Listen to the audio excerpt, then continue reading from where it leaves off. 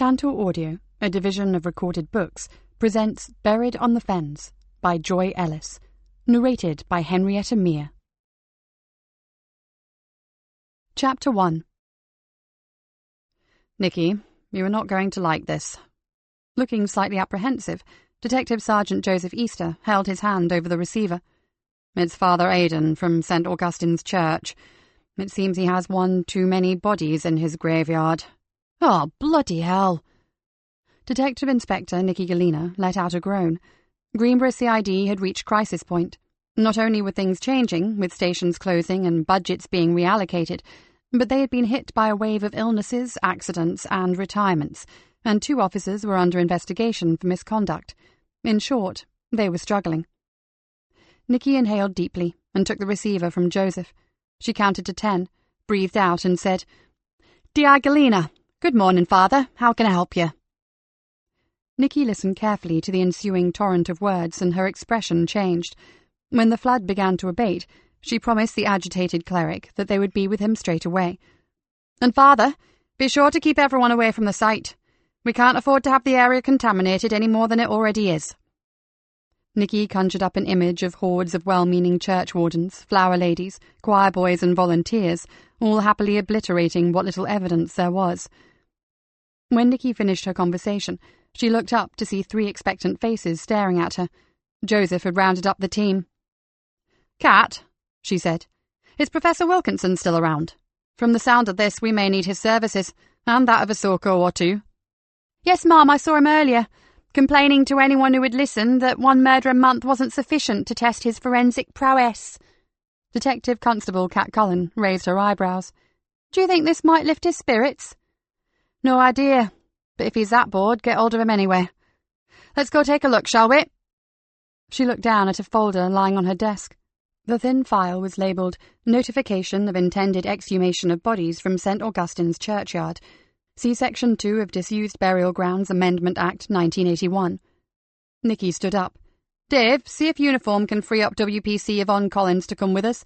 She will probably appreciate the company, since her crewmate is off enjoying his honeymoon. Now someone remind me, which one is St. Augustine's? The one with the crooked tower, or the one with the fancy lynch gate?"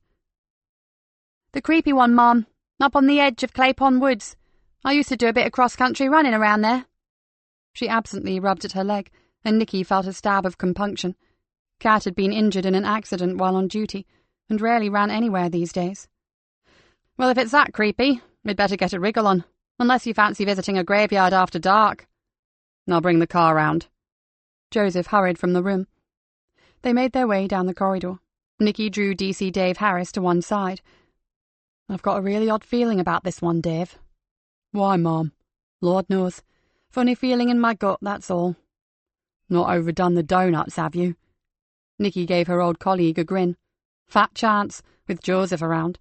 He's on one of his healthy eating regimes again. It's all I can do to smuggle in a Danish these days." Her smile faded. Father Aidan sounded in a right state. He was given permission to move some of the really old graves and create a garden of remembrance, and had been busting a gut trying to get the old part of the churchyard in order. Now he believes he's turned up a body. Well, more of a skeleton, really, in an undesignated area. "It could be an unmarked grave, Mum. As I recall, the old part goes back donkey's years. Perhaps the records are unreliable." "Father Aidan seems to think otherwise, Dave. He says we will know exactly what he means when we see it." "Oh, that does sound ominous. Doesn't it just?"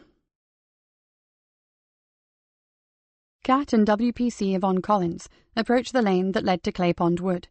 Kat turned the police car into the tree-lined track, and a shiver of apprehension traced a cold finger down her spine. She looked at Yvonne. "Why build a church in the middle of a wood?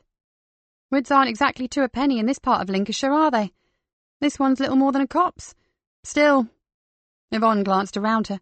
"You're right. It certainly does have a spooky feel." "Dead bloody right it does," thought Kat. The track ended at a pair of time-worn wrought-iron gates. They reminded Kat of a movie she had seen a few nights before. She half expected to be greeted by a throng of shroud-draped zombies, dragging themselves from their desecrated tombs. Instead, she encountered Father Aidan in a pair of combat trousers and a Bart Simpson t-shirt, along with several of his volunteer workforce, all wearing wellies and jeans. Kat parked the Ford in a gravelled area by the church door. Nikki, with Joseph and Dave in tow, came striding towards them from the churchyard's back entrance. The priest and his troops were huddled together beneath St. Augustine's arched doorway, whispering excitedly.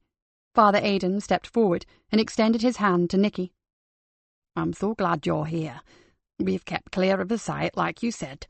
I've just left Bill Morton over there with the body, just in case—" He faltered. "I thought it just seemed fitting somehow." The priest looked at Nikki as if he was expecting a rebuke. Kat knew that despite her no-nonsense appearance, Nikki Galena would appreciate exactly what the young father meant. Over time, she had come to realize that Nikki was a sensitive woman. She would have readily agreed that the newly discovered corpse should have someone to watch over them. It would be wrong to leave them lying alone and exposed to the world that had rejected them. Nikki nodded to the young priest, and they moved off towards an overgrown area beside a cluster of ancient yew trees near the far wall of the old graveyard. Kat joined her boss, and they gazed down into the shallow grave, at all that was left of some person's life. There wasn't much there. No flesh left, just brownish-yellow bones, and remnants of some unidentifiable material. It was the way the skeleton was positioned that made her shiver. One bony arm was twisted back under the ribcage. The skull was tilted up, jaws open in a perpetual silent scream. The fingers of both hands were clenched tightly into fists. "Dear God in heaven," Dave swallowed and whispered, "Sorry, Father, but no way is this a designated resting place. How come the bones are exposed like that? It looks more like some archaeological dig than a grave." The priest pointed to a rusty sheet of corrugated iron that lay to one side. "Because of this, I suppose, and this heap of sacking. It had been laid over the body before the grave was filled in. We lifted the metal and the sacking and, well, this is what we found." He ran a hand through his hair and sighed. "At least it was me and my curate, James Woodall, that found it, and not one of the youngsters. It was enough of a shock for us, but if it had been one of the volunteer kids, I'd never have forgiven myself." Joseph looked around the old burial ground. "How long do you think it's been here?" "I have no idea, Sergeant. I've only been here for 2 years, but my curate has been around for 15, and he says that this ground has never been touched in all that time. All the newer graves are in the pasture on the south side of the church." The priest again ran his fingers through his thick thatch of black wavy hair. Must be a habit of his, thought Kat. "This graveyard reached its capacity many years ago, but local diocese law states that we have to wait 75 years after the last grave is dug before we can touch the ground. That time is now up, and we obtained a bishop's faculty to begin the work. We are going to place all the headstones in a line around the wall of the churchyard so that the families, if there are any left, can put flowers if they wish. Then we'll clear the area and plant new shrubs and flower beds. The idea was that it should be a garden of peace where my parishioners can come and sit. I'm not too sure about that now. This poor soul looks a very long way from resting in peace." Kat silently agreed. She heard the sound of tyres on gravel and looked up. The car drew to a halt, and Professor Rory Wilkinson, the Home Office pathologist, unbent his tall, wiry frame and climbed out. He pulled on a white protective suit and boots and made his way to the waiting group of police officers. "Ah, here we all are, happily destroying every shred of evidence I might have worked with." Rory's eyes twinkled. The line of officers parted and Rory approached the grave. He looked down. Lovely." Nikki frowned at him and muttered an apology to the priest. "Sorry, Father. You'll have to forgive him. It doesn't get out much. Plus, he believes that the police exist for the sole purpose of corrupting his crime scenes." Kat saw the corners of her lips twitch. Nikki and Rory were old friends. Nikki led her officers from the site. "Yvonne, would you stay here and keep any sightseers away? Joseph and Dave, can you get this place sealed off and send everyone home, with the exception of the curate?" She turned to the priest. "Father, can we go into your vestry? I'd like Detective Constable Cullen here to get a statement from you, if that's all right." "No problem, although there is precious little to tell." The priest led the way into the old church. They came through the massive old wooden door into a damp chill. The day had been unseasonably warm for a late October, but now Father Aidan was pulling on a sweater. "Not the cosiest of churches, is it? Even in high summer this place is cold as charity." His tone was mildly apologetic. The heating system is ancient. It's the next thing on our list of repairs, if and when we can raise the money for it. Nikki wondered why the Garden of Remembrance was coming before replacing the almost defunct heating system. The priest answered her unspoken question. I suppose I should not look a gift horse in the mouth, but I do wish our last bequest had not been left specifically for the renovation of the churchyard. I'm sure most of my congregation would prefer some warmth in the nave to a nice tidy garden. Nikki nodded. She was assailed by a sudden vision of this poor man's flock in winter, all dressed like the cast of Frozen, with small icicles dangling from their noses. His sermons would have to be something really special to get anyone into this freezer on a cold January morning. Nikki pulled her jacket tighter around her, and sat herself down on a rickety plastic chair.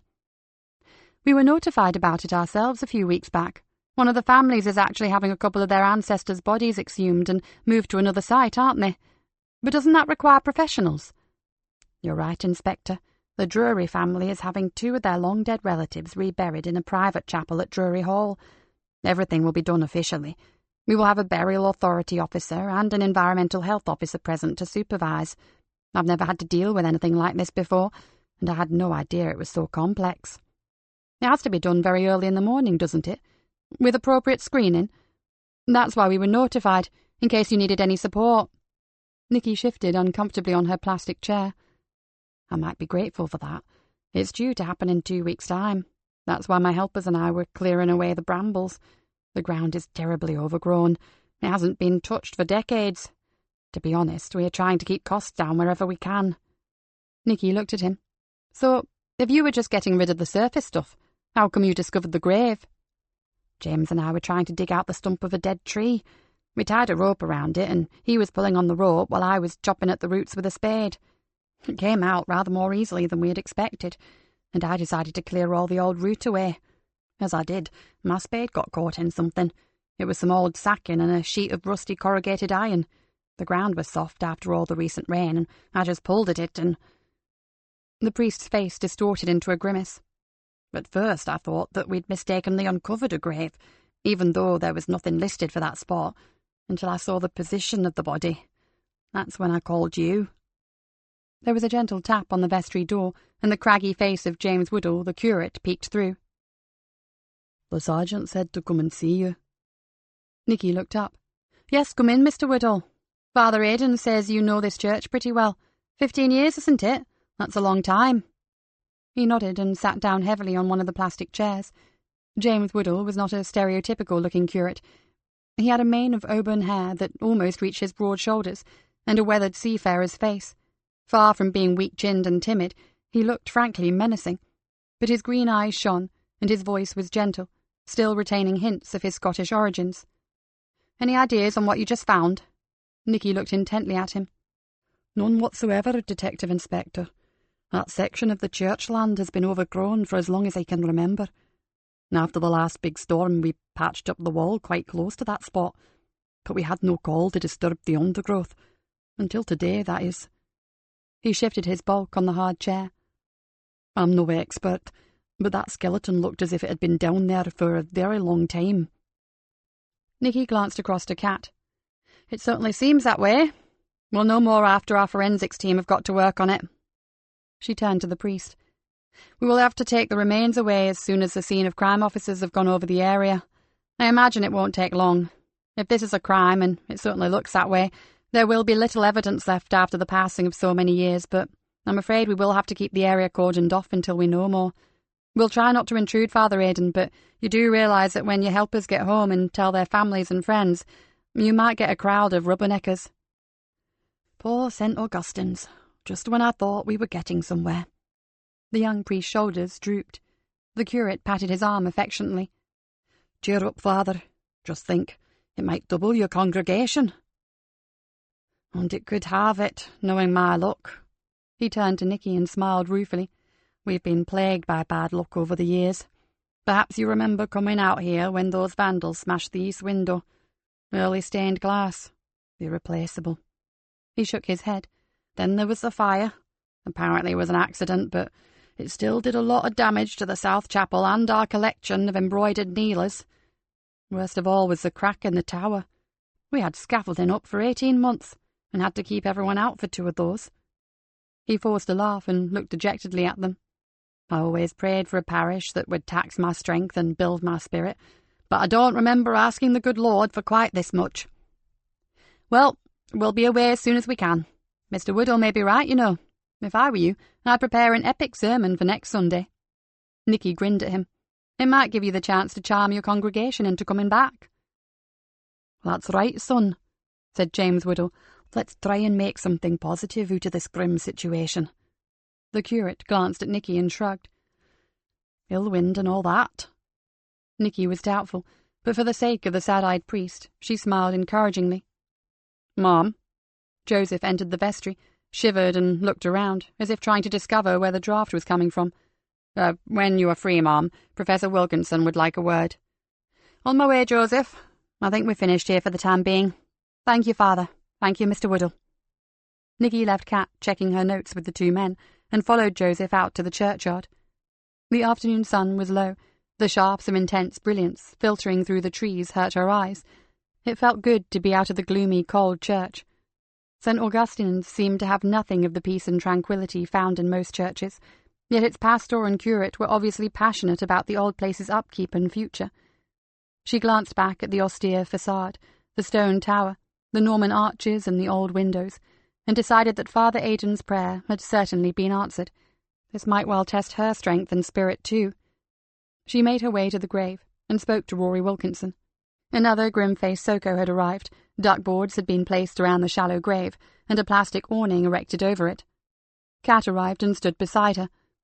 Has the Prof given anything away yet, Mom?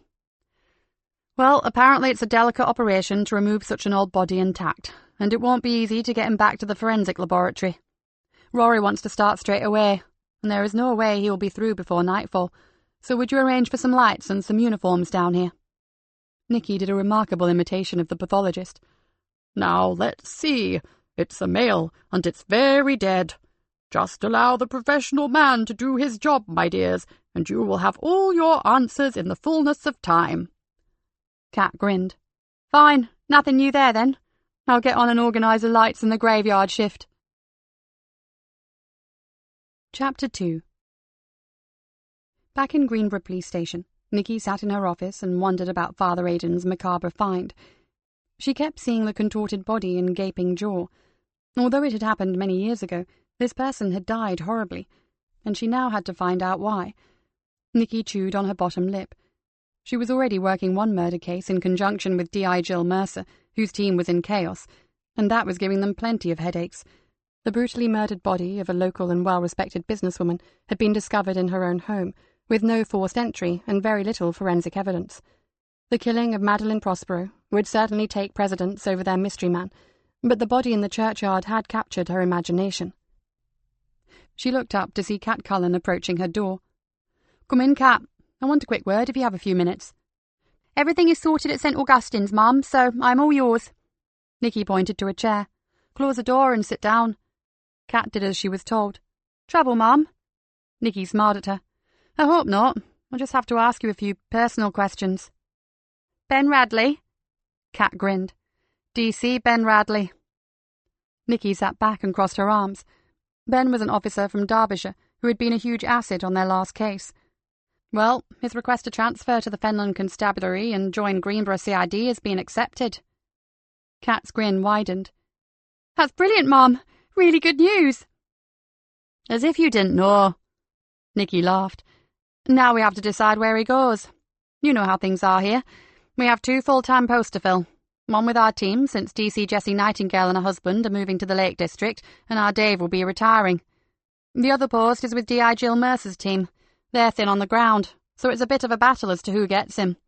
Plus, we need more floating detectives working cases other than serious crimes, so... Kat was almost jumping up and down. What has been decided, Mom? That rather depends on you, my friend. Nikki looked at her. Considering your feelings for Ben, we need to work out what would be best for everyone. Kat flushed. Well, we're not exactly an item, Mum. More good mates, really, only... Nikki felt for her. She understood Kat's emotions only too well. You're both the same rank, so you could work with him even if you were involved, but I have to say it's not ideal. Kat chanced a small, knowing smile. Dare I say that I think you may be somewhat familiar with this situation, Mum? I have an idea you've already bought the T-shirt. Nikki looked stern, then relaxed into a smile. There are no secrets in this place, are there? I think I've known you long enough, my friend, to tell you that Joseph and I have reached an agreement, Kat. I'm his boss, so if our relationship were to develop, we couldn't work together. End of. We have no wish to break up the team, or our friendship. We have both turned down promotion in the past, simply to hold this team together, so we're not going to jeopardize it now, are we? Anyway, it's you we are talking about. What I need to ask is, could you work with him? By that I mean continue to be a professional, giving as much commitment to the team and turning out the high standard of work you always have. Ben could be a major distraction, Kat. Kat nodded. Ben and I have talked about this over and over. We know we could work together. We did it before on the Derbyshire case, and we were really good at it. We have got closer since then, but we're not about to rush into anything. She looked intently at Nikki. Ben has issues, ones that I'm sure you understand about, and I've been on my own for a long while now. Neither of us is in any hurry to make big life changes. I would love to have him on our team. Dave will still be with us after he retires, but as a civilian interviewing officer, so we could really use Ben's energy and expertise in the field. Nikki thought for a few moments. Then that is what we'll do. Ben can join us on a 2-month trial. He can help with the Madeleine Prospero case, and also with the mystery man from St. Augustine's. If it works well, he stays. But if either of you, or more to the point, if I think it's unsustainable, he will still have the opportunity to join D.I. Mercer, or go solo in the CID office. How does that sound? Kat nodded eagerly. Perfect. I promise I'll be totally truthful with you, Mom, if things get complicated. I'd expect nothing less. Mom, tell me if you think I'm speaking out of turn, but is the Sarge okay? He seems... Before you say any more, Nikki interposed sharply, I have absolutely no idea. He says he is tired after all the stress of his daughter's wedding, so we'll allow him that, shall we? Kat nodded. She left the office with a decided spring in her step, thinking, no doubt, about Ben Radley. Nikki sat back and let out a long sigh. The way she had described her relationship with Joseph made it sound so very agreeable, so comfortable. In truth, it was far from that. She and Joseph never really talked about their feelings, about the undercurrent of tension between them. Why? They were so close in other ways. She sighed again and dragged her thoughts back to work. She looked forward to having Ben Radley on the team. He was a tough nut, and certainly not pretty to look at, except for the most gentle and compassionate eyes that she had ever seen. Like her, Ben had lost a daughter. Nikki swallowed, thinking of Hannah, her lovely girl. She tried hard not to imagine what Hannah would have been like now, how she would have looked, what she would be doing with her life. For Hannah's future had been snuffed out. Mom. Joseph appeared in the doorway. Nikki was grateful for the distraction. There's someone waiting to see you downstairs. She's been there a while, and the desk sergeant says she doesn't want to talk to anyone else. She says you know her. Her name is Spooky. Joseph looked perplexed. Or did I get that wrong? No, you were right the first time. Nikki was smiling. I haven't seen her for months, even though she lives in town. She came in as a probationer when I was still in uniform. We played doubles at badminton for the division. Shit hot we were. Joseph laughed. That I'd like to see. So she's a copper? No, in the end she went down the IT route. Nikki shrugged. But it was the right decision. She'd have made a damn good police officer, but she's way too clever with technology to waste her talents banging up drunks and chasing villains. I'll go get her, shall I? Thanks, Joseph, and ask one of the others to send in a couple of black coffees, would you? Joseph nodded and left. Nikki stared at the closed door. She was worried about Joseph. That's why she'd snapped at Kat. For days now he had seemed preoccupied and had none of his usual enthusiasm for work. Something was wrong. For once, it wasn't his daughter, Tamsin. The week before, Tamsin had married P.C. Niall Farrow, a brave young officer who loved Tamsin to bits. At present, they were enjoying a romantic week in Paris. When they returned, they would start work on renovating their new home, an old Fenland cottage way out on Jacob's Mere. No, this time it wasn't Tamsin, but Nikki had a damned good idea who it was. Just prior to the wedding, Joseph's ex-wife Laura had suddenly reappeared and was showing no signs of moving on. Unfortunately, Nikki wasn't jealous. Nikki had never been that. She simply didn't like Laura. Nikki sighed. It was as if something had drained Joseph's batteries and stolen his bright inner light. Joseph looked She struggled to find the right word. Depleted. Nikki had never seen him like this before. She knew that he had been to hell and back over the past few years, with some very traumatic and dangerous cases, but his training in the military and special ops, followed by a year spent travelling, had taught him how to cope. For the most time, he was calm and in control, even in the direst situations. In fact, Joseph was one of the coolest men Nikki had ever met, and she wanted him to stay that way. "Not bad, Nikki, not bad. But where is the highly polished oak desk with the banker's lamp and the silver photo frames? I've watched plenty of crime films, and this," Spooky indicated the modern laminate desktop and the rickety bookcases, "is definitely not up to standard. It's Lincolnshire spooks, not LA. Great to see you. May I ask what brings you to my little empire?" Spooky grinned broadly and plonked herself into Nikki's only other chair. An officer entered and placed 2 steaming beakers on her desk. Nikki thanked him and turned to her visitor. "Before you ask if it's freshly ground, it's bog-standard instant coffee served in a polystyrene beaker. My favourite, and black, you remembered. So, Spooky, to what do I owe the pleasure?" Spooky looked down, and then ran a hand through her thatch of short, dark hair.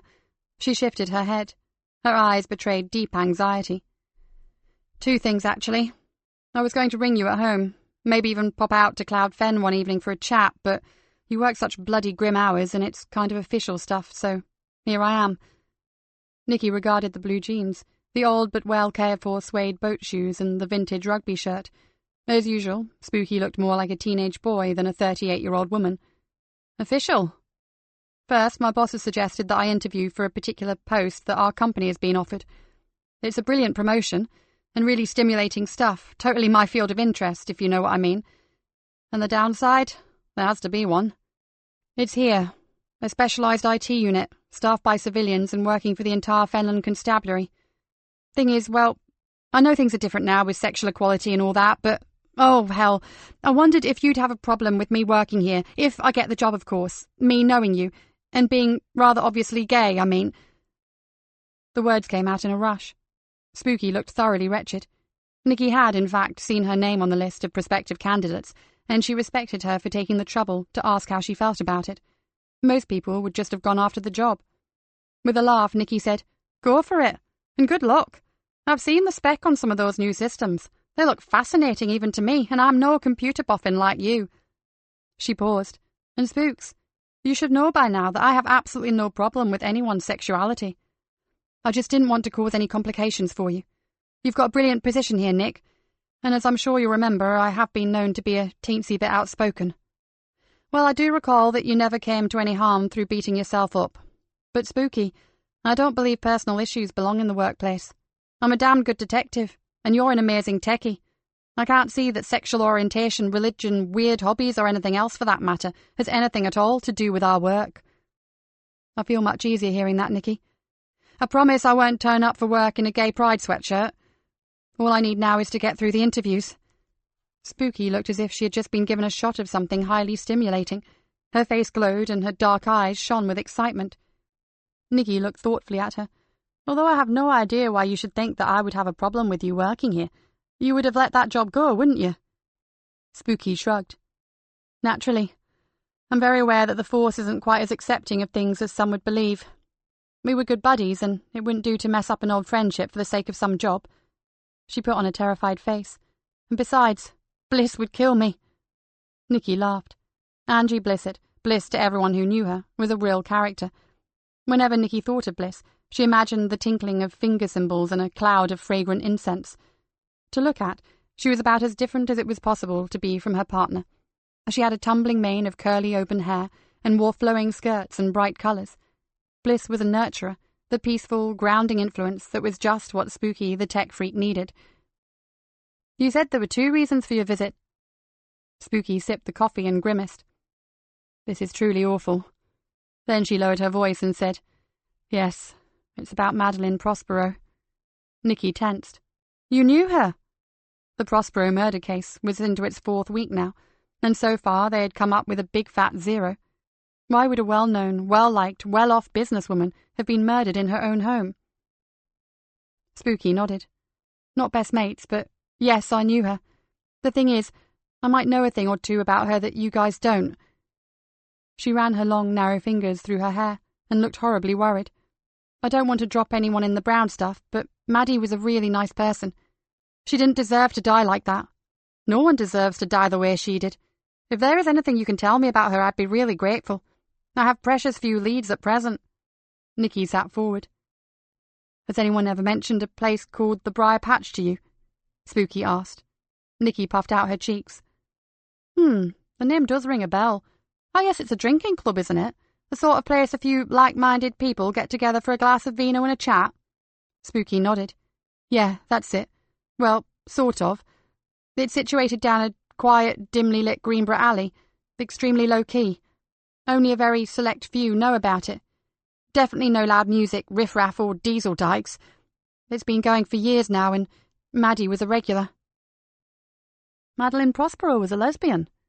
Nikki's eyes widened. "I thought that fact might not have surfaced. It certainly wasn't common knowledge.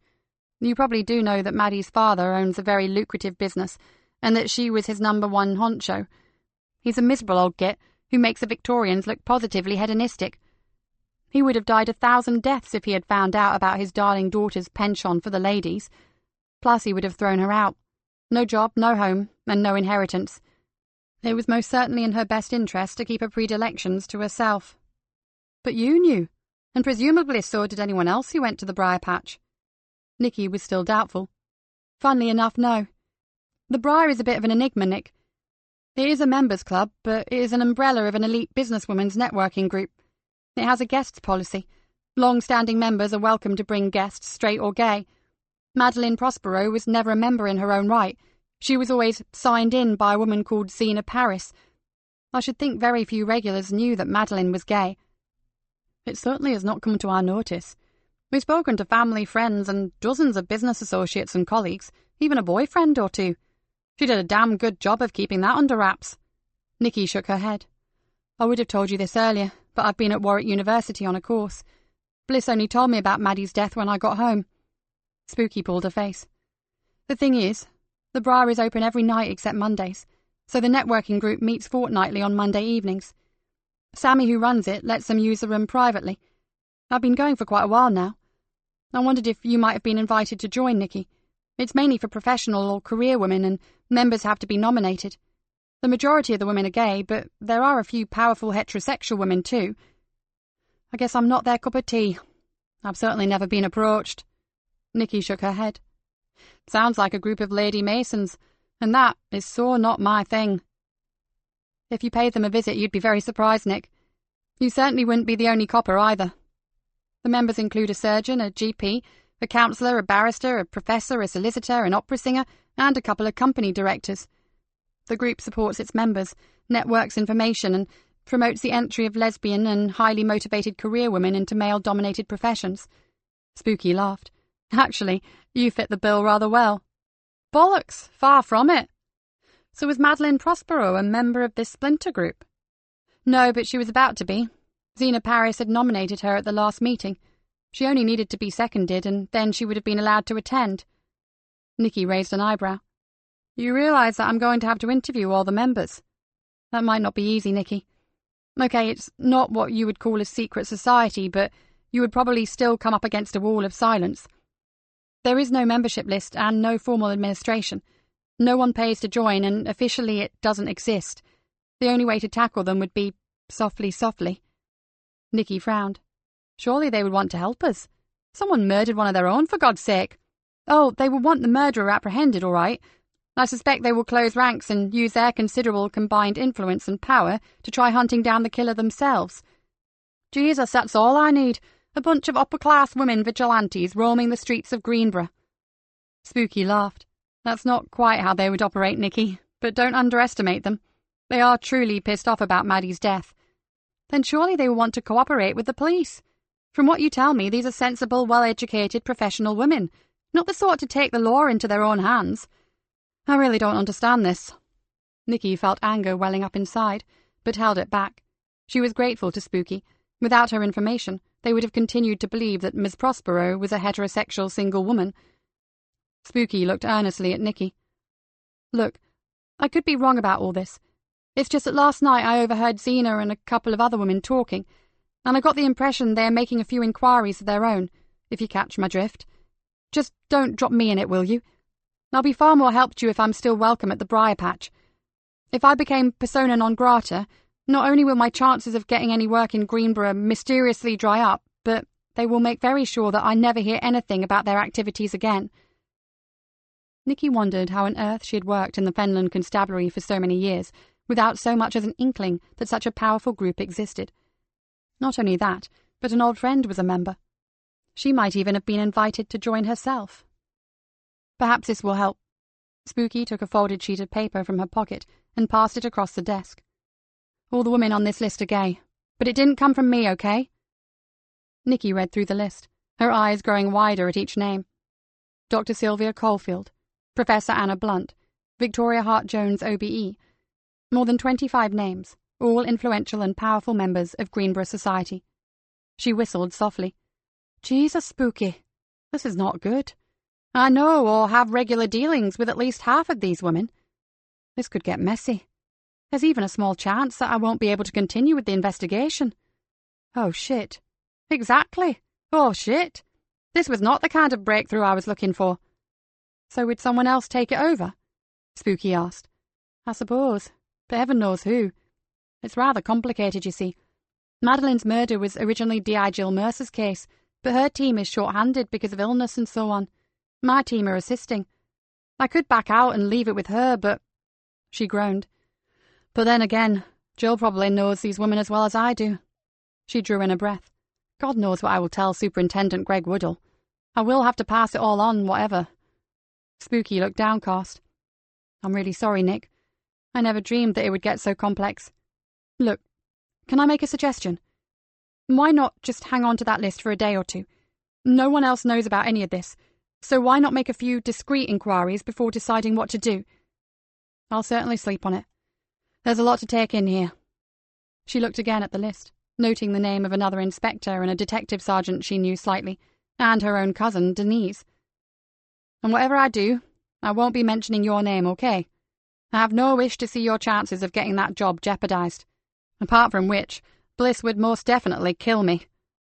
Too right. Spooky glanced up at the office clock and pulled a face. Speaking of which, I have to get home. Oh, and Bliss says it's about time she saw you again, so come round on Sunday for a home-cooked lunch. That was not a request, by the way. It was an order. Received and understood.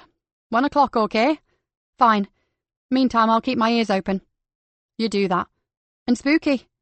Spooky paused at the door. Thanks for this. I have no idea how I am going to use the information, but I'm very grateful. After Spooky had left, Nikki looked at the clock and decided to wait for the morning meeting to talk to the team. She looked around for Joseph and saw him in his outdoor jacket closing his office door. You off? She called out.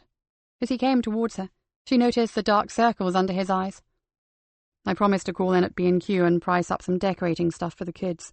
They'll be back the day after tomorrow, and I still haven't got round to it. Have you heard from them?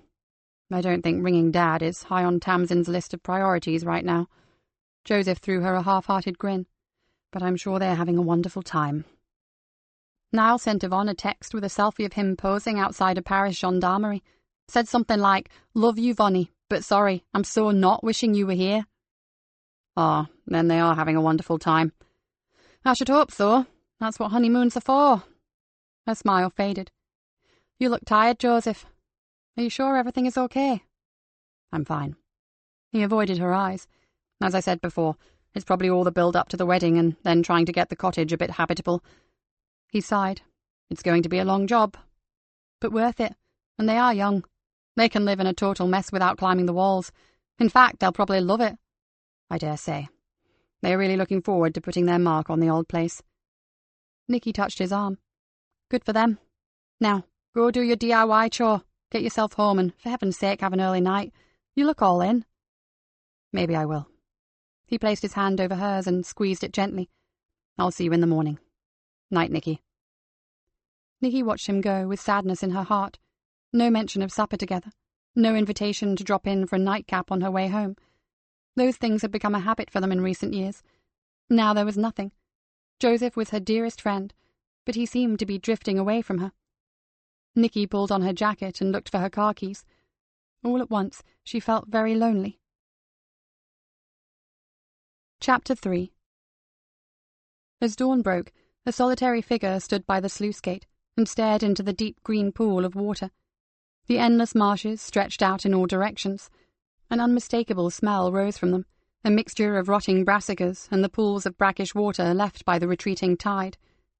The figure walked along the top of the stone wall, paused, leaned momentarily on the metal handrail, and then continued. Their gaunt features were turned away from the sunlight that brushed the silver-grey surface of the river. Slivers of molten silver and gold slid across the water, then faded to pewter when a cloud crossed the path of the rising sun. The figure strode on. A sigh of longing merged with the breeze and was lost. Nikki swiped her identification pass through the security gate and saw an ancient, bright green Citroen Dolly, Rory Wilkinson's pride and joy, pull in behind her. Excellent. Rory would only turn up at such a ridiculously early hour if he had something interesting to tell her. Nikki had spent the night worrying about Joseph, going over the list of names Spooky had given her, and tossing the revelations about Madeline Prospero around in her head. Hard scientific evidence was just what she needed. "Morning, Rory. You're up with the lark. Do you have any news for me?" Rory peered at her over the top of his wire-rimmed glasses and grinned. "Oh, yes. I will reveal all, but only if you buy me breakfast. You do know they closed our canteen 3 years ago. An outbreak of botulism, I suppose? Not quite, but the word dysentery was bandied about. No, it was a bad case of cost-cutting. The bacon sandwiches were the best in the country, so we miss it terribly." She fell into step with him. "We do, however, have some very willing probationers who are prepared to take a squad car down to Mackie D's if you're interested." "Sounds perfect, I think. What's a Mackie D?" "Oh, dear. Not to worry. You'll love it. Just don't tell David I've been feeding you policeman's fodder." "David is in foreign parts, lucky devil. His job has sent him on a fact-finding mission somewhere hot and sweaty. Actually, I don't envy him one bit, poor baby. He reckons the mosquitoes are the size of Great Danes, and the food could easily be mistaken for— Enough! I want to enjoy my breakfast." Rory pushed open the doors. "I was only going to say— Rory, if you want to experience the heady delight of a double bacon and egg McMuffin and coffee, then shut up right now," Nikki called out. "Anyone free to get some breakfast? My treat." WPC Yvonne Collins smiled at her. "Music to my ears, Ma'am. I was just going myself. The usual, is it?" "2, please. I have a guest for breakfast. Oh, and if you see Joseph, don't tell him. Takeaway breakfasts have been prohibited for health reasons." She turned back to Rory. "Come along, my friend. My office awaits." Half an hour later, Rory contemplated the empty container. "A rare treat, Nikki. I was tempted to take a sample back to the lab with me. A few simple tests should reveal what we actually just ate." Nikki laughed. "The coffee's good, though, isn't it?" "I have to agree there.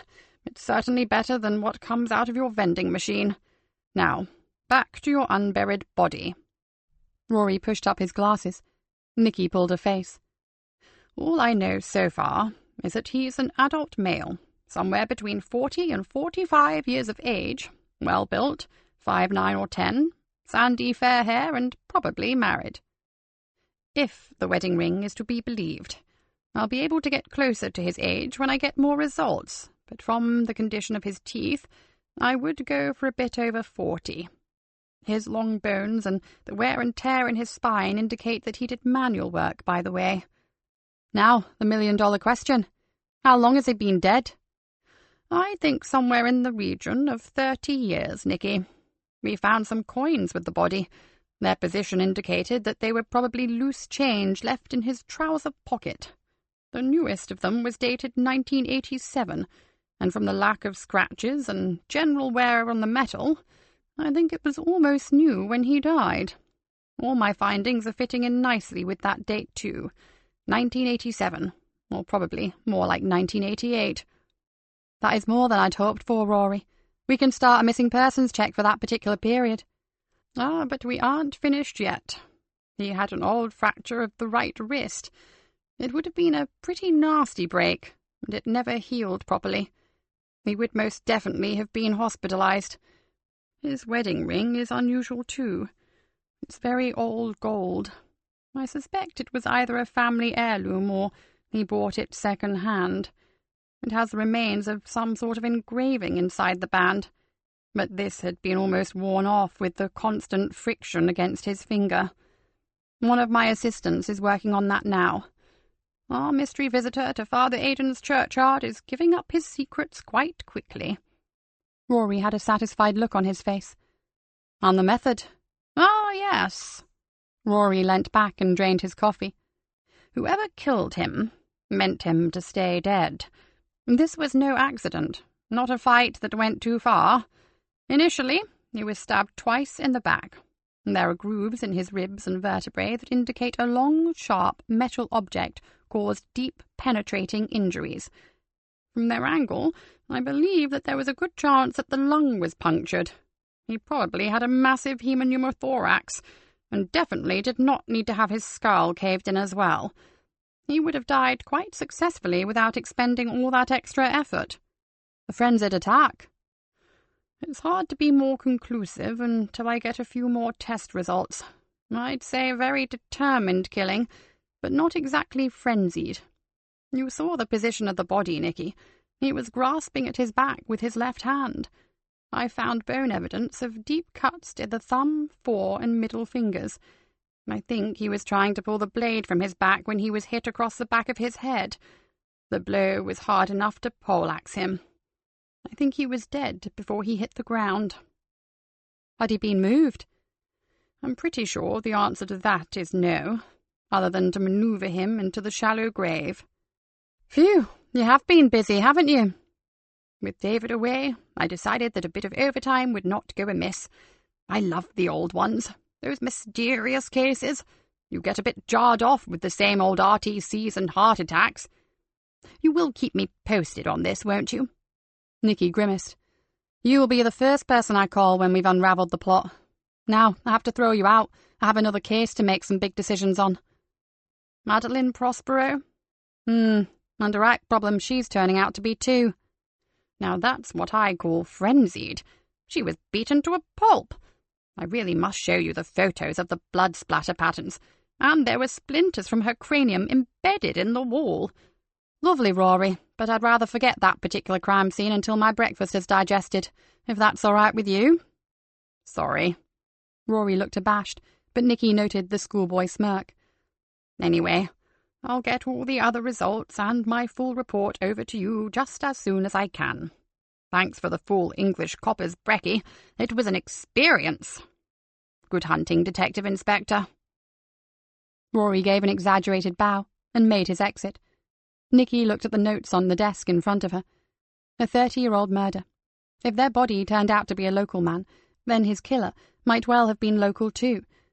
There may be a Fenlander living with a monstrous secret. "We'll see about that, you bastard. You may think you've escaped justice, but we'll put you behind bars for what you did," Nikki said to herself. Before she took the morning meeting, Nikki went to talk to Superintendent Greg Woodall about Spooky's revelations. He too was mystified.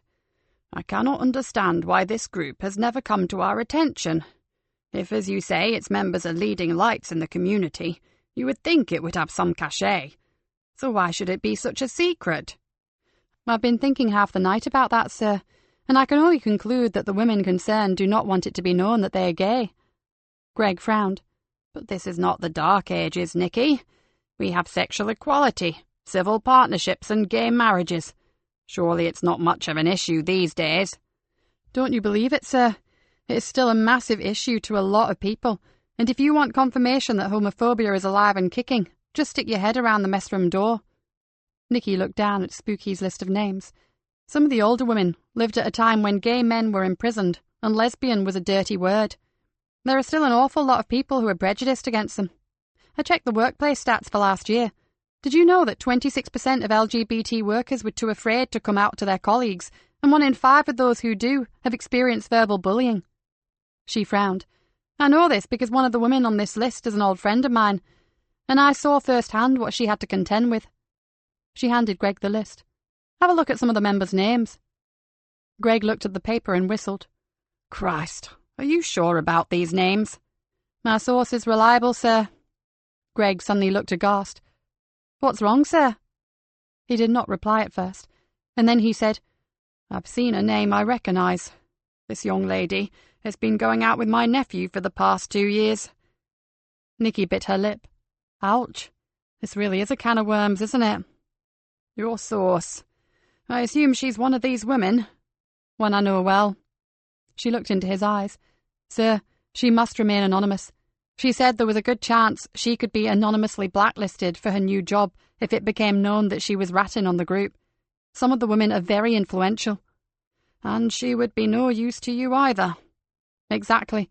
My problem is that I know 50% of those women in one way or another, so I'm not sure if I should be continuing with this case. You are not closely related or intimately involved with any of them, are you? Greg gave a sly smile. Apart from a distant cousin, no, sir. She grinned back. As well you know, but even so. Then do you not think that your involvement could actually be an advantage? I'm not sure what I feel at present, sir. I just don't want to compromise the investigation in any way. Forget it, Nikki. It's complicated, but there's no conflict of interest here. He tapped the sheet of paper with his finger. I think every senior officer in this station knows a good percentage of these women, including me. I'm still trying to get my head around 1 or 2 of these names. You are sure they're all lesbian women? So I'm told. Nikki smiled. But I'm glad I can continue with the case. I'd like to suggest that we keep this close to our chest for the time being, sir. Madeline Prospero spent her whole life keeping her sexuality a secret. We don't need to proclaim it from the rooftops just yet, do we? Greg nodded slowly. Agreed. Knowledge is power, Nikki. Use it wisely. Nikki stood up. From tomorrow I'll be back up to full complement when DC Ben Radley arrives. We should be able to juggle Prospero with the St. Augustine's graveyard investigation without putting any more pressure on D.I. Jill Mercer. Good. One is a very old murder, so just prioritise, won't you? Nikki stood at the door and looked back. Old, but interesting. Greg drew his beetle brows together. I know that look, Nikki Galena. You sense something about that body, don't you? From the moment Father Aidan phoned it in, sir. Well, Prospero comes first, but keep me informed about your long-deceased friend, won't you? Naturally, sir. Nikki gave a little bow and backed out of the room. Nikki decided to hold the morning meeting in her office instead of the main CID room, not wanting to share her recent information with the entire Greenborough force. For a day or 2 at least, Spooky's info would stay with her team alone. When the door was closed, she told them what she knew about the Briar Patch Club. Just hang on to the word sensitive, okay? Joseph skimmed the list of names. I'll say, this is quite some revelation, isn't it? There are women here from well-known families, and some have husbands with high-powered jobs. One husband in particular is a church leader who takes a very hard-line stance against same-sex marriage. Nikki looked at her team. Not only could this be messy, it could also tear lives to shreds. All we are interested in is finding and bringing to justice the killer of Madeline Prospero. I have no wish to destroy homes and relationships in the process. Are we clear? Everyone nodded. Good. So if you find yourself interviewing any of these women or their families, exercise extreme caution. We have absolutely no proof to support what I have told you, so kid gloves, please. Nikki leant back in her seat. Now, moving on to our mystery man. We are going to run the 2 investigations in tandem, okay? So notebooks out. I'm going to fill you in on what forensics have discovered, and then we'll get to work. She looked around. Anyone want to take the lead with the old case? Kat raised her hand. If no one objects, I'd like to, Mum. Nikki smiled. I thought you'd had enough of that creepy churchyard. Fine. The mystery man is all yours. Everyone okay with that? They all agreed, and Yvonne threw Kat a relieved smile. You're welcome to him. Nikki grinned. So that's sorted. Now, this is what we have so far. Kat flopped down behind her desk and pulled a large brown envelope towards her. Inside were some forensic pictures and notes relating to the gold ring taken from the body found in the churchyard. Years of wear had worn the engraving on the inside of the band to little more than fine scratches when viewed with the naked eye. But the pictures had been enhanced and magnified so that she could see a clear hallmark and the letter H. The initial could well mean nothing. As Rory had noted, it was an old ring, It may have been purchased second-hand, or been passed down over generations, but it was a starting point. She stood up and pulled on her jacket. "Leaving us already?" Dave grinned at her across his desk. Kat handed him the photos. "I'm going to see what I can find out about this mark. I'll go down to Solly's place. This picture is pretty clear, so I'm sure they'll have no trouble telling me its history." "It looks expensive, doesn't it?" Dave squinted at the photograph. "Family heirloom, maybe?" "Possibly. Or he could be from a family that were well off and then fell on hard times. Who knows?" Kat shrugged. "The forensic report said he had arthritis and degenerative changes to his hands and feet, so he was probably a manual labourer or a field worker of some kind." "Hands-on farmer?" said Dave. "Some people set great store by jewellery, gold in particular. Look at some of the villains we know. Bloody great knuckle-duster rings with gold sovereigns in them. I guess there could be a dozen reasons why he owned it. Anyway, go and see what Solly says. I'll be interested to know." In 10 minutes, Kat was making her way down the cobbled street known as Trawler's Alley. Solly's jewellery and pawn shop was a dark, low-beamed cavern, full of treasure. Solly examined the photographs. "Do you have the original article?" "Sorry, Solly, it's just these, I'm afraid." "No matter, no matter. The hallmarks are nice and clear. Did you know, young lady, these marks have been used since the 1300s, and now the EU wants to do away with them. At one time you were sentenced to death for counterfeiting the hallmark. Now they're going to abolish it. What are they thinking of?" He gave a disgusted snort. "At least Brexit should put paid to that idea." The old man led the way through to a tiny back office, filled with dog-eared books, jeweller's tools, and magnifying glasses. He took the printouts over to an elderly, battered desk and angled a lamp onto them. "That's better. The old eyes are not as sharp as they were. Well, it seems to be a lovely ring. It's Sheffield gold. Look, the Tudor rose. There's a crown, and let's see, yes, it's 18-carat gold. See the tiny number 18? Old? Yes, it has 6 punch marks. I'd need to check with my copy of Bradbury's, but I'd say this was around 1870. Certainly before 1890, because it has a duty mark over the then reigning sovereign's head." "Brilliant, Solly. I won't need more than that, I'm sure. But what can you tell me about the initial?" "The H was engraved within the last 50 years, and not particularly well done. I think it was a gift, an old family ring, perhaps engraved as a present for the eldest son. Something like that." "You've been a diamond, Solly, as usual. Thanks for your help." "Ah, diamonds, now you are talking." Kat said goodbye. The old jeweller had been very informative, but how would it help her? It looked as if the ring had most likely been inscribed for the dead man. They would be looking for a missing H. Back in the office, Kat began to search the Miss Per list for the years 1987 to 88. "Want a hand?" Dave asked. "I've got some spare time until the boss sorts out some jobs for me." "You're a lifesaver, Davy boy. Would you mind browsing the local newspaper archives for the period we're interested in? We're looking for a 40-ish fair-haired male with the initial H." "Sure, no problem. Although I can't see his disappearance making the headlines." "I'm sure you're right, but there must have been something odd going on in his life, if he was murdered in that way." Kat sat back and looked up at Dave. "You know, I wonder if the mysterious H is the cause of poor Father Aidan's bad luck. That church does seem to have a curse hanging over it, doesn't it? Perhaps it's the ghost of H searching for his killer." "You've been watching the horror channel again, haven't you?" Kat looked up at Dave, her eyes bright with enthusiasm. "No, really, you do hear of strange things happening when a soul is not at rest. It would be wonderful if the curse on St. Augustine's were lifted when the killer is caught." Dave sighed and shook his head. "Too many horror films. Try watching The Sound of Music for a change." Kat grimaced. "Nuns, Nazis and nasty children? Just my cup of tea. Don't knock my theory, old fella. If we nailed the killer, that poor Father Aidan might have a Sunday service packed to the gunnels." "Somehow, I can't see Father Aidan pulling in the multitudes. Can you?" Dave grinned. "Heretic?" "Just a realist," said Dave. "Now I'll go and see what I can find, before you throw something at me." The office was a maelstrom, filled with a cacophony of ringing phones, shouted telephone conversations, swear words, and banter. Kat needed to concentrate, which was hard because, contrary to what she'd said to Nikki, she was waiting for Ben to arrive like a doe-eyed teenager. She could hardly believe that they would actually be working together. She'd had some pretty bad luck over the last few years, but this felt just right. She and Ben would gel, and together they would make a damned good pair of crime fighters. With an effort, she gathered her thoughts and turned back to her computer. There were fewer missing local men with the initial H than she'd expected, but she still sighed at the thought of having to check each one. Kat stared at the names, grabbed a pen and a memo pad and scribbled. Badly broken right wrist, gold ring, sandy hair. She picked up the phone. "Could I speak to Miss Layla Hayes, please?" "Hello, Mrs. Hayes, it's Detective Constable Kat Cullen here from Greenborough CID. Now, we don't want to cause you any distress, but we wondered if—" Chapter 4.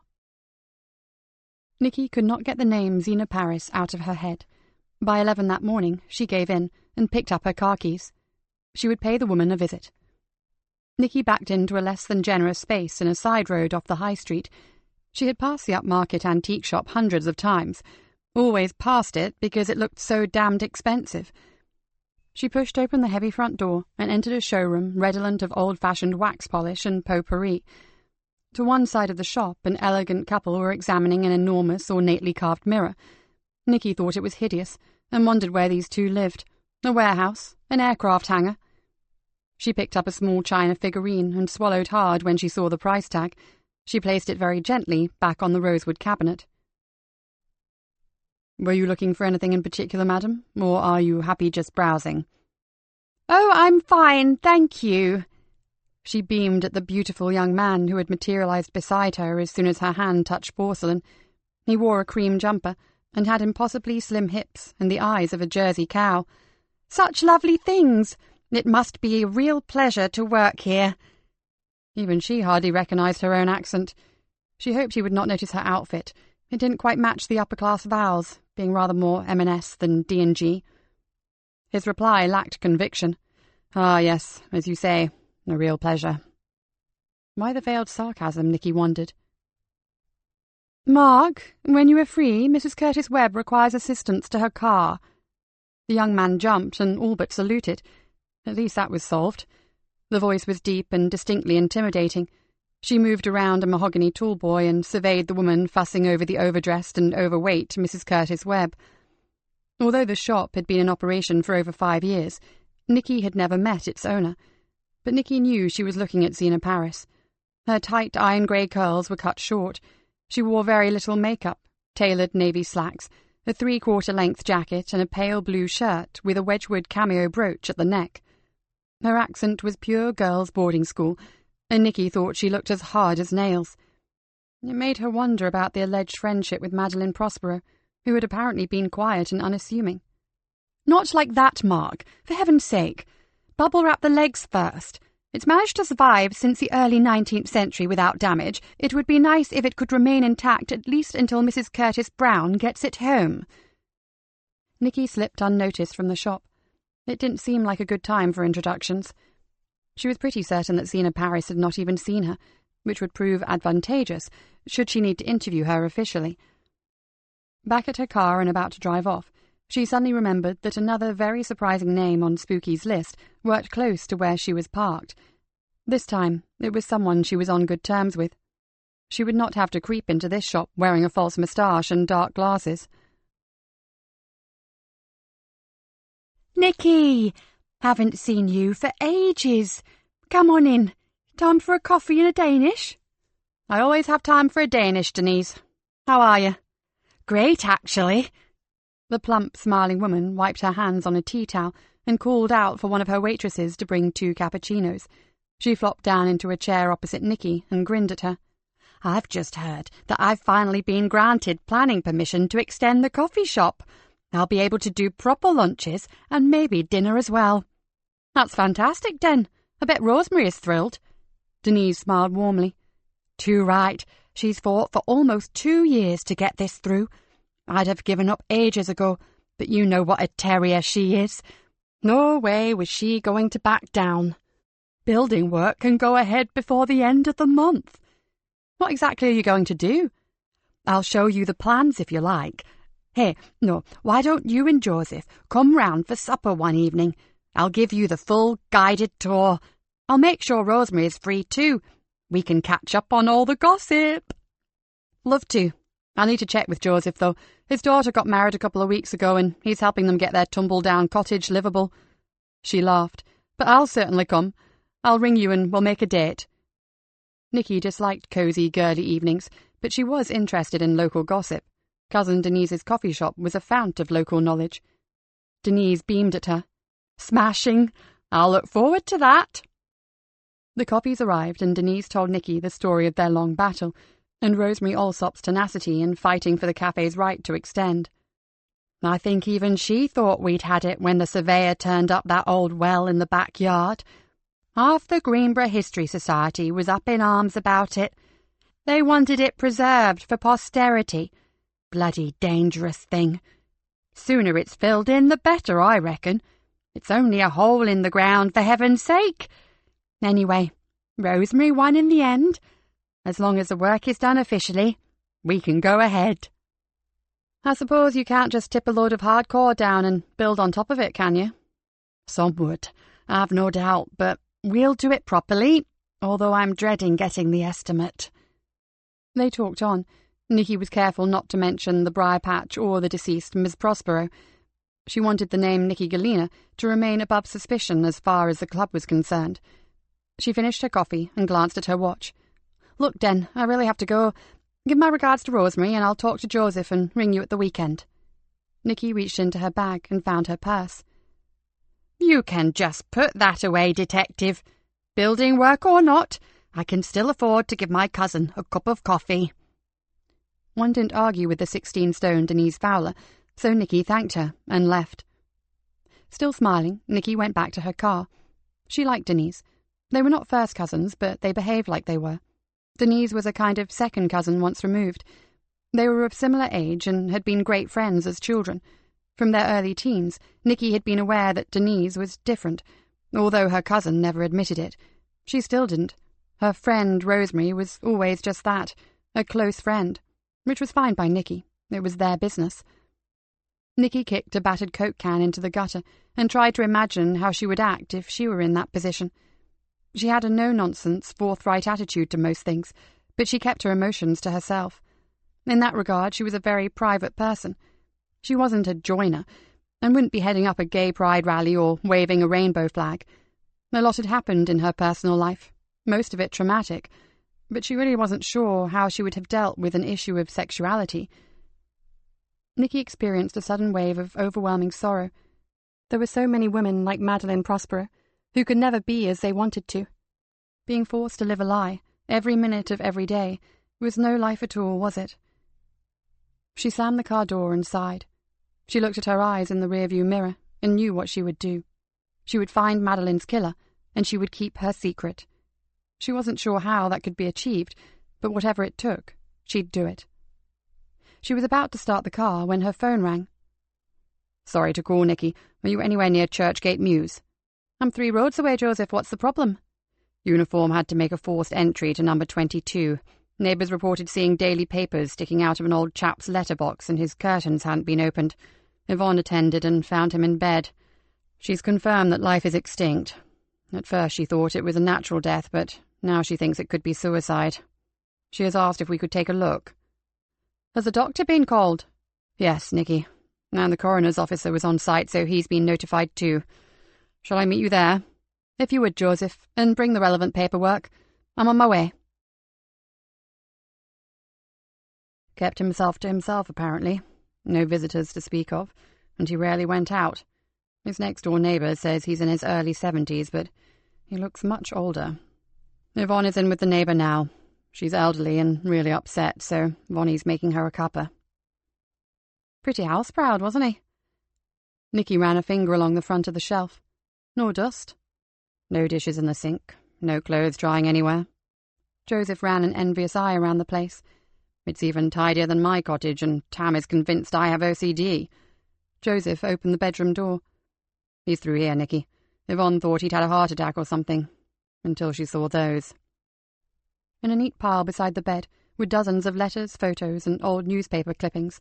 Beside them, and partly obscured, were some torn foil blister packs, now empty.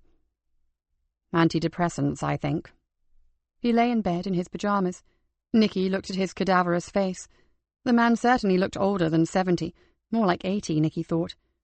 His skin was deeply furrowed and leathery, as if he had spent his time outdoors. One arm lay stiffly on top of the bedspread. The joints of his finger were large and knotty with arthritis, but the nails were clean and neatly clipped. Nikki bent down towards the dead hand and sniffed. There was the unmistakable smell of bleach. "Do we know who he is?" "The neighbour only knows him as Fred, but most of these letters are addressed to Mr. F.S. Cartwright. Yvonne didn't touch anything else, but by the looks of it, I'm sure all his bills and papers will be as orderly as the rest of his home. He was renting, so I've radioed in for a check on his name. Poor old guy. Seems like loneliness and failing health got the better of him, doesn't it?" Nikki looked around at the immaculate room and frowned. "Joseph, how many sudden deaths have you attended, where the place looks like a TV advert for Flash?" Joseph raised his eyebrows. "None. Come to think of it, most of them are a right shambles." They usually let themselves go before they give up altogether. This looks as though he was expecting royalty." "Maybe he was, but they never turned up." "Now there's a point, Joseph." Yvonne came into the room. "Ever see someone do themselves in such a spotless place, Vonnie?" Nikki asked. Yvonne shook her head. We are usually picking our way through empty baked bean cans, bottles and fag ends." Nikki looked around. "We better make sure that this is Frederick Cartwright. Yvonne, bag up all those tablet containers and see if there are any boxes with the pharmacy labels on them. Joseph, check for his personal papers, pension details, driving licence and the like. It doesn't look like anyone else has been in here, but I would like to know if he did kill himself intentionally, and if he did, why." "Mum?" Yvonne was looking out of the window. "Doctor's just pulling up." "Good," Nikki said, and whispered, "Which one is it?" "Dr. Weldon, by the look of it." Yvonne gave a wry smile. "Weedy Weldon himself." "Oh, great. My favourite." With a gloved finger and obvious distaste, Dr. Wallace Weldon touched the side of the dead man's neck and agreed that life was indeed extinct. He hurried to the door. "Better get the paperwork done. I'll go into the living room and sort it out." "Sorry, Doctor, one moment. Would you consider this a natural death, an accidental one, or a suicide?" Nikki's eyes were slivers of ice. Dr. Weldon raised his eyebrows. "Looks like a suicide, but we'll have to wait for the post-mortem to be sure." "And what would these have been prescribed for?" Nikki held out the see-through evidence bag. He took it and turned the foil sheets towards the light. "Tofranil. That's imipramine hydrochloride, a tricyclic antidepressant, often used with the elderly for depression." "Is this man a patient of yours?" "No, I've never seen him before. He's probably registered with the Fens side surgery. It's within walking distance of here." "And how long, approximately, of course, has he been dead?" The doctor brushed a liberal coating of dandruff from his suit collar and stared across the room at the dead man. "Probably over 12 hours. Rigor mortis is well advanced. As I said, the post-mortem will tell you all you want to know, Detective Inspector." Nikki wished that Rory Wilkinson was here. Dr. Weldon could hardly bring himself to touch the luckless Frederick Cartwright, let alone conduct anything approximating to a thorough and sympathetic examination. Looking relieved, the doctor mizzled off. "Nikki, I've confirmed that he is Frederick Silas Cartwright, a widower. He kept all his personal papers together in a small case in the bottom of his sideboard, including his photo ID bus pass." "OK, Joseph, we'll take it all back with us and see if we can find any relatives. Better call the undertaker, I suppose." "Already done. When I saw Weldon's car arrive, I knew the examination wouldn't take long." Joseph rolled his eyes. "Then I don't think that there is much more for us here.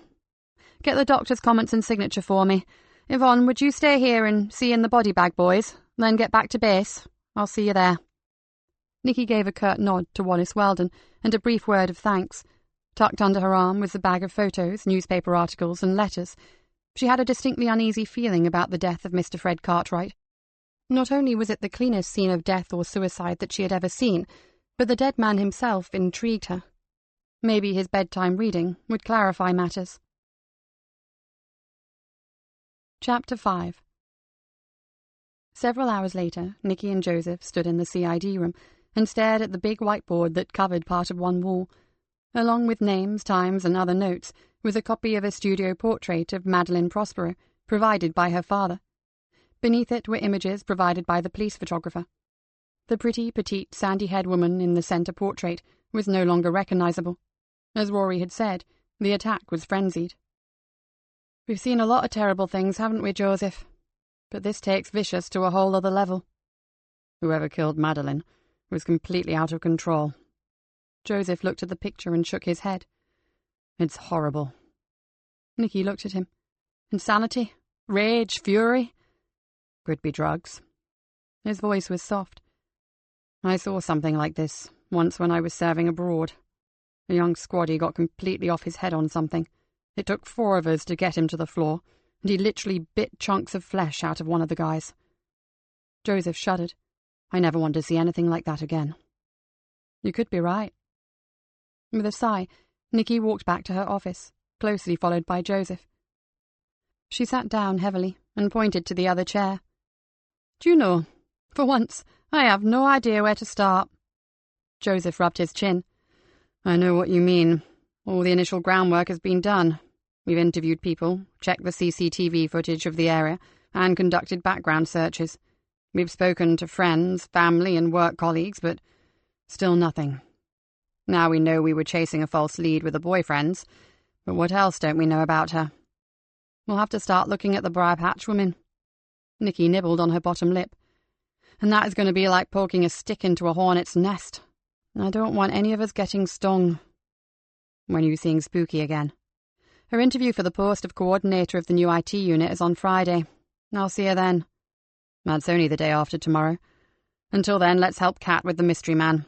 I get the feeling you would like to take a swift look through the late Frederick Cartwright's papers.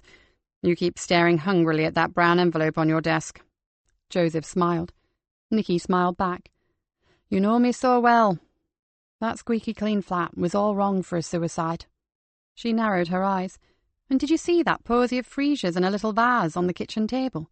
Why buy flowers when you were planning on going away forever?" Joseph stood up. "Well, I can't answer that one. I think I'll go and offer my services to Kat, and leave you to your musings on the strange passing of Mr. Clean. Could you see if Yvonne is around, and tell her to come and see me?" Joseph nodded, and pulled the door to behind him. Nikki took out the collection of photos, letters, and paper clippings, and spread them over her desk. The pictures were very old, and most were family snaps, small, faded photos taken with an old-fashioned camera. Many showed a middle-aged woman, although it was difficult to make out her true age, but the majority followed a young girl from babyhood to adolescence. Fred himself featured only in one, a wedding gathering, and she would not have known that but for the penciled annotation, "Fred and Ellen at Cousin Billy's wedding, March 1967. "You want to see me, Mom?" "Come in and grab a pew, Yvonne, and tell me what you've got on Cartwright." Yvonne Collins sat down and stared at her notes. "Not a lot yet. He's lived in that small bungalow for about 6 years. It seems that he was a real loner. His old neighbour says he was always polite, but he rarely spoke about anything other than his little garden and his dog." "Dog? I didn't see any signs of an animal living there." "The neighbour is looking after it. Cracking little terrier it is. She said that Fred asked her to have it for a couple of days, as he had something important to do and he didn't want to neglect the dog." "Sounds like he thought this through quite carefully, doesn't it?" Although the old dear says she can't keep the dog permanently. It would be too much for her with her arthritis." Yvonne gave her a rueful smile. "I asked her if she would be kind enough to keep it for a few more days, if I paid for the food, to spare it going to the pound. You know what happens there. I thought I'd make a few inquiries about rehoming it." Nikki nodded. "Fair enough. Did she tell you anything else?" "Well, those particular dwellings belong to a housing association that provides homes specifically for the elderly of Greenborough and its villages, which means he's always lived in this area." "What about a previous address?" "That's a bit vague, Ma'am. Seems he was staying with an unmarried sister while he waited to be housed. She died just before he was given number 22. I contacted the housing people, but they don't seem to have kept any records on her, or where he came from originally." "Helpful. What about his wife? I've got a photo of her here, Ellen Cartwright." Yvonne thumbed through her notes. "Ellen Doris Cartwright, née Devers, born in Hull, 1944, married Frederick in St. Mary the Virgin's Church, West Salterby in 1962. She died of pneumonia in 1984. And children? An only child, a daughter called Millicent. She appears to have gone out to New Zealand in her late teens. So far I haven't come up with anything else about her. No address, no details of whether she married, nothing. And this, I suppose, was Millicent.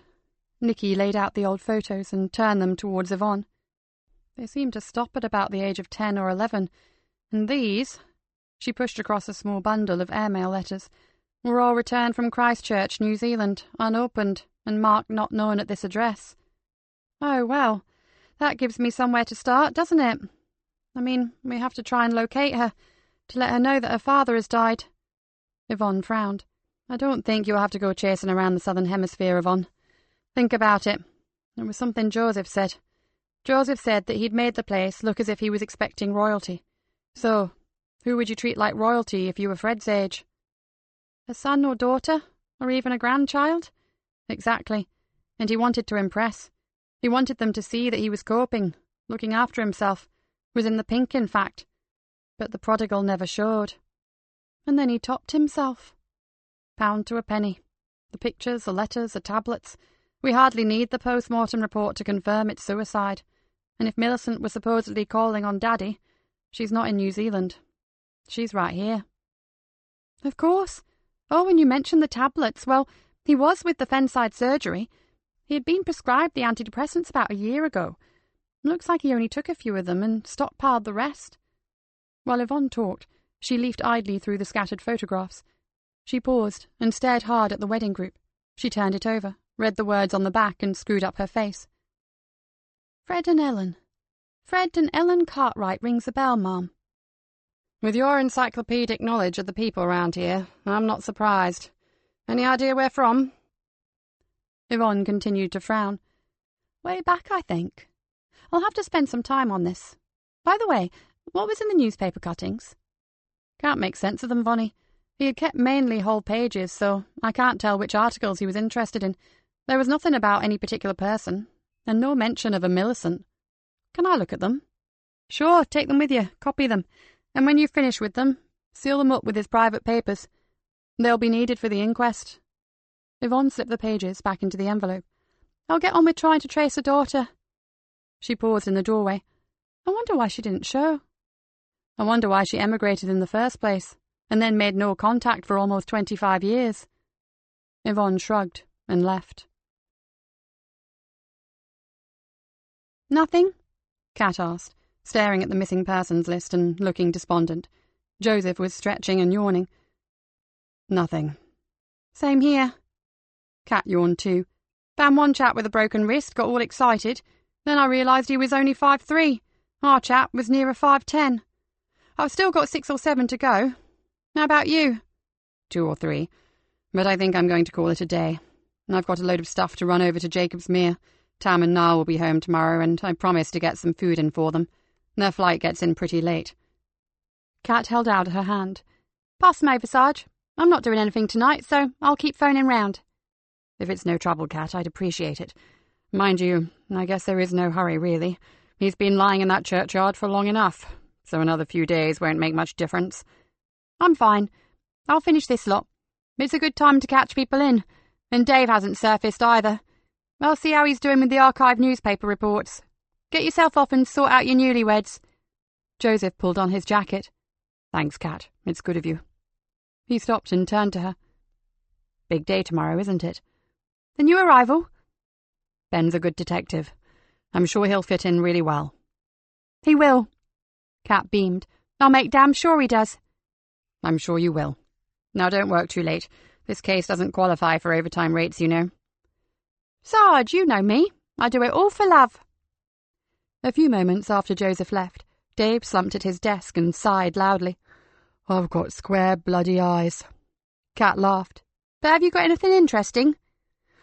I honestly don't know. He stared at the mountain of papers in front of him. I've printed off reams of stuff with H in it, so I can read properly. That screen was doing my head in. Did Joseph have any luck? No, and we're nearly through the local list. Looks as if he might not be a Greenborough man at all. Problem is, not every disappearance is reported as a missing person. And look at the amount of casual labour that comes into this county to work in the fields. Apart from the foreign immigrants, we have a massive number of seasonal workers. And it's no good asking one of the gang masters for any names. Those people come and go all the time. Well, I'm throwing in the towel for tonight before I go completely cross-eyed. I'll look through this in the morning. He ran a hand through his short grey hair. I'm having what you girls call a me night tonight, and I don't want to keep myself waiting. Kat tilted her head to one side. Oh? A long cold glass of Bateman's beer, fish and chips and mushy peas with scraps, and my feet up in front of the fire with an old movie. Smashing. I'm jealous. Have a good one, and see you tomorrow. Another hour passed.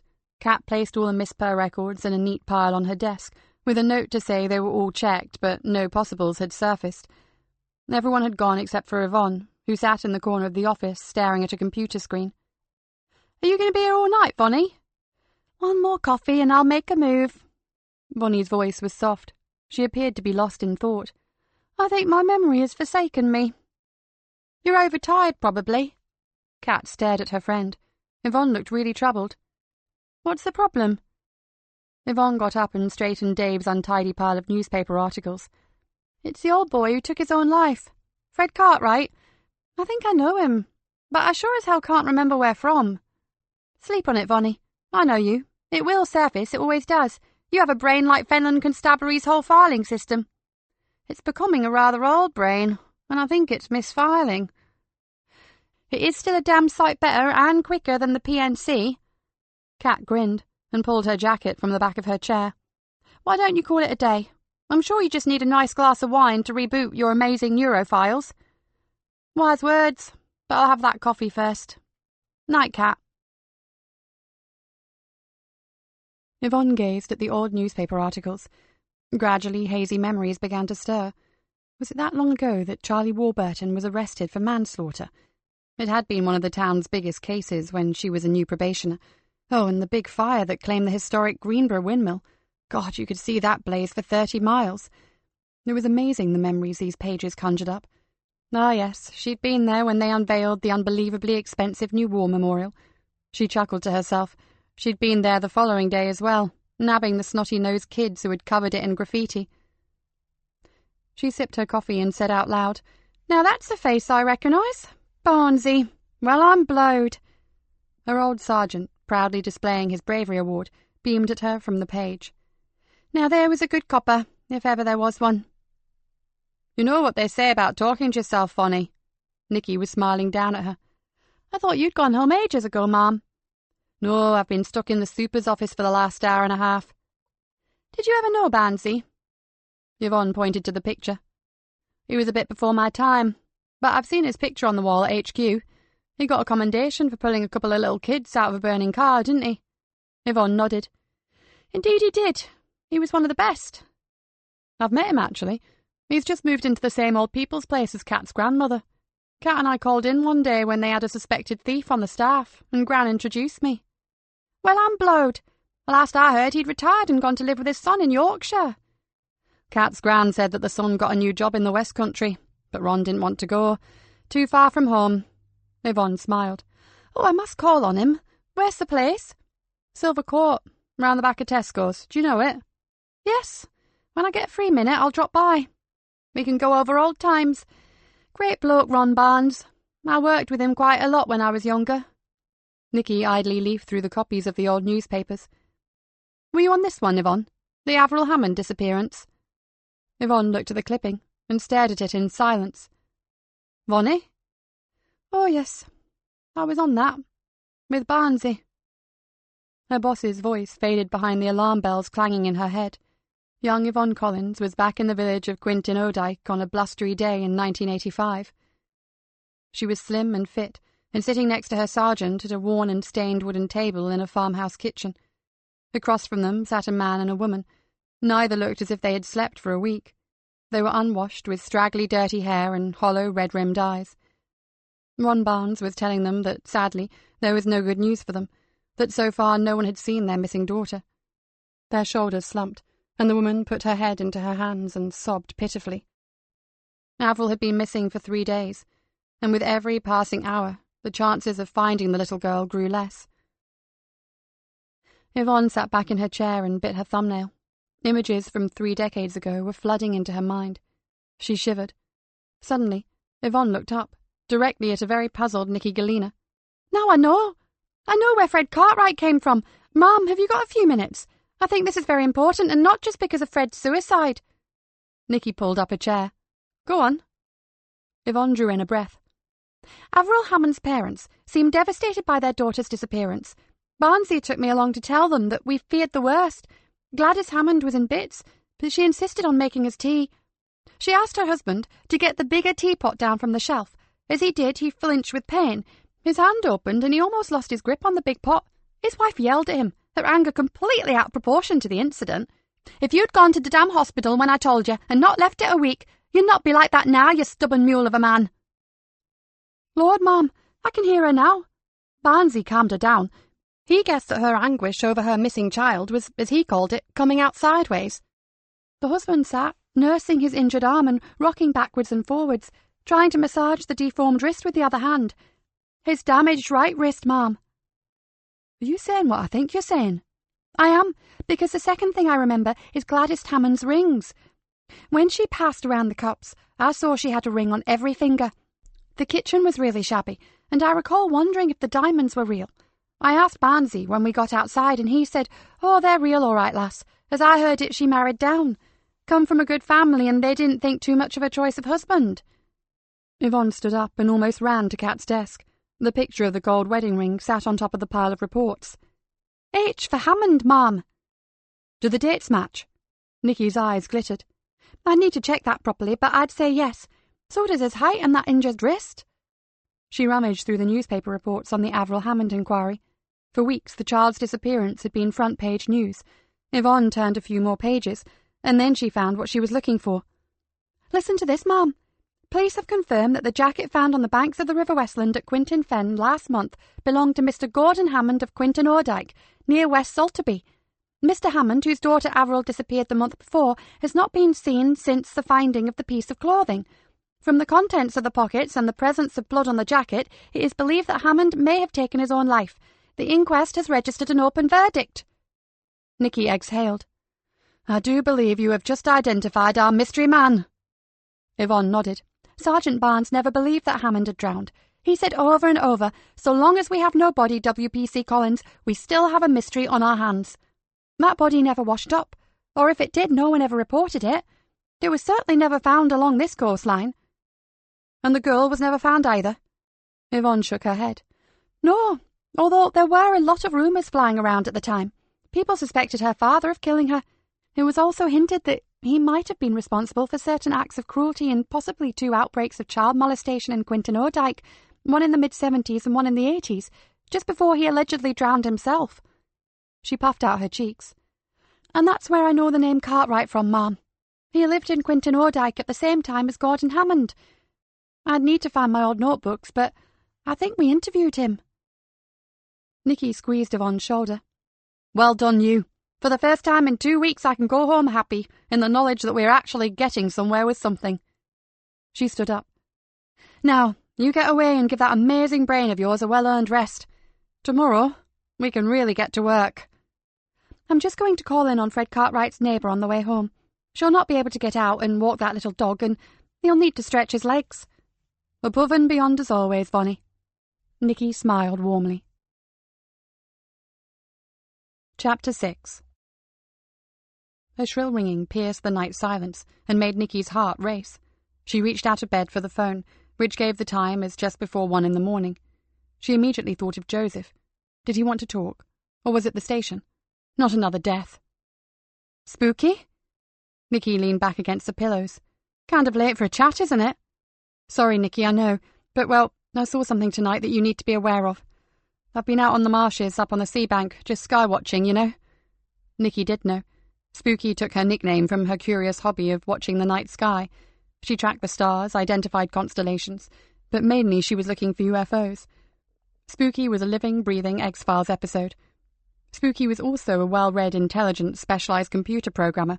Sometimes with Bliss, sometimes with her dog, and sometimes alone.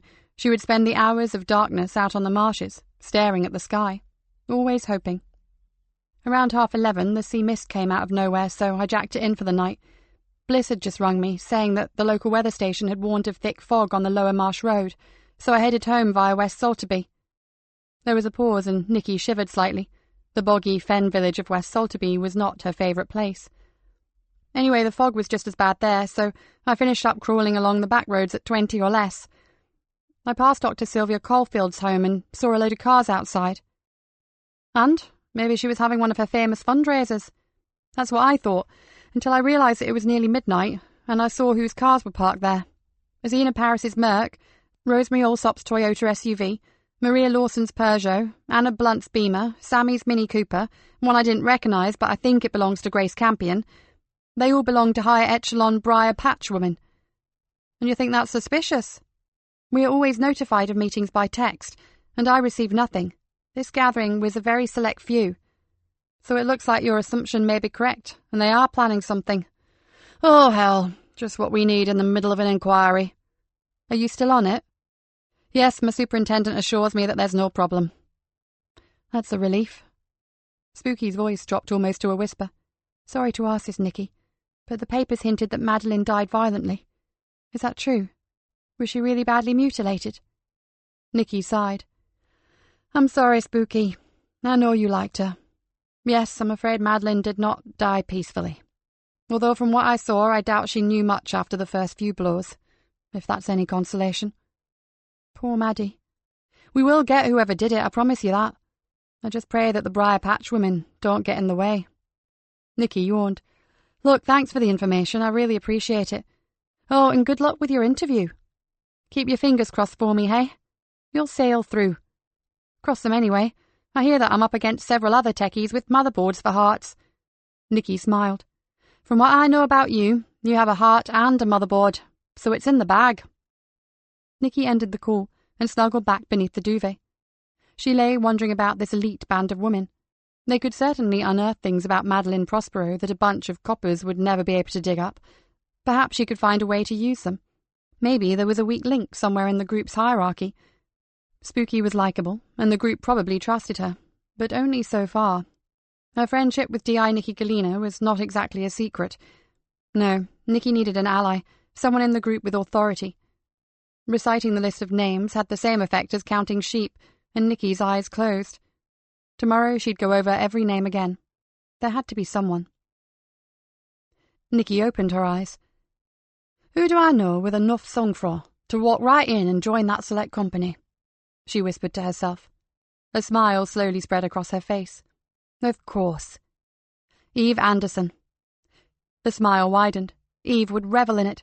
She was attractive, very intelligent, and a bloody good actress, and she was fairly new to the area. No one knew they were mother and daughter. Perfect.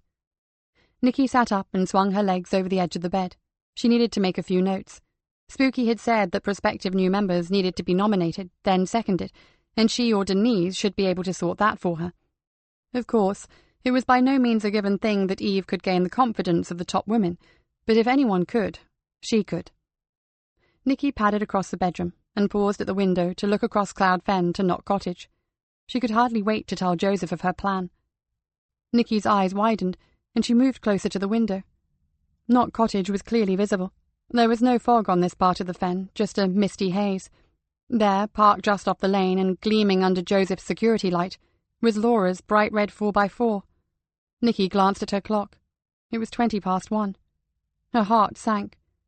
She yanked the curtains together, returned to her bed, and curled up in a fetal position. Nikki tried to tell herself that she had no right to dictate what Joseph did with his life. They were not an item, and if they continued to put their jobs first, they never could be. So why did she feel so devastated? There were a dozen valid reasons why his ex-wife should visit Joseph. Nikki knew you should never assume anything, but it didn't help. She fought back tears. Spooky also lay awake. She could not stop thinking about Maddie. She had been so unassuming, so quiet.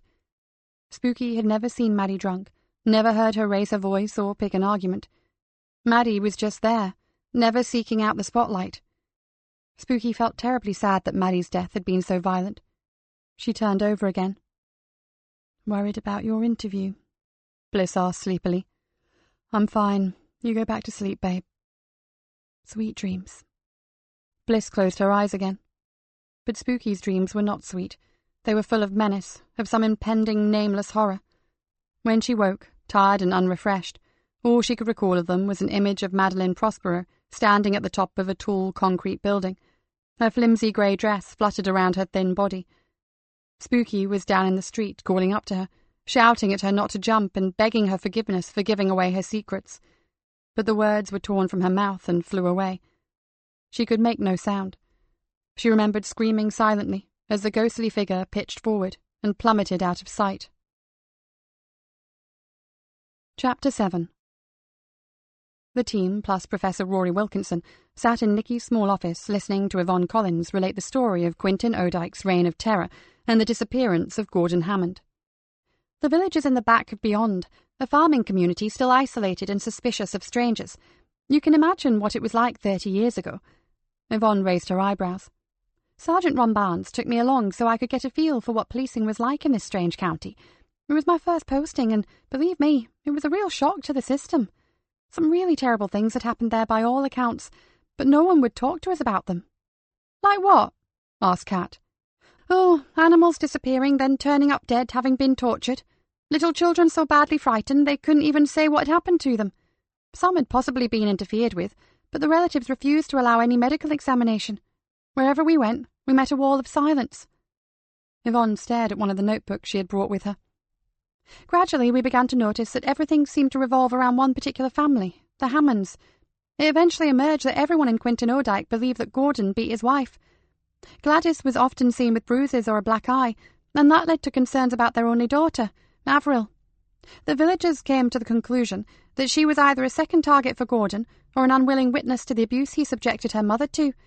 Whatever, she was so traumatized she found it almost impossible to make friends, and although she was highly intelligent, she struggled at school. And then she disappeared, Dave added. She was a teenager, still at school, there one minute and gone the next. And the village decided that Daddy had killed her? Kat asked. Without a doubt, although at the time he seemed totally devastated. Both Barnesy and I believed his anguish was real, but we never found out why he was so distraught, whether it was because he had lost his beloved daughter, or what he had done to her. So, asked Nikki, when he allegedly drowned, did the villagers decide that it was out of remorse for what he'd done to his daughter? They did. Except he didn't drown, did he? Rory gazed up at the ceiling. I hate to say this, Ma'am, but I think we need to go back to Quentin Odike. Yvonne looked thoroughly miserable at the prospect. We certainly do. From where I'm sitting, it rather looks as if the menfolk of Quentin Odike didn't wait for an arrest and a trial and took things into their own hands, staging his drowning. Joseph nodded. And actually executing him and burying him in a disused cemetery. Rough justice. First, we need to confirm that our mystery man definitely is Gordon Hammond. Can you do that for us, Rory? Nikki looked at him. No problem at all. Perhaps someone will be kind enough to hunt out the old evidence box with Hammond's jacket and possessions in it. I've already taken a DNA sample from the bones, and you mentioned some blood, Yvonne. Yes, Professor, on his jacket and on his knife. It's right here in my old notes. Good thing I was so wordy in those days. There's a lot of info in the reports. Haven't exactly changed then, have you? Joseph smiled at her. Shame others can't do the same. Nikki didn't look at Joseph when she spoke. Joseph looked uncomfortable. Oh, absolutely, Ma'am. Nikki frowned and returned to her memo pad. Nice work, Vonnie. There's very little doubt as to who our skeletal friend is, so we can start making some preliminary inquiries while we wait for the positive identification. We'll work on the assumption that someone in the village knows what happened. Dave, would you please get out that old evidence box and send it over to Rory? Yvonne, I'm going to need a list of the villagers whose children were potentially abused. In fact, we'll need another list of everyone who was in Quentin at that time. Then we'll sort out who's dead, alive, or gone away. Kat, I'd like you to pull out all the old files and reports on Avril Hammond. The case was never closed. Right, any questions? Just one, for Yvonne, actually. Joseph turned to her. How many families do you think were affected? Oh, well, hard to say without checking the case notes, but most likely 10 or possibly more. Joseph pulled a face. So, a fair proportion of the village would have liked to see him dead. Yvonne gave a wry smile. Except for one man, Cyril Roberts, a local butcher. Other than him, I'd say the whole damn village. From what I recall from our interviews, Cyril was Gordon's only friend in Quentin Odike, which leaves us with one hell of a list of suspects. Kat grimaced. Great. It's always the same, isn't it? No suspects at all, as with the Prospero case, or too bloody many like this one. Rory laughed. Not often you get an entire village on the suspects list, is it? Nikki nodded. It's a first for me, I have to admit. But at least we can't complain about having nothing to do, can we? She stood up. Meeting over, guys. Get to work. And Joseph, if you would stay, please, I want to talk to you. Ben Radley is being briefed by the superintendent, Joseph. As soon as he's finished, I'd like you to show him the ropes. I know he's been here before, but that's not the same as working here permanently. Nikki wasn't looking him in the eye, and her tone was chilly. This wasn't like her at all. Of course, said Joseph. Is there anything in particular you want him to start working on? Fred Cartwright's daughter. Yvonne has had no luck with the airlines or the local hotels. Not surprising, really. Millicent may have got married since she left home, or maybe just changed her name. With no recent pictures of her, she's not going to be easy to trace. But he can start with that. Check local hotels, too, for any visiting Kiwis. We do have Millicent's maiden name, her date of birth and the year she left for New Zealand, plus an old address in Christchurch. It's not much, but it's something. OK. Maybe he could check again with the old neighbour. Ask her whether Fred mentioned expecting a visitor, or anything at all about his daughter. Joseph paused, still aware of the icy draught blowing his way. Oh, and why don't we put a notice in the local paper asking for anyone who knows of the whereabouts of Millicent Cartwright to contact us? Ben could deal with anything that comes from that. OK, I'll leave that to you. She said no more, and Joseph realised he had been dismissed. He took a deep breath. Nikki, look, about last night Not now, Joseph, I have a lot on my mind. Can it wait? Joseph bit his lip, nodded, and left. This clearly wasn't the right time for a heart-to-heart, but it was clear that Nikki had been looking out of her window the night before and seen that red car. The door closed behind Joseph, and Nikki's mobile rang. Yes, Spooky. Just a quick call. I know we asked you for Sunday lunch, but Bliss wondered if you could make it for supper this evening instead. There would be nothing to stop her, would there? No cosy meal with Joseph, no intimate chat over a glass of wine. Yes, tonight is fine. But why the change of plan? Well, is something wrong? No, not really. Just something Bliss came up with, about what I told you, you know. We just felt we needed to talk to you sooner rather than later. I'll see you around 6 if that suits. Perfect. See you then. Nikki hung up, wondering what Spooky and Bliss wanted to talk about. Spooky had sounded odd. Nikki shrugged and glanced up at the wall clock. She should go and tell Superintendent Greg Woodall the news about the mystery man. He'd no doubt be pleased at how quickly the corpse had been identified, but not so happy when he heard how many people had wanted him dead. She gathered up her notes. In the end, it would probably all be a process of elimination, and a lot can happen to folk in 30 years. 30 years of history to dredge through. For a moment, the Prospero investigation didn't seem so bad after all. At least it was a recent murder. Then she remembered the state of Maddie Prospero's battered body, and changed her mind. Nikki stared at the closed office door. She should have let Joseph explain, but she had felt so angry, so left out. She was scared of losing it and saying something she would regret. She knew her reaction was totally over the top. It was probably something completely innocent. It was hardly professional to give him the cold shoulder at work, either. She just couldn't seem to help herself. She had not even opened her bedroom curtains that morning, so she had no idea if and when that red car had left. Oh, God, this was so stupid. She needed to sort this out before she turned into some kind of bunny boiler. With a fierce shake of her head, Nikki picked up her notes and walked out of the office.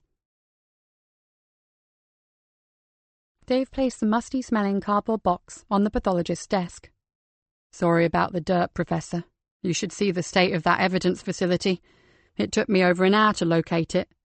He brushed cobwebs from the sleeve of his jacket and rubbed the toe of a shoe on the back of his trouser leg. Rory ran a sharp knife around the lid and peered inside. With gloved hands, he carefully removed an old tweed jacket, laid it carefully on his bench and smoothed it out. It had a heavy, dank smell. Next, Rory took out the evidence bags. These yielded a fob watch, a pearl-handled pocket knife, a handkerchief, a cheap metal bottle opener, a couple of long nails, and a length of thick twine. Rory spoke softly to the jacket. Now, my beauty, what secrets can you tell me, I wonder? Dave half expected it to answer. Blood. The good constable mentioned blood. Now where—" The pathologist lifted each dirty brown sleeve in turn. "Where, oh, where? Ah, here we are." Dave followed the professor's pointing finger. It indicated a small darkening of the material on the front edge of the jacket, close to the buttonholes.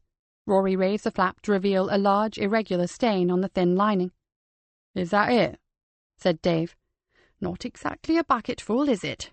But it's plenty for me to work on, and— Oh, do look!"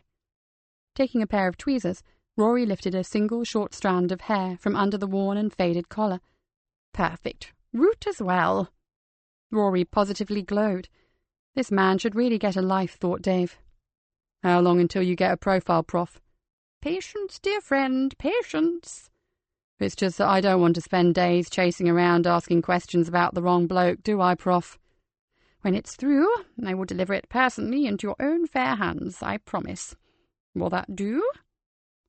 Rory looked at him over the rims of his glasses. "So you've no idea how long it will take?" Dave suppressed a sigh. "What is time, detective?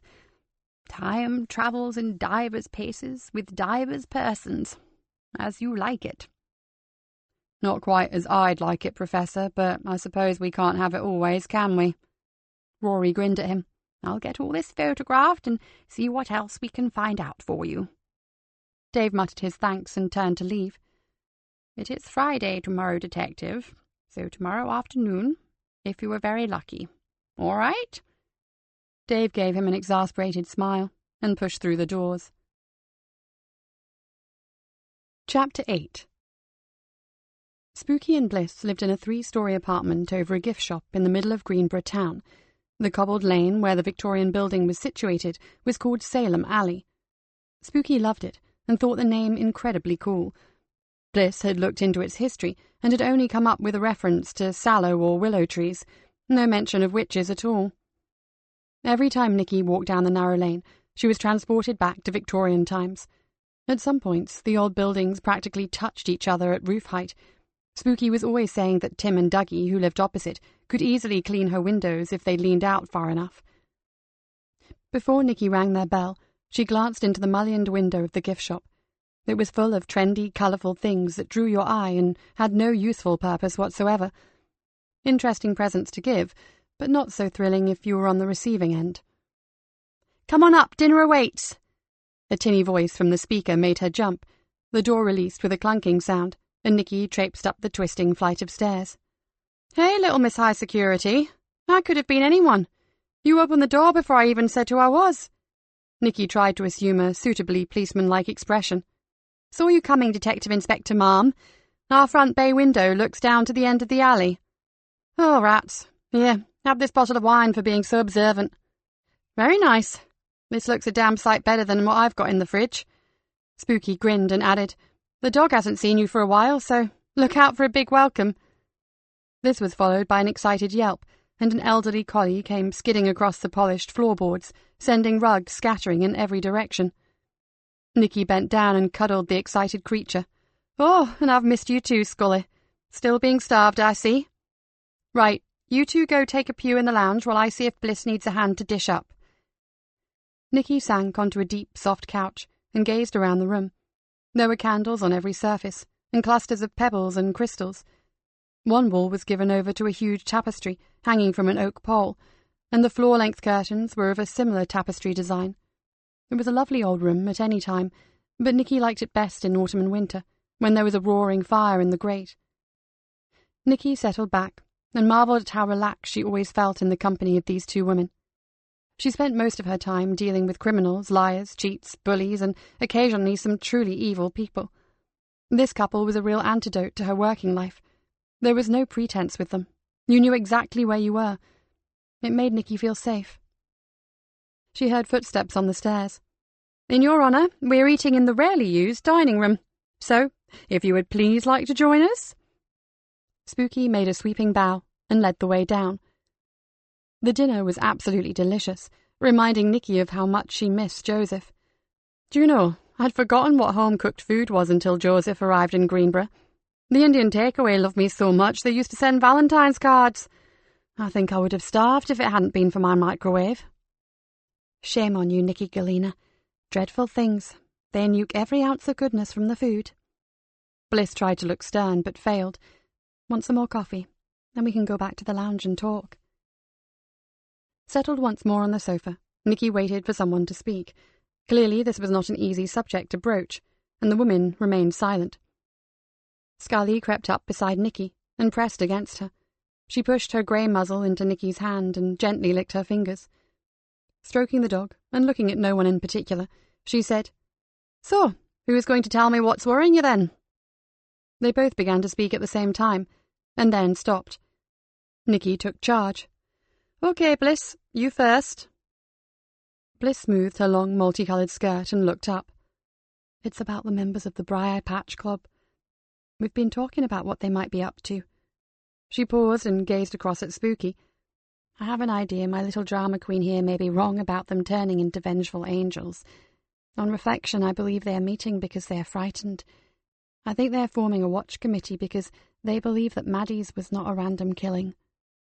Spooky nodded. "I agree with Bliss. I reckon that they are scared shitless, worrying about who will be next." Nikki weighed this up. "So why not come to me? Well, to the police? I know that some of these women have no wish for their sexuality to be broadcast throughout Greenborough, but we would do our best to be discreet. If they think they're in danger, well, surely—" "With respect, Nikki, what if there was a leak? How would you feel if you were one of those women and you saw a headline declaring to the world that the redoubtable Detective Inspector Nikki Galena was a dyke?" Nikki knew exactly how she would have felt. Point taken. But I would like to know why they consider themselves to be in danger. It seems that Madeline Prospero was indeed the target and not just someone in the wrong place at the wrong time. But there was nothing at the scene to indicate that some homophobic creep was trying to pick off influential lesbians one by one. "I might be able to tell you more after Monday." Spooky sipped her coffee. "I had a text message that there was going to be an urgent meeting at 8:30 next Monday night at the Patch. It said all members should make every effort to attend." "Sounds promising, doesn't it?" "It does, and I'll make sure I'm there. But I also heard that the elite women, Sylvia Caulfield and her close friends, may be meeting again at her home beforehand." "I wonder why." Bliss folded her arms. "It must be to decide how much to divulge to the members at the meeting on Monday." Spooky shrugged. "Yeah, it's probably a case of how much do we tell the children, and I have no chance of gate-crashing that one. Well, just go to the main meeting then. Will you ring me as soon as it's over?" "Try and stop me.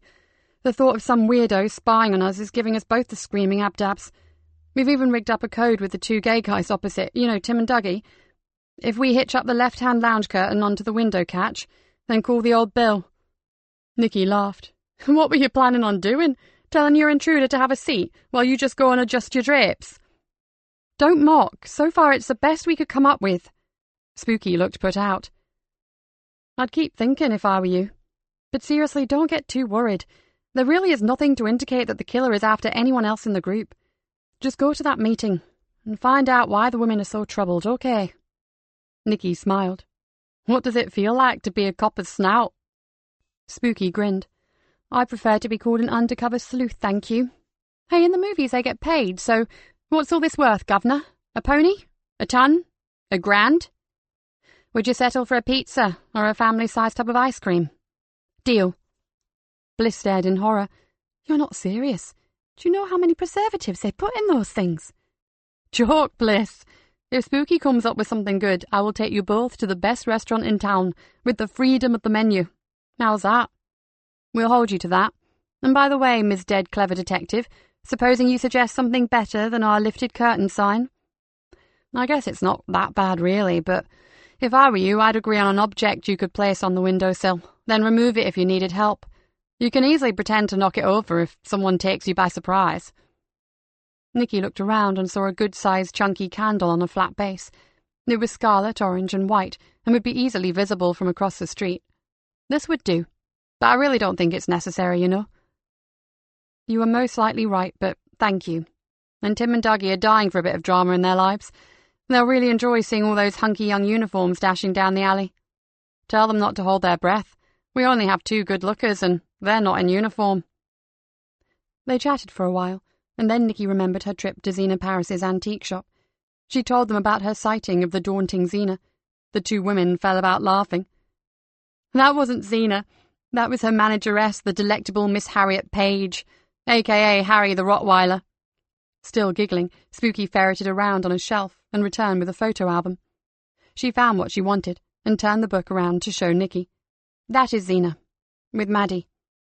The photo, taken in the harsh glare of a flash, was bleached but clear enough for Nikki to make out the smiling faces. It showed several women at a bar, drinks in hand. Where was this taken, Spooks? The Briar. It was someone's birthday, I think. Anna's, added Bliss. Nikki looked at the woman beside Madeline Prospero. Zena Paris was indeed no hard-faced battle-axe. She was stunningly and delicately beautiful. Bliss looked over Nikki's shoulder. Zena must be in her 40s.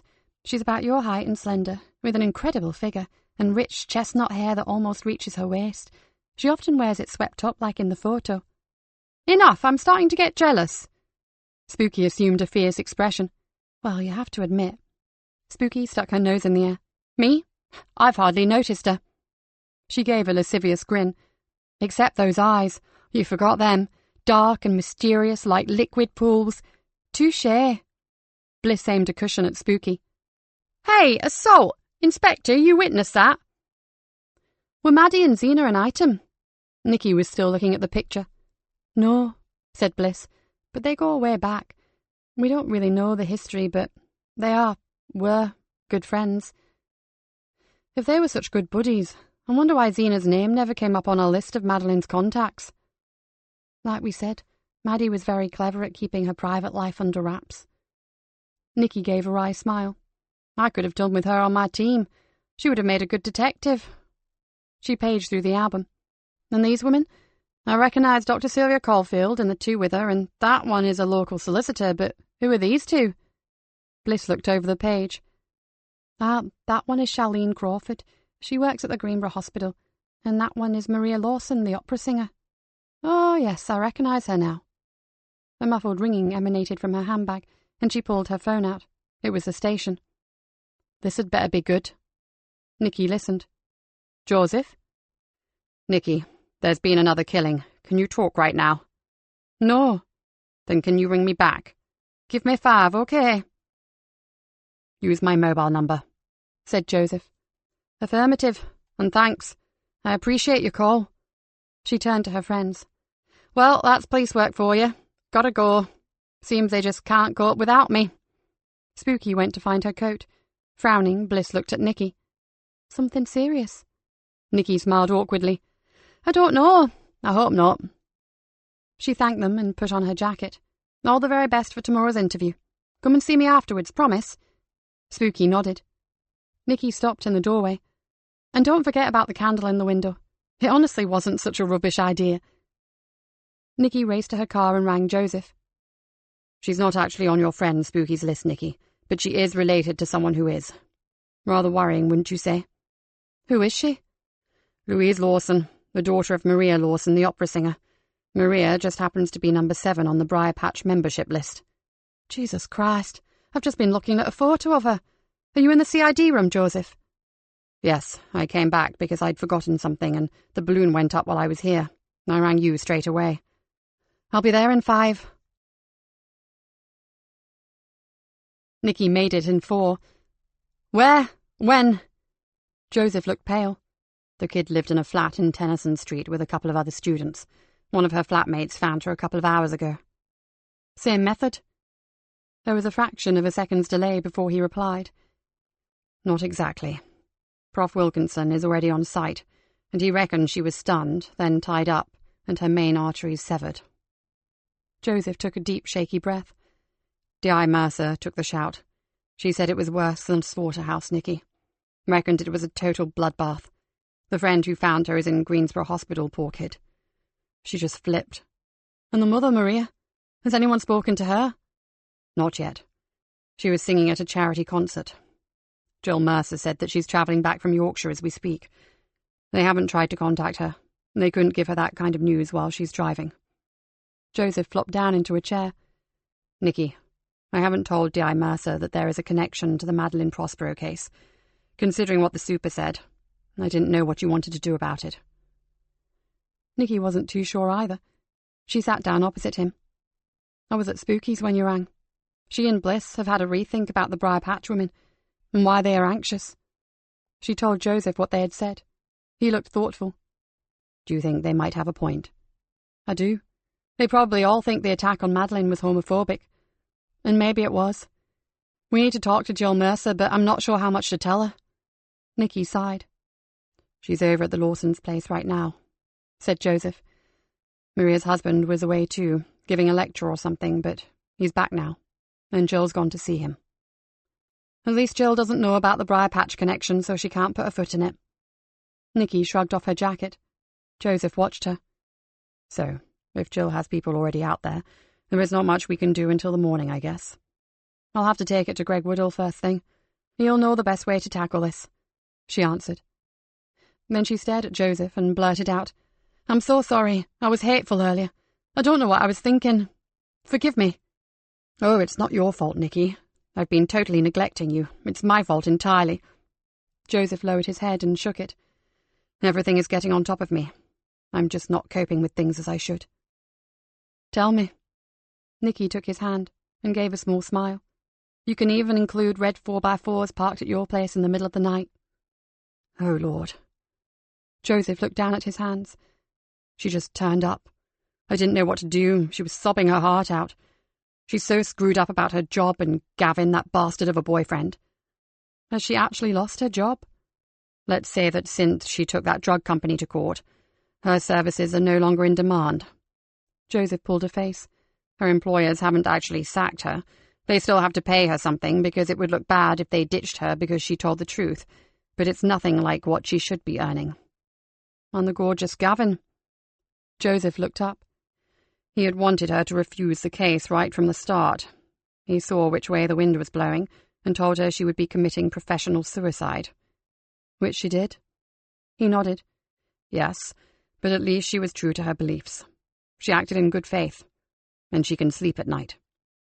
Alone. Gavin liked the good life that her income provided. He was all sweetness and light until the money dried up. Then he emptied their joint account and buggered off. Ouch! Precisely. I'm not sure which of the two disasters has affected Laura most. I suspect it's Gavin's duplicity. Nikki nodded. I'm not surprised. It's always the personal stuff that really hurts. And I guess when she stood up to Big Pharma, she knew what she was going to get, but it must have been a complete shock when Gavin turned out to be a total asshole. I think you're right. Joseph rubbed his hands together, as if he were cold. She was really out of control last night, Nikki. I'm surprised you didn't hear her screaming. I've never seen her like that before. Nikki thought about it. Yes, you always described her as level-headed, sensible and caring, especially where Tamsin was concerned. Joseph looked pained. She was. She was all that. She had a lot to contend with when I was in Special Forces, but she took it on the chin. And the way she has studied and become such a powerful figure in her field has been amazing. She had an important position in the WHO, until this expert witness thing blew up in her face. I'm sure she'll bounce back, once her hurt over Gavin has eased a bit. Does she have any plans? Nikki looked at him. As I said, she's a mess at the moment. I don't think she's got it in her to plan anything. Joseph puffed out his cheeks. And I seem to be the only one she's got to offload on. She keeps ringing me, wanting me to meet her, and now she's turning up at Knott Cottage. I don't know what to do for the best. Nikki had never seen him look so miserable, so this was why he had been so tired and preoccupied. Last night I finished up giving her a couple of large brandies and sticking her in the spare room for the night. I heard her get up around 3. I thought she was going to the bathroom, but then I heard her car pull away. He shrugged. She was well over the limit. But I checked with uniform, and there were no drunk drivers pulled at that time last night. I suppose that's something to be grateful for. She's not your responsibility, Joseph, Nikki said gently. I know, but I can't just ignore her. Tamsin is back tonight, isn't she? Won't that take the heat off a little? The kid has just got married, Nick. She's on cloud 9. I can't dump all this on her doorstep. Maybe I just need to give Laura a bit of time. Grief and hurt do turn to anger, don't they? If she becomes seriously pissed off at Gavin, then she should regain some of her old toughness. Nikki had a niggling suspicion that the lovely Laura might just be playing games with Joseph. Let's hope. She squeezed his hand. And I was a great help, wasn't I? Behaving like a spotty adolescent. What a prat! She gave him an apologetic grin. I'm over that now. So is there anything I can do? Just be patient and help me to see this through. She'll be off again as soon as she's come out of this everything's against me phase. She'd bloody well better and sooner rather than later. Nikki smiled. Just keep talking to me, Joseph. I can handle anything then. It's the not knowing what's happening that gives you the heebie-jeebies. I will. I promise. So let's go home, shall we? I suspect tomorrow is going to be a very long day. And Laura might have to find another shoulder to cry on, because I'm going to keep you working your ass off. Despite the late hour, a number of people were still making their way across the town bridge. It was cold and dark, and collars were turned up against the biting wind. Most scurried along, anxious to get out of the cold, but there was one who hung back. The lone figure stopped, leant over the handrail, and stared down into the deep tidal waters below. What had happened? It had never been like this before. The euphoria of that first kill had gone. Tonight's slaughter had been a complete shambles. Nothing had gone the way it should. But worst of all was the emptiness. There had been no satisfaction, none at all. There should be elation right now, not misery. Misery, frustration, and anger, that was all. But oh, so much anger. Chapter 9. Superintendent Greg Woodall sat staring at his desk. Looking at him, Nikki guessed she wasn't the only one who had no idea how to proceed. Greg coughed. Naturally, there should be no withholding of information between departments. DI Mercer cannot be expected to conduct an inquiry if her own colleagues are keeping evidence from her. He inhaled. But the murder last night that is closely connected to another name from your list has complicated matters. He looked very grave. This stays between you and me. You understand? I'm afraid there is a high-ranking officer, currently investigating a suspected case of corruption, who it appears is a member of this society. Bloody hell! Nikki pulled a face. And is she also keeping her sexuality hidden? She is divorced, with 2 sons. She has an unblemished record, and her lifestyle has always been heterosexual in all respects. Nikki bit on her thumbnail. We should talk to her. We will, or rather I will. But until we have had a chance to speak to the members individually, the fewer people who know about this club, the less chance there is of causing some kind of witch hunt. We certainly can't provoke a bloody media fest. Sir, what if I take Jill aside, give her the facts and ask her to keep it to herself until we fathom out how the hell to play this? I know she's stretched to the limit right now, but as you say, we can't keep what we know from a colleague, especially when she's working the same case. He gave her a tired smile. My thoughts precisely. Ask her to keep on with the Louise Lawson investigation exactly as she would normally, but liaise with you all along the way, okay? Understood. I'll go and talk to her right away. Oh, and Nikki, we have another small problem. Greg frowned. Part of the CID room needs to be closed off for a week or so. Maintenance has detected a leak behind the wall cladding that's threatening the electrics, so the partitioning needs to be stripped out. I'm told the room will still be usable, but I suggest that your team relocate to the old mess room. It's big enough, and you'll be out of the way down there. Nikki snorted. Well, out of the way. Has it even got electricity? It'll be much better, Nikki, really. Especially as your other investigation is an old crime. Nikki thought about it. You're right, sir. We could conduct an orgy down there and no one would know. I'll go see Jill, and then I'll get the team to start moving house. Nikki, Greg called her back. I'm beginning to see what you meant about the homophobia. Earlier this morning I overheard several officers having a private laugh about Leslies and Dykes, and their tone was far from complimentary. I think I must have had my head in the sand recently. Not everyone, as I said, is as accepting as you, sir. I could, but I won't, give you the names of 2 of our very finest officers, and both keep their sexuality a closely guarded secret. And very few have the courage, self-confidence, and downright balls of Rory Wilkinson, do they? Greg grinned. Very true, Nikki, but I'm not sure I could cope with a station full of Rorys. Nikki found D.I. Jill Mercer alone in her office, and it only took a few minutes to explain the state of affairs. As she hoped, Jill understood the situation immediately, and they promised to be open with each other. Nikki marched back to her team and explained about the move. Then she grabbed Joseph, and they ran down the stairs to inspect their new basement home. "Well, it's not luxurious, but the old place does have space." Joseph shrugged. "Why not? I'll go tell the guys and girls to gird up their loins." He disappeared, and Nikki was left alone in the disused mess room. It had only one small window, and the door led out to the bottom of the fire escape, but the long fluorescent lights were bright enough. It would do very well, and they would have more privacy than in the big main office or the swanky serious crimes murder room. In no time, Joseph, Cat Dave, and their new addition Ben Radley had arrived with brooms, cleaning materials, and refuse sacks. Nikki watched Joseph. He seemed much more enthusiastic today. By 11 o'clock, they had 3 working computers and 3 telephones. One wall held a large pinboard, already scattered with sheets of white A4 paper with names and dates on them. In pride of place, on a well-scrubbed Formica table, stood a small stainless steel coffee machine. Kat refused to tell anyone where she had got it from. She then produced a set of china mugs, fresh coffee, sugar, and an unopened box of UHT milks and creamers. Nikki turned her attention to the Gordon Hammond case. Yvonne Collins was the source of most of their information, and there was more than enough to keep the whole team occupied for some time. Madeleine Prospero had to take precedence, Nikki knew, but the memory of Gordon Hammond's harrowing death, if indeed it was he, continued to haunt her. Dave Harris had seated himself on a rather elderly chair. He looked around the makeshift murder room with evident satisfaction. "Just like the old days, apart from the computers, of course. This old place is the perfect setting for a 1970s investigation."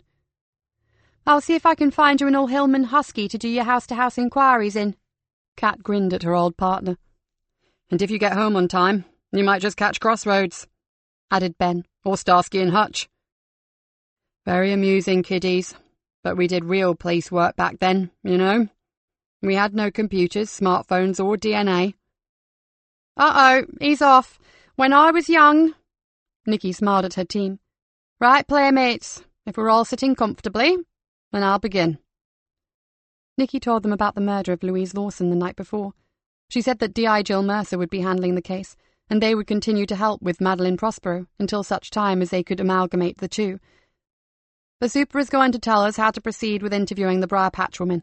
Until he does, we push on with Gordon Hammond and Fred Cartwright." Nikki looked to Kat, the leader on this case. "I'm going to suggest that you keep Yvonne with you, and also Ben. He will be looking at Fred Cartwright, but as it's connected with Quentin Ordike, I think it best that you work together. Is that okay with everyone?" There was a low murmur of assent. "Joseph, Dave, and myself are at your disposal, Kat. Over to you." It took 2 hours to sort out the list of Quentin Ordike's inhabitants. Most of the younger generation had grown up and left, but the old people had stayed put in a marshy time warp. Quentin Ordike was a ghost village. "So it's time we got out there and started talking to them." Kat looked at the worksheet she had collated. "Dave, see if you can get hold of Gladys Hammond's sister, the one she went to stay with after her daughter Avril disappeared. Yvonne's excellent pocketbooks tell us that Gladys left Quentin just before her husband's supposed suicide and went to this address in Cambridge." She passed Dave a paper with the details. "Yvonne, how about paying a visit to your old mate, Sergeant Ron Barnes? You know where he lives now, don't you?" "Yes, I'll go as soon as I've cleared a few things here." "Mum, would you and Joseph mind trekking out to the boggy wastes of Quentin Ordike? Remarkably, the village still has the same GP, Dr. John Draper. Let's see how good his memory is, shall we?" She looked at her list. "And there's the old school caretaker, a man named Sid Wilson. He said he would be prepared to talk to us." Kat stopped speaking. Someone rapped at the door. "Oh, lovely. Très chic." Professor Wilkinson stuck his head around the door and beamed at them. "They told me that the A-team had relocated, but I had no idea your new accommodation would be so very retro." Nikki raised her eyebrows. "Welcome to our new home, Rory. I was just sending out for the Mivvy lollies. Can we interest you?" "Ooh, mine's a whopper, if you don't mind." "Trust you to lower the tone. Now, what brings you to our ancient pile?" "I am here because I promised D.C. Harris that I would be." Rory handed a sealed envelope to Dave and bowed. "And before you all trot off out, I suggest you take a look at it." Everyone looked at the pathologist. "The blood on the jacket, previously identified as belonging to Gordon Hammond, did not come from your skeleton." There came a chorus of "oh shit," then silence fell. Rory held up his hand. "But, as you know, DNA is the blueprint of life." Nikki detected the hint of mischief in his voice. "Skip the lecture, Wilkinson, or you won't get your whopper. Now, what haven't you told us?" D.I. Galena, you are no fun anymore. You are catching on far too quickly. Well, here it is. The blood belonged to a cat." "Bugger. So we're no further ahead than we were before." Dave puffed out his cheeks. "Such a disappointment." Rory lowered his gaze like a forlorn schoolboy. "Hang on a minute, Professor." Dave almost shouted. "I was there when you checked Hammond's jacket, remember?" "So you were, Dave, dear heart, so you were. Oh, well, game over. I found a hair with the root still attached, and several other bits that we could lift the DNA from, and I made a positive match. Your mystery man, so long as the jacket's ownership is not in dispute, is most certainly Gordon Hammond." Nikki felt a rush of relief. "Rory, I swear I'll swing for you one day." "Nonsense, detective. You love me dearly. Now I must get back to the lab. As you will no doubt have heard, business is brisk at the moment." Nikki followed him out into the corridor. "Rory, any chance of a prelim copy of the autopsy report on Louise Lawson when it's ready? Like, just before you officially deliver it to D.I. Jill Mercer. I badly need to be one step ahead of everyone at the moment." "Naughty, naughty. You know better than to ask a thing like that." Then Rory whispered, "I'll slip it under your door in a plain envelope in the dead of night." "On my desk in ASAP would be fine, thank you." "As I said, you're no fun at all." Chapter 10. The signpost for Quinton Odike swayed drunkenly. After a sudden sharp bend, the narrow lane crossed a sludgy ditch, straightened out and widened into a long, endless drove. Acres and acres of cabbages and Brussels sprouts stretched before them in various shades of green. In the distance, the sun glinted off the spire of the tiny church of St. Thomas.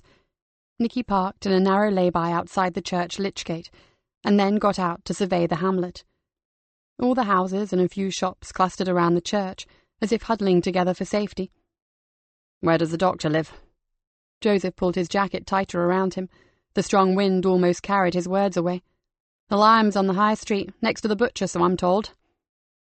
They walked, bent into the gale, along the main street, searching for the butcher's shop or a house called the Limes. Nikki looked up and down the deserted road. "Not exactly a hive of activity, is it?" "Ah, this must be the butcher's. Well, it was." The windows were boarded up. Little remained of the paintwork. The weather had stripped it clean in places.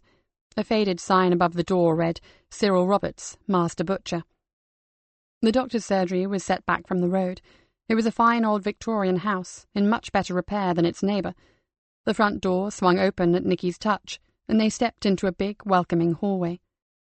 There were chairs around the walls, and wherever there was space, a pot plant, a vase of flowers, or a table covered in bright magazines or children's books. "I'm sorry, but there is only morning surgery on a Monday. Is it an emergency?" The woman had a kindly face. Nikki thought she would have been quite pretty in her younger days. "I'm Detective Inspector Nikki Galena, and this is Detective Sergeant Joseph Easter. We would like to speak with Dr. Draper if he's free." "May I ask what it's about? I am his wife, Linda." A shadow of concern passed across her smiling eyes. "We'd like to talk to him and you too, Mrs. Draper, about the events of the late 70s and the 80s, particularly Gordon Hammond and his family." "Oh, no, not again. I do believe we will go to our graves with the name Hammond ringing in our ears." She shook her head and turned down a short corridor. "Come this way, Detective Inspector. He's in his study, although I don't know how pleased he will be to see you. I suppose I'd better make some tea. We may need it. John, it's a pleasure to see you. It's about the beast of Quinton again." Mrs. Draper gave a rueful smile and held the door open. Dr. John Draper was seated in front of a small, pot-bellied, wood-burning stove. He looked up from his medical journal in astonishment. Good God, he's been dead for donkey's years. What can I possibly say that has not been said already? He stood up and shook hands with them. He was a tall man with a full head of dark, wavy hair and a face as craggy as a moorland tor. Have a seat and tell me, why now, when the man has been food for the fish for nigh on 3 decades? Because he hasn't, Dr. Draper. Last week, Gordon Hammond's body was found in a graveyard in Greenborough. The autopsy showed that he had been murdered. The doctor's eyes were wide. Are you sure about that? He was a seriously disturbed man, Inspector. Stabbing yourself twice in the back, then caving your own skull in is a difficult manoeuvre to pull off, Dr. Draper. Good Lord! Well, that's a turn-up for the books. The doctor ran a hand through his hair and whistled softly. Now I understand why you're here. Shall we wait for Linda? Her input could be useful. She may recall things that I don't. Soon they were all drinking tea, and Linda began. My husband fought like a demon to get the parents to allow him to talk to those poor children, but they were adamant. It was awful seeing those youngsters suffer and not being allowed to help them. Why were the villagers so reluctant to get help for their children? Joseph asked. The doctor sighed. You have to understand that we are talking about a backward rural community in the 1970s. They were a close-knit group. Close, as in incestuous in some cases, added his wife. It's true. As Linda says, a lot of the families were, and still are, intermarried. Cousins marrying cousins and so on. They believed in keeping Quinton's problems to themselves. Anyone from outside the village was regarded as a foreigner and not to be trusted. Even folk like old Ron Barnes, our local bobby. He came from West Salterby. It's 5 miles away, but he was still an outsider. We are from just outside Boston, and we might as well have been from Alice Springs as far as the villagers were concerned. We still haven't been completely accepted after 43 years. Linda raised her eyebrows and shook her head. They are an odd bunch, to say the least. Nikki was beginning to like the couple. Tell us about the children. What happened to them? The doctor sipped his tea noisily. There were lots of different kinds of injury and, well, torture, really. But all the children had one thing in common. They had been terrified into silence. They were too frightened to speak out against whoever had hurt them. Were they sexually abused? I believe so, although I could not prove it. I was only ever allowed to examine one child thoroughly. How many children were involved during this period? The doctor and his wife looked at each other. Linda looked remorseful, as if they had let the children down. We think about 8 or 9. Some John never saw professionally at all. We just heard gossip and noticed the awful changes in the young ones. Nikki took a notebook from her bag and looked over to the doctor. As I said, this is now a murder inquiry.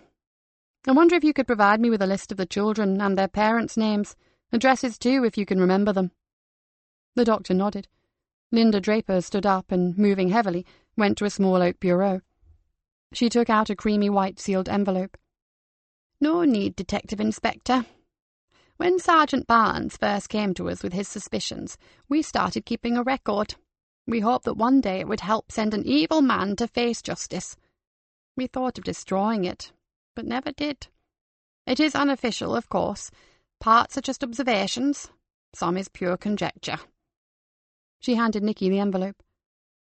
They're all there, Inspector, added the doctor. Names, addresses, dates. It ends when Avril Hammond was killed and her father's coat was found out on the marsh. The Avril Hammond case was left open, Doctor. She was never found. Who would know where to look out here on the fens? True. Nikki looked at the neatly written pages. This is far more than we could have expected. We do appreciate it. It will make our lives considerably easier. She passed the sheets of information to Joseph, who studied them eagerly. This is brilliant, Doctor. We already have a list of the population of the entire village and its environs, but this will cut down our interviewing time no end. Joseph looked through the names and uttered a grunt of surprise. Mom, look. Frederick Cartwright. No wonder Yvonne said she recognized the name. They were living here when the Troubles started. Joseph read aloud. Frederick and Ellen Cartwright to the Cottage End Drove, March 1968. Daughter Millicent brought to surgery, having fallen into a bramble patch. On examination, the lacerations, scratches and bruises were not consistent with the purported accident. One of the cuts was most certainly caused by a sharp bladed instrument, and a set of 3 bruises were believed to be from fingers grasping the girl's arm. Millie remained silent throughout the dressing of the wounds, and we did not see her out playing or with the other children from that day for at least 2 months. The doctor and his wife were looking from Joseph to Nikki. What else can you tell us about the Cartwright family, Doctor? Let me see. Ellen died back in the 70s. 73 or 74, I think. She picked up a really bad chest infection, and by the time they called me, it had turned into pneumonia. Millicent went abroad, Australia, not New Zealand. Fred sold up and went to stay with his sister, I think. Can't tell you any more, I'm afraid. How about you, Lynn? Not really. Old Maggie, Lily Harvey's sister, used to keep in touch with him after he moved away, but she's quite gaga now. I don't think she'd be much help to you. Why are you interested? Mr. Frederick Cartwright passed away last week, sudden death. We couldn't find much at all about his past. It seems that your excellent record-keeping may have answered another of our problems. He was living around here. The doctor looked puzzled. Greenborough. How odd. We never knew. The way news travels in these parts, you would think someone might have mentioned that he'd come back. He turned into something of a recluse, we believe. Ah, well, he had suffered such a lot. Perhaps I can understand that. Doctor, can we ask you about Gordon Hammond? We know something about him, obviously. One of our officers was on the original case, and we know he was suspected of abducting and killing his daughter Avril. Do you have any thoughts on this theory? More tea, please, my darling. This could turn into a long session, the doctor said to his wife. Linda Draper collected the cups and left the room. She paused in the doorway. The less I hear about that man, the better. The doctor turned to them. We're in 2 camps over this matter, Detective Inspector. My wife is adamant that Hammond was the pervert who terrorized the children, then finally turned to murder. And you don't think so? Joseph was interested to know why. Dr. Draper was the only person so far not to have condemned him outright. I can't really say. He was a strange man, moody, bad-tempered and rude. His son died tragically and I had to prescribe him tablets for a while. The locals picked on him because he didn't like drinking with them in the Running Horse. He kept himself to himself, and because of his temper, they reckoned he beat his wife. To my knowledge, Gladys was never beaten. She didn't have very good hand-eye coordination, as they put it nowadays. He chuckled. Let's say you would never have given Gladys your new car to park. She fell over things, walked into things, dropped things. She was born clumsy, and because she was always bruised or injured in some way, the rumour spread that Gordon knocked her about. And what about the girl, Avril? How was he with her? He adored her, evidently. She was a bright kid, and as far as I know, she lacked for little. Gladys came from a good family, but they disowned her when she married Gordon. Stupid, really. He was a damned hard worker and provided for them as best he could. He broke his wrist, didn't he? Fell from a barn roof. Didn't come to me until a while after. I ran him to the hospital, but it was too late. They wanted to operate to re-break it, but he didn't want to be away from home. They did what they could, but it always bothered him in damp weather. Do you think he was capable of murder? His best friend swore that he couldn't have done it, and I was tempted to agree with him. But who knows? Who was his best friend? Our old neighbour, the butcher, Cyril Roberts. Nikki recalled the deserted butcher's shop. Is he still here in Quinton? Sort of. He moved to an old cottage near the river, on the outskirts of the village. We hardly ever see him any more. His girl lives in Greenborough, and his wife and he split up not long after Avril disappeared. Where did she go? Nowhere. She's still here. She's got a terraced cottage in Midville Lane down by the pond. Not a happy woman, that one. Joseph was still writing notes. Sounds like they were in 2 camps as well. I'll say. They were at war. Cyril's wife always swore that Gordon had harmed their child in some way, but Cyril would have none of it. The doctor opened the cast-iron doors of the stove and pushed in 2 logs. He looked into the fire. This is purely conjecture, so don't hold me to it, but I think Cyril Roberts suspected someone else. It was only after Gordon's disappearance that he began to concede that his friend may have done those terrible things after all. And now we know that Gordon was murdered. Any ideas about who could have done it? Anyone and everyone on our list. Or even all of them. I'd say it was a very private trial and execution carried out by Quinton O'Dyke's native-born citizens. The door opened, and Linda Draper appeared with a second tray of tea. "I'm really sorry, Mrs. Draper, but we have to get off now." With a regretful look at the knitted tea cosy and china cups, Nikki stood up. "Your help has been invaluable, and I'm sure we will be back again with more questions if you don't mind. Thanks again." Linda Draper showed them out. When they reached the door, she touched Nikki's arm. "It was Hammond that hurt those children. I know it." Nikki stopped and looked at her. She sounded so certain. "Do you know something that your husband doesn't?" Linda Draper looked troubled. "I was somewhere I shouldn't have been, and I overheard one of the children actually saying it. They named Hammond." Nikki drew a breath. "Which one, Linda? Which child?" The voice was little more than a whisper. "Avril Hammond, on the day before she disappeared." She clutched at Nikki's arm. "I can't talk here. I'll ring you later, at 6 o'clock. The door closed behind them. Rory Wilkinson pulled off his mask, tore off the sterile examination gloves, and threw them in the waste bin.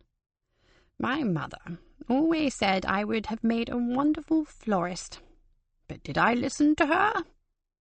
He stared at the cold, eviscerated body that lay on the autopsy table. The woman, little more than a child really, had been beautiful once. Now she was slit open from jaw to pubis. "What I'd give to be tying a pink ribbon on a bunch of pretty freesias. But what am I doing instead? I'm slicing up the bits that our killer missed, and there weren't many of those either." One of the mortuary assistants looked hopefully at the clock. "Can we return the organs to the body cavities now, sir?" "I'm going through a career crisis here, Charlie. But you don't care, do you?" "Can I take that as a yes, Professor?" "Charlie, listen to me. You can get out while there's still time. Go and be a hairdresser or a hod carrier. Anything but this." Rory waved his hand at the body on the table. "I was rather hoping to get off at 5 tonight, sir." Rory gave an exaggerated sigh and told his assistant to leave the tidying up. "I'll do it. It appears I have little better to occupy me at present. Leave her to me.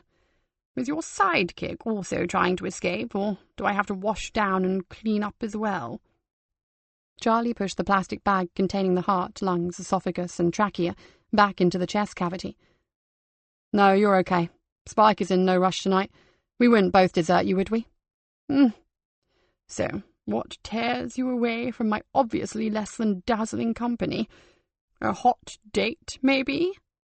"Something like that, though I'm not sure how hot yet." "Warm is good. Warm is hopeful. Tepid is, well, a bit iffy." "I'll remember that, sir." Spike had yet to return from his tea break, so Rory completed the work on Louise Lawson alone. He ran a finger along one of the deep, jagged gashes in the girl's thigh and tidied a lock of her corn-blonde hair. The sound of water trickling in the background could just be heard above the hum of the ventilator fans, and somewhere a printer began issuing reams of forensic data. Despite the occasional grouch, Rory was totally at home within these cold, antiseptic walls. The corpses and cadavers were all like beautiful puzzles that he tenderly and painstakingly solved. He was as comfortable in the mortuary as others are on a deserted beach, or strolling through a fragrant pinewood. But today, looking at the lifeless form of this pretty teenager, he felt strangely dispirited and more than a little uneasy. Spike, named for his particular haircut, returned to begin cleaning down the tables. Rory briefly wished that his old technician Matthew was back with him. Matthew had moved on, having spent several years working with Rory. He had always taken Rory's wicked jokes in good part, and Rory missed his humour. Charlie and Spike were competent enough, but neither had Matthew's spark. If Matt were here now, Rory would have told him about the alarm bells that were ringing. He sighed. He would just have to wait. Sid Wilson had spent most of his working life looking after the Quinton school. Nikki was surprised at how much he remembered about the countless children that had come and gone during all those years. They were bad times, make no mistake. The old man rubbed his arthritic hands together. My wife and I thought of moving away, but... He shrugged. This was our home. Both our families came from hereabouts, so where were we to go? Anywhere would have been better than Quinton, thought Nikki. I was the one who found little Lucy Clark after she had been hurt. Nikki recalled seeing the name in the doctor's notes. What happened to her? Hard to say. I found her alone in the boiler room after lessons had finished. I was doing my rounds before locking up. Poor little mite was huddled in that dark, smelly room, and I could say nothing to console her. He sighed. She was terrified and shrank away from me as if I'd been the one to hurt her. It was heartbreaking. And she never said what happened? Asked Joseph. Never. It still upsets me to think about it. The old man's eyes were moist, and Nikki decided to call a halt to the interview. She thanked him for his help, and they made their way back to the car. Some wounds never heal, do they? Joseph shook his head. Not the deep ones, no. Sid watched them go. He hoped they would find some answers. Mysteries were fine in films and books, but not to live with for most of your life. That was not fine at all. He pictured Lucy's face, and the memories flooded back. It was nearly 6 o'clock when he finished mopping the long main corridor. The last of the teachers had gone, and he went through the old building, checking that all the lights were off and locking the classroom doors. When he saw all was well, he went down the steep stone stairs to the boiler room where they kept the galvanized bucket and that old mop. The old place was quiet except for an occasional knocking in the hot water pipes that fed the big iron radiators in the classrooms and the muffled roar of the boiler. He undid his long khaki overall and hung it on a free coat hook next to some freshly washed dusters hanging out to dry. Then he heard a different sound. It was like a cat mewing. He tried to fathom out where it was coming from. It sounded eerie. He took a step towards the broom cupboard, then another. His arm was shaking. He reached out to wrench the door open, but he couldn't do it. That sound, it was horrible, like fear and grief all mixed up, and it turned his blood to ice. He took a breath, and then he realized it was a child crying, and he pulled open the door. On the floor, pushed back into a heap of old curtains, was a little girl. He saw the creased uniform of one of the younger pupils. "Sweetheart, whatever has happened?" he said. The child drew further back and whimpered. At that moment, he just couldn't remember her name. Usually he was good with names. The kids liked him, and they often came to him with their problems. He was in a funny position, really. An adult, but not a teacher or a parent, and they knew he couldn't punish them. He stared at her tear-stained face. It was half turned away from him. Then he saw her long golden hair in those braids, tied with an emerald green ribbon. "It's Lucy, isn't it?" he said. He knelt down on one knee. "It's only me, Mr. Wilson, the caretaker. You know me. He won't hurt you. Let me help you." He held out his hand, but she cried even louder. She didn't seem to want to move from her hiding place. His mind was in a whirl. He would have to ring the headmistress. She would know what to do. As he started to get up, there was a loud knock on the front door, and he heard someone calling his name. He pulled back the bolts and saw Ron Barnes, one of the local bobbies. He was looking anxious. "Sarge, am I glad to see you?" he said. "I've just found one of our youngsters all crying and miserable in a cupboard. Won't budge for love nor money." "Is it Lucy Clark, do you know?" Yes, it is." He practically dragged old Ron into the hall. "See if she'll listen to you. Poor little mite, something has terrified her." After a few kindly words and a few more stricter ones, Ron finally managed to crawl into the cupboard and lift out the child, now wailing out loud. "Oh, my." He just stopped himself saying it, in case he upset her even more. He had seen what had made her cry so hard. When Ron put her down, he turned her around and he saw her hair. The right-hand side still had a long blonde plait, but the left braid had been hacked off. It had been chopped so close to the scalp that he could see tiny drops of dried blood on the little girl's head. The patch looked raw and tender, but he guessed that she was crying from shame, not pain. Lucy Clark had been righteously proud of her tresses, and if what people said about her was correct, she had precious little else. No wonder it had taken until now for her to be missed. They were a poor family. Her mum worked, and Lucy usually stayed at friends' houses until her mother got home.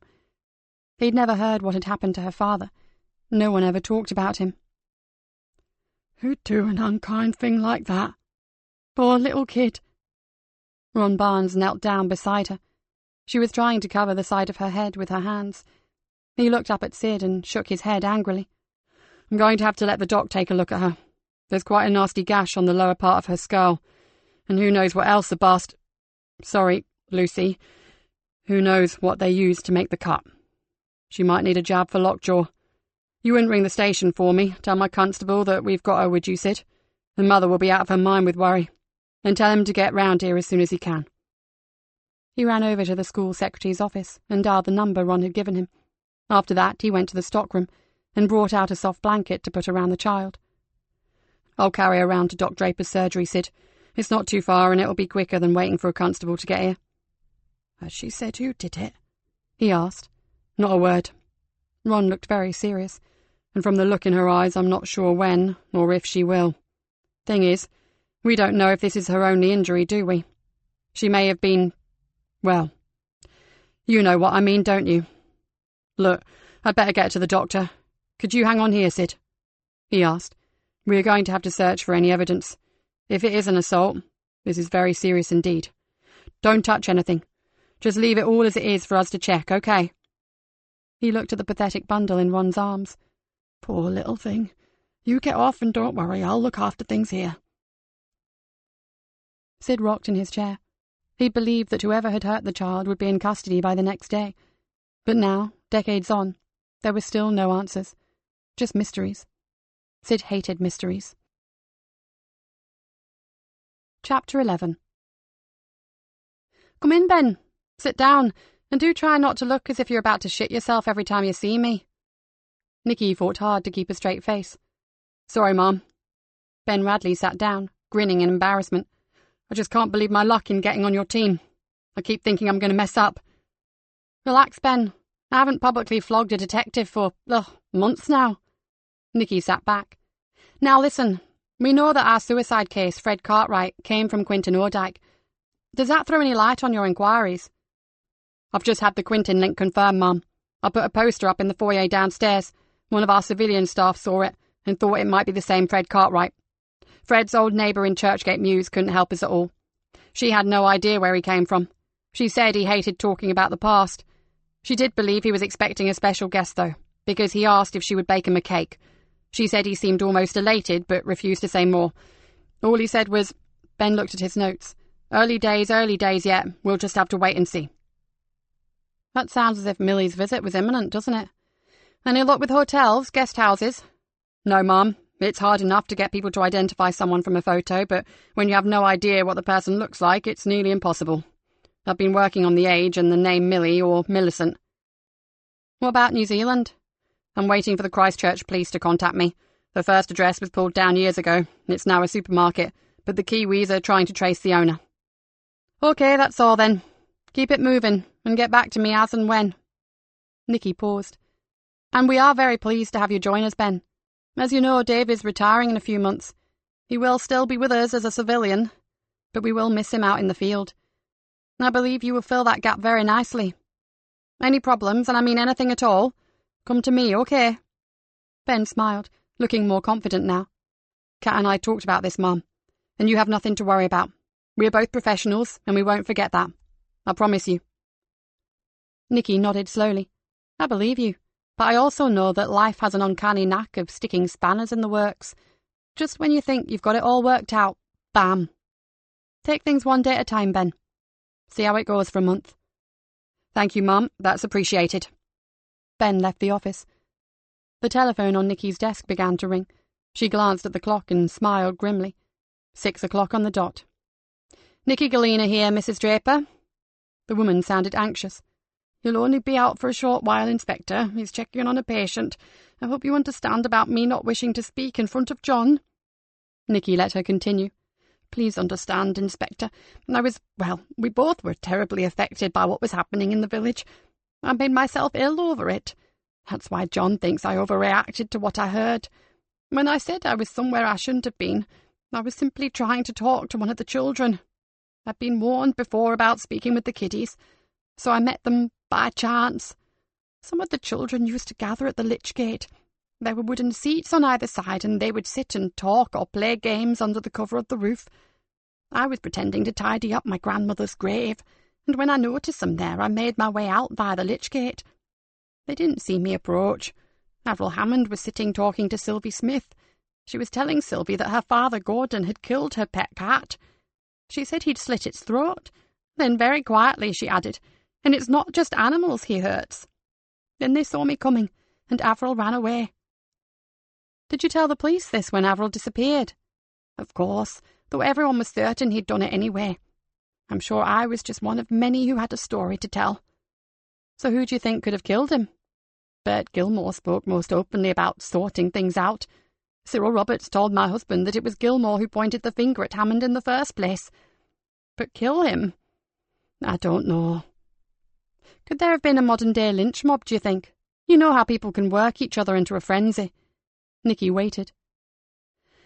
They were not hysterical killers out for revenge, Inspector Galena. They were simple working men, scared and superstitious. They muttered about retribution because their bairns were being terrorized and they were frightened. I just don't see them baying for blood. So who could have done it? Someone who kept it to themselves. A parent whose child had been damaged and took it very badly. I would imagine that eventually the hate boiled over. Do you have anyone in mind? No, Inspector. You would have to speak to them yourself, those that are left. That awful time changed the folk of Quintin. People were no longer their usual friendly selves, and sadly they still aren't. The children have grown up. Most of them have left the village, but none of them speak of it, even after all these years. None. Linda Draper sighed. Hammond damaged this village, and the scars will never go away. He was an evil man. Nikki heard her give a slight intake of breath. John is home. I hear his footsteps on the gravel. I hope I have been of some help. Goodbye. The phone went silent, and Nikki heard the words, "He killed her cat." It had been cat's blood on the jacket. Nikki yawned. Time to go. She pulled out a few reports to read at home, and then put them back. Not tonight. She would eat, then spend the evening with a good book and a glass of red wine. Nikki lit the fire, more for company than warmth, and rummaged around in the freezer. Joseph Easter, you really need to get back to normal soon or I will run out of things to eat. She pulled out a container labelled Joseph's Red Hot Chili and a small bag of frozen rice. For Nikki, this was real cooking. She grated some cheese and opened a bag of tortilla chips. She enjoyed her meal, although she missed Joseph's company. She went into the sitting room, put down her glass and settled near the crackling log fire. After reading the same line 3 times over, Nikki gave in. Quintin O'Dyke had slithered into her thoughts like stinking marsh gas, and she couldn't let it out.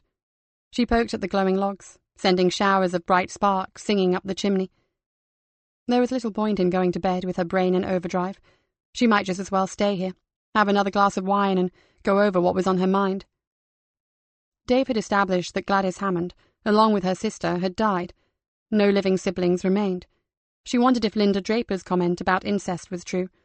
In that case, anyone could be related to anyone. Nikki considered the 2 Drapers. They were almost inseparable, yet poles apart in the case of Gordon Hammond. Nikki sipped her wine. She was looking forward to hearing from Yvonne. Vonnie's old mentor, Ron Barnes, could turn out to be an invaluable source of information. Thoughts of older, wiser people led Nikki to her mother. After what had happened to Louise Lawson's daughter, Maybe it wasn't such a good idea for Eve to join the briar patch. Then again, she reached for the phone. Eve Anderson? Mum, it's me. How are you? I'm fine, dear, and you? I'm missing Joseph's marvellous suppers, both the food and the company, if you must know. Oh, dear. Still being nursemaid to the ex, is he? She seems to be having some kind of nervous breakdown, and she's leaning very heavily on Joseph. Eve snorted. Breakdown? I suspect that having been jilted, Laura is jealous and trying to entrap your Joseph. He's not my Joseph, Mum. He's far more yours than hers, and you know it. Nikki didn't answer. Don't worry, sweetheart. Joseph is no fool. He'll soon see things as they really are. But he does have his family to consider. Don't forget that Joseph wouldn't have a family at all if it wasn't for you. It was you who brought Tamsin home, wasn't it? And you who made her see her father as he really is. Don't underestimate Joseph's feelings for you, Nikki. He cares very deeply, and he won't let the drama queen have her own way for too much longer. She paused. Joseph's only problem is that he's too nice. He doesn't want to hurt anyone, not even that witch, Laura. Nikki didn't ever remember Eve being so emphatic. Thank you. I'll hang on to those words. But before you take up work as an agony aunt, I have a little job for you if you're interested. Oh, bring it on. Is it dangerous? I do hope so. Eve, it's just a little bit of covert ferreting, that's all. Ah, the best kind. Can I wear a disguise? Nikki laughed. No, I want you to be your charming self and get friendly with one or two members of a certain private club. Sounds intriguing. There is a downside. Nikki told Eve what she knew about the briar patch. Oh, I've heard all about that place, dear. In fact, there's a good chance I may be invited to attend. Oh? A friend of mine, Grace Campion from the art club, is a member. She said she'd sign me in if I ever wanted a woman's night out. Nikki tensed. Grace Campion was one of the Briar's elite women. Who better for Eve to become friendly with? Well, sod that for a game of soldiers. Here I am, struggling to find scraps of info about the place, and you've already been invited. I don't believe it. It's not what you know, my darling, but who. So it seems. Grace is one of the women I'd like you to talk to. Interesting. So how can I help? I'll get back to you tomorrow, when I've had a chance to speak to Joseph, and also to a woman called Spooky. I want to use her to liaise with you. Spooky? How fascinating. Her proper name is Sarah Jukes. She's an IT boffin, a friend of mine, and a member of the club. Oh, and you never call her by her real name, okay? Then Spooky it is. A few minutes later, Nikki rang off. What a stroke of luck. All at once she felt drowsy, and decided to have an early night while she could. And tonight she would not look across to Knott Cottage, but simply pull the curtains. She hoped that Eve was right, and she and Joseph would have their old life back before long, and the red 4x4 would be gone. For the second time in half an hour, Rory picked up his duvet from the floor. He was worried. The late news had mentioned guerrilla fighters taking hostages in the area where David was working. There had been no phone call from him for 2 days. This would not normally have unsettled him. After all, it was a nasty little cesspit of a country, and mobile phones were almost useless there. Even a 3 or 4 day silence was not unusual. But the news report had worried him. Moreover, the Lawson girl was still on his mind. It would take days to complete a full post-mortem report. He got up, wandered to the window and stared out. Their top-floor flat afforded him breathtaking views across the town to the fenlands beyond. It was especially beautiful after dark. Tonight, though, it was sinister. The fens looked bleak, dark, and almost frightening. Why had David chosen a job that took him to such dangerous places? Trying to banish thoughts of David from his mind, Rory returned to Louise Lawson. She had shared a flat with 2 other girls, which was open house for dozens of hedonistic, fun-loving, unhygienic students. Rory and his team had collected samples of every type of secretion, fluid, hair, fibre, flake, and general detritus that human beings could possibly shed. It was proving a nightmare to analyse all this, and it would take time. Sadly, there were no shortcuts, because their last visitor had been a particularly unpleasant one. Rory wasn't a drinker. His father had been a violent alcoholic. Louise Lawson had been drinking. He wondered if she had been drinking with her killer. What was it that disturbed him about the Lawson girl? Rory could not think. He returned to his dishevelled bed and lay down. He would have to wait to hear that his lovely David was safe, and for reports about the gregarious Louise Lawson to filter back in. For once, Rory was as edgy and impatient as his friends in the CID room. He snuggled down, absent-mindedly reaching across to David's side of the bed.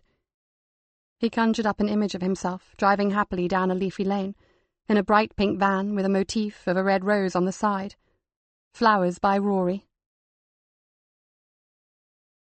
Chapter 12. Nikki walked into her new murder room, her arms piled high with files, to be greeted by the hum of a large photocopier and a 4-foot-high plant that looked like a small palm tree. Where the hell did they come from? Her only answer was a series of shrugs and a chorus of no idea. When are we expecting the 3-piece suite and fish tank to arrive? No response. Yvonne, how is your old friend, Sergeant Ron Barnes? Fine, Mum, except he's crippled with arthritis. Between us, we recalled one hell of a lot about the old case. He was chuffed to hear that Gordon hadn't drowned. He always swore he'd only believe it when he saw the fish-nibbled toes. Lovely. So what did he tell you that we don't know already? He was living in Yorkshire for quite a few years, Mum, and lost touch with most folks hereabouts. But he did say that the case of the abused children had upset him a great deal. When he came back to Greenborough earlier this year, he saw one of the girls, now in her 40s, working in a local cafe. He tried to speak to her, but she pretended not to recognise him. He didn't press her. She seemed very strange. It set him wondering about the other kids. Had they been permanently damaged, or had they left it behind and got on with their lives? Dave smiled. Once a copper, always a copper, huh? He must be nearly 80 by now. And still sharp as a stiletto, believe me, said Yvonne. But here's the thing. He found 4 of them living right here in Greenborough. One still in Quinton Odyke, one lives in Skegness, one in West Salterby, one had taken an overdose, and one he cannot trace. He's given me a list of the names and addresses. Reckons he's really glad to hand it over to the professionals. He'd started to ferret around in a very limited way, and he didn't like what he was digging up. Added to the one provided by the doctor and his wife, it'll be enough for us to start making some inquiries. Nikki took the handwritten sheet and stared at it. The child he could not find was Millicent Cartwright, of course, and we're having a spot of bother finding her ourselves. She shook her head. I'm not used to being handed information on a plate. It's quite disconcerting. Nikki told them what Linda Draper had overheard. We will check out the 4 names and addresses in Greenborough first, then we'll go check the outlying ones this afternoon. We'll work in pairs, Kat and Yvonne, and Joseph and myself. Ben, you keep hunting for the Cartwright girl, and Dave, you can run the office and give Ben a hand if he needs it. She turned to Kat and Joseph. I've copied the Draper notes for each of you. I suggest you read what they say about your particular witness, and I don't have to tell you to be tactful. Kat, you take Lucy Clark. According to this, she works for the Tasty Toasty in Herring Lane. Her home address is there too. You can also try George Ackroyd. We only have a home address for him, so play that one by ear, okay? Joseph, we'll look for Delia Roberts and Terry Harvey. The woman stared at Kat and shook her head. No, she could not possibly talk to them. She was far too busy. Her manageress would not like it one bit. She could lose her job. Her skin was pasty and her eyes were wide, the pupils too large for the bright lights of the cafe. Kat spoke calmly. She had done nothing wrong. They simply wanted her help with something. While Kat talked, Yvonne took the manageress aside and asked if she had somewhere quiet where they could talk to Lucy privately. She assured her that they only wanted some information regarding an old case.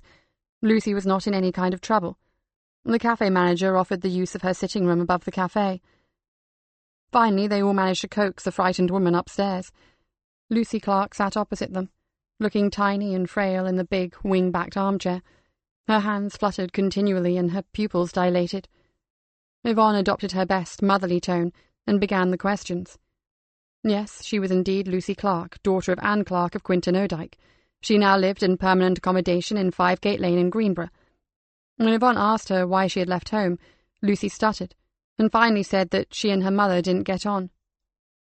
Now, Lucy, we don't want to distress you in any way, but we need to talk to you about a family who lived in Quinton when you were a child.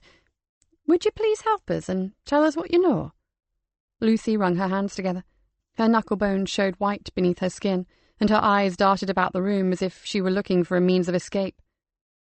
The family were called Hammond. Do you remember them? She nodded and chewed on her bottom lip. Was Avril Hammond a friend of yours? She must have been about the same age as you. Maybe a little older. Lucy swallowed. We weren't friends. She wasn't in my class. She disappeared, didn't she? They said her father killed her and buried her out on the fen, then drowned himself. She spoke in a monotone, as if the words had been learned by rote. Gordon Hammond did not drown, Lucy. Yvonne paused. The tiny woman began to shiver. It's all right, Lucy. He is dead. We know that for sure. The thing is, he was murdered, and we need to know everything we can about him. Dead? Yes. He can't hurt anyone anymore. Yvonne waited a moment. Did he ever hurt you, Lucy? She leapt up so fast that Yvonne and Kat jumped. I have to get back to work. I can't answer your questions. It was too long ago. I don't remember. Go away! Spit dribbled down her chin. Please, won't you leave me alone? It's all right, Lucy. You go back to work. We only wanted you to know that he's gone, okay? We do need to find who killed him, so if you can think of anything that could help us... Kat handed her a card. Just ask for Kat, and we won't hassle you, I promise. That went well. She's on something. Some heavy prescription drug, I reckon. Her nerves are shot to pieces, said Yvonne. I had noticed, funny. I nearly had a coronary when she jumped up like that. Phew, I'm not sure what to make of it, are you? Yvonne shook her head. Frankly, no. And we don't even know if her condition is due to something else. An illness, perhaps, or is it directly related to having been abused? Well, I can hardly wait for our next interview, can you? Who is it, George Ackroyd? Kat looked at the list. Yes, let's hope he's out. George Ackroyd was in. He was always in. Agoraphobia, Mr. Ackroyd. I'm sorry to hear that. How'd you manage? You live alone, don't you? Yvonne looked genuinely concerned. He spoke so quietly that Kat had to move closer to hear him. I've managed for 15 years now. It happened after my father died. My mother passed away when I was very small and my dad was everything to me. I had a breakdown when he went. What about shopping? Do you have friends that help you? Yvonne asked. I go out when it's dark and quiet. I can face empty streets, although I can't go far. The mini-mart on the corner of Churchill Avenue stays open until midnight. I get my food there. They're very nice people. Ravi even delivers if I have a bad spell and can't get out at all. Kat looked at his clean but faded and unfashionable clothes. No browsing the menswear departments for George Ackroyd. Do you work? From home, I mean? No, I get some benefits, enough to live on. The rent is low and I don't spend much. You can say that again, thought Kat. The flat was little more than a bedsit and the furnishings were basic to say the least. What happened to your father's house? Did you sell it when he died? He looked at her sadly. Our home was a tied cottage belonging to the Bromley estate. It's a big farm on the seaward side of Quinton. As I wasn't employed by the estate, the cottage was forfeit and it was returned to the Bromleys. Mr. Ackroyd, can we ask you some questions about Quinton Ordyke? You see, a man that we've identified as a Gordon Hammond has been found murdered. We believe that you lived in the village at the same time as he and his family did. Kat watched for his reactions while Yvonne spoke. Apart from a slight quiver of an eyelid, he remained impassive. There was some trouble in the village back in the late 70s, early 80s. Hammond apparently abused some children. There were other things like missing and dead pets, I think. Luckily, I was not involved. It ended when his daughter died and we all thought that he had killed himself. You're saying that we were wrong? Avril went missing and is now presumed dead, and someone murdered Gordon. The tic made him rub his eye, but he said nothing.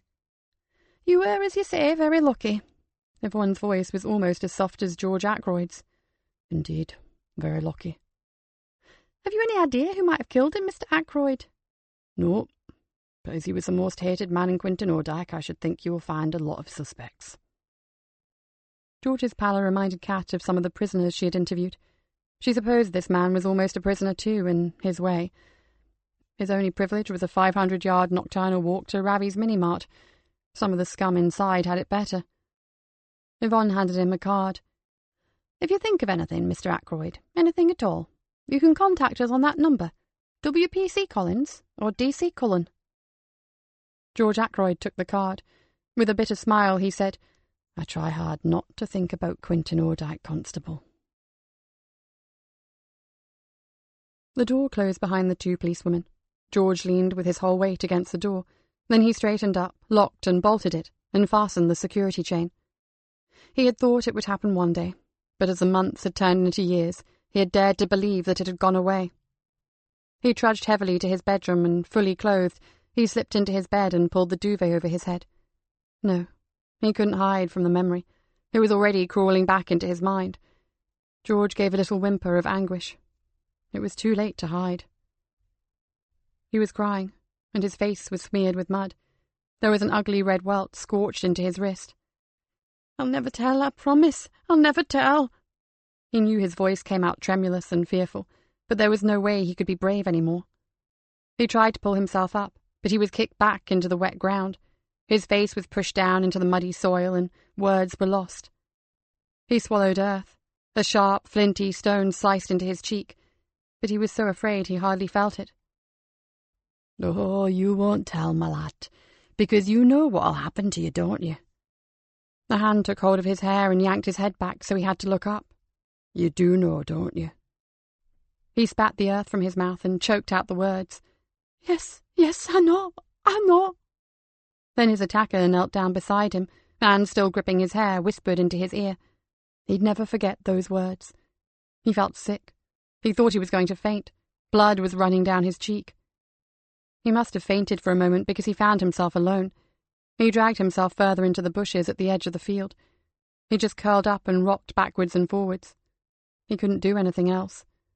Then he realized that it was getting dark, so he found his way back to his bicycle. It hurt to lift the old black bike from the thorny hedgerow.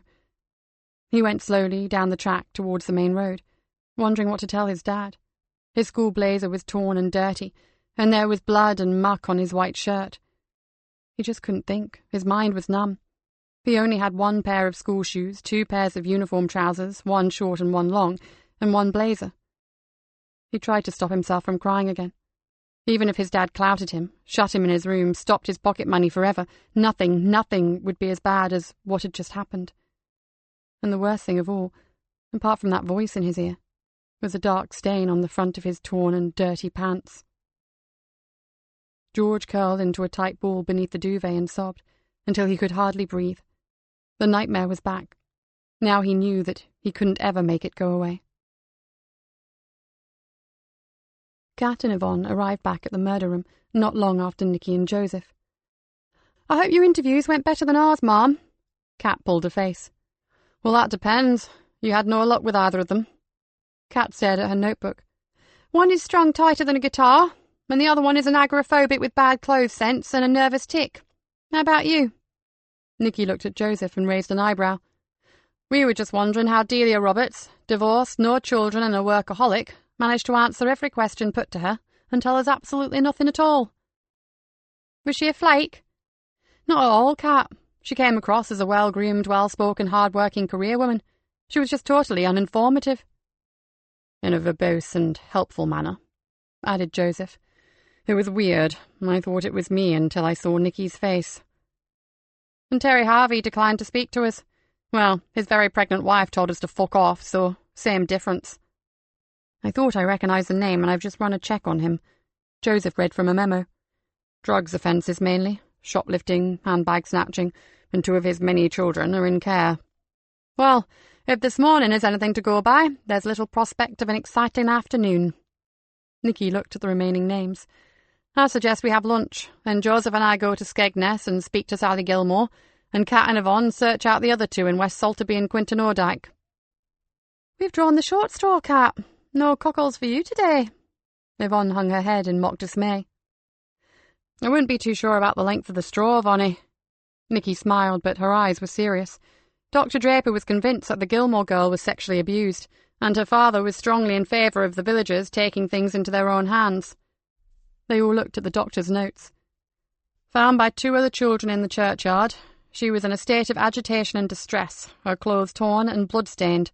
They took her home, where she declared that she had been attacked by a black dog. No trace of any such animal was found. Linda saw the 3 children as they made their way into the Gilmore's cottage. She noticed the blood on the lower part of Sally's torn dress, but Bert Gilmore said it was nothing, not as bad as it looked, and closed the door on her. Sally became sullen and uncommunicative in the following months, rarely leaving home and often playing truant from school. Neither Linda nor I ever noticed anything in the way of bite marks or defensive wounds on the child. We suppose the dog attack to be a fabrication, and from the condition of her torn clothing, that she had been sexually attacked. Kat lowered the sheet of paper and sighed. I wonder what state she will be in. Nikki glanced up at the newly arrived wall clock. Let's get lunch, shall we? We'll soon find out. Yvonne pulled into the small, deserted car park behind West Salterby Police Station. It was a grand title for a building about the size of a public convenience. The station consisted of an office, a tiny kitchenette, and a store cupboard. Manned by a single officer, it was only open for a few hours each day. This officer spent the rest of his time policing a tiny population spread across acres of empty farmland and marsh. No wonder PC Steve Royal wanted out. "Losky me," said Steve in a bad imitation of the local accent. "Visitation from CRD. Whatever's happened? Someone selling black market cauliflowers in Greenborough Street Market?" Yvonne nodded to the tall, muscular copper. "Hello, Steve. No, nothing agricultural this time. We just wanted a word with a chap who lives in the village here. A fellow called Peter Lee, do you know him?" Steve ran a tanned hand through his cropped hair, and his cheerful expression disappeared. "Yes, I know him. In fact, I'm trying to settle a dispute between him and his neighbour, hopefully before it turns nasty." "What's it about?" asked Kat. "A caravan. You know what it's like out here, DC Cullen. Nearly every bit of empty ground has a rotting static on it somewhere. They use them for everything and anything. Putting up casual workers, storing seed trays, breeding canaries, place to put your spare tractor parts, you name it. Peter Lee's neighbour uses his as a dog kennel for his old boxer bitch. Lee reckons it's an eyesore and wants it moved." "Is he being reasonable?" "No way. The caravan isn't anywhere near his boundary, and it's not a wreck either. He's just a grumpy old sod. If it wasn't that, it would be something else." Kat looked surprised. "Surely he's only in his early 40s. "Yeah, going on 95. What do you want to talk to him about, anyway?" "The Hammond case," said Yvonne. "You know, that 30-year-old murder." "I bet he did it, Bonnie. And he wouldn't have needed a weapon either. He would have bored them to death." Kat grinned. "Want to come with us, Constable, seeing as how he's such a pal of yours?" "Love to. But I've just remembered an important case I have to deal with. Some cunning devil has been stealing organic parsnips and using them for highly immoral purposes." Steve's face remained impassive. Kat looked at him. "You are joking." "You can never be sure around here." Steve rolled his eyes. "Lee lives in the row of detached cottages behind the bakery. Good luck." Peter Lee examined their IDs minutely and immediately launched into a long diatribe about his neighbour and his caravan.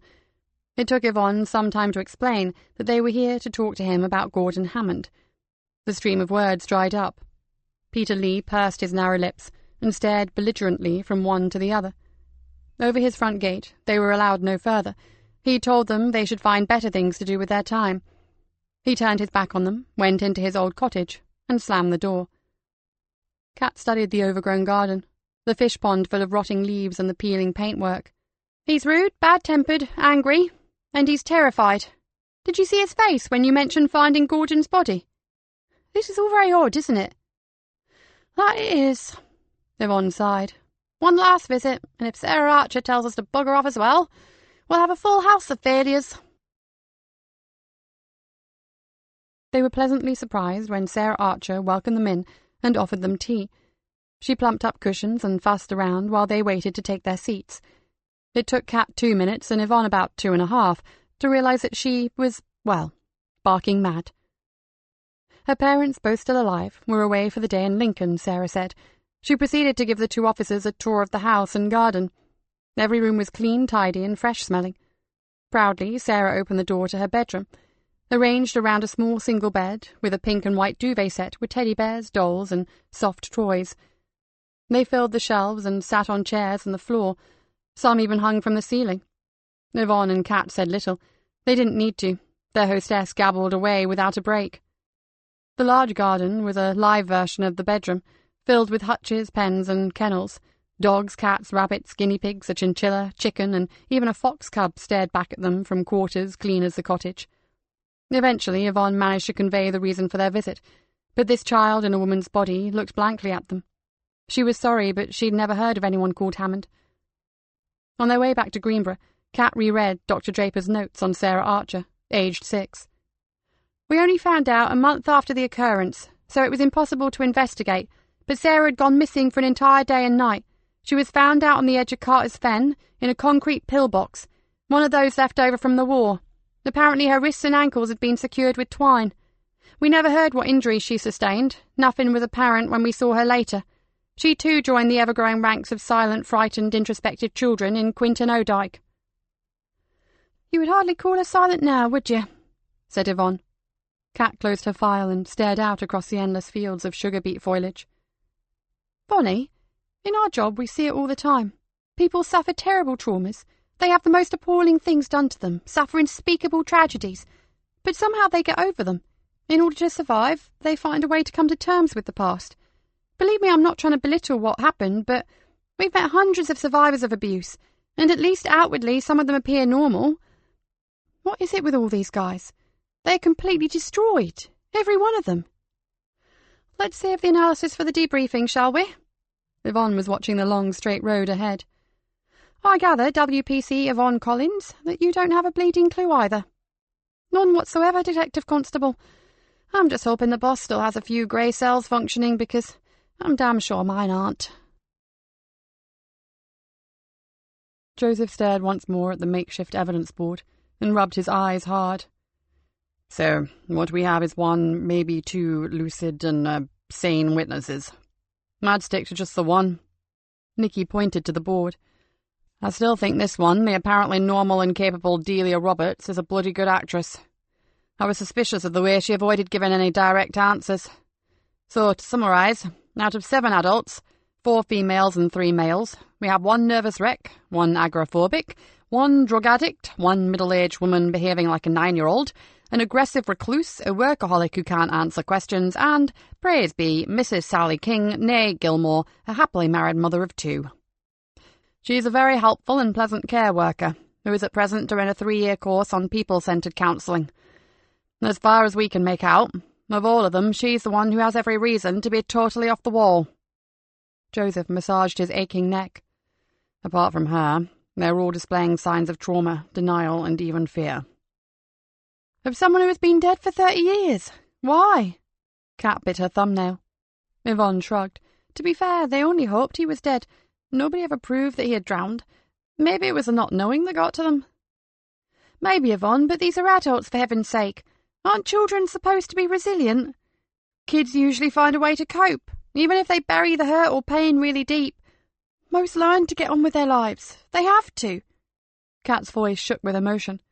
"You have to, or the abuser wins. And if that happens—" She threw up her hands and fell silent. The others were also silent for a moment, and then Joseph said softly, "That sounds like it came from the personal experience school of psychology." "It's from the shit happens school, actually." Kat looked down. Nikki steered them back to practicalities. "Next step is to interview the remaining parents. The man that intrigues me most is Quinton's old master butcher, Cyril Roberts, as well as his ex-wife. I'll be very interested to know what he says when he hears his old friend was murdered. I'd like to find out if he really did suspect someone else of the child abuse. So tomorrow morning, bright and early, unless we're back with Madeline Prospero, we take on Quinton O'Dyke's older generation." The others departed, leaving Nikki and Joseph by themselves in the big old mess room. "What time did Tamsin and Niall get in?" Joseph glanced at his watch. "In about half an hour. They'll have to clear customs and drive back here, so I expect they'll be in their cottage by 10:30 if nothing goes wrong." "Are you going to welcome them?" Nikki asked. He grinned. "No way. Their first night in their marital home. Are you kidding?" "So, is this our big chance to grab a takeaway and a bottle of vino?" His face clouded over. Nikki saw it and threw him a lifeline. "Sorry, I take that back. I forgot. I'm calling into Eve's after work. She'll probably have something rustled up." She smiled at him, hurting inside. "Another night, huh?" He nodded. "Absolutely. As soon as possible." He stared down at his feet. "I am getting somewhere with Laura. I think she's beginning to realise that she can't use me as a crutch and that she has to move on." His voice was despondent, but not quickly enough for my liking. "That makes two of us," thought Nikki grimly. "Do what you need to, Joseph, and remember, you know where I am if you need me." "I'm sorry, Nikki. This is not of my making, you do know that, don't you?" Nikki thought she had never seen him look so miserable. "Of course I do, numpty. Now, pin back your ears and listen while I tell you about a certain invite my mother's just had. It could be very fortunate for us." Nikki was in mid-flow when she heard a knock at the door. "Come." Spooky stuck her head in and whistled. "My, your decor goes from strength to strength, doesn't it?" "Come on in, Terence Conran." Nikki peered at her face, and then she grinned. "You got it, didn't you?" "I sure did. Get out that champagne right now." Joseph stood up. "I'll leave you two to chat. See you in the morning." "Crack of dawn, so we can take on Quint and Ordite before they're fully awake." "I'll be here." He gave Spooky a little bow. "Congratulations. I'm sure we'll be seeing a lot of you from now on." "As long as my accommodation is a little more up-to-date than Nikki's." Joseph laughed. "You should be all right. The rest of the building was rebuilt, all nice and modern. It's just us that have an ancient ruin." "And if you do get an old stockroom, try to think of it as character building," said Nikki. "Sod that. I've got quite enough character, thanks. What I need is big power cables and racks of servers." Spooky laughed. "Actually, I've seen the rooms and they are great. I can't wait to get started." She looked at Nikki. "And now I need to get home to give Bliss the good news. I just had to let you know first." "Before you go, I need to run something past you. Can you stay for just a few minutes?" Spooky sat down. "Is it about Maddie?" "Kind of. The thing is, someone quite close to me has had an informal invite to go along to the Briar Patch. Would you keep an eye on her for me? She's new to the area and no one knows she has a connection to the police force. She could be a very valuable asset." Spooky nodded. "Of course. Any idea who invited her?" "A member who belongs to an art club, Grace Campion." She's a great landscape artist, and she does go to a Greenborough art group. How do you want me to play it?" "I'll tell her about you, just so she knows who to contact if she needs any help. But other than that, just keep watch. If you get too friendly, they might suspect something." "Understood. Just let me know when she plans on going and I'll make sure I'm there." "Brilliant. Now go tell Bliss that you were gainfully employed at the cop shop." Nikki stood up. "Meanwhile, I'll go and see my new secret agent and show her a photo of you." "I didn't know you had one." "That time we won the Culpeper Badminton Trophy, doubles match against Sultan Le Fen." "Good Lord, I'd almost forgotten that." Spooky paused in the doorway. "Oh, what's this woman's name?" "Eve Anderson." "Nice name. Nice woman. Take care of her." Dr. Draper sank into an old armchair and looked up at his wife. "I wish this Hammond thing hadn't reared its ugly head again." "I don't suppose you were the only one to think that, dear. There's one person in particular who'll be very worried by all the renewed attention." He screwed up his brow. "Oh, who?" "Whoever killed Gordon, of course." "You really think he is still here?" Linda shrugged. "Who knows? The older ones rarely stray too far, do they?" She touched her husband's shoulder. "I'm going to get supper. You have a rest and I'll call you when it's ready." John Draper wondered if they would ever get to the bottom of it all. He stared into the fire and was back there again, sitting in his surgery and looking across his desk to a very angry man. "Doctor, I know my child." The patient, Bert Gilmore, slammed a clenched fist down onto his desktop, and his stethoscope jumped in the air. A pile of patients' records went cascading down onto the floor. He picked them up slowly, giving the man time to calm down. Then he sat back in his chair and surveyed the florid, wide-eyed face. Bert's jaw protruded. It was clamped so tight that his lips, chapped by the wind, could hardly be seen. Bert was the third parent this month to come to him for a wonder pill, some miracle tonic that would restore their sullen, uncommunicative offspring to their former mischievous selves.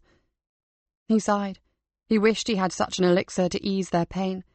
He dearly wanted to help the children, but he was dealing with distraught and poorly educated mothers and fathers. Their outlook was almost medieval. "I'm sorry, Bert. I don't have anything I can give her. We need to make her tell us what is wrong. We have to find out what the underlying problem is before I can do anything to help her." Bert Gilmore expelled a lungful of air and slumped forward, his head in his hands. "She won't talk. Not to her mam, not to her brothers, and certainly not to me." His voice was hoarse and he spoke slowly. "Can I try, Bert? Would you let me talk to her, away from you and the family? I'd have Mrs. Draper with me. Perhaps she might open up to us." Bert's eyes narrowed. "What? And you say your new-fangled mind games on her? I've read about all that malarkey in the papers, hypnotism and the like. She's not balmy, you know. It's probably just growing pains, nothing that a good tonic wouldn't fix." The eyes were pleading. "You know full well it isn't growing pains, Bert, and I just want to talk to her. That's all. Get her to trust me, and then she might tell me what happened." He had been down this road before, first with Fred and Ellen Cartwright, then with Bill and Lily Harvey. Both times he was met with the same suspicious expressions. Apparently overnight, Millie Cartwright, Terry Harvey, and now Sally Gilmore had withdrawn like hermit crabs into their shells, shutting out their bewildered parents, who had no idea what had happened. He added these cases to the vicious attack on Lucy Clark the previous month, and Sergeant Ron Barnes's off-the-record suspicion that little George Ackroyd had been interfered with, and he became certain that the villagers of Sleepy Quinton Odike had a child molester in their midst. "Please, Bert, let me try.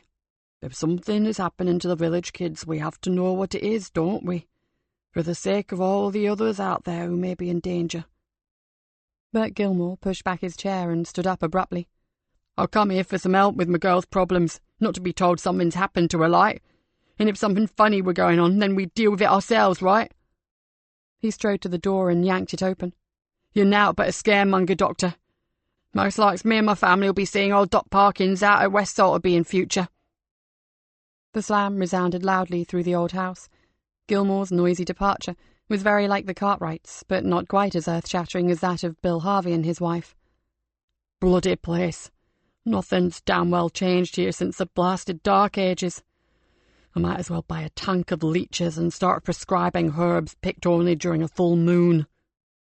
His wife peeked around the door. "Thank God he was your last patient. Do you need the screwdriver for the door handle again, dear?"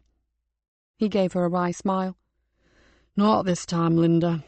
Bert didn't have quite the heft of Bill Harvey. But then again, Bill farms potatoes, and that's heavier work than gutting fish." He stared down at his notes. "What am I going to do, Lynn?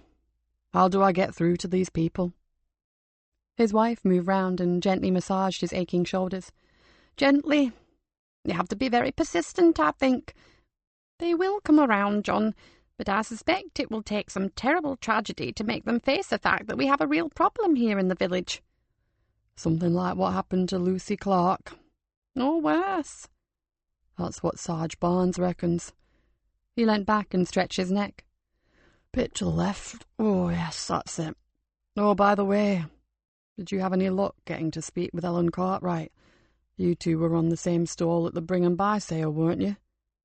"She swapped for the tombola." "So they don't trust you either?" "They don't trust anyone, John, and they're scared." "If we do have a pervert out there, then they have every reason to be scared. If only one of the children would have the courage to say something." "Would you, if you had Bill Harvey for a father?" "Probably not. And I certainly wouldn't if the person that terrorised me was right here in the community, and maybe even knew my parents." "Exactly. And you're not a little 7-year-old kid, are you?" He took her hand and turned to face her. "Youngsters usually try to blot it out, pretend it never happened. I hoped I would have a chance to get through to one of the children, but it doesn't look as if I'm going to get one, does it?" "Chin up, darling. All you can do is be there for them when they come running back to you, which they will. No one is going to travel all that way out to West Salterby if they feel groggy, especially when they know that dear Dr. Parkins might well be pissed as a newt when they get there. They also know that you are a damned good doctor.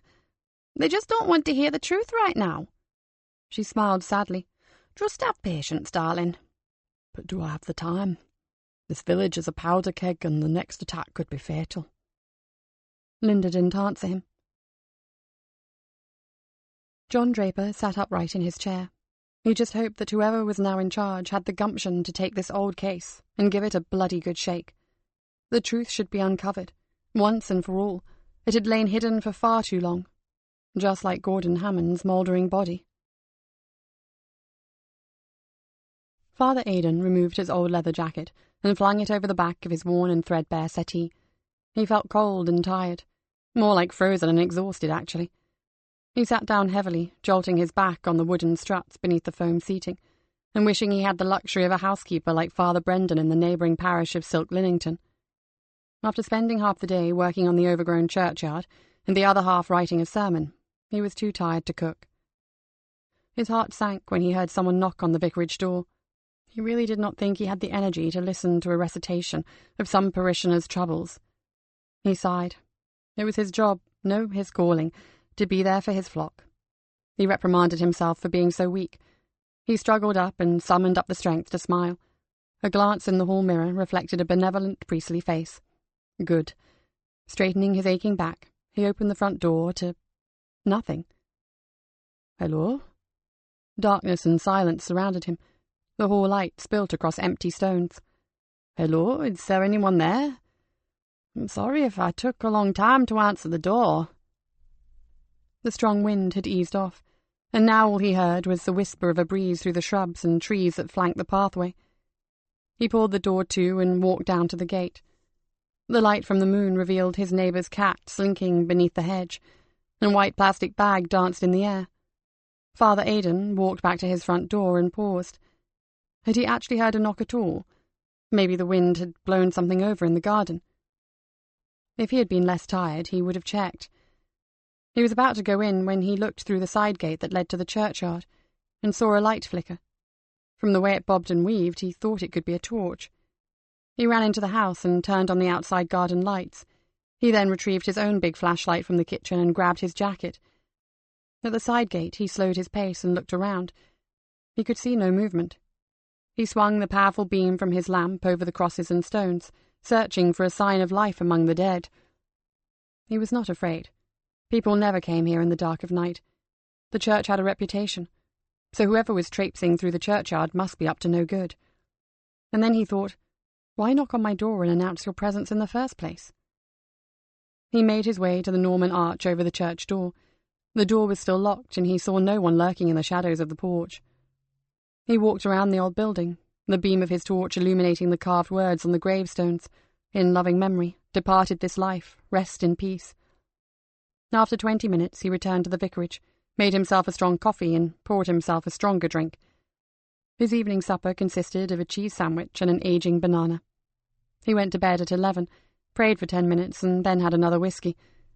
He decided to leave the outside light on. Chapter 13. After an early breakfast, Nikki and her team were preparing for their visit to Quinton Odyke when the phone rang. Joseph took it. Sorry, Nikki, but I think you'll want to take this. It's Father Aidan from St. Augustine's again. Bloody hell, he hasn't found another murdered murderer, has he? Kat dropped her clipboard onto the desk and stood waiting. Father Aidan, good morning, and what can we do for you? Then her smile faded, and she beckoned to Kat. Do you see Cullen? We'll come straight over. Leave it where you found it, Father. Cover it if you think it best. You know, children seeing it. Nikki hung up, looking slightly uneasy. Kat, it may be nothing, probably some bored little tow rags with a nasty sense of humour, but check it out anyway. You know where to go. What's the poor sod found this time, Ma'am? Rabbits. Dead rabbits placed on the site of Gordon Hammond's unofficial grave. Oh, great. Just after breakfast, too. Sorry, Kat, but under the circumstances it has to be investigated. Ring me when you've taken a look. I'll go on with the others. If it turns out to be nothing, then catch us up in Quinton. If not, we'll see you back here. Not exactly the work of the local fox, is it, Father? Kat said. Not unless he's discovered how to use a sharp knife, Father Aidan replied. When did you find it? Kat listened to the young priest's account of the previous night's events. Just after dawn, he had gone out to check in case the tombstones or the church had been vandalised. It's no coincidence that it's Hammond's temporary resting place, is it? No, Father. Your dissected bunny and his friends are definitely here for a reason. Look, I'm going to have to get some photographs. Normally I'd just say get rid of it, but because of the situation, I'd like to keep a record. We may need a photographer to come out, and I'd better let the governor know. The priest carefully draped 2 black bin bags over the macabre tableau, while Kat rang Nikki. "Mom, some sick git has gutted one rabbit and staked it out, biology lesson style, and beheaded a couple of other bunnies, and carefully placed them all over the area of Hammond's grave. Oh, hang on, Mum, the priest is calling me." With the phone in one hand, she returned to the grave, where Father Aidan was pointing to something in the bushes. "Looks like there's a note, Mum. It's scribbled in black felt pen on a big piece of card. It says, 'Lest we forget,' in capital letters. There are 2 rough holes in the top and a bit of bloody string dangling from it. I think it may have been attached to our dead bunny display, but the wind blew it into the bushes." Nikki told her to bag the message. It was not sufficiently important to warrant turning out a forensic photographer or a Soko, but Kat should take photos and carefully check the scene in case something else had been left. Kat and the priest searched carefully for nearly half an hour, but found nothing else. Father Aidan made them both coffee, while Kat took photos on her smartphone and sent them back to Dave to print off. She took the luckless priest's statement and helped him to bag up the remains. "Anything else that you see or hear, Father, just call us. I don't think you should be chasing around in the dark. Whoever filleted Bugs Bunny might turn to you next time. You never know these days, so be careful, okay?" By midday, Nikki, Joseph and Yvonne felt as if the villagers of Quintin Odyke had built a brick wall around themselves. They had been told to go away in various terms. The last one, Bill Harvey, had expressed his irritation at seeing them by answering the door with a broken shotgun over his arm. No one wanted to help with their inquiries, no one cared that Gordon Hammond had been murdered, and no one wanted to remember. "Just your butcher now, Cyril Roberts." Joseph crossed another name off the list. "I wonder if he will be any more interested in seeing us than his wife was." He frowned. "I'm sure she didn't have to be that rude." Nikki shook her head. "They've all lost their children. For whatever reason, every single one of them has left. It's no wonder the parents are bitter." "I suppose so. Well, let's see how Gordon's only friend feels about his murder." "God, this awful place reminds me of—" Yvonne's words faded into silence. Nobody spoke. Then Nikki said, "I thought so too at first, Yvonne. Lonely, difficult to find, looks derelict from a distance. But no, it's not like that awful case. He is making an effort here." Indeed, they could see a few straggly pot plants bravely holding out against the wind. The garage doors had recently been mended, and the Toyota pickup in the yard was moderately clean. There was washing blowing on the line, and the net curtains were almost white. Cyril Roberts was waiting for them. "I wondered when you'd come." He opened the door, and they trooped inside. "Have a seat. I saw Doc Draper. He said Gordon had been done for, so knew you'd be here soon.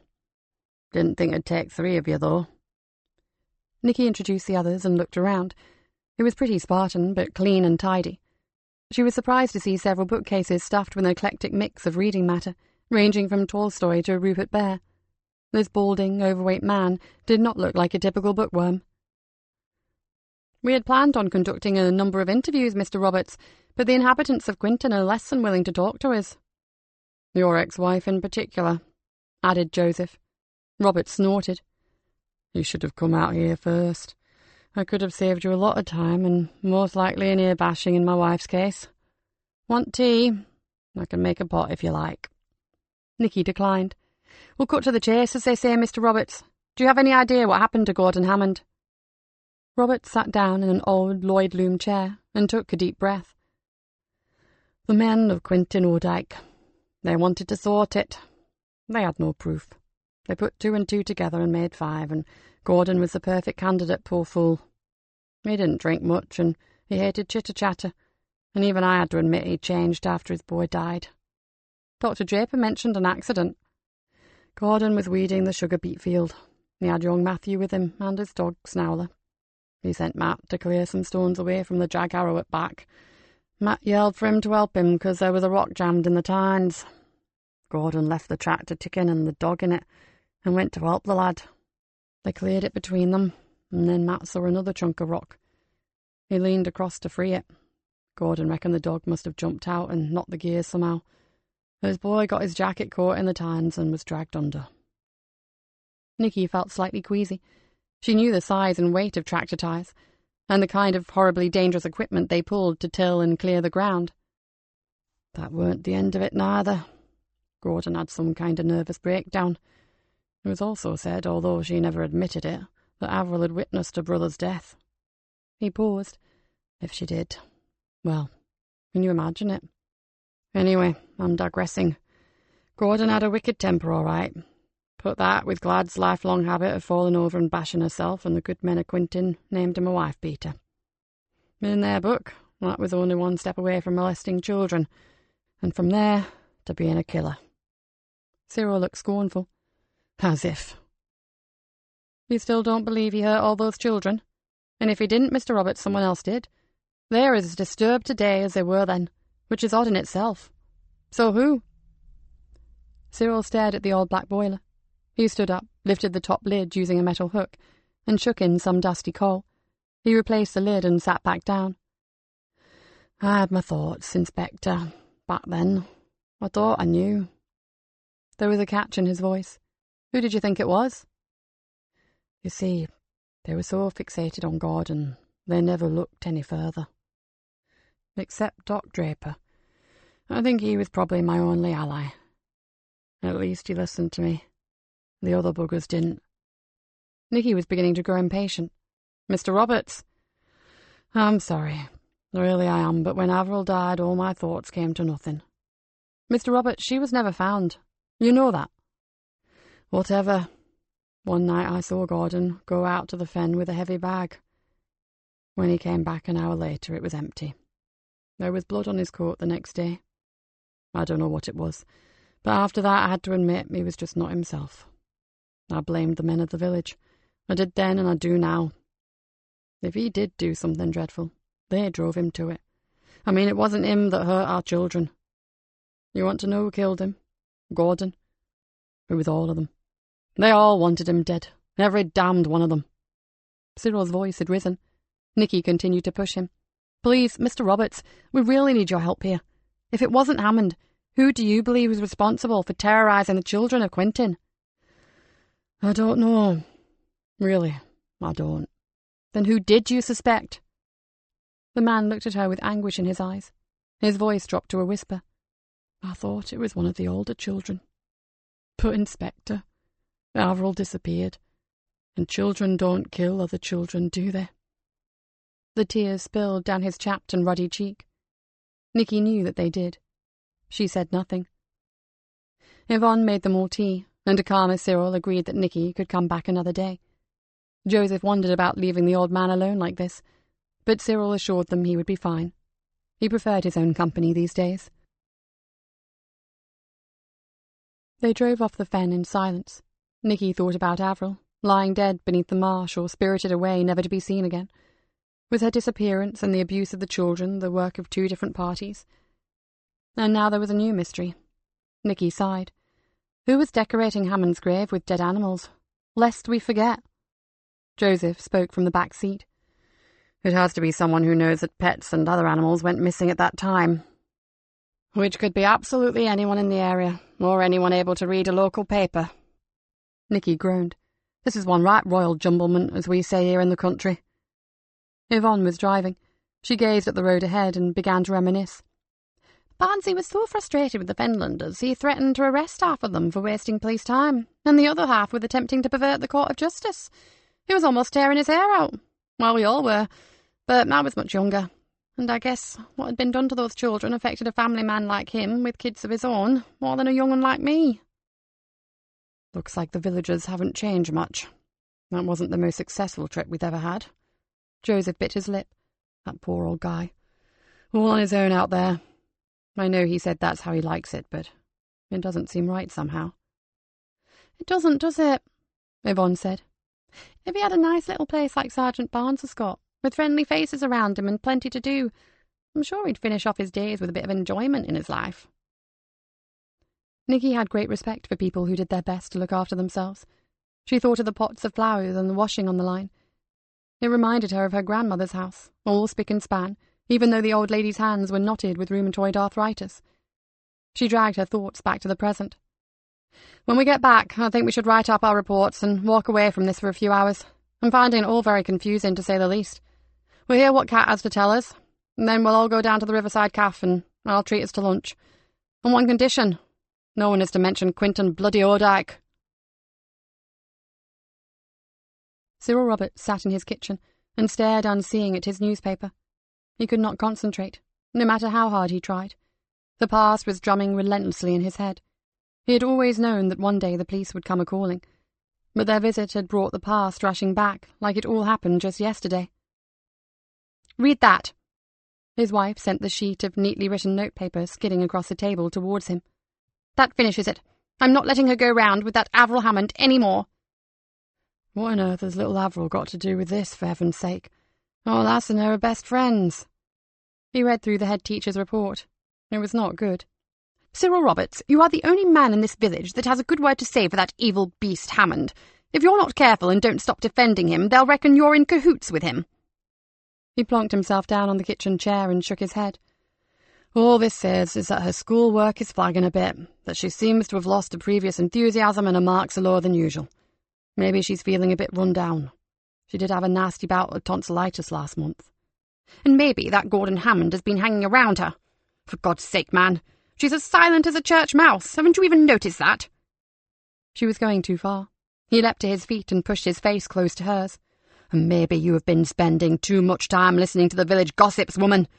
He'd no more touch our girl than he would his own bairn, so shut it." He crumpled up the report and threw it into the grate. "I'll talk to her, and I'll be having the truth from her, not a load of suspicious lies, unless you've already poisoned her mind against Gordon. Well, have you?" Her eyes grew big, and her mouth fell open. He had never spoken to her like that before, and he was regretting it already.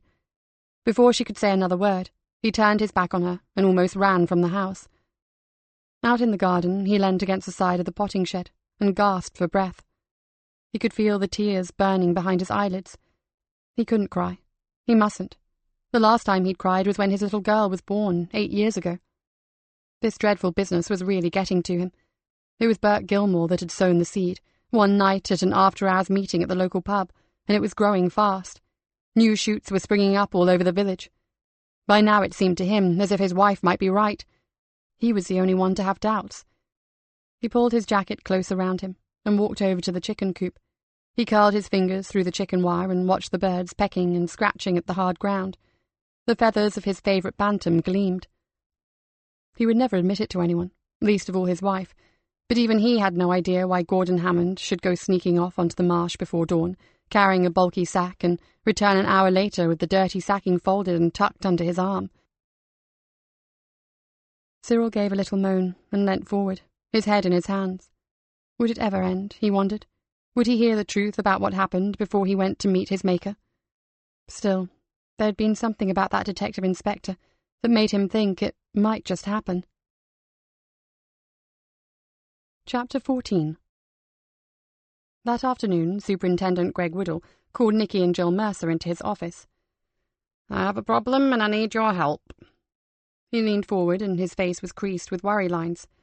"The murders of Madeline Prospero and Louise Lawson have caused a great deal of concern in the higher echelons." He drew in a long breath.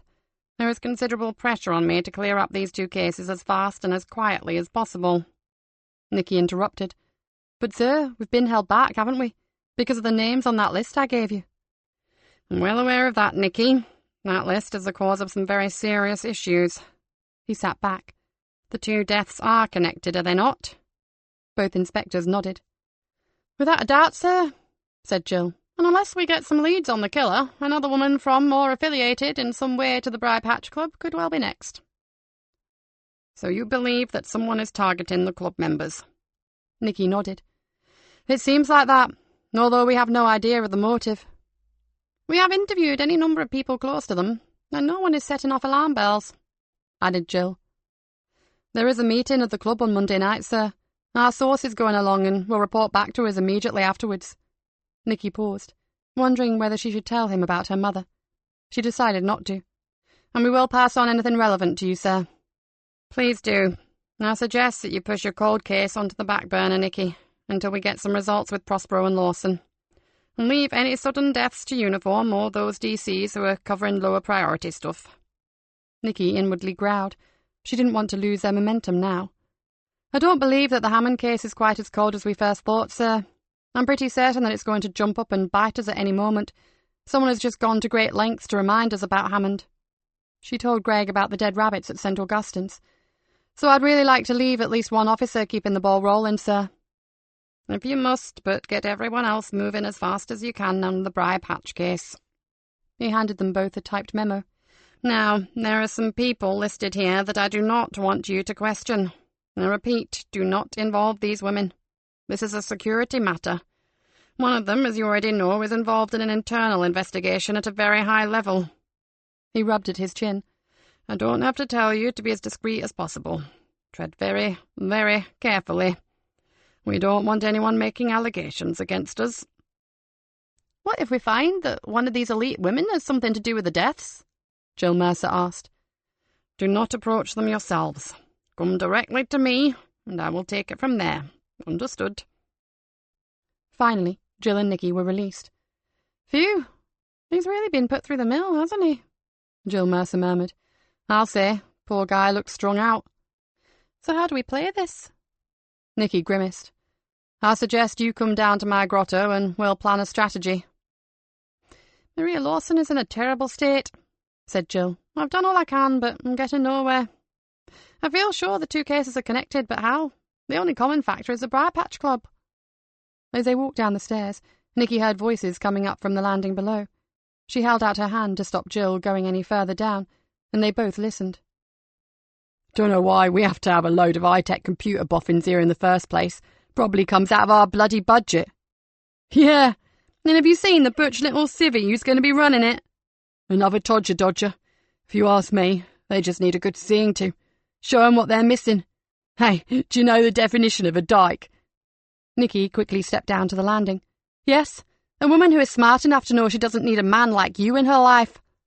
She glared from one of the officers to the other. I suggest the two of you keep your bigoted opinions to yourselves, unless you fancy being up to your todgers in hot water. The two men looked shocked at her outburst. Sorry, Mom. Just a bit of fun. Well, I'm not amused, Jill Mercer growled. Now get lost. As the two women walked on down the stairs to the basement, Jill gave a low chuckle. Looks like you and I will now be getting a few new nicknames. Nikki shook her head and grinned. We'll cope. She ushered Jill into her new quarters. Oh, this is very interesting. Would that be the clock that went missing from the men's room? Jill grinned. How on earth would I know that? It's not a place I frequent, actually. Nikki attempted to keep a straight face. Me neither, but my lads have been going on about it for days. And every time I walk in here, I find something new. I'm beginning to dread what might be coming next. Nikki glanced at Dave. Jill grinned. As long as it's not that big picture in the silver frame of the super's wife, you should be fine. Want a coffee? Just please don't tell me it's your coffee machine. Love one, and no, I've never seen it before. Jill sat down at Nikki's desk. I know I'm short-staffed, but even so, by now I should be following leads, not on the killer's trail. But like hell I am. She shrugged. CCTV has given us nothing. And you know what Bedsit land is like. That area by the college could be Grand Central Station for the amount of footfall there. Nikki nodded. And everyone loved the kid, right?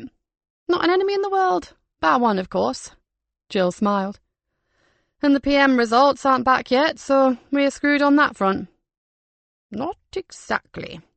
There was Rory standing in the doorway. Any more of that delicious-smelling coffee on offer? Only if you come bearing gifts. Nikki pointed to an empty chair and poured him a coffee. So, what have you got for us? Something very important, actually. Louise Lawson. You will see from the tox report that our young victim had been drinking before she was killed. Not heavily, just a sociable glass of dry white wine. Quite a pleasant Sancerre, in fact. She appears to have been quite relaxed before she was knocked unconscious. No struggle, no defensive wounds. She knew her assailant? Asked Jill. Can't be sure, but it looks that way. But here's the main thing. When I was examining her, I noticed a tiny smudge on her cheek. It was so small I almost missed it. Given all the other terrible injuries, it was amazing I even saw it, but it just stood out somehow. I took a swab when I did the external examination, and then forgot about it until all the test results came back. It was lipstick, but not the same colour as the one on her lips. And there was nothing in the flat even nearly like it. One of my technicians has traced the suppliers. You'll find the make and shade, along with a list of local stockists in the details. Midnight Orchid, I think it was called. Could you get any DNA from it? Nikki was leaning forward in her chair. No, not from that. There was no saliva and no skin cells, just pure lipstick. We have plenty of other DNA, though. We are running a comparison check with samples that we collected from the Prospero crime scene. If we get a typing match, it would confirm it was the same killer. And who's to say the murderer might just wear Midnight Orchid?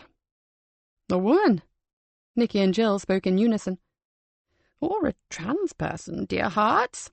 It was a very fetching colour, a sort of deep Merlot. Nikki's eyes were wide. No, seriously, are you telling us that the findings indicate a female killer? Nothing set in stone as yet, but it does seem as if we were having a cosy little tete-a-tete prior to the murder. You know the way it goes.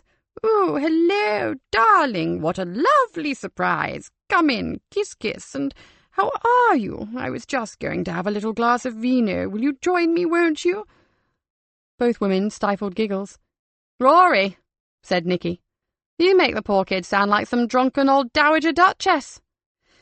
Oh, well, I do a much better Barbara Cartland than a teenage pop idol, but you got the general idea, didn't you? Nikki smiled. Certainly did. Is there anything else to indicate that the killer was a woman? The height of the attacker, possibly. From the angle of the blow to the head, we are working on a height of around 5'7" or 8. That's the same as the Prospero case. Nikki looked thoughtful. Exactly. Well, thank you, Rory. We really appreciate it. Rory sipped his coffee. I'm still doing tests, so anything else I find will be all yours. He glanced up at the clock. Oh dear, got to go. I say, is that the missing clock from the... Nikki held up a hand.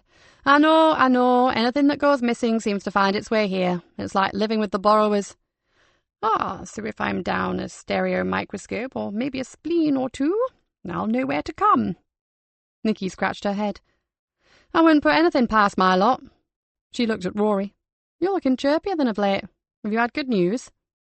I didn't realise it showed, but yes, I've had a call from David. He's still in the Badlands, but he's safe and out of the area with all the fighting. Nikki smiled. Thank heavens for that. You will be able to sleep at night now. Not until he's back home and I can see him for myself. But thanks. It is a huge relief. Rory downed his coffee and made for the door, where he gave them a regal wave. Neither of them spoke for a few moments, and then Jill said, A female killer? Attacking other females. Jill shook her head. Weird. I suppose we shouldn't bank on that. The lipstick could already have been there, Nikki said thoughtfully. Quite possibly. But it does add another dimension, doesn't it?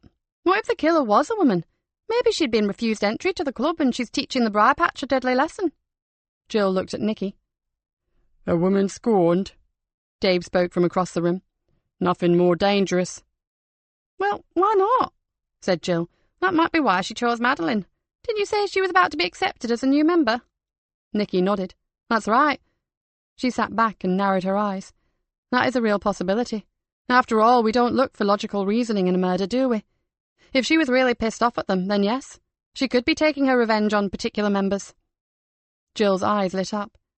Let's see what your little mole says about that. She might know of someone who has been refused membership recently. I'll be talking to her later, Nikki said, so I'll ask her. Great. Jill stretched.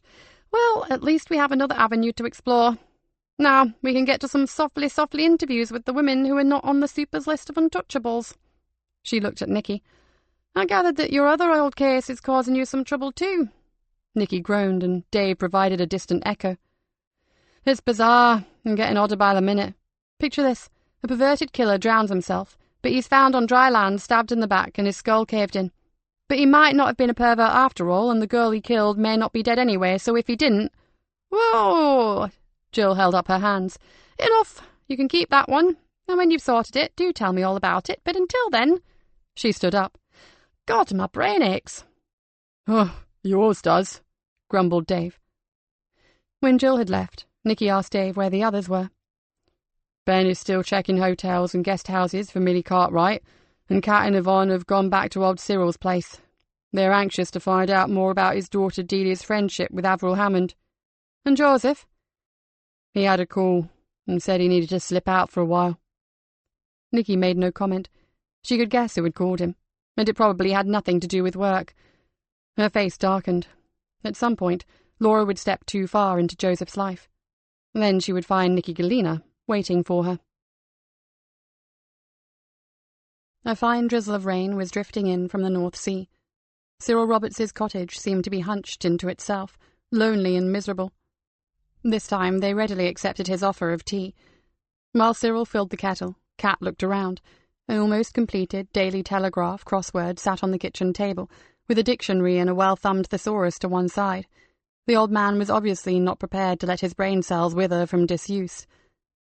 "You don't mean to tell me that the paper boy delivers all the way out here?" Kat pointed at the newspaper. "I drives into West Salterby every morning, gets me paper and anything else I need, which ain't too much these days. I spend more on food for the cat than for myself." "Where is the cat?" "Probably out ratting. You need a cat in these parts. After the harvest, the mice like to get up in the lofts. My Raffles caught 17 last year after the cutting had finished. But you ain't come to hear about my vermin problem now, have you?" He poured the tea, while they told him they would like to hear about Avril's friendship with his daughter. "My Delia was younger than Avril, but me and her dad, being good mates and all, they stayed best friends for years. Avril Hammond was bright, much cleverer than my girl. According to Gordon, her school report said she would go far." Cyril thought for a moment. "Avril didn't mix much. I expect the other kids were a bit boring for her. None of them were too clever, really. She and my Delia went everywhere together." "Right up until she disappeared?" "No. My missus forbade Delia to see Avril, a long while before she went missing. She reckoned Gordon had, got at her in some way. It was rubbish, of course, but Delia had gone a bit quiet and withdrawn. I knew the two girls met in secret because I'd seen them. I didn't let on to the wife. After a while, they just found different chums, I suppose. I saw Avril one day in West Salterby. She said she was going to a dance with some new pals, and we didn't see much of her after that." "Do you think she was the type of child to run away, Mr. Roberts?" "She was smart enough, and she was a teenager by then. They get funny ideas, teenagers, but I can't see it myself." "Why do you think your Delia became withdrawn?" Yvonne peered at Cyril over the rim of her cup. "She were growing up, that's all. Girls get bees in their bonnets over things at that age. Boys and stuff, I suppose. She'd been poorly for a while and lost quite a bit of schooling. I know that worried her." "Nothing like the other children, then? No bruises or cuts and scrapes?" Cyril stood up abruptly and took his cup to the sink. "No, nothing at all like that." Yvonne looked at Kat and changed the subject. "Mr. Roberts, if Avril didn't run away, have you any idea where she might have gone?" "None at all. Her mum's sister lived in Cambridge. Snooty lot, her side of the family.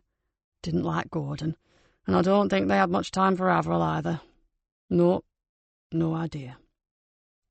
"Mr. Roberts, you said that Avril was brighter than your Delia, but Delia seems to have done very well for herself.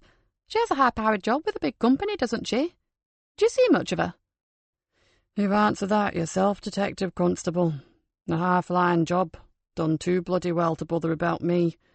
That on top of all her mother did to poison her mind. No, I don't see her much at all." He still had his back to them. "It's not always what you know, but who you know that gets you where you want to be." He sounded bitter, and his earlier friendliness seemed to have gone. There was obviously little more to be gleaned here, so they thanked him for the tea and left. Outside in the car, Kat went through her folder until she came to the doctor's file on the abused children.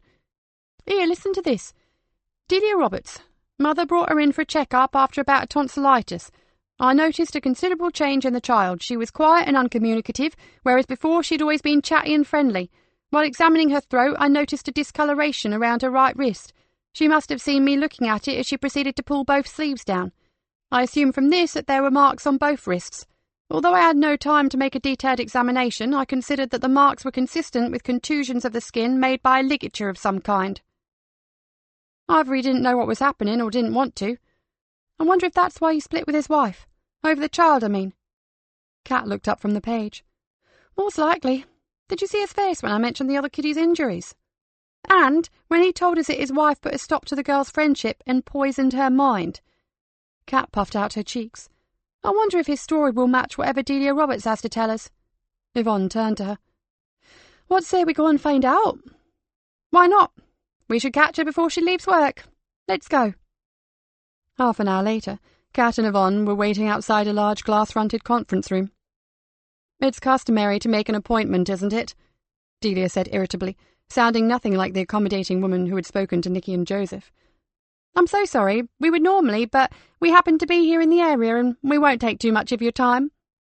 Kat's calm and friendly manner failed to placate Miss Roberts. Everyone in the village said that Avril was dead and that her father had killed her. I know no more than that, Detective Constable. Look, I've left an important meeting to speak to you. I should get back in there. Delia Roberts nodded towards the large double wooden doors marked boardroom. Kat persisted. We believe that you were Avril Hammond's best friend, is that true? When we were small, I suppose. She went her own way as we got older. Now, do you think... Would you consider her capable of running away from home? What? Oh, well, surely anyone could run away if things were bad enough. Yvonne's voice was cool. We aren't talking about anyone, Miss Roberts. We're talking about your old friend, Avril Hammond. She was a young teenager who may have witnessed awful things and then been so terrified of her father that she ran away and has not been heard of for 30 years. Delia's mouth worked. After a while, and with a stronger, colder voice, she said, She's dead, officer, and I can't help you. Now, if you'll excuse me.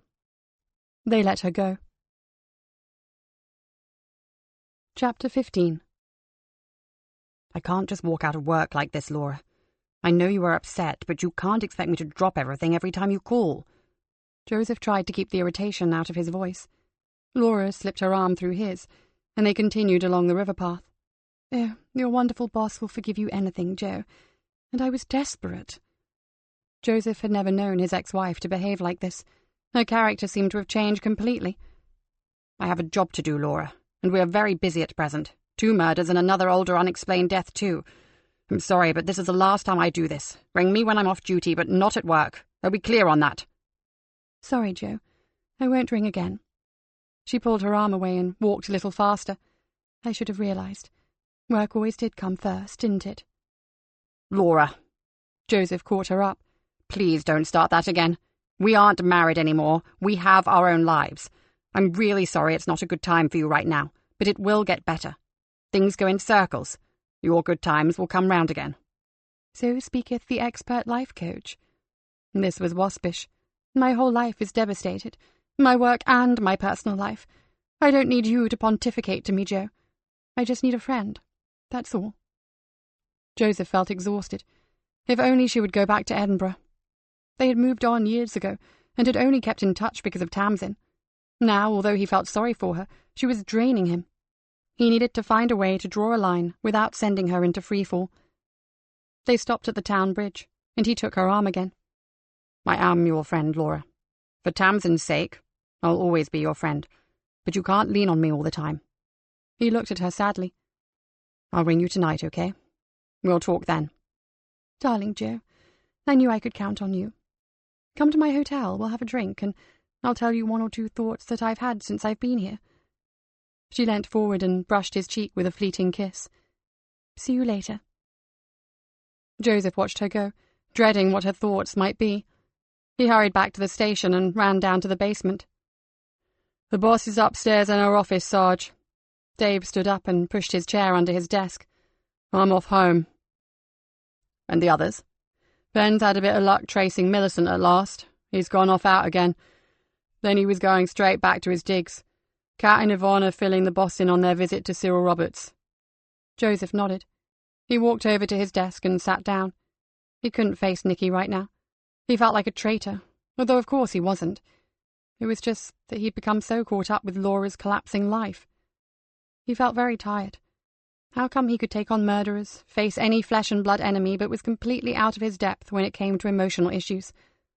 He rubbed his eyes. Before Laura turned up, his life had been almost perfect. He and Nikki had decided what worked for them, and he had been happy. Now it had gone. He needed to find a way back to that happiness, before it disappeared. Lucy Clark sat alone in her tiny flatlet. She had tried to eat some supper, but when she tried to swallow, she retched. And if what she feared was true, things were going to get worse. How long before the police came back? And what if she said something she shouldn't? What if she finally told them what had been haunting her all these years? She closed her eyes. All these years. The fear had her almost paralyzed. Shock had set in, because she simply had not seen it coming. She had heard things that the grown-ups whispered about, but she dismissed them as the usual dark warnings that parents always give their kids. She ignored them. But this was real. It was happening to her, and she was terrified. Now, do you know what happens to little girls who tell tales? She nodded. Are you sure about that, Lucy? Because you don't sound very convincing to me. I know, and I don't tell tales. Was that shaky baby voice my own? I think we'll go over it again, just to make sure. She began to shiver. It would be such a pity. Such an awful pity. The finger moved very slowly down her cheek, but she was too frightened to pull away. And then it was not a finger, but the cold blade of a wicked-looking knife. The same knife that had just hacked off one of her lovely blonde plaits, her pride and joy. Think of a peach, Lucy. A soft, juicy, ripe peach. Think of how you peel the peach, the knife sliding beneath the skin and peeling it back from the flesh beneath. A little laugh. Can you do that, Lucy? Can you peel a peach? The knife pressed into her cheek. Yes, I can. No, please leave me alone. I swear I'll never tell. Convince me. Convince me that you'll never be a telltale tit. She didn't know what to do. She couldn't help it. The tears were falling. Let me go. Please. Telltale tit, telltale tit. Do you know what a tit is, Lucy? The knife moved down her chest and stopped. She knew what the word meant. Yes. Then show me. Lucy pulled her cardigan tighter around her and tried to control her breathing. It was hard to stop the horrible thoughts coming once they had started, but over the years she had found ways to push them back. But she still felt dirty every time the memories gripped her. For years afterwards she had washed obsessively over and over again, but you couldn't wash away the past. It never worked. She wished that the police had never come. They made her frightened, not of them, but of what she might say. One day it could all just come pouring out, and then her fate would be sealed forever. Lucy sighed. Although what could be worse than living life the way it was now? "How did your visit go?" Nikki asked. "Could have been better." Kat looked disheartened. "We upset him. I don't think that man wants to face the truth, even after all these years." "We were as gentle as possible," added Yvonne. "We asked him whether he thought his daughter had been hurt in any way. But he insisted it was just hormones, she was a growing girl, and so forth." "Which is contrary to Dr. Draper's report," continued Kat. "And he took great pains to tell us how close Delia and Avril were, until his wife put a stop to their friendship. She forbade Delia to see Avril, but Cyril knew they still met in secret." Yvonne looked across to Kat. "But then we spoke to Delia Roberts a little later, and she played down the best friends thing. She showed very little interest at all in Avril. All she said, rather succinctly, was that Avril was dead, end of." Curious. Nikki wondered which of them was telling the truth. "Kat, do you know if the news about Gordon Hammond's body ever made the national dailies?" Kat shook her head. "There was a 3-liner in the Times about a mystery skeleton being found in Lincolnshire, but no one followed it up. The local rags did a few articles on it, but they were never told its identity." Nikki stretched. "With the exception of you, Kat, we are full steam ahead on the Procedural Lawson investigations from tomorrow. I've spent these last few hours thinking about Gordon and his daughter, to try and tie things up." She leaned forward. "Let me give you a scenario, then tell me what you think." She took a breath. "Okay, if Avril is still alive, she needs to know that the man who terrorized her is dead, and the only people who know that the mystery man is Gordon Hammond are those involved in our inquiry, That is us, the Quintin Ordyke victims, their parents and associated villagers like the doctor and his wife. I am suggesting that if she was scared enough to run away from her father, she might still be living in mortal terror of him coming back. There was no body, and as Sergeant Barnes always said, that terrible uncertainty never allows you to rest. She could be anywhere, Ma'am. She may well have put some distance between herself and Quintin. She might have even gone abroad like the Cartwright girl. Absolutely, Yvonne. Or she could have stayed within range of what was going on at home. Keep an eye on things. Scan the local papers, listen to the gossip, so Daddy wouldn't catch her out. Kat gave a soft whistle. But, Mom, she was only just 15 when she left. And it was the 80s, not the present day. I mean, nowadays the 11-year-olds are all managing their own online bank accounts and comparing the superiority of £170 Air Jordans over £160 Nike Shox trainers. But how would she have survived back then? Nikki looked at the notes of her interview with Dr. Draper. The doctor said she was tall and well built for her age. She could easily have passed herself off as a 17-year-old school leaver. Those are his words, not mine. And she was very bright, everyone agrees on that. He also said that in the months before she disappeared, she spent a fair bit of time with a group of older kids who lived in the West Salterby area. He saw her with them several times. She looked at Kat and Yvonne, which ties in with what Cyril Roberts said, that she made new pals in Salterby and went to dances with them. Nikki stared at the scored and worn surface of her temporary desk. What worries me is the terrible effect the past has had on the victims. If they were so traumatised that they never got over it, what the hell would his own daughter have suffered? She did a quick calculation. She would be 47 now, wouldn't she? Not much older than the others. And look at their mental state. We have to work on the premise that she is still alive and we have to find her. She needs to know everything that has happened, and that after 30 years we finally have her father's body. She should know that he was murdered. We need to give her closure. What if she doesn't want to be found? Asked Kat quietly. Then I guess we won't find her, will we? But we have to try. Kat, tomorrow I want you to start from the premise that her mother helped her run away. You have the old family address in Cambridge. First thing, get down there and see if there are any old neighbours still living there, anyone who knew Gladys Hammond. See if she had any young visitors around that time. It's a long shot, but worth a try. Kat nodded. I agree, and I'll check on those new friends from West Salterby, see if the doctor knew who they were. If not, PC Royal could help by asking the locals. Maybe one of her contemporaries might know where she went. It will only take one good memory to get me the start I need. Yes, Mum, leave that with me. She looked hopefully at Nikki. Any chance of help if I get a lead? Officially, no.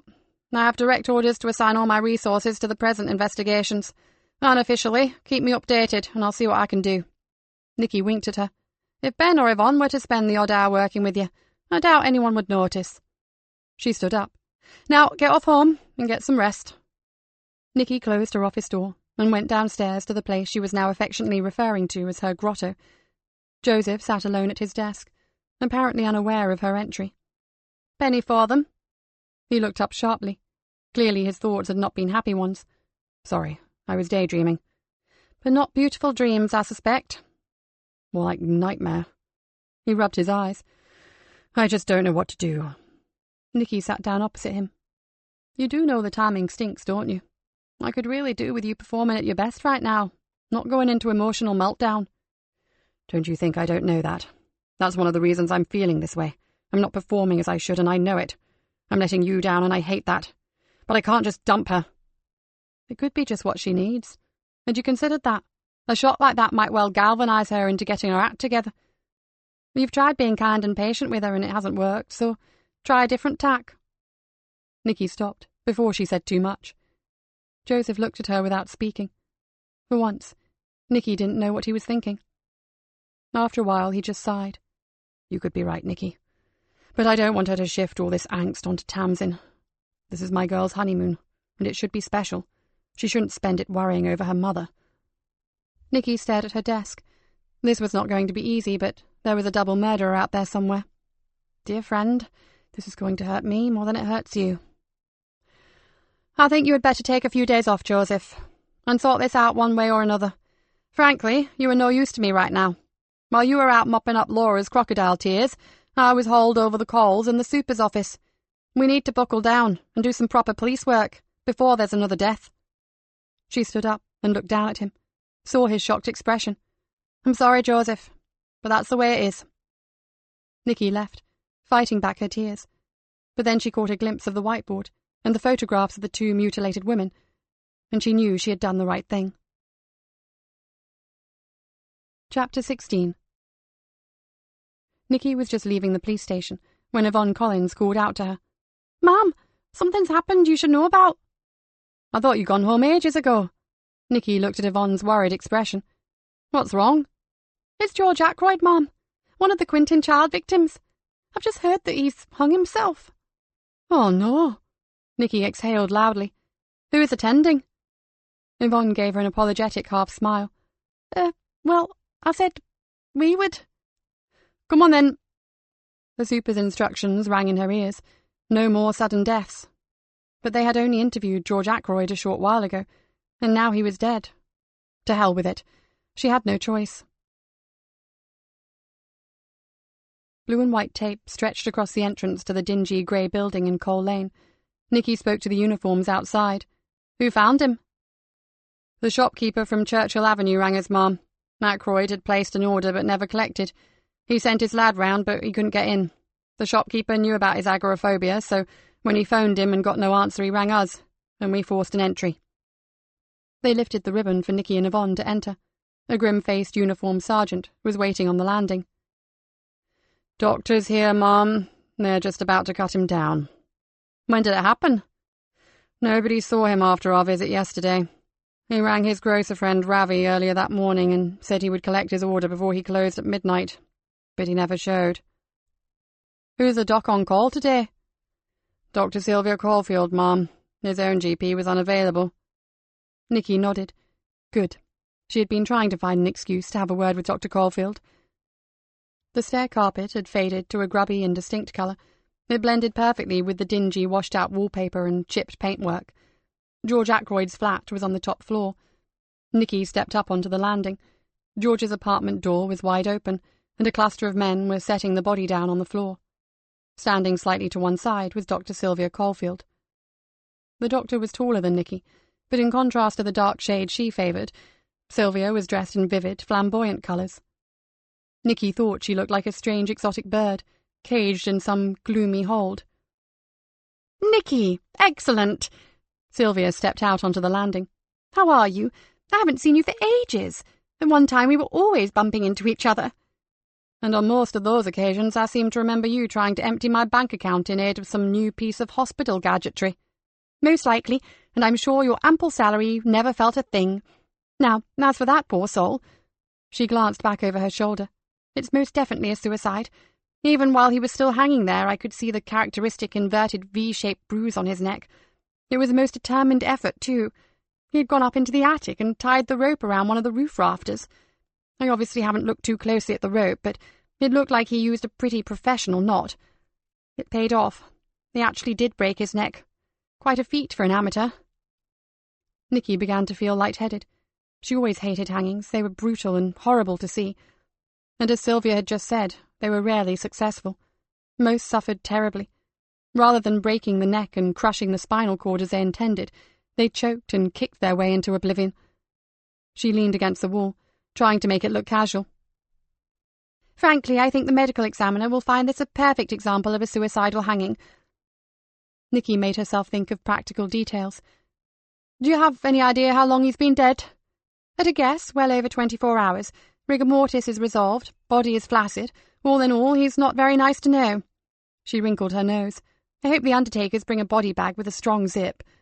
Speak of angels, the men in black are upon us. Hello, Len. How's the wife now?" "Evening, Doc. Much better, thanks. Should be on her feet soon. I hear you've got a swinger for us." Nikki stepped back. "We'll let you gentlemen do what you have to do, then we'll check the flat.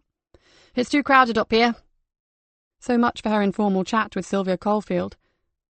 Downstairs, she and Yvonne breathed in the fresh, cool air and chatted to the sergeant. "I knew him vaguely, Mum. He had that phobia thing that makes you a prisoner in your own home." The officer twisted the blue and white tape through his fingers. "Poor bloke had a right turn one night. Funny thing, that. He could go out at night when it was quiet." He shook his head. "Anyway, he was in the mini-mart. You know Ravi's place? Ravi reckoned he was fine, happily doing his shopping, then all of a sudden he looks out the window and starts yelling and screaming.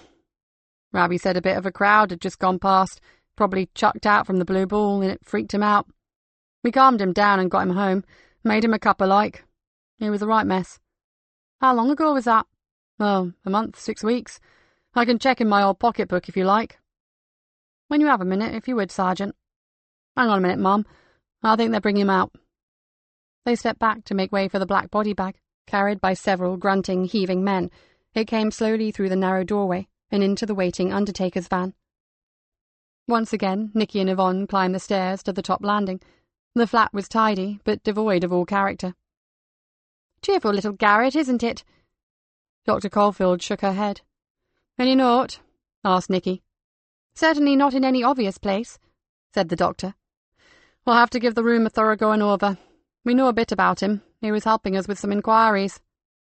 The doctor seemed to stiffen. Oh, Lord, I hope one of your minions didn't put the frighteners on him and send him over the edge. I believe someone else had already done that, said Nikki. Oh? The doctor obviously wanted more. Sorry, Sylvia. Can't say at present. It's bad enough that he's topped himself during an investigation, although it really had little to do with him. He was an agoraphobic, and we suspect he had other problems as well. Really? That's the commonest of all the phobias, you know. But he can keep the sufferer completely housebound. It could well have contributed to his decision to kill himself. Now, this investigation... Nikki noticed a glint in the doctor's eye that she didn't quite understand. Will it mean a police inquiry, if he was involved in an ongoing investigation? Only the usual one for a sudden death. I very much doubt it will warrant anything more.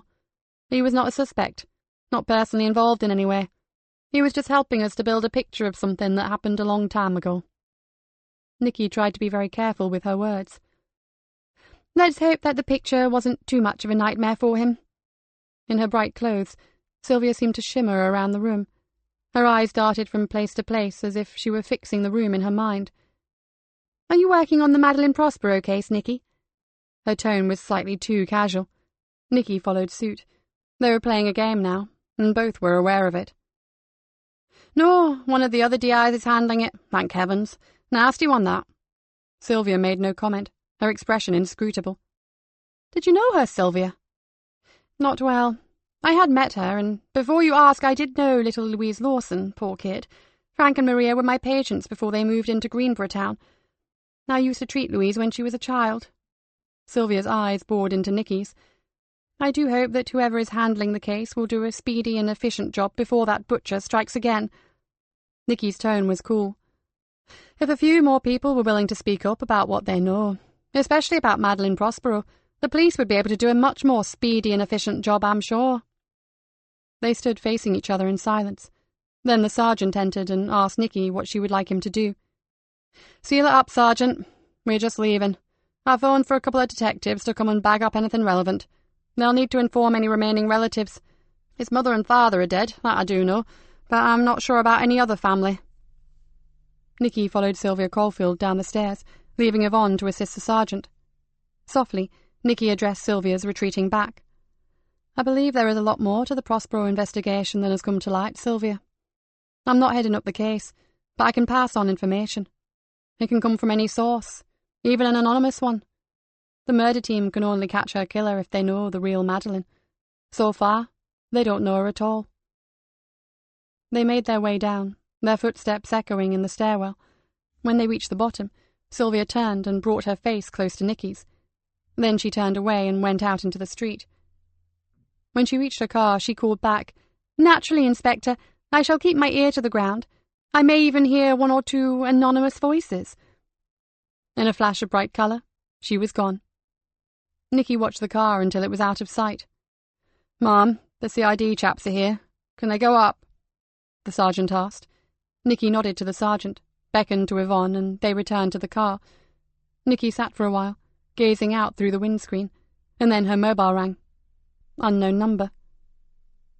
I'm sorry to call you like this, but you did give me your number and... The speaker sounded hesitant. It took Nikki a second or two to recognize Sally King's lisp. It was Bert Gilmore's daughter. Sally asked if they could meet as soon as possible. Nikki glanced at her watch. She had nothing else planned, did she? Okay, Sally. I'll drive over to Skegness straight away. Thank you, Detective Inspector. I really appreciate that. Do you think I could see you somewhere else? Actually, I am in Greenborough at the moment. There are some seats at the back of the marketplace, just in front of the parish church. Would you meet me there? Nikki agreed. Sally King obviously didn't want her family to hear what she had to say. Ronnie, would you drive back to the station? Then you get away. I'm going to meet with old Bert Gilmore's daughter. She sounded quite on edge about something. I'm happy to come along, said Yvonne. No, I've got this one covered. You get home. I'll be needing you bright and early tomorrow. Sally sat alone on a wooden bench, looking cold and miserable. She was wearing faded blue jeans, a creamy, chunky knit sweater, and a thick, waxed jacket. Shall we go inside the church, Mrs. King? It stays open until 8, and you look frozen, Nikki asked. No, I'm okay, really. Here is fine. Sally looked around, as if afraid of someone listening. She spoke in a high voice, little more than a whisper. Did I mention that I am doing a counselling course? 3-year, person-centred course, isn't it? Sally King stared down at her desert boots. And one of the requirements is that you have to go into therapy yourself. I attend counselling every week here in Greenborough. It's very important that you feel totally comfortable with your therapist, and I wasn't very happy with my first one, so I changed to someone else. She swallowed and took a deep breath. Well, as often happens, old stuff, issues from the past have started to come up. She stopped speaking, and Nikki waited while she composed herself. Silly, isn't it? I chose this sort of counselling because it encourages people to develop self-knowledge without delving into complex childhood experiences. It is a humanistic psychology that lets you take responsibility for your life. She sniffed and dabbed at her nose with a tissue. And what happens? I find I've got deep, dark secrets lurking so far down that I didn't know they fucking well existed. Her voice dropped. I'm so sorry, Inspector. I never swear. Nikki smiled at her. Don't worry. I've heard far worse than that. Often it's coming out of my own mouth. But not from me. It's just that this has really got to me. Can I help? Is it something you can talk about? Nikki spoke gently. Sally cleared her throat. When we spoke before, you were asking me about my childhood, Detective Inspector. I believe that I may have inadvertently told you some untruths. She closed her eyes. I was attacked. I did tell you that much. I thought it was a dog. At least, that's what my father always said. I think something awful happened to me in that churchyard, something that I blocked out so successfully that it's only now, when I'm in my 40s, that it's coming to the surface. Does your husband know about this, Sally? Not yet. I will tell him, though. The thing is, I've started having nightmares. Sally swallowed again and blinked. I get the feeling that the truth about what happened in Quintin is about to come out, Inspector, and I'm frightened. You see, it's not just the fact that I was attacked. I may have witnessed other things too. Sally's hands were trembling violently. Nikki gently took them in hers. Come on, you look like you need a hot drink. Let me take you back to the station for a coffee. I have a private office and we can continue there if you're up for it. Not really, I have to get home. My husband sorts the kids out while I'm here for my sessions. They're teenagers now, but I still like to be around for them in the evenings. Her eyes were wide, full of both fear and bravery. You see, Inspector, my kids, my husband, my home life are everything to me. I love them all so much it hurts. I don't want to upset or worry them, but I am going to tell them everything that I believe may have happened. With the support of my counsellor, I intend to consult a hypnotherapist. I need to know what happened. My own parents lied to me. In fact, most of Quintin O'Dyke lived one constant lie. I won't let that poison spread to my precious family. I applaud your courage, Mrs. King. I know that refusing to confront the past can cause damage both now and in the future. All I can say is that I really think you are doing the right thing. Sally smiled bitterly.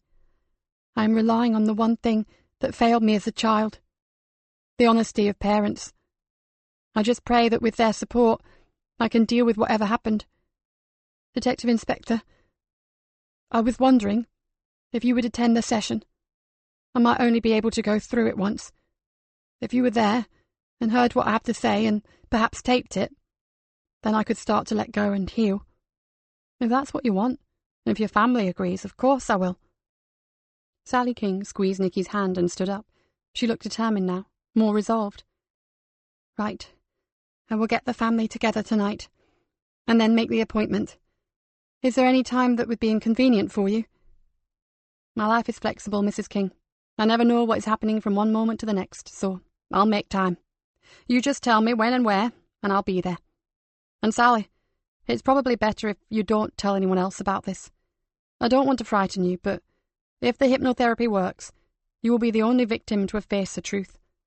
Some people have spent their whole lives keeping Quinton's nasty secrets under wraps, and they might not like you throwing off the cloak.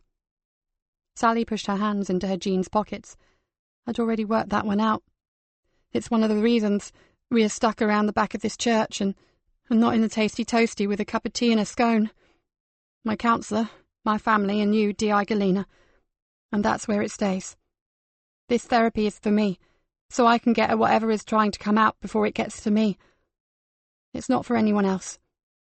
I just want you there in case it transpires that whoever is responsible for what happened is still around to pay for it. I understand that. Now, just one more thing before you leave. Sally, I think you should know about this before you read it in the papers. Did you know George Ackroyd at all? She smiled affectionately. Little Georgie was a bit younger than me. He was a sweet kid. I used to try to look out for him after his mum died, but I haven't seen him for years. I think he suffered with his nerves. Nikki wondered how to respond. Sally clearly did not remember that George had also been a victim. I'm really sorry, but we found him dead this morning, Sally. I believe he took his own life. Do you know if there were any brothers or sisters? Sally looked shocked. Georgie? Dead? She seemed confused for a moment, as if an old memory had flared up, and then disappeared. No, he had no close family. Both of his parents were only children. We always said that Georgie was the only boy in school, not to have any brothers, sisters, aunties, or uncles. And no mother either. He cared very much for his dad, didn't he?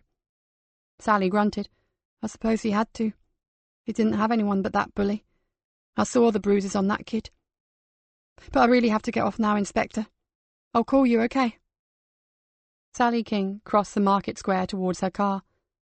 There goes one brave lady, thought Nikki, but an uneasy feeling gnawed away inside her. She just hoped that Sally's plans would stay secret. By the time all the women had managed to escape their evening duties and drive out to the country house, it was already 9:30. There was no laughter, no chat, and no one attempted to make light of the situation.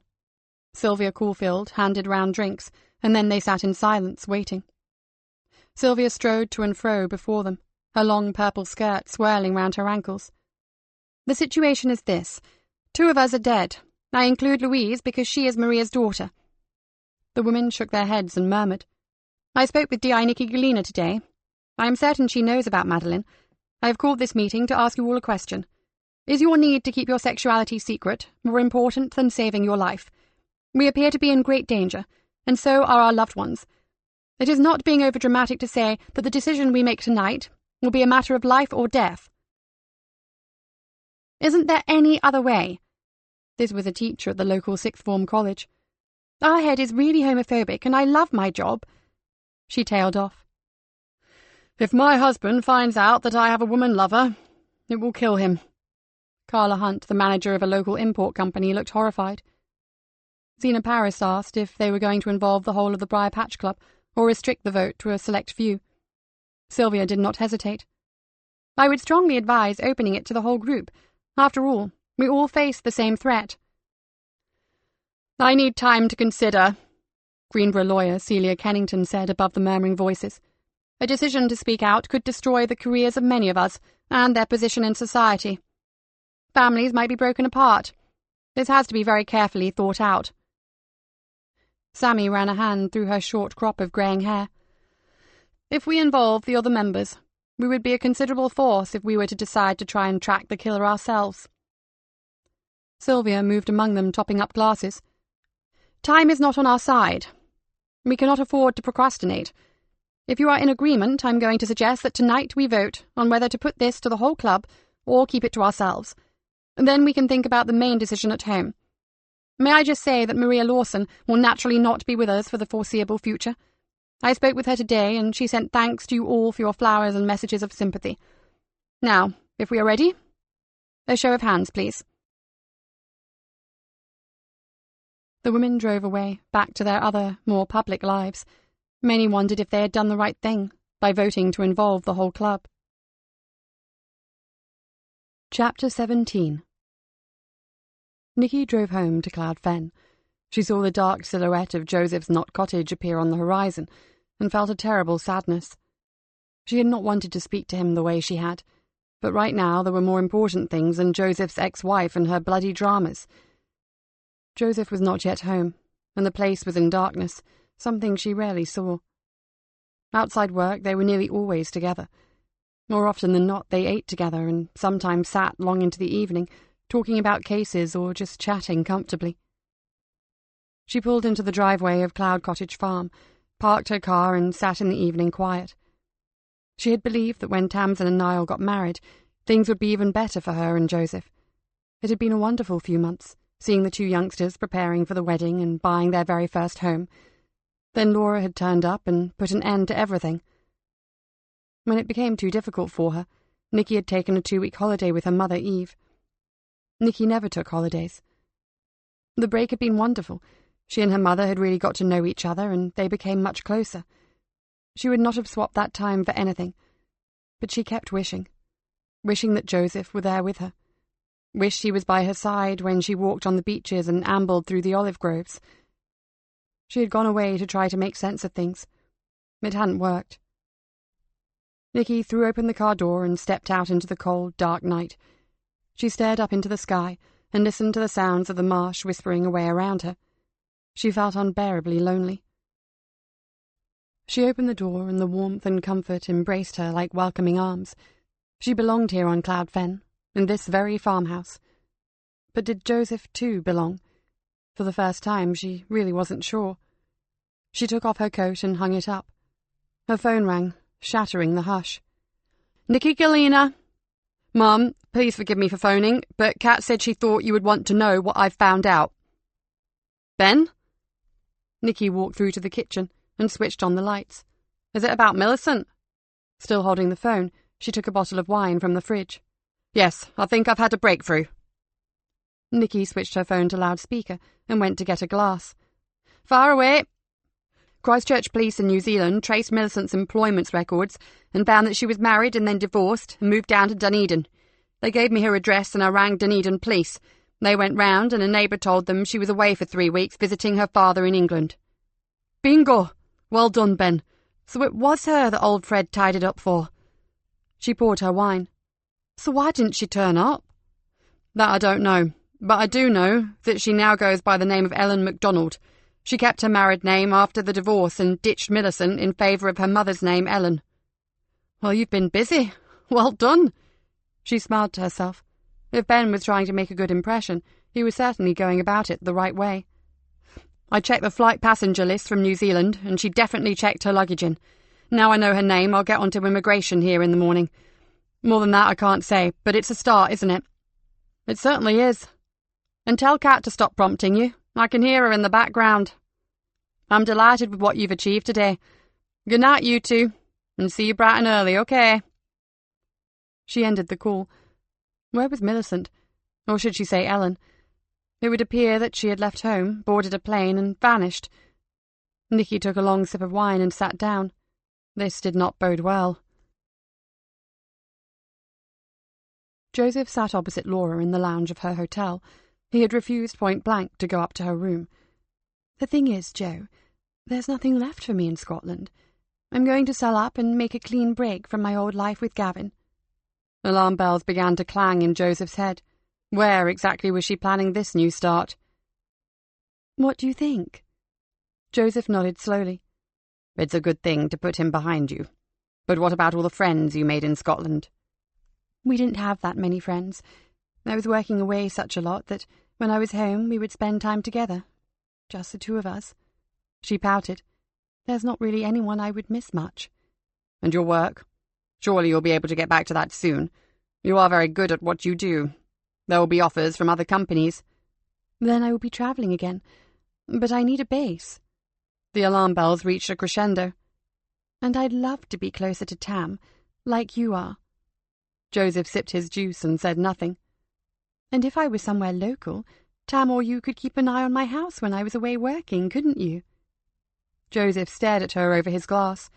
She was still a beautiful woman, but there was little left of the girl he had fallen in love with all those years ago. She had changed beyond all recognition. He suddenly realized that he actually didn't like her very much. To be brutally frank, Laura, I don't think that's a very good idea. Her eyes narrowed for a moment, and then she smiled coldly. Now why doesn't that surprise me? I work long hours, Laura, and I love what I do. I did not choose to live near Tamsin. She chose to live near me. He returned her icy stare. Tamsin is not here to run around after me. I'm here only if she ever needs me, to help her. Oh, and we mustn't forget your perfect little life with D.I. Nikki Galena, must we? She rolled her eyes, although I'd never thought of you as a celibate. Platonic. Ha! Joseph took another sip of his drink, and then calmly said, I have no interest in how you conduct your life, Laura, so I suggest you keep your nasty comments about mine to yourself. Laura's eyes widened. Oh, Joe, I'm so sorry. She gave an exaggerated sigh. I don't know what comes over me these days. I think I'm just so hurt over Gavin that everything I do or say comes out wrong. Forgive me. Joseph was beginning to see what Nikki had meant. How can you be so wrong about someone, Joe? Gavin was the sweetest guy. He looked after everything while I was away, and he made me feel like $1 million when we were together. Even the few friends we did have thought he was wonderful. How did he manage to fool everyone? All he really wanted was my money and a great lifestyle. Joseph put down his drink and sat up abruptly. How does someone manage to fool everyone? The words echoed in his head. Fool everyone. Laura, look, I'm sorry, but I have to go. I have an important call to make. He stood up. I'd think very carefully before you start checking estate agents' windows, okay? I don't think there is as much here for you as you may imagine. Joseph walked away. There was something rather satisfying about seeing Laura's mouth hang open like that. Nikki was growing impatient. How many more times would the phone ring? She had fielded one call after another. Her mother had rung with the disappointing news that her art club friend had withdrawn her invite to the Briar Patch. Temporarily, of course, dear, but we need to sort out a few problems at the club first. Nikki was actually rather relieved. Eve, however, told her daughter that she'd been looking forward to a bit of excitement. Then her cousin Denise had phoned. She hoped Nikki hadn't forgotten about going round one evening. Now it was ringing again. With a grunt, she answered it. Nikki, it's me, Joseph. Nikki's stomach muscles tensed. Hi. Can I call round? Now. I'm in town, but yes, I'm coming straight home. 15 minutes? Sure. She thought he sounded oddly excited. Have you eaten yet? He asked. Haven't had time. The phone hasn't stopped all evening. Then I'll grab something quick from Mario's. See you soon. Nikki sat staring at the receiver. He had sounded like the old Joseph. Nikki told herself not to get too hopeful. Laura still lurked in the wings. Half an hour later, Joseph set down a bulging carrier bag on her kitchen table. Mario boxed up your favourite, the leek and potato frittata. I've got a new recipe that he wants to try out, some sort of baked rigatoni. Nikki took the plates from the cupboard. She noticed that her hand shook slightly. Joseph dished up the food and accepted a glass of wine. And then he sank down into a chair and gave a loud sigh.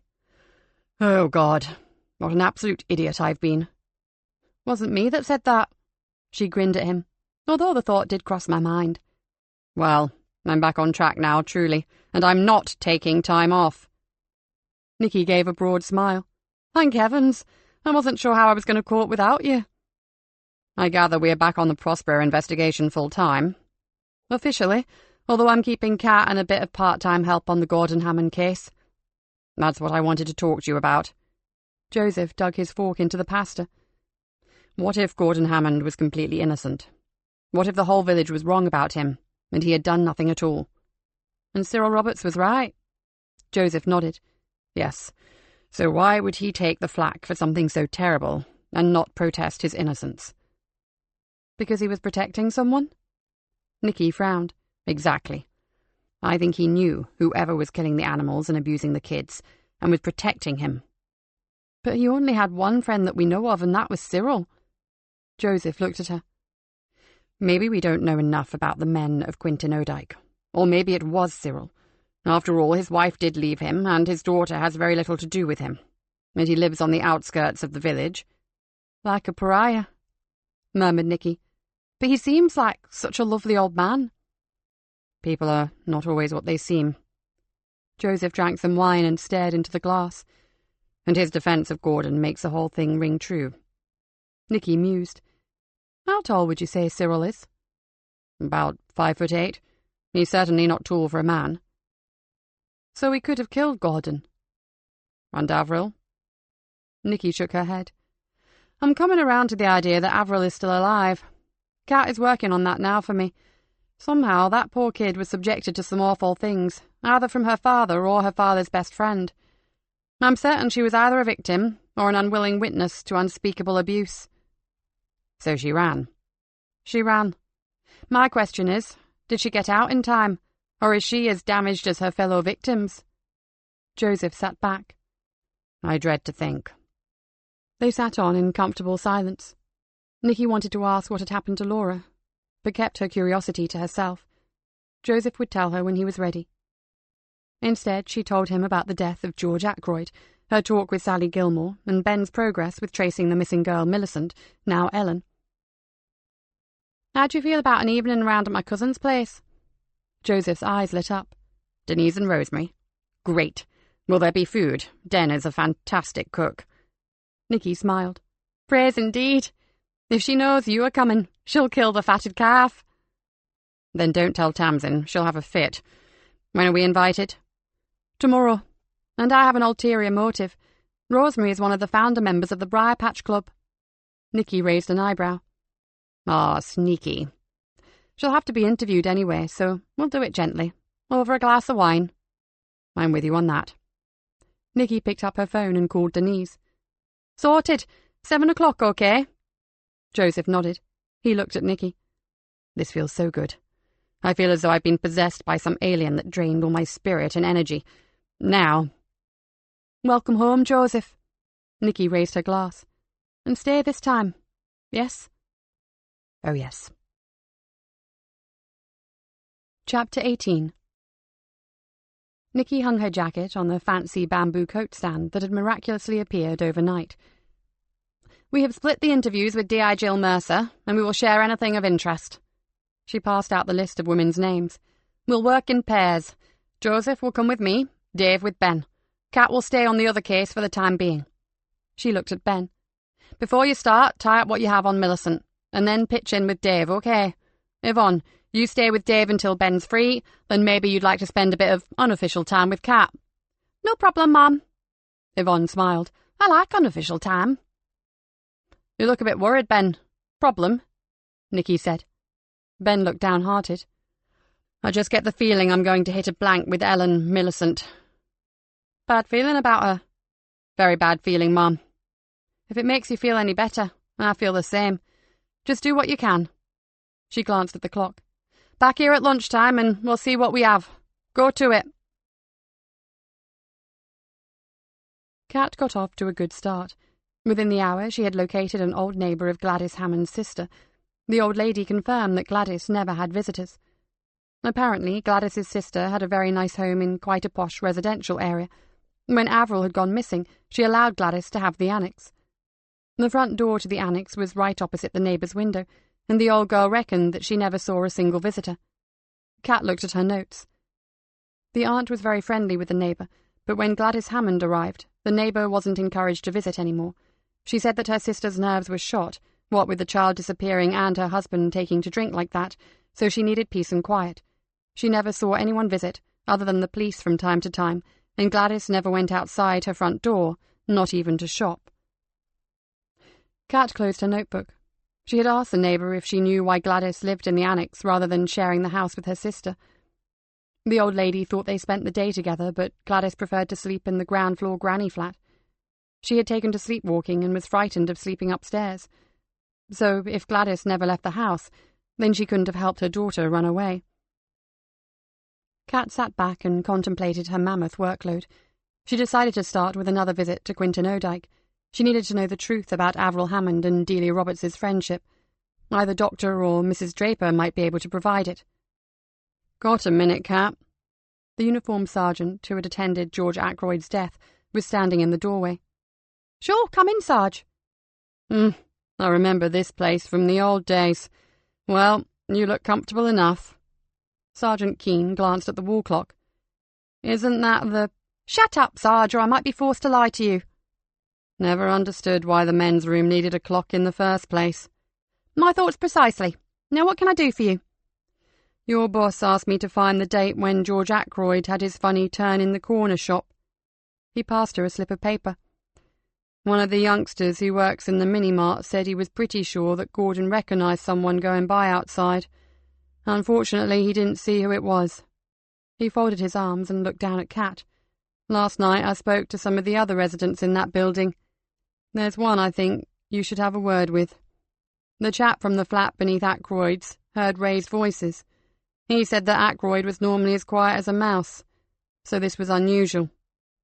This chap works nights, but I told him to expect a call from you. His number's on the paper with the date."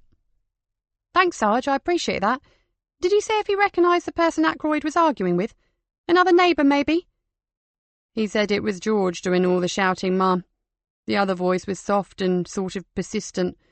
He didn't know who it was, but it was definitely a woman." This made Kat rethink her plan. She'd start here in Greenborough, at George Ackroyd's flat. Before she spoke to the neighbour, Kat decided to take another look around George's flat. The sad and barren room seemed to stare back at her blankly. With a sigh of relief, Kat shut the door behind her. The neighbour's flat was more spacious than George's. Where his flat was bare, this one bore a strong resemblance to an indoor car boot sale. "Have a seat, detective." The man pushed a huge pile of fishing magazines to one side, clearing a tiny space on the crowded sofa.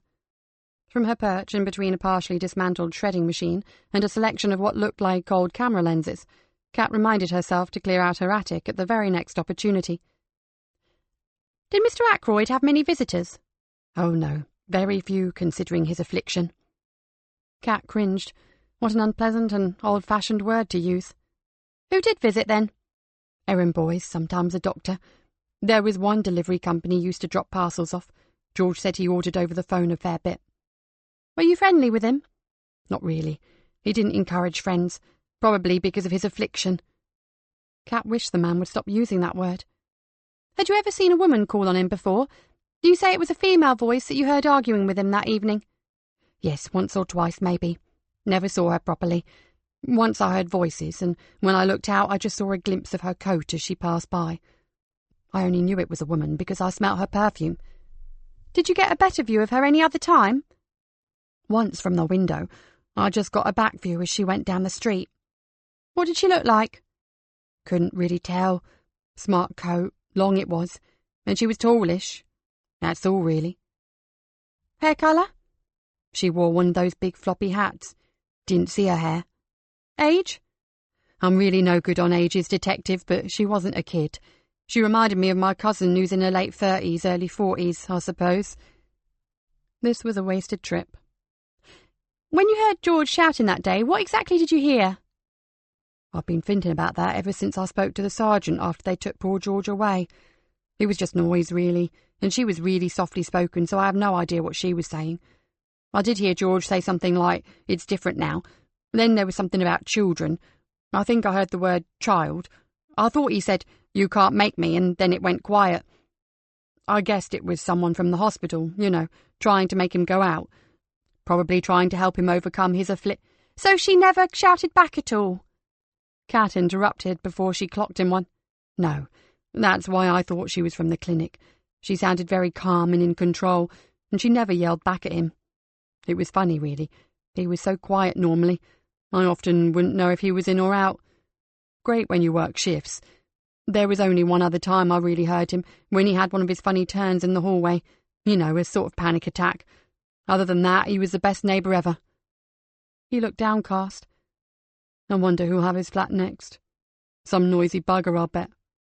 I won't get another George, that's for sure. Kat thanked him and left. In the car, she made a note to check with his doctor as to whether he was receiving any form of therapy at home. She frowned.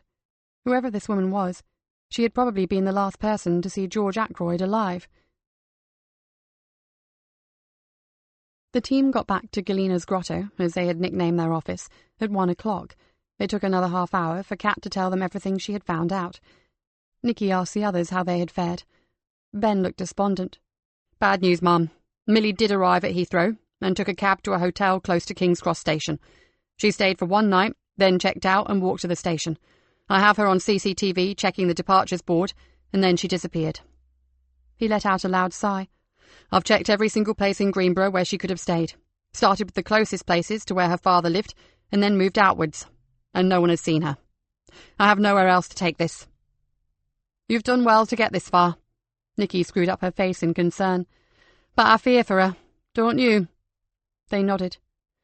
"Has anyone got any good news?" Nikki looked at their faces. Things were not going well. "I could be wrong, Mum." Dave frowned. "But I think our Briar Patch ladies have been warned off talking to us. Yvonne and I met with nothing but, 'Sorry, she's out of the office today,' or, 'Oh, you've just missed her.' We've had no success with interviews at all." Nikki nodded. "Same with us. Although Joseph and I do have one interview tonight. We're having dinner with Rosemary Allsop." Dave grinned. "Getting desperate, aren't we? Imagine having to have dinner with all of them." "Desperate is the word, all right." The team fell silent. Only Kat was making any headway, and she was working alone and on a different case. Nikki looked across to Joseph, who had seemed pensive since they got back to the office. She hoped it wasn't the ghost of Laura returning to haunt him. He returned her gaze, and she saw that it was a work thing. Joseph was having one of his eureka moments. "Want to share?" He puffed out his cheeks. "Not sure I'm ready. It sounds insane even to me." "Just throw it at us, and then we'll take a vote on your sanity." "I keep thinking about how nothing in Quintin Odyke is as it seems." "Please, Joseph, we're working on the Prospero case." "Bear with me." Joseph stood up and began pacing the floor. "I am convinced that Gordon Hammond wasn't the beast of Quintin Odyke, and from the mental state of the surviving victims, I think the beast is still around." Kat sat bolt upright. "They are still so afraid because they are still under threat." "Exactly. But if they aren't scared of Gordon, who are they afraid of? At first I thought that maybe Gordon was protecting his best friend. But what if he was actually protecting his daughter?" They were all silent while this sunk in. Eventually Nikki said, "Are you suggesting that the person who terrorized the children and killed the animals was his own daughter, Avril?" "I do. Think about it. If Gordon didn't do all those terrible things, why did he take the blame for so long? Because he was desperate to protect someone he loved. And everyone said he doted on her." Nikki finished the sentence. "You really believe that a young girl could commit all those atrocities?" "We know it's possible. But worse than that, I think Avril is right here in Greenborough." "Phew!" Nikki coughed. "What makes you think that, Joseph?" But she knew what his answer would be. "Because she started killing people." Nikki's heart began hammering in her chest. "Rory suggested that both Maddie Prospero and Louise Lawson could have been killed by a woman." Dave's voice was almost a whisper. "And that it was possible for a woman to have murdered Gordon Hammond," Ben added. "But to kill your own father—" Nikki swallowed hard. "We really need to think this through before we get carried away." "Mom," Kat raised her hand, "George Ackroyd's neighbour says the last person to talk to George before he killed himself was a woman. I've checked with his GP and no one from the clinic had visited him for months. Do you think—" Nikki's mind was overflowing. Ideas were pouring in and threatening to drown her. "Wait. Is there any known connection between Prospero and Lawson and the Hammonds or Quintin Odyke?" "How would we know, Nikki?" Joseph's voice was steady, but his next word shocked her. "We don't know who Avril is, do we? She is in her late 40s now, and no doubt has a new name, a new job, and a new persona. She could be someone that we know, someone we see regularly. Or someone that we work with." Nikki stood up and hurried to the door. "Oh, dear Lord, I have to speak to Jill Mercer and the superintendent." Chapter 19. Nikki and Joseph sat alone in the makeshift murder room, trying to make sense of Joseph's startling theory. Nikki had just come from the super's office. "The super needs proof, evidence, something substantial to go on. Until then, we are to keep working as if they are separate cases.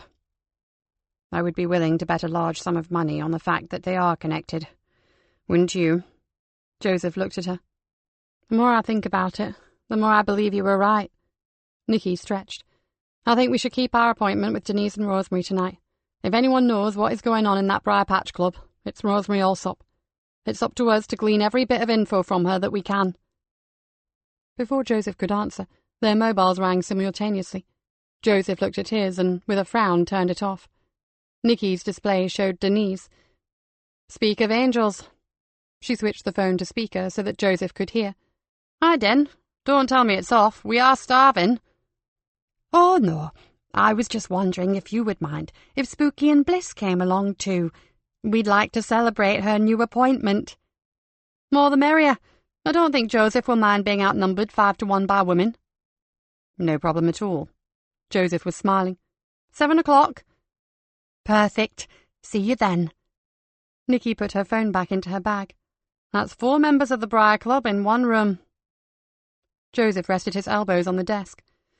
"I'm still thinking about Avril. What if I was wrong about her being our current murderer, but she did kill her father? Let's say she was innocent. She was a bright girl, threatened with violence and abuse.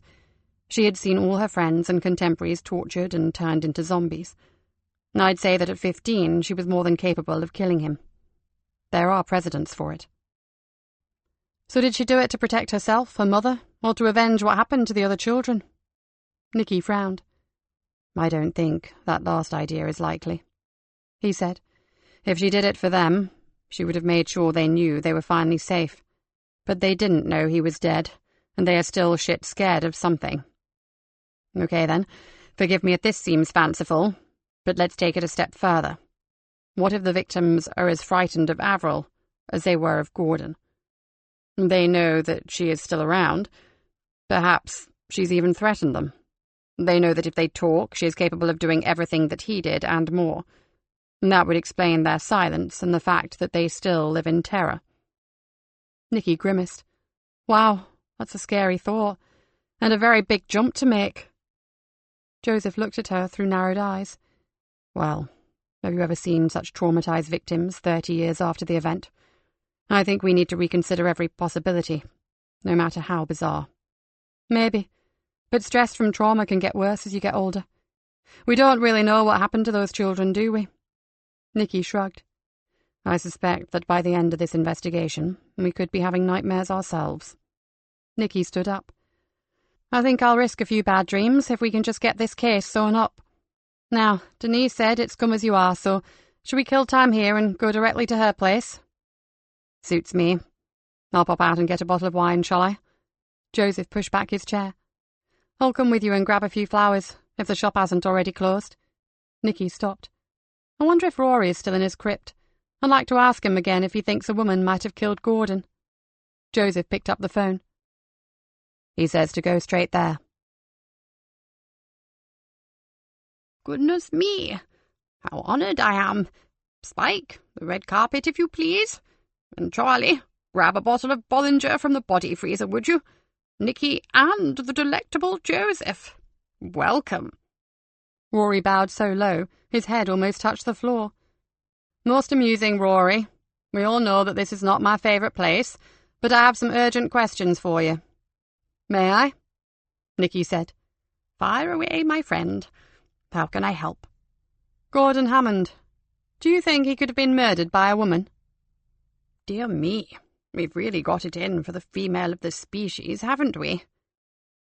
"I'm more inclined to believe it was the female who had it in for someone else in Gordon's case." Rory nodded. Come and meet him, Nikki. We'll take a look and see what we have. The body was in another part of the laboratory, an airy room with a high ceiling.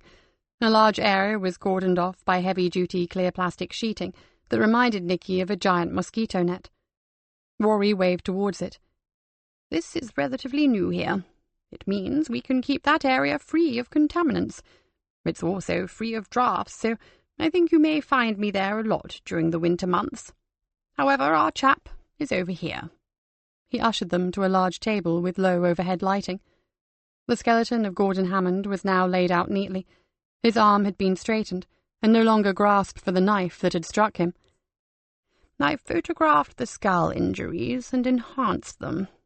Rory clicked on a massive computer screen and pointed to the damaged head.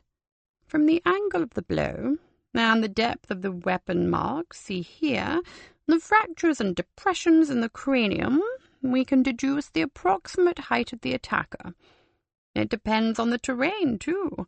Things like whether there was a slope, or if the attacker was standing on something. But as we know, the area where the murder took place was level, so I think we can say around 5'7". A little on the tall side, but not a massively unusual height for a woman. Nikki stared thoughtfully at the long dead corpse. Were there any other indications that the assailant was a woman? Not really, but whoever stabbed Gordon knew what they were doing. The blade slid directly under the ribs at chest height, scoring them as it went, but not blocked by them. I've seen the tips of knives snap off when they hit a rib. These wounds were intended to inflict maximum damage to the lung. So it would be rather rash to consider that a teenage girl committed this crime. Rory drew in a deep breath. A trifle audacious, perhaps, but not impossible. Girls can be vicious in the extreme. It would depend on the individual, her build and her state of mind. He stared at the body, then back at Nikki. Good Lord, you aren't considering a connection between the Cold case and the Prospero and Lawson deaths, are you? They are 30 years apart.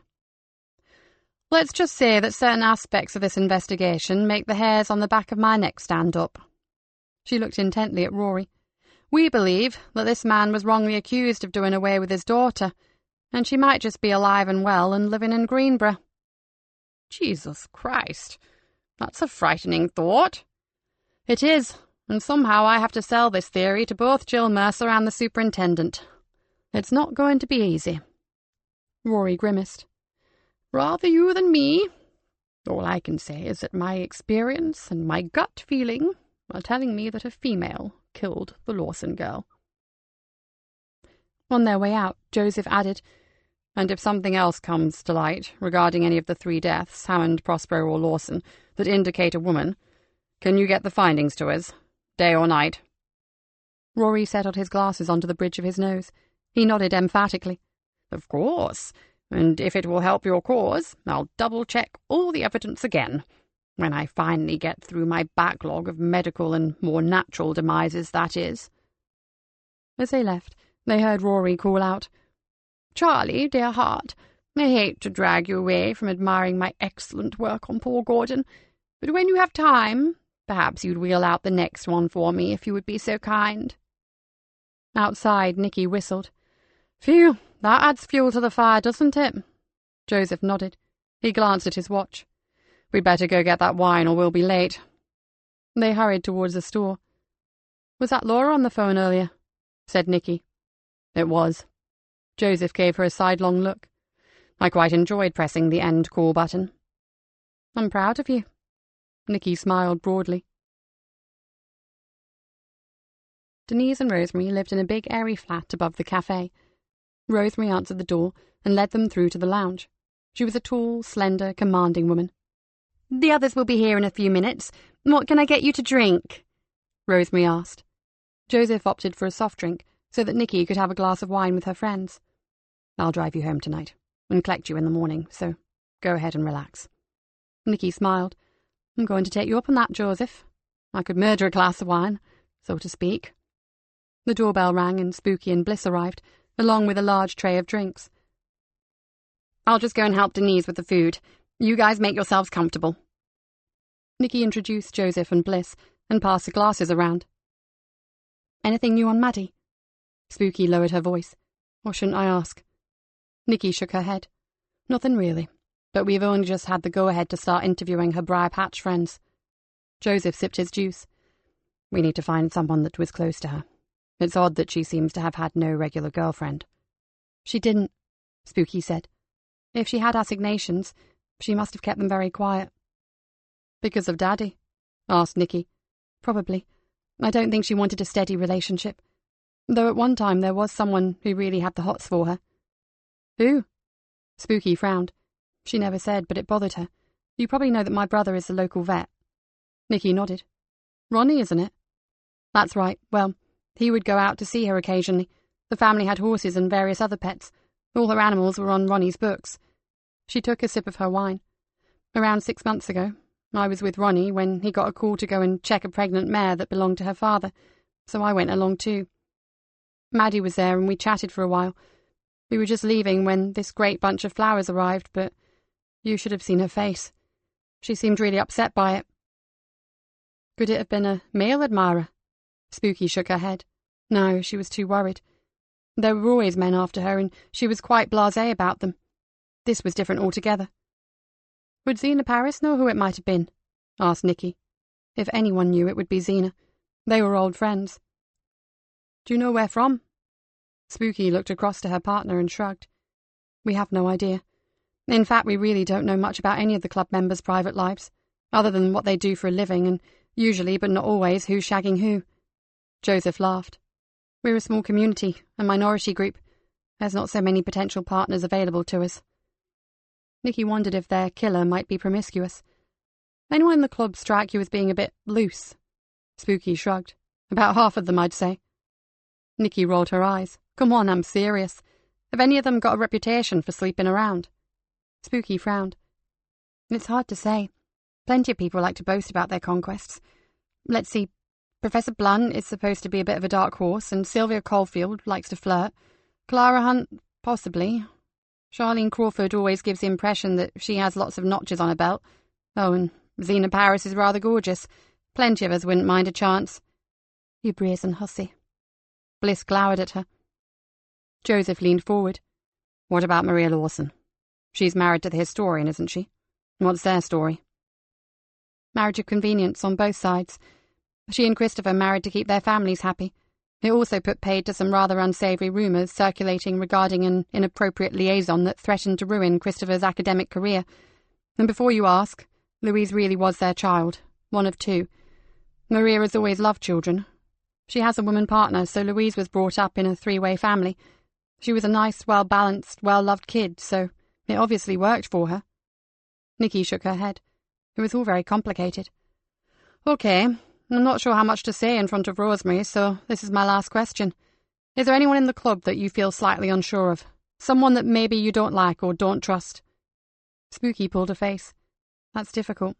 It's like anywhere else. There are always people you either don't like too much or don't know very well and sometimes make wrong assumptions about." She was silent for a while. "Charlene Crawford is a bit of an oddball, though I don't know much about her, except that she works at Greenborough Hospital." "A nurse?" "No, nothing like that. She said her job classification is shit shoveler. She works in a laboratory, so I guess she's in the path lab. Julia Chapman is another one. She's a partner in an alternative health centre. She always seems a bit aloof, so I've never really got to know her." She puffed out her cheeks. "And maybe Celia Kennington." "The lawyer?" "Yes, I can't take to her. She's very superior and talks down to people, but apart from personal preferences, no one really stands out as being particularly unpleasant or troublesome." "Sorry, Nikki, I'm not being much help, am I? Every little helps to build a picture of—" They were summoned to the dining room. The meal was delicious. Nikki wondered why she seemed to be the only person in the world who lacked any culinary skills. "A brandy, anyone?" Rosemary asked. Nikki looked hopefully at Joseph. "You sure about picking me up in the morning?" "Go for it. I'll be there." Rosemary poured the cognacs and sat back down. "So we thought it was finally all systems go with the cafe extension, but there were still more problems with that damned well." She swirled the brandy around in her glass. "I think I have it all sorted, and I just hope that nothing else rears its ugly head." Nikki sipped her drink. "Are these open wells listed? I didn't think they'd be of historical value." "Not especially. They were quite common. It's simply that with so much development taking place, there are not many left." "Most people just fill them in and that was that." Denise glared at her partner. "But of course Miss Legal Knickers here insisted we do everything properly, and it backfired on us." "Den's right, unfortunately. The local museum and the Antiquarian Society decided it would be nice to preserve it for posterity. Bugger the fact that it was on private land and right underneath our proposed restaurant." "Can we see it?" asked Joseph. "I don't believe I've ever seen a dry brick well before." "Do. It may be your last chance. The men start filling it in tomorrow." Rosemary went to get a torch. "I'll put the outside lights on." Denise went into the kitchen, and the garden area at the back of the cafe lit up like a stage. They all trooped out into the chilly evening and picked their way through piles of sand and gravel and discarded workmen's tools. Rosemary led them to a spot close to the rear wall of the cafe and raised the temporary cover. The well was approximately 1.5 meters in diameter, a perfect circle of dry, packed bricks. "That certainly is a credit to the old-time builders, isn't it? No mortar at all. And look at the workmanship." Joseph peered down into it. "Oh no, not you too. Please don't tell me you think we are destroying our heritage." "Actually, I think it looks pretty dangerous. Is it very deep?" Rosemary picked up a stone and went to the rim. "Listen, there is still water at the bottom." She dropped the stone, and they waited for the splash. "That must be deep. I never heard it land at all," exclaimed Spooky. Denise looked at Rosemary and shook her head. "Do it again, Ros." Rosemary cast a bigger stone into the gloomy depths. This time they heard a dull thump. Nikki saw an odd look pass between Rosemary and Denise. She asked for the torch and looked down. The beam was not powerful enough to illuminate the shadowy bottom. "Have you got anything bigger than this?" They shook their heads. "I have, in the boot of my car. Hold on." Nikki went to find it and returned with a large battery-powered halogen lantern. This lit up the whole shaft. "Those blasted workmen have been throwing rubbish down here again." Rosemary looked down angrily at pieces of plastic, lumps of hardcore and other waste materials. "You wait until they turn up tomorrow." "Rosemary?" Nikki's voice was grave. "When did this happen?" The two women looked at each other. Denise said, "Well, the building inspectors were here the day before yesterday, and it was fine then. So yesterday or today, I suppose." "Why?" "And it will be filled in tomorrow?" "Yes, first thing." Nikki moved the beam to and fro along the bottom, and then did the same from the other side. "Joseph, come here." He went to her side. "Tell me exactly what you see." Joseph knelt down and leaned over the rim. "Some rough lumps of concrete, plastic sheeting, a twisted length of that thick nylon band that secures heavy packages, a splintered piece of wood, a leather strap, a length of pipe, a—" "Look again at the leather strap. What is it?" Joseph took the lamp from Nikki. "It looks like a handbag strap. I think I can just see a buckle sticking out of the water." "That's what I thought. Girls, did you leave out any rubbish? An old handbag or maybe a belt?" They shook their heads. "Nikki?" Joseph was staring down into the pit. "Could you look here, please, to the left of that red and blue polythene bag?" Nikki followed the torch beam. Partly obscured by the filthy plastic was a small, pale object. She moved to another vantage point and squinted. Joseph's voice was low. "It's fingers, isn't it? A hand." "Don't assume anything." Nikki sounded calm, but her heart was thumping. It could be anything. An old rubber glove, maybe. But whatever it is, it has to be checked out. She looked up. "Spooky, it's going to get a bit busy around here. Why don't you and Bliss get home? And Rosemary, Denise, I'm really sorry, but I need to get some of my colleagues down here. Now." The uniformed sergeant whistled through his teeth. "I'm not 100% sure either, Ma'am, but I'd put money on them being fingers. Someone is bringing some night vision binoculars from the car. We should be able to get a better view then. His colleague held them out to her. Here, Mom, try these. Nikki adjusted the focus and found the pale object protruding from the water. I can identify fingernails and what could be a ring. It's no glove, and a window dresser's dummy wouldn't be wearing jewellery. Sergeant, get this place cordoned off and secured. I'll let the DCI know what's happened. Some poor sod is going to have to go down there. Why don't we give that little job to the fire brigade? Joseph's expression was positively wicked. Excellent idea. I'm sure our firefighting brothers would relish the challenge. Beats getting cats out of trees, Mom, added the sergeant. Nikki went back into the coffee shop to find her friends. By now, Denise had finished venting her frustration and was busy making coffee for everyone. Nikki sat down with the visibly shaken Rosemary and asked her if she could remember hearing or seeing anything unusual in the past 2 days. The trouble is, the premises next door is a bakery. Vans and cars are in and out of their yard the whole night. We don't even hear them now, and our bedroom is at the front of the flat, so you could probably drive a JCB through the back garden and we wouldn't hear it. I suppose practically everyone in Greenborough knew about the well, didn't they? Denise put down their cups and looked miserably at Rosemary. Rose's legal battle even made the newspapers. Yes, added Rosemary. If the bloody thing had been filled in when we asked, this wouldn't have happened. She looked at Nikki. Oh my God, do you think someone fell down there? We did cover it. You saw that, didn't you? Nikki covered Rosemary's shaking hands with hers. Ros, the lid was on. You lifted it off, remember? No one could have fallen down that shaft and put the lid back after them, could they? Rosemary smiled faintly. Sorry. It's a shock. I'm not thinking straight. I'm beginning to wonder if we should give up on the whole idea of an extension. Nikki looked down at the table.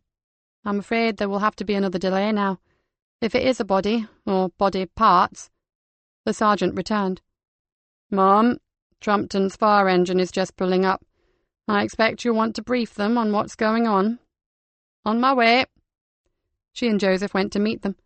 A young fireman was securing a heavy webbing belt around his waist and attaching ropes and climbing equipment.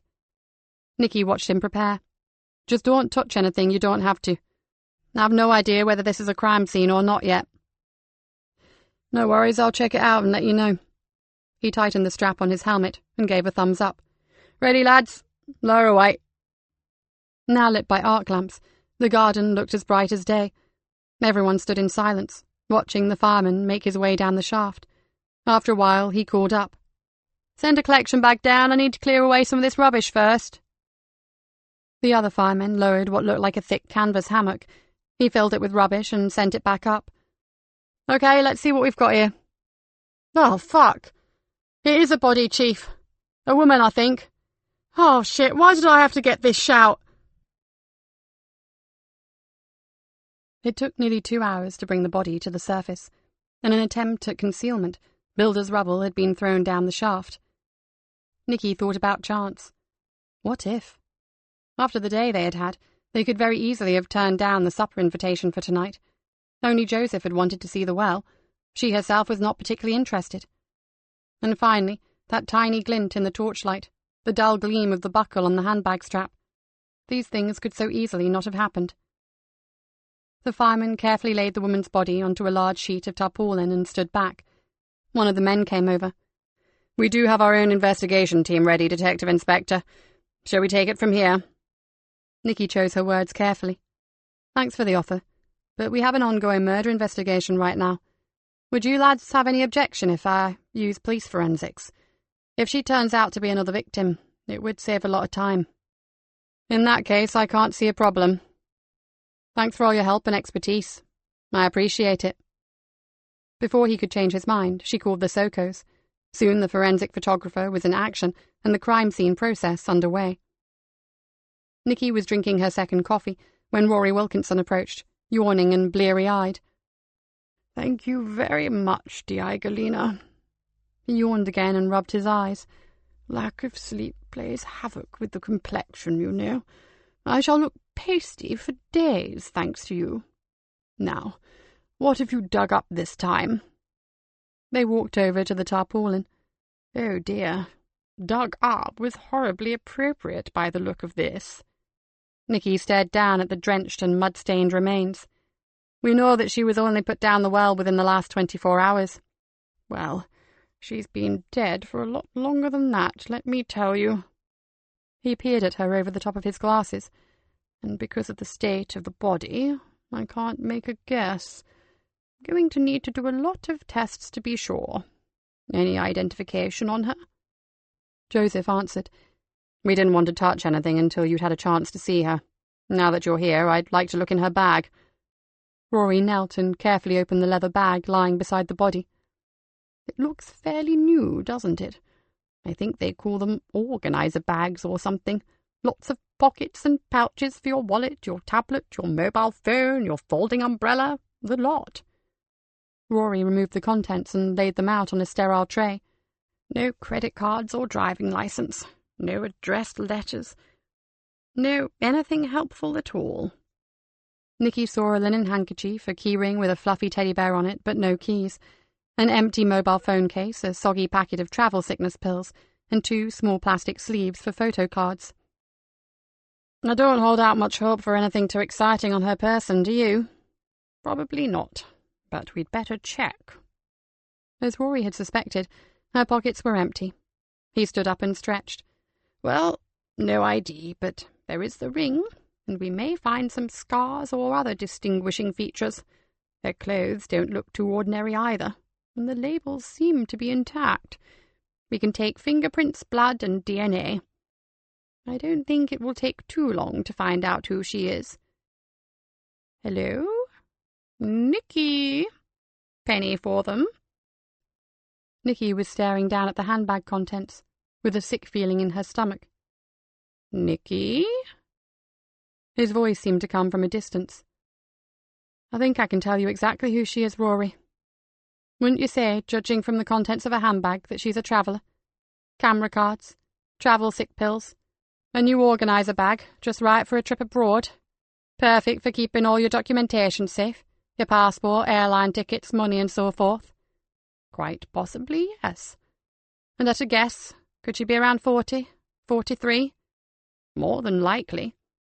Joseph nodded, evidently having reached the same conclusion. "Well, unless I'm way off track, this is Ellen MacDonald, née Millicent Cartwright, late of Quintin Ordyke."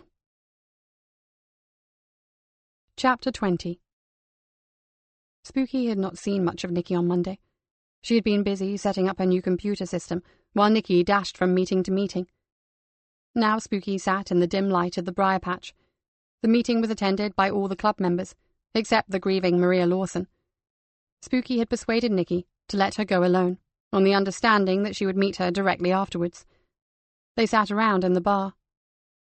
"What's yours, Spooks, me darling?" "Thanks, Estella, if you're buying." Spooky looked at the woman known as Trader. She was a bit of an anomaly in this group of professional and career women. All Spooky really knew about her was that whatever you wanted, Trader could get it for you, and if she couldn't, then she knew a bloke who'd find it by midnight. "Cheers." "What's all this about, then?" Spooky took a long swallow and shook her head. "Damned if I know, but I'd guess it's something to do with the murders, wouldn't you?" "I suppose. Maybe they're drawing the curtain on the club until the killer is found. Nasty thought, isn't it? You can't help but look over your shoulder if you're out alone. I've even stopped sky-watching, mainly because Bliss gets twitchy, but partly because it is a scary time. I hear there's been another. Not one of ours, but a woman nevertheless. Some homophobic freak really doesn't like the ladies, does he?" "Seems that way." "Hang on, Trader. Looks like we're being called to order." Sylvia Caulfield was standing on a small platform at the back of the dance floor. "Ladies, your attention, please." The babble of voices dwindled, and she explained why she had called the meeting. "So, you need to be fully aware of the situation. At the end of the meeting, we will vote either to go to the police, which will involve providing them with a full list of our members, or keep all we know to ourselves and endeavour to maintain the status quo." "If we go to the police, why do we have to tell them that we're gay? Can't we just say it's a professional networking club?" Charlene Crawford asked. "I'm sorry, Charlene, but I think the police are too smart to fall for that, and they will want to know the truth about Madeline. There is no point in speaking to them if we water down our information." "Do you believe we're really in danger, Sylvia?" Trader asked, We wouldn't be here if I didn't. Prior to coming here tonight, I spoke to some of our oldest members about it. We don't know the reason, but it does seem as if the briar patch is the common factor. Which brings me to another question. You've probably all seen the news about the latest victim, the poor woman found in Denise and Rosemary's well. Did any of you know her, or know of her? Her maiden name was Cartwright, Millicent Cartwright. No one seemed to recall her, but the connection was plain to everyone. The killer had deposited the body at the home of a briar patch member. Right. I'll leave you to discuss the matter. Have another drink, if you like, and at 10 o'clock we vote. There will be no abstaining. Trader deposited her bulk on the seat next to Spooky. So, how do you feel about it? Spooky sighed. I feel desperately sorry for the women who will be most affected by our decision. I couldn't give a monkey's who knows that I'm gay, but then I'm not hurting anyone by being open about it. It could cause a lot of upset and a lot of tears for some people here tonight. Shall I take that as a yes, then, for going to the old bill? Afraid so. I think we are out of our depth and the professionals should deal with it. Want another? It's my round. A Guinness, please. I'll be over there with Zena and Charlene. I'd like to get a feel for what the others think. Spooky took Trader her drink and sat down with the small group. Charlene was sipping a white wine and looked anxious. I'm not sure what to think about this. She swallowed the wine in the glass and stared at it. My head says go to the authorities, but my heart says no. There are so many women here who need to keep their private lives just that. Private. It will be devastating for them. She ran a hand through her shoulder-length red hair and looked up at Zena. What's your opinion? Zena didn't answer immediately. Then she sighed and said, I'm a little like you, Charlene, but I do know that we don't want to lose any more dear friends or people close to us. I want this killer caught, but I'm just not sure if the cost to some of our members will be too high. She picked up her glass and took a long swallow. Surely the cost would be even higher if someone else dies, Spooky added. Charlene nodded. I know you were right, but I still feel as if I'm a Judas if I vote in favour of going to the police. It's a dilemma, all right. Trader shook her head. We'll be damned if we do and damned if we don't. Talk about a rock and a hard place. She stood up and lifted her glass to them. I'm going to see what the others think. You've got a girlfriend, haven't you, Charlene? Spooky asked. Yes, but she's not really into the scene, and we don't live together. Liz is a bit of a swot, got a good job at the uni.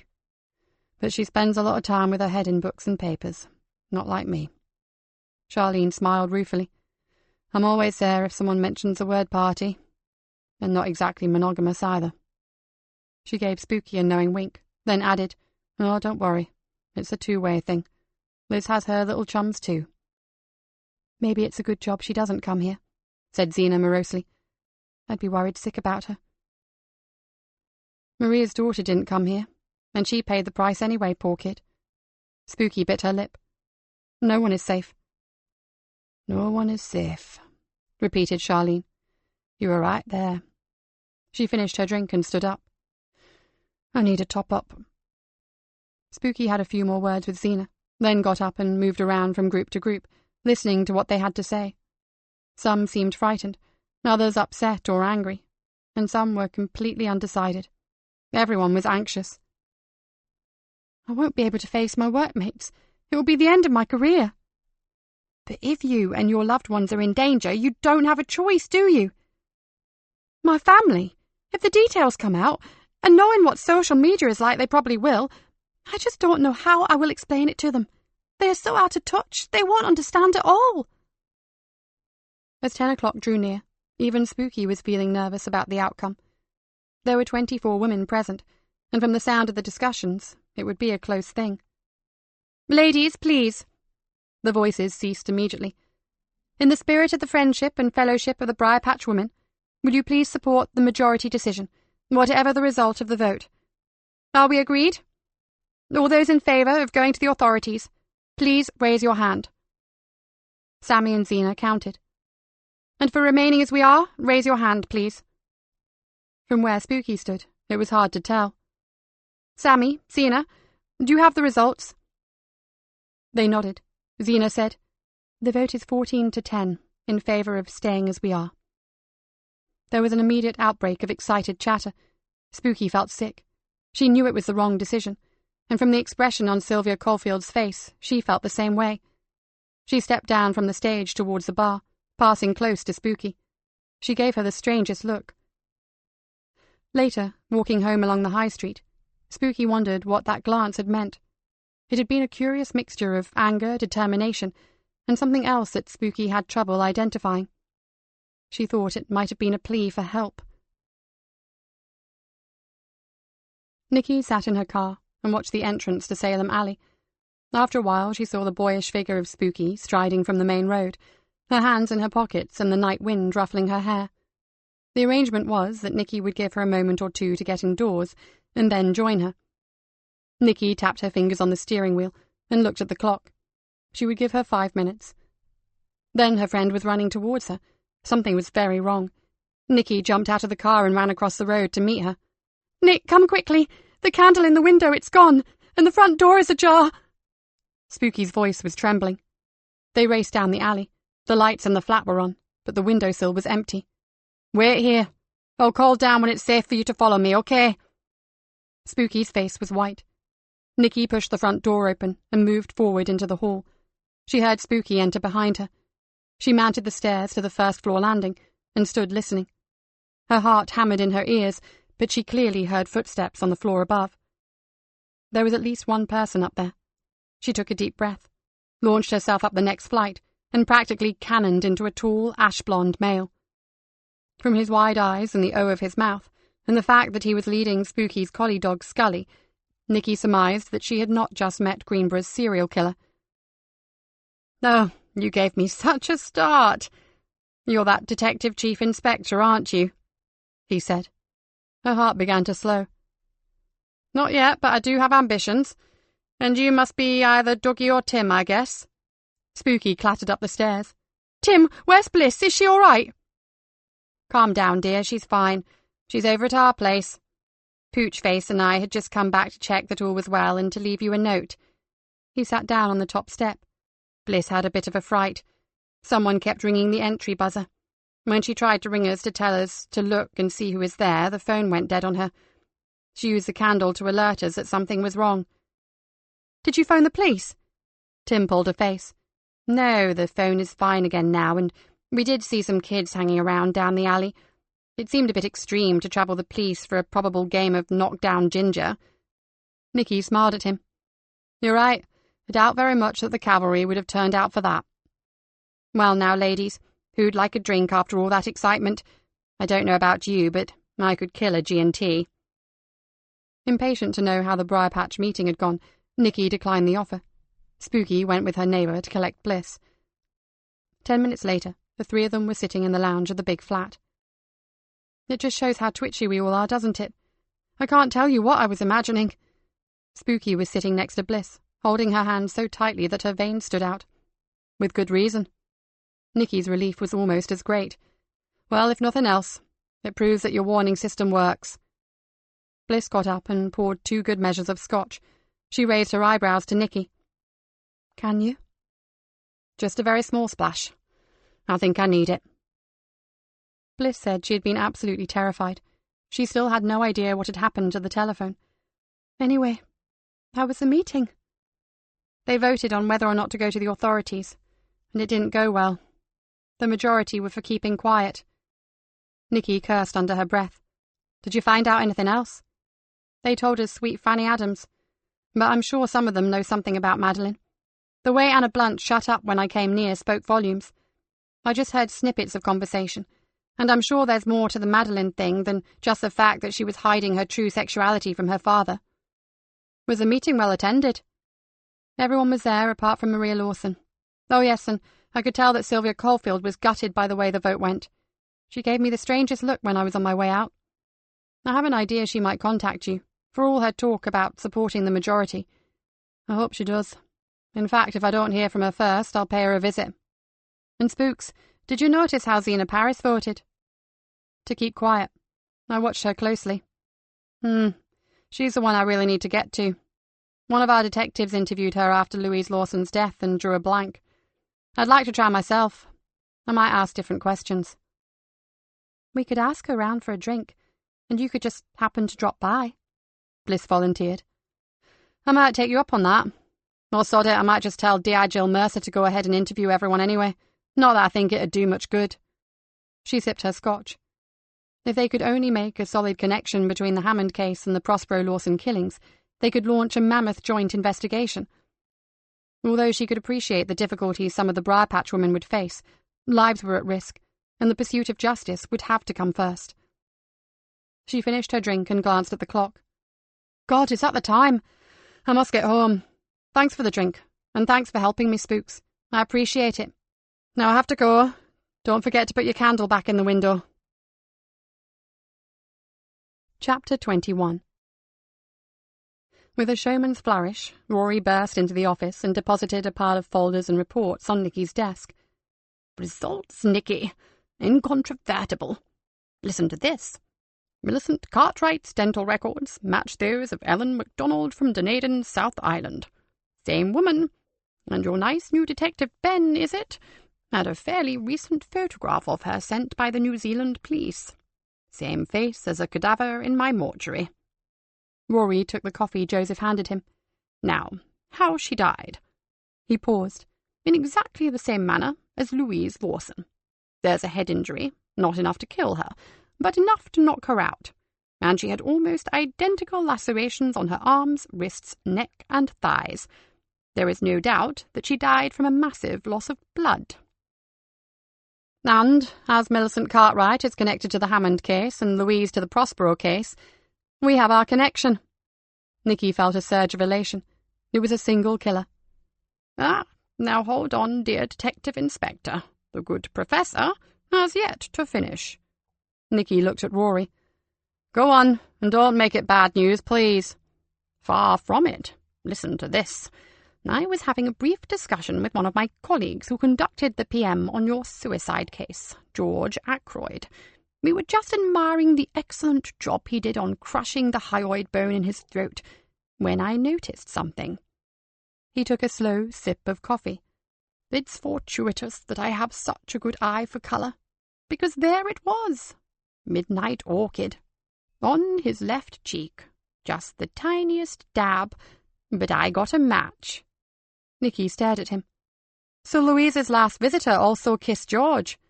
Well, that brand of lipstick is not exactly rare, but it would seem so." "Then did he actually kill himself? Or was it made to look that way?" "It was suicide without a doubt. Everything about the crime scene indicates that he was alone when he died, and my findings discount any outside interference. It's what or who drove him to it that you need to prove." "Avril Hammond. He was heard arguing with someone, a woman, just before he died. It had to be her." Rory raised a hand. "One more thing. No, two, actually. This time, we were able to lift a DNA sample from the lipstick. If it matches anything found at both the Prospero and Lawson scenes, your life should be easy once you have a suspect in your cosy cell. And now, a little puzzle for you. The late Mr. Frederick Cartwright, your other suicide, is still in our freezer, awaiting release after the coroner's verdict. As so many people seem to be getting the kiss of death at present, I checked his facial skin again. And guess what?" "Old Fred Cartwright as well." Joseph's eyes were wide. "Yes, old Fred too." "Jesus! She kills his daughter, then goes and tells Daddy Fred that his darling baby won't be visiting after all, and the poor old sod tops himself. The evil bitch. She's like one of those deadly spiders." Nicky looked from Joseph to Rory. "Well, this brings the two investigations together, so now we'll have the manpower to get something done. Are you off to break the news to Jill Mercer?" "I thought you might like to accompany me." Rory grinned at her. "But I had to tell you first. All along you suspected it was the same woman, so good for you, Nicky. We're not a bad team, are we? You with your devious mind, and me with a forensic brain the size of a giant pumpkin."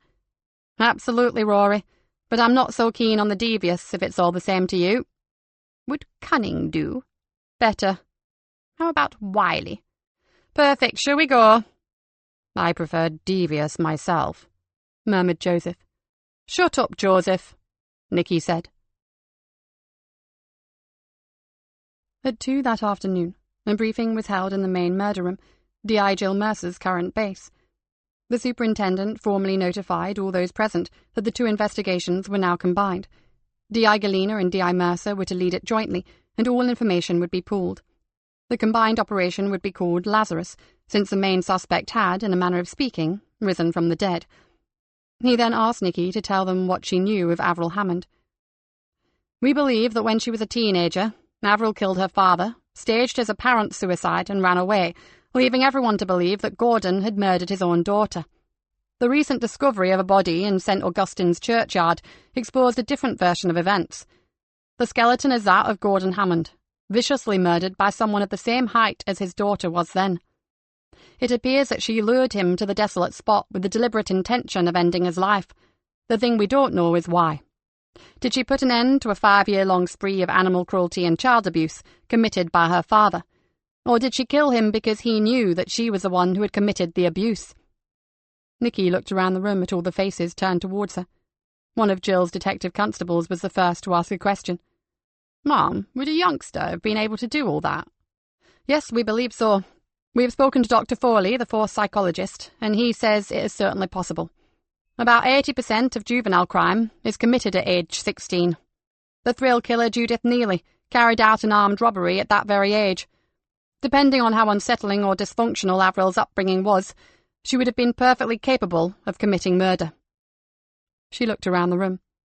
"At present, we have 3 murders and 2 suicides that can all be connected to each other, and to a single female killer, who we believe to be Avril Hammond. Our problem is that her childhood friends have been traumatized into silence. No one alive at the moment actually knows anything useful about the Hammond family, or else is unwilling to share it with us. Avril took off back in the 80s. We need to find out where she went, what name she assumed, what type of work she did, and when she returned to Greenborough." "Ma'am, why has she just started killing after all that time?" Kat looked puzzled. "Dr. Foley believes that a single incident could have triggered it. Or perhaps she has been killing for years, although not in this area. Possibly dropouts, druggies, or street kids. We pull them out of rivers and squats all the time." "If we go with the trigger theory, could it have involved Madeline Prospero, as she was the first victim?" D.I. Jill Mercer was doodling on her notepad. "That would be my assumption, yes. But there is one anomaly. She seems to be targeting 2 distinct groups of people. Ones from her past, like George Ackroyd and Frederick and Millicent Cartwright, and others that have no apparent link with Quintin O'Dyke. That is Madeline Prospero and Louise Lawson." "Do we have any hard evidence that it really is this Hammond woman?" asked another of D.I. Mercer's men. "Professor Wilkinson is running DNA comparison checks on the samples found at all the different locations with that of Gordon Hammond. He is looking for a family link.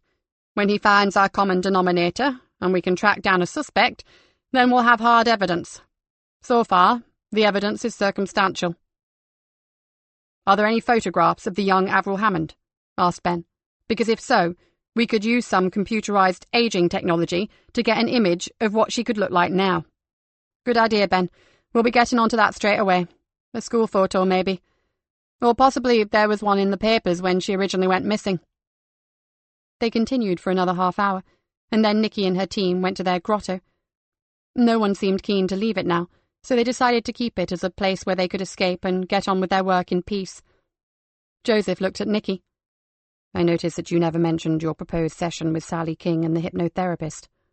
The fewer people who know about that, the better. The first proper appointment is booked for later today, so who knows? We might have something positive to go on. If so, we'll share it with the rank and file." Kat looked up. "Was she deemed a suitable subject?" "Went under like a dream by all accounts. The doc has every confidence that the therapy will be successful.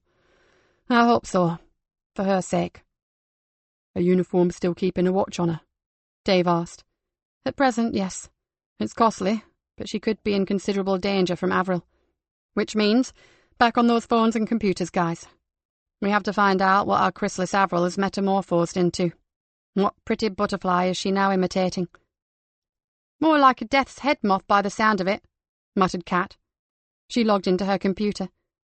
"Now, how far had I got with this?"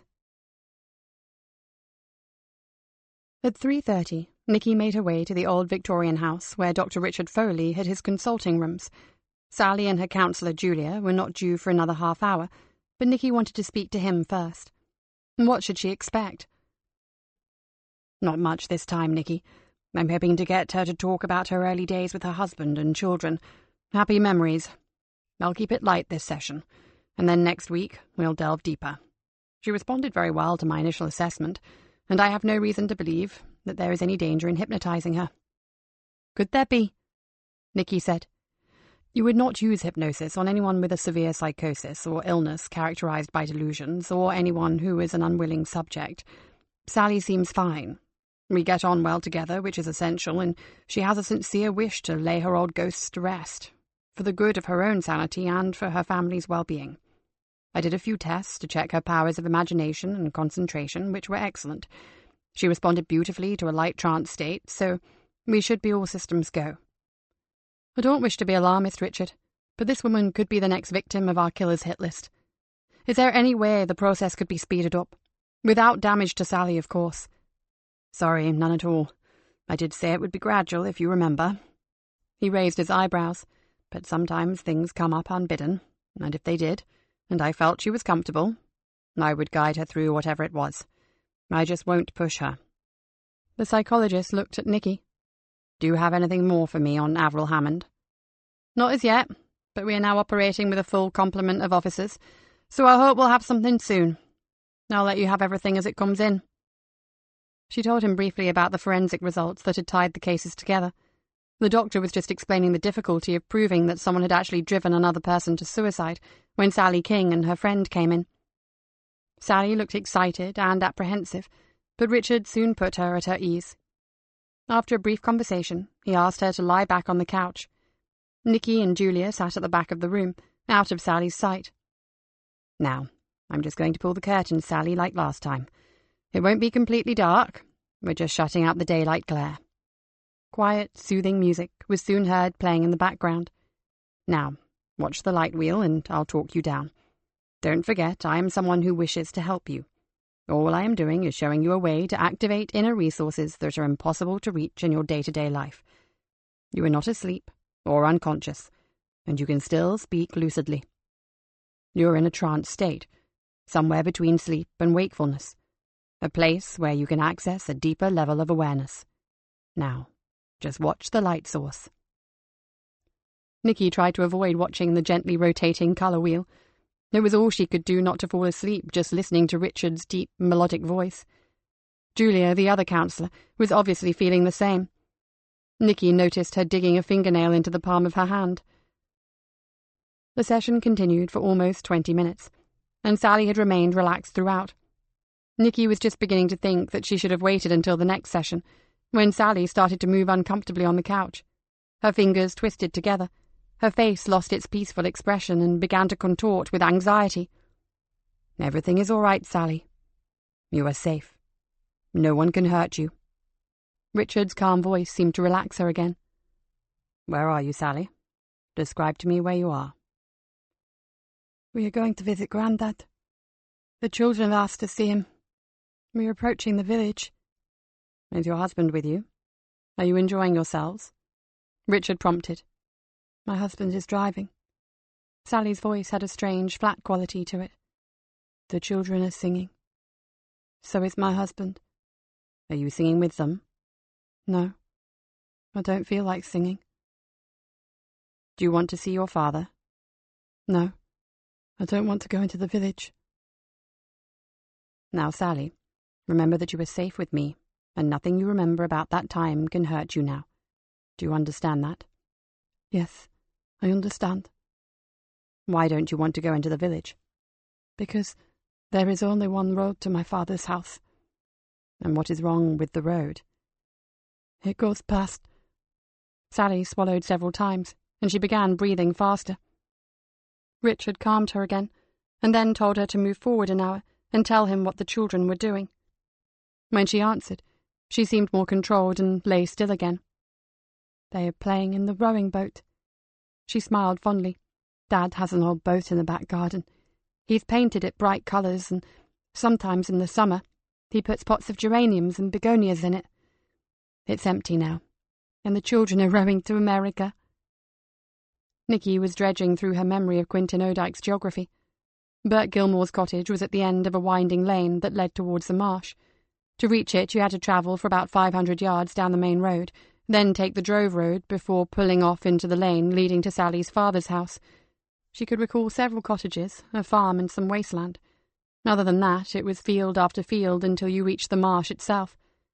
She made a mental note to ask Yvonne, who lived along that particular route. Richard was talking again, and Nikki realised that he was getting Sally and her family into the car to go home. Immediately, Sally tensed, and by the time he had closed the car doors and turned on the engine, she was fighting for breath. With a concerned glance at Nikki and Julia, Richard moved Sally forward again, to the moment when she was putting the children to bed that night. In seconds she was laughing, splashing imaginary water onto 2 giggling children, and holding up an invisible towel to rub and cuddle them dry. Then Richard Foley brought her back. Sally stretched and blinked. Oh, that was lovely. I feel so refreshed. I could have stayed there for hours. She smiled at the hypnotherapist. It's better than a night's sleep. He passed her a glass of water and she drank thirstily. I hope I didn't say anything I shouldn't. Not at all, Sally. We just spent some time with you and your family. Now, just rest for a moment or two, and I'll go and get my diary so we can make our next appointment. Julia walked over to Sally, smiled down at her and took her hand. You feeling okay after that? Brilliant, Julia. It really is a pleasant experience. I can't think why I was so apprehensive. Richard appeared from his tiny office with a diary and a broad smile. Fear of the unknown, that's all. Now each time you visit, you'll be more relaxed and open to sharing your memories with me. When are you free next week? Nikki was anxious. This was taking too long. There was a psychopath on the loose. They did not have unlimited time, and she could not watch Sally 24 hours a day. If the killer got the slightest idea of what she was attempting to do, then Sally had effectively signed her own death sentence. She waited until the 2 women had left, then followed Richard Foley back into his office. This is really bothering me, Richard. Mrs. King is in very real danger. If this bloody murderer gets the faintest whiff of what's going on, Sally King's loving husband and kids could be down at the florist ordering a wreath by next Tuesday. Nikki, I'm sorry, but I can't rush her. You saw her. If I make her confront the traumas of her past too soon, the same husband and kids could be drawing up a visiting rota for the psychiatric hospital. And that would be my fault. I have signed a pledge, Nikki, a code of ethics. His voice softened. I know she is in danger, as are others until you catch the killer, and I will do everything in my power to help. But it cannot be rushed. This treatment is delicate in the extreme, and I have to deal with it appropriately, okay? Nikki pushed her hair away from her face. I'm sorry, Richard. I do understand what you were saying, but we don't know where the threat will come from. We have no idea what the killer looks like, and no real proof that it is even a woman. I've got a bag full of Greenborough deaths to sort out, and bugger all leads. I'm frightened that the killer is here among us, and although I'm doing my level best to keep these sessions quiet, well... She shrugged. By now we usually have photo fits on the TV and in all the papers. Have you seen this man and all that stuff? And what have I got? A supposedly slaughtered child has risen from her watery grave on the marsh and is avenging her stolen childhood. Great. Richard smiled apologetically. I'm sorry I can't do more, but if it's any consolation, from what you've told me, I think you are perfectly correct in your assumptions.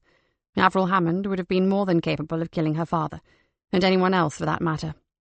He glanced at his watch. I promise, as soon as Sally is anywhere near ready, I will regress her into whatever in the past is frightening her so much. Let's just hope it's all worth it. She really does want to do it, and it's all I have at present. The doctor held open the door for her. Then she's already given you a start. Find out who lived on the stretch of road between the outskirts of the village and her father's house. Believe me, that's my first assignment. Thanks, Richard. We'll speak soon. Nikki stepped out, and then looked back at him. I'm sorry to be so impatient with you. It's called damage limitation. I've been in too many situations where you're horribly aware that something nasty might happen, and in my experience it usually does. I just want Sally King to live to see her great-grandchildren.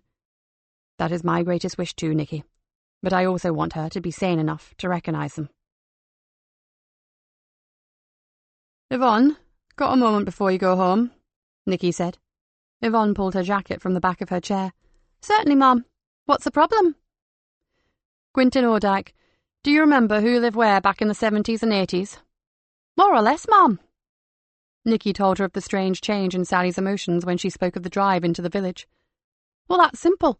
The Hammond cottage was off that road, just before you turn into the Gilmore's lane. Oh, but I didn't see it when we were out visiting Dr. Draper. You wouldn't, Mum.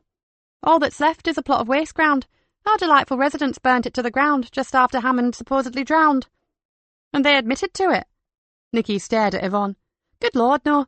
Those Quintin Ordikers admit to nothing, as you well know. Yvonne laughed. They were no different back then. No one knew anything, no one saw anything, and no one gave a damn. And it was definitely arson. Well, the broken window and the 2 empty petrol cans were a bit of a giveaway. Even I didn't have too much trouble working that one out. They really loved Gordon, didn't they? Loved him to death, Ma'am. Nikki watched Yvonne as she prepared to leave. You look happy about something, and considering what's going on here at present, I can't think what it could be. A wide smile spread across Yvonne's face. I'm off to see old Fred Cartwright's neighbour, Ma'am. Dog walking again? Actually, I'm going to collect the little fellow. The grin broadened. You know that I lost my dear old Holmes last year? Well, that little chap left a very big hole, and not just in my life, in my neighbour's as well. Nikki knew that Yvonne had dog-shared her beloved canine with Ray, her elderly neighbour. The neighbour cared for him when she was at work, and Yvonne collected him after her shift ended. Yvonne did the exercising and feeding, and Ray did a spot of cuddling and watching TV together when Yvonne was working. Nikki knew that Yvonne missed her old homes very much indeed. I think I see where this is going. He's called Hobo, and he's a sort of Jack Russell Cross. Not exactly Holmes, but I think that's a good thing. Ray can't wait to meet him. You're a soft touch, Collins. Did you know that? Yvonne laughed. I reckon he'll give us back 100-fold more than we give him, Ma'am. I don't like living without a dog. The house seems dead somehow. Nikki loved dogs, but knew that her lifestyle made having one impossible. She nodded. Good for you, Vonnie. Go pick up your new edition. Yvonne left, and Nikki was preparing to go when her phone rang. Sorry to bother you when you were probably trying to escape, but I think you might be pleased that I did. Rory sounded bright and enthusiastic. I have just finished comparing the DNA samples that we already have from the various scenes of crime. It's by no means complete, but I have isolated a match that shows up in each one. He paused. And Nikki, when we checked the pair of sex chromosomes, we have 2 X's. It's definitely a female. Yes! Nikki punched the air with her free hand. I've already run a search to see if she's on any database of offenders, but unsurprisingly, there's nothing so far. He paused again. And I did a cross-check with Gordon Hammond. Our killer is his daughter, Nikki. Well done, my friend. Now I have something other than a hunch to pass on at tomorrow morning's meeting. I heard some of D.I. Mercer's team muttering that it was all a load of bollocks. You know, a woman serial killer. Offends the sensibilities somewhat. Do you know, I read about one woman killer who injected her victim with liquid drain cleaner before she killed her. Now that's not exactly what you'd expect from your average brownie, is it? I know the one you mean. I was talking about her myself the other day. You should hear what Dr. Foley has to say on the subject. All far too gruesome for me. I have such a delicate stomach. Now, having delivered the good news, I'll allow you to trot off home, have a peaceful night's rest, and I'll no doubt see you on the morrow. Nikki hung up the phone, filled with elation. It was Avril Hammond. Hi, Nikki. Joseph came in and slumped down into a chair. You are not going to believe this. You first, then I have big news for you too. While you were out, I had a call from Father Aidan. Oh, hell, not more butchered bunnies. Not exactly. He saw someone moving about in the graveyard. He was reluctant to call us, but I'd made him promise not to go it alone again. Who went out there? I did, with Ben. Anything? Not by the time we got there, but there was a bunch of flowers on the spot where Hammond was found. Flowers? What sort of flowers? White lilies, Nikki. There was a card with "Rest in Peace" printed on it. No signature, and no other message. Did they look as if they came from a florist? Was there a shop name on the back of the card? No such luck. They're from the big supermarket on the trading estate, and the back of the card is blank. Christ, Joseph. Gordon Hammond isn't exactly resting in bloody peace, is he? Neither is poor Father Aidan, and I think he's wondering what on earth is going to happen next. Any ideas? Not the foggiest notion, Joseph. Someone doesn't want Gordon to be forgotten, that's for sure. Then whoever it is doesn't know that Hammond is connected to the recent murders. Joseph shrugged. Probably, but whoever it is, they're being a pain in the ass. We have more serious problems to deal with right now. Nikki told Joseph about Rory's latest findings. Thank God for that. At least we haven't wasted our time searching for Millie. A uniformed constable pushed open the door. Mum, sorry to butt in, but PC Steve Royal from West Salterby is in Greenborough General Hospital. He's been attacked. Nikki and Joseph stared at each other. Yobs? Asked Joseph. No, it was a woman, off her head, screaming and shouting, apparently. She had a right go at the poor bloke's face, by all accounts. Do you want to go over to the hospital? Of course I do, said Nikki. And officer, do we know who the attacker was? The PC glanced at his notes. She's called Sarah Archer, Ma'am. That's all I know. Joseph stood up. That was the one Kat and Yvonne interviewed. You know, the strange girl with the teddy bears in the animal sanctuary. And she's injured PC Royal. Kat reckoned she was away with the fairies, but quite harmless. Really? Big mistake. Soon they were at the hospital, looking down at PC Royal. He lay on a trolley, looking pale and uncomfortable. A large dressing covered one side of his face. Dear Galena, I didn't expect to see you here. His voice sounded as if he had just left the dentist chair, mouth numb after a massive filling. I hear you had a run-in with Sarah Archer. She's raving, Mum. You should see what she did to my face. Can you tell me what happened, Steve? Or is it too painful to talk? It hurts like hell, but talking doesn't make it any worse. I had to call to a disturbance. It only took me 5 minutes to get there, and I found her rolling in the street, tearing at her clothing and screaming blue murder. A couple of the villagers had tried to help her, but she had fought them off. I've never seen anything like it, Mum. I tried to calm her down, and I just took her arm to stop her hurting herself any further. He touched the dressing gingerly with one hand. She came at me like a wild animal. I know it sounds silly, but I actually heard her snarling.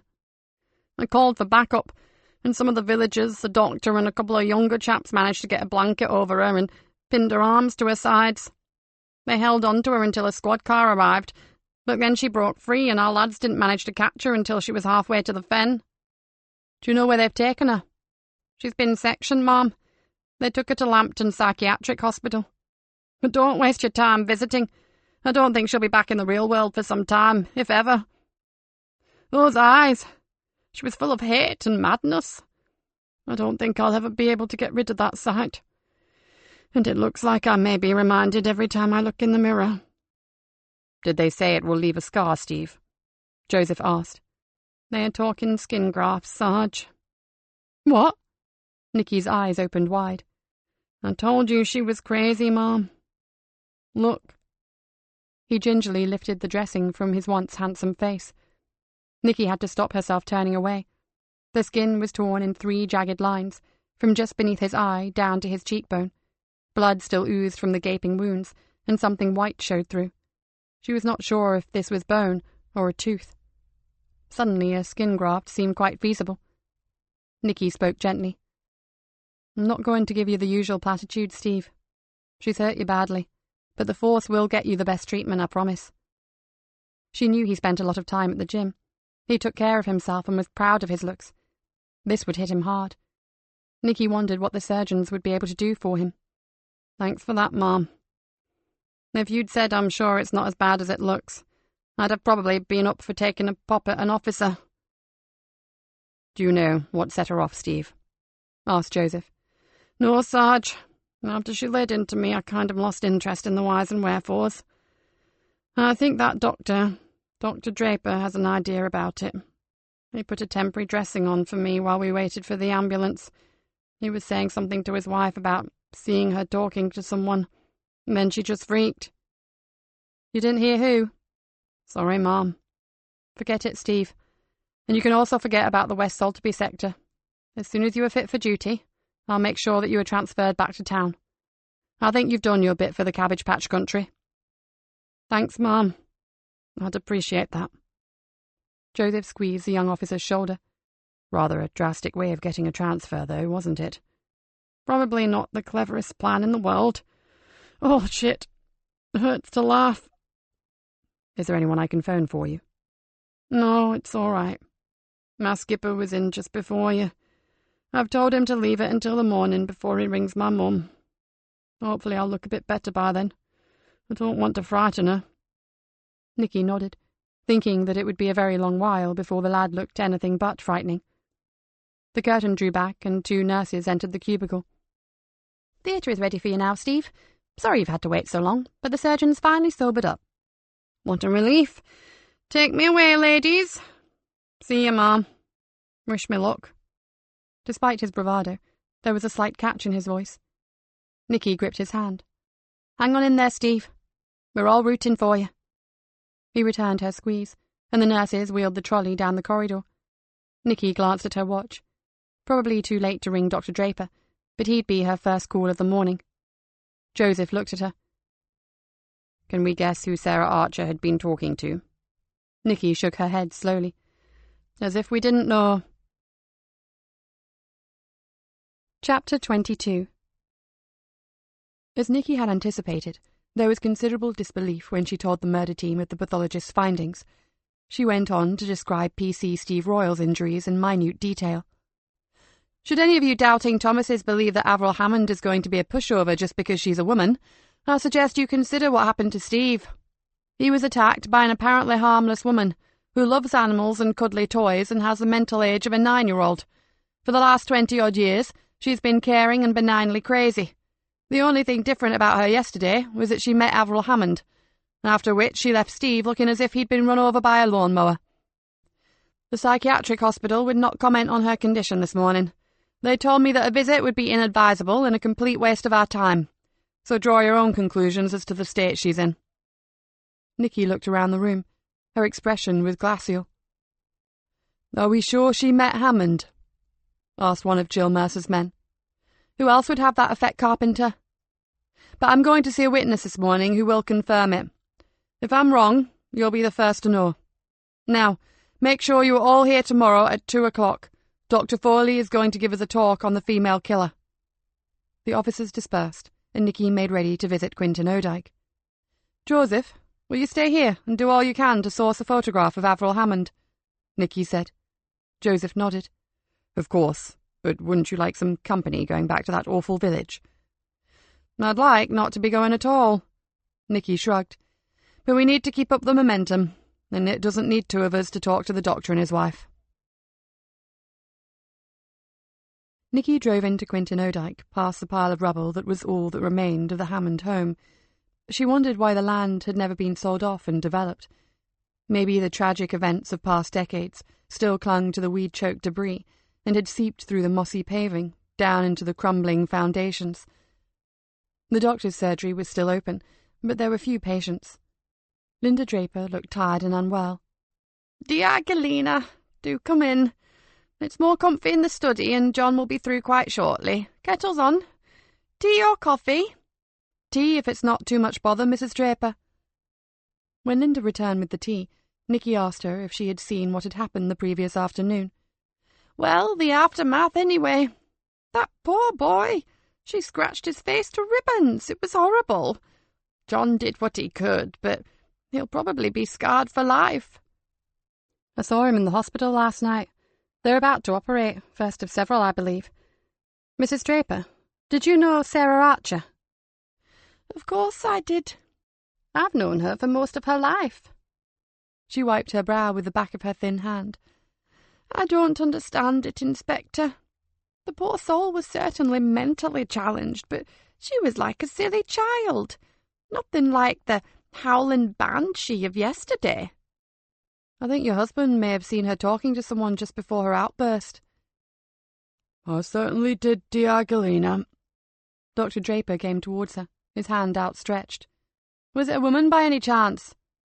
"Yes, it was. And before you ask, I didn't recognise her. What did you see exactly?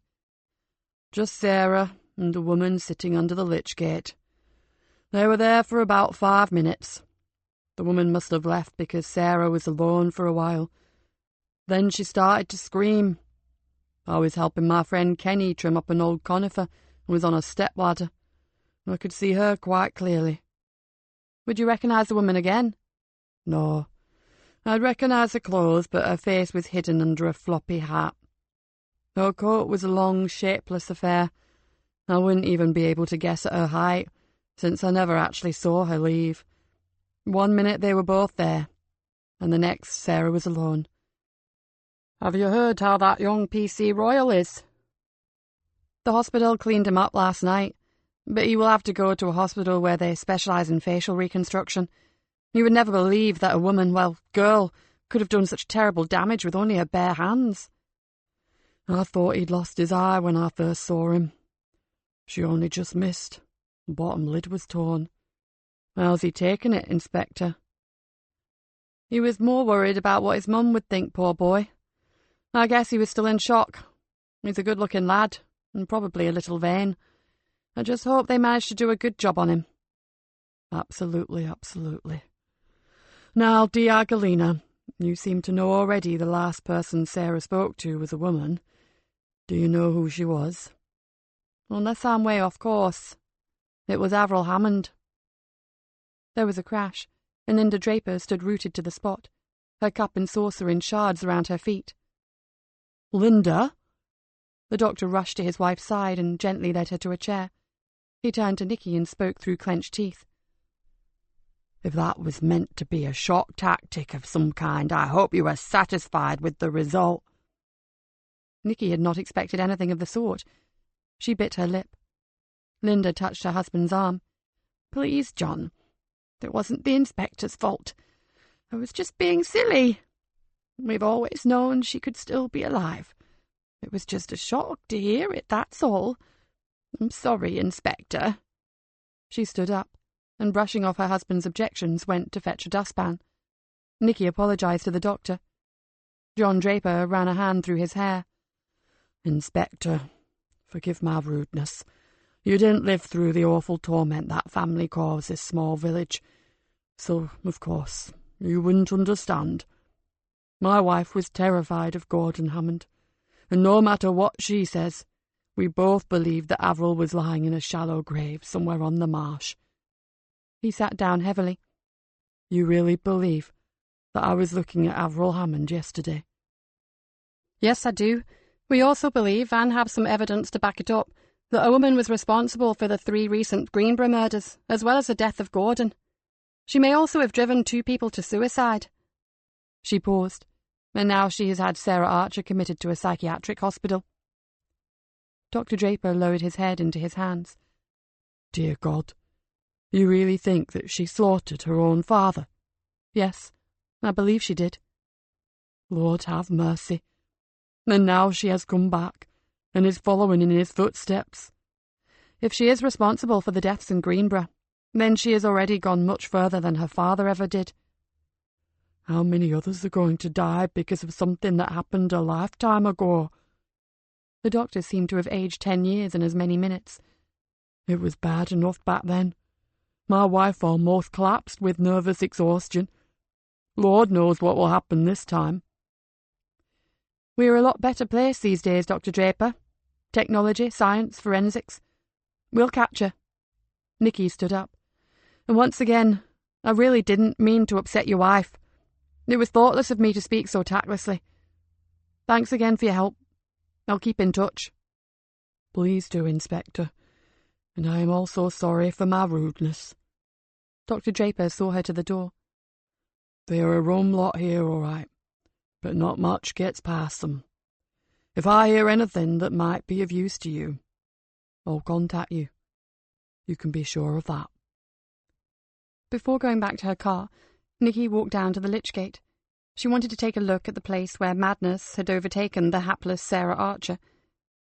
Nikki could tell from the scattering of sweet wrappers and used gum that children still used it as a meeting place.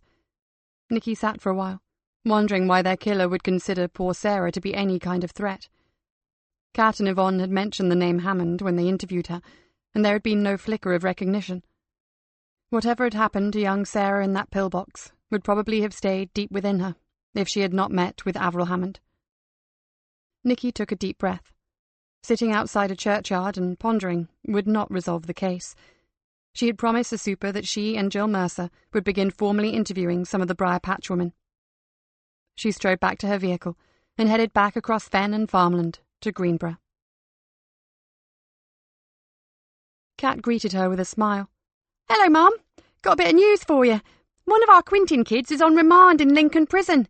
Avril might have a spot of bother getting at him there." Terry Harvey, I presume.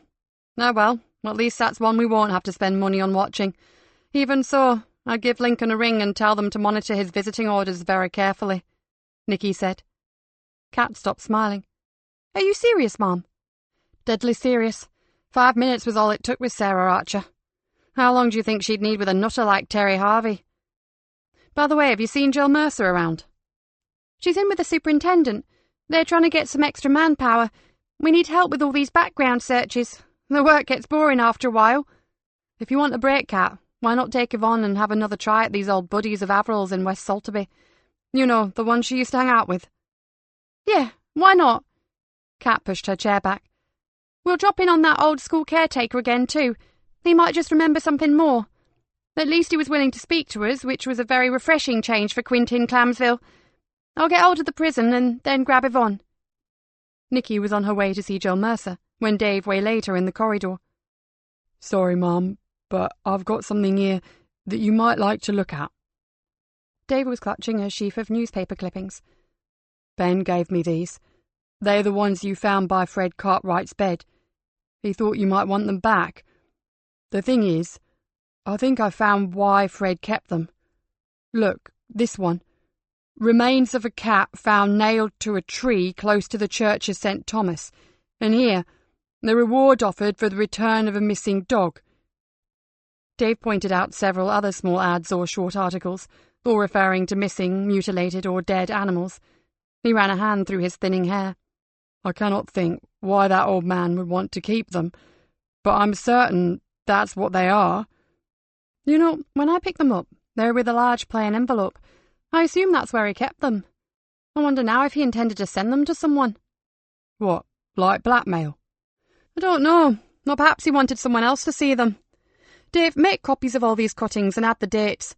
Highlight the relevant articles on the copies, then bring one set to me and take another out to Dr. Draper. He might just be able to fathom out who Fred Cartwright would want to share this knowledge with." "OK, Mum." Dave turned to leave, then stopped. "You don't think he was going to show them to his daughter, do you?" "Perhaps, but I don't think so. The envelope was new. He'd obviously kept those old papers somewhere safe for years. Why put them in a brand new envelope if you weren't going to post them? Whatever, well done, Dave, for spotting it. I don't know how it'll help us, but it's another puzzle solved." "Thanks, Mum." Dave left. "Nikki, sorry to have kept you." Jill Mercer came out of the DCI's office. "Good news. I think we've managed to convince HQ to give us some manpower from the other divisions." She fell into step beside Nikki. Nikki smiled. "A few more flat feet on the job certainly won't go amiss. Now, who's first on our list?" "Zena Paris. She said she'd be in a shop all afternoon, so we'll kick off with her. Then, I'm sorry, but I have to get back here. I've got a couple of people calling in to see me about the Lawson girl. If they don't take too long, perhaps we can visit Professor Anna Blunt afterwards." They walked to the car. "I've upped the watch on the remaining victims, Nikki. Lucy Clark is staying with her manageress, who lives over the caff, and Uniform are keeping a careful eye on them.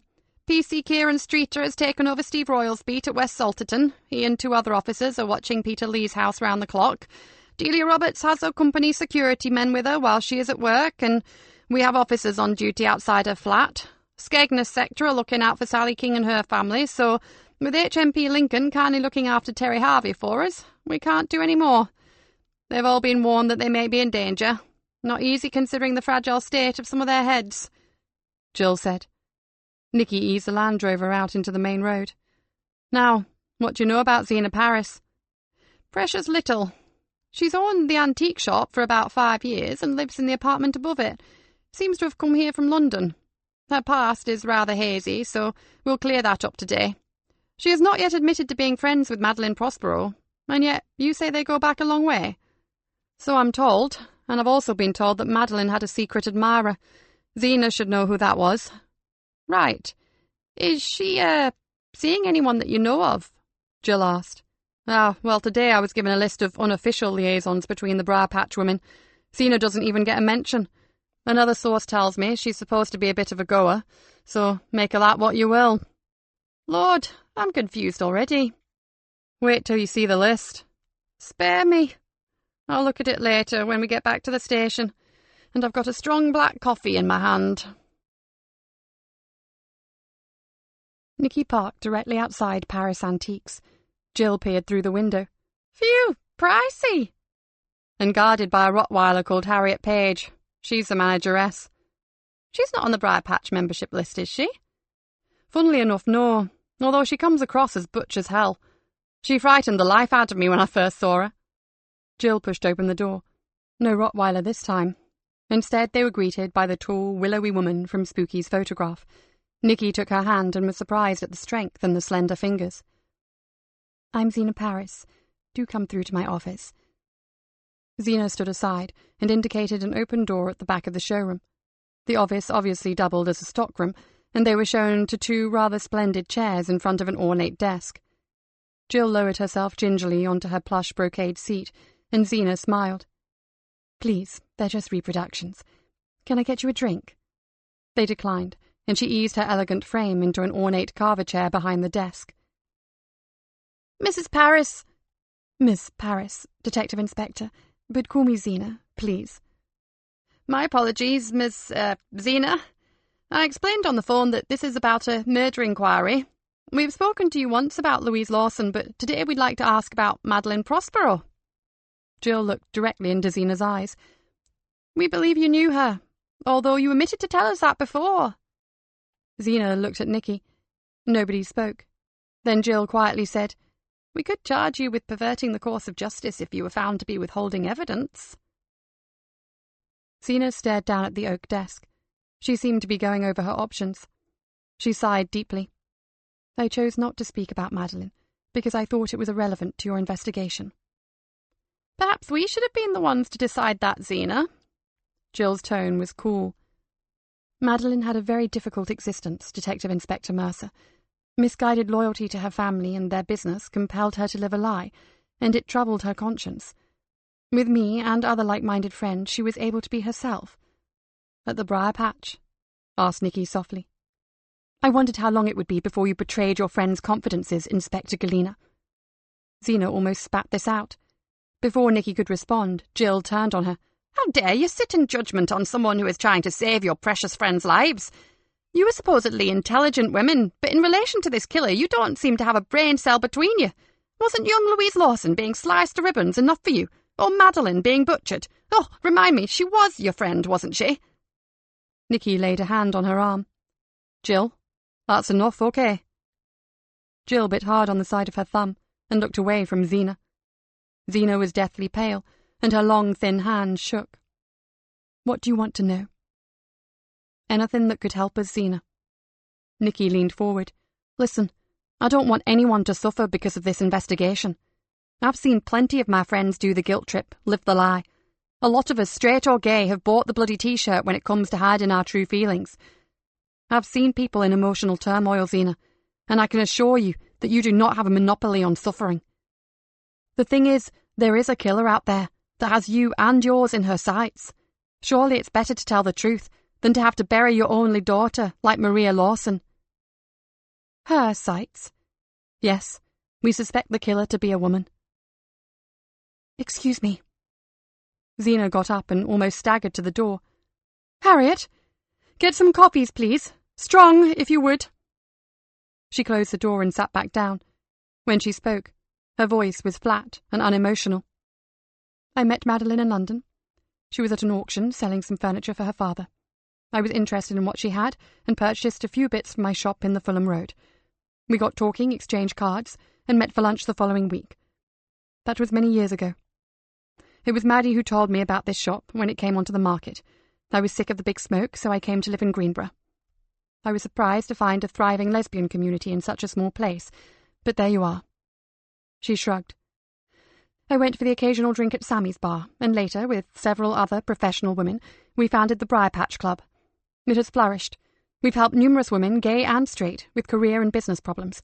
We've raised money for charity, and we've supported each other through rough times. The club worked for us all.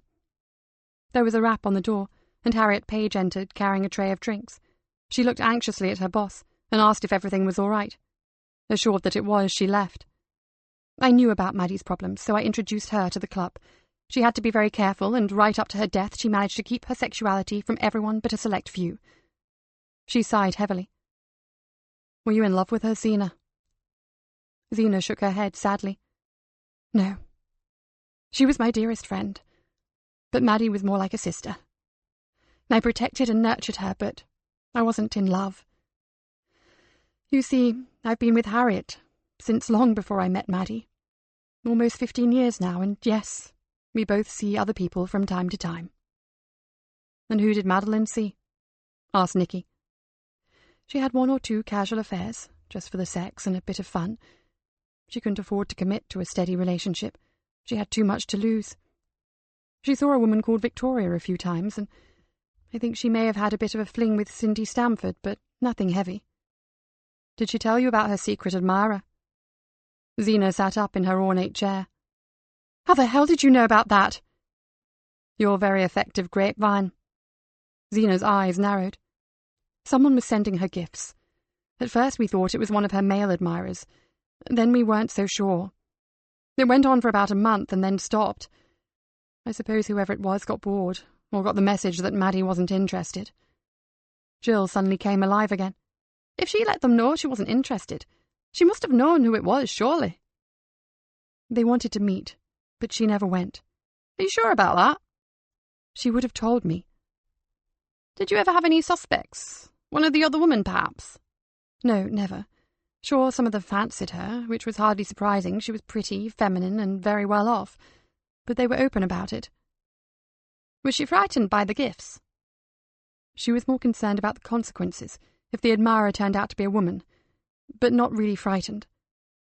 Zena, do you have any idea who killed Madeline Prospero? Or why? Nikki's eyes were ice cold. If I had, I would have come to you. The club voted to keep quiet, but believe me, I want the killer caught as much as anyone. I just didn't want to be the one to betray Madeline's secrets. Lastly, can you think of anything that would have connected Madeline's death to that of Louise? Nothing, other than the fact that Maria Lawson knew them both. There was nothing more to say. Back in the car, Jill apologized for her outburst, but said the stupidity of the Briar Patch women was beyond her. Why would they refuse to help in the hunt for a murderer who had killed 2 of their own? Nikki wondered why Spooky hadn't mentioned that Zena and Harriet Page were partners. She obviously knew them both well. What? You are joking, aren't you? She had to be taking the piss. Zena and Harriet? Never! Spooky said. Her reaction surprised Nikki. That's what she said. 15 years together, but they weren't entirely monogamous.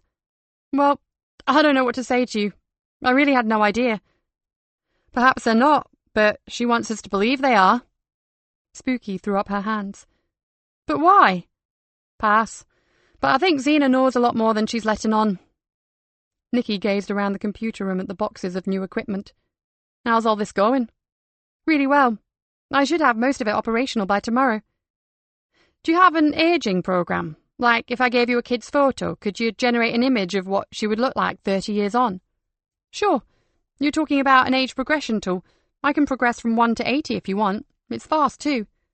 And would it be fairly accurate? It works remarkably well. In fact, when we did trials, our rendered photos were often confused with current ones. Even their families were unable to reliably distinguish between the two. Spooky gave her a worried look. You were thinking of the killer? Nikki nodded. Joseph is trying to source a photo of her as a child. If he finds one, have you got the appropriate software here? I will by tomorrow. And you said it was fast. Is 30 seconds fast enough for you? Brilliant. I'd better leave you to get on. She smiled at her friend. Are there any more Briar Patch meetings coming up? Not officially, But I know most of the women will be at Sylvia Caulfield's Greenborough Hospice charity night. They're having a silly auction, bidding for ridiculous items.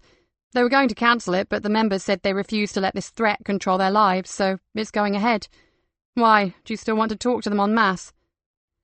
No, I've just thought of something, though. Nikki suddenly seemed absorbed in a mark on her trousers. It's nothing. I'll let you get on. Bye for now. Outside the computer room, Nikki took out her mobile phone and made a call. Then she got into her 4x4 and drove out of the station. A smoky haze drifted across the road in front of the car. Kat glanced at Yvonne. West Salterby looks like an old-fashioned picture postcard, doesn't it? With that church spire and those picturesque cottages nestled together. It's so peaceful. Yvonne snorted. Sorry to disillusion you, but this part of the fen is anything but bloody peaceful. Leaning heavily on a gnarled and twisted walking stick, old Sid Wilson was endeavouring to pull a few dead plants from his window box. Nasty frost last night, lasses. Had me petunias, it did. See? Yvonne picked up the carrier bag at the old man's feet and helped to pull out the blackened plants. She asked him how he was. Not too bad. Not too bad. Actually, I'm glad you've come out here again. Sid placed a handful of leaves in the bag she held open for him. I lost that card that the officer gave me. The one with the name and number. See, I was talking to my neighbour yesterday, and she mentioned that our post lady's son was staying with her for a while. I couldn't place the lad at first. Then it came back to me. He was a long-haired, grumpy misery of a boy, and he had a bit of a crush on young Admiral Hammond. I'd forgotten all about that when I saw the detectives before. Kat brightened. Is he still here? Saw him yesterday. Of course, he's all grown up now, but he didn't look no happier. What's his name, Sid? Asked Yvonne. James Cooper. His mum lives in that little row of cottages just past the post office. Meadowlands, it's called. Yvonne recognised the name. If he was the Jimmy Cooper she had pulled in several times, he was more than just miserable. He was downright unpleasant. Drugs offences mainly, and he hadn't been averse to a spot of burglary if she remembered correctly. Maybe I'll go and say hello. I'm sure he'll be pleased to see me again. Never heard of her, Jimmy said. That's bullshit, and you know it, Jimmy. You had the hots for her when she was probably still underage, Yvonne said. Never did. Look, lad, it's not you that's in the cack for a change. If you tell me what you know about this, I may just be able to help you next time you get brought kicking and screaming into Greenborough Nick. Jimmy shrugged his shoulders. His leather jacket creaked. Who'd you say you're looking for? Avril Hammond. Thought to be dead donkeys years ago. Oh, yeah. The one whose dad was a perv. Excellent. Your memory seems to be returning. Kat glared at him. And you fancied the knickers off her, right? Me and most of the others. She'd do it for the price of a bag of chips, she would. Kat looked shocked. She was only a kid. Really? You do surprise me. Yvonne frowned at him. Jimmy, are you making this up? Sorry to tell you this, WPC Collins, but Avril Hammond would shag anything with a pulse. And believe me, she knew what she was doing, all right. She took the virginity of half the West Salterby boys, and most likely some of the girls before she disappeared. And can you help me with anything about her disappearance? I had nothing to do with that. Her dad probably caught her with her knickers down once too often and finished her off. There were some weird rumours afterwards, but she never came back, so I guess she's dead like they said. And these rumours? Jimmy was silent for a moment. Back then I had this mate. We used to do a bit of business together. Kat just stopped herself mentioning drugs. Well, this bloke, he liked sowing his oats. In fact, he had a bit of a problem in that department, like he couldn't get enough. Jimmy gave Kat a lascivious look. Suddenly he's all smiles. Reckon he's found a bit of stuff that'll put out for him whenever he fancies it. When I asked him who she was, he clammed up on me. Said even if he did tell me, I'd never believe it. He never did, before you ask. And you thought it was Avril? Dunno what I thought, really. Whoever she was, she wore my mate out. And that must have taken some doing. I just didn't know why he was bothering with being so secretive. Who is this guy? Can I speak to him? Kat took out her notebook. If you know a good psychic, he overdosed last year. Kat swore silently, but James Cooper was still talking. You could have a word with his brother, though. I'm sure he knew what was going on. He lives in Greenborough, in a terraced house down the back of the football ground. Meadville Terrace. Dunno the number. Name's Darren Drew. His brother was Nathan Drew. Thanks, Jimmy. If we ever see you again in our professional capacity, we'll remember how helpful you've been. You do that. The massive tower of the parish church, known as the Lighthouse of the Fens, dominated the market square. Avoiding the kamikaze cyclists, Kat made her way around the one-way system that eventually led to the football ground. She left her Ford in the potholed car park of a discount store, and they crossed the road to Meadville Terrace. It was after 5, and Kat hoped they would catch Darren Drew at home. Drew's wife looked at their warrant cards and put a hand to her heart. He's straight now, officers. Has been for years. He just went through a bad patch with his brother dying, and all honest. What do you want him for? Yvonne smiled at her. It's all right, Mrs. Drew. He's not in trouble. We just want to speak to him. After much cajoling and reassuring, they were finally shown into a tiny sitting room with garish curtains and the largest widescreen TV Kat had ever seen. Here they had to repeat their assurances, and it was several minutes before Kat managed to get to the object of their visit. Darren, we've had reason to believe that Avril Hammond didn't die out on the marshes as people thought. In actual fact, she ran away. We've been told that she may have been Nathan's girlfriend. Any ideas on that? Darren sniffed. His misshapen, oft-broken nose twitched. He did say something about it, D.C. Cullen, but he was off his head most of the time, and I never knew whether to believe him or not. Lied like a snake, he did. Did you ever see her?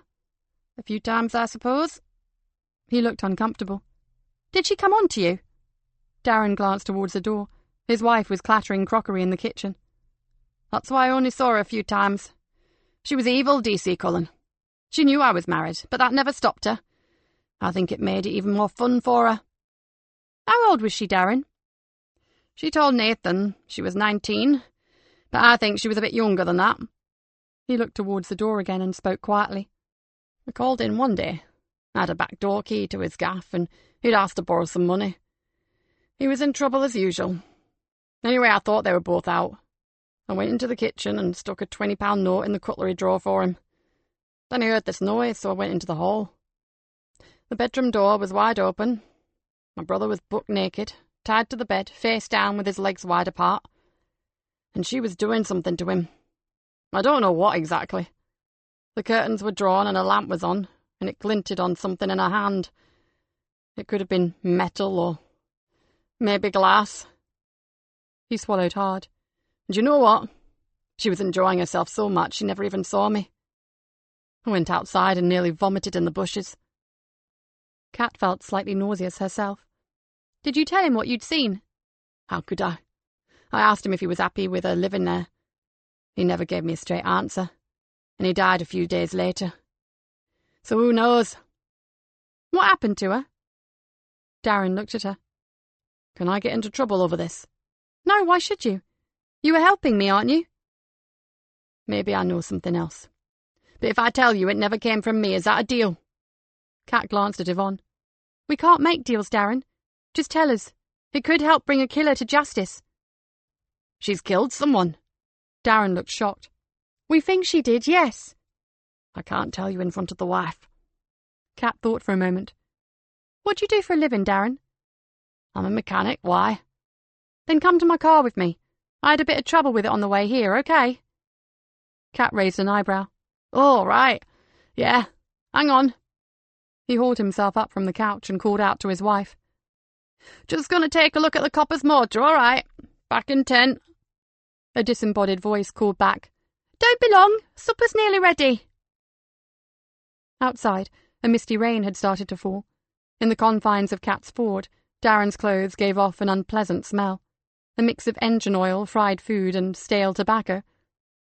After Nathan died, I decided it was Avril Hammond who did it.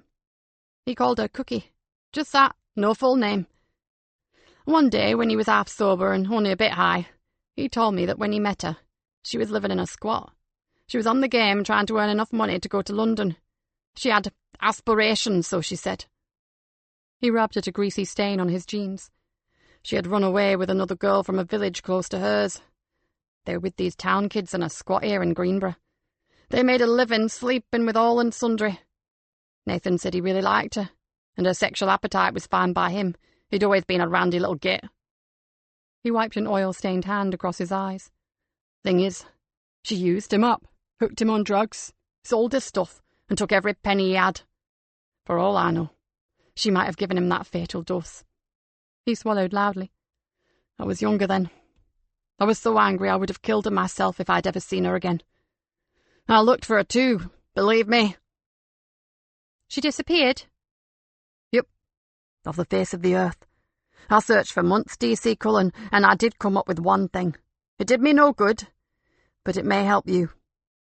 She moved to another squat, over in King's Lynn.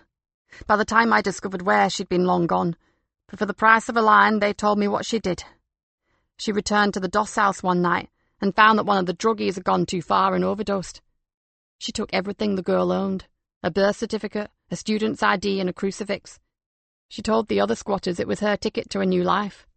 Everyone believed she stole the girl's identity.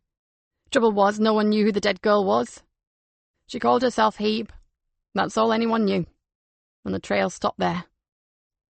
Darren, you never knew for certain that she was Avril Hammond, did you? No proof, no. I just knew it was her. Nathan told me little things, but they all pointed to it being the missing girl. You never thought about going to the police? Asked Yvonne softly. My brother was in serious trouble and I tried to look out for him. Because of Nathan, the old Bill and I were never on the best of terms. I decided to let sleeping dogs lie. Now will you please forget who told you this? Darren Drew looked from one to the other of them. Kat stared out through the rain-smeared windscreen.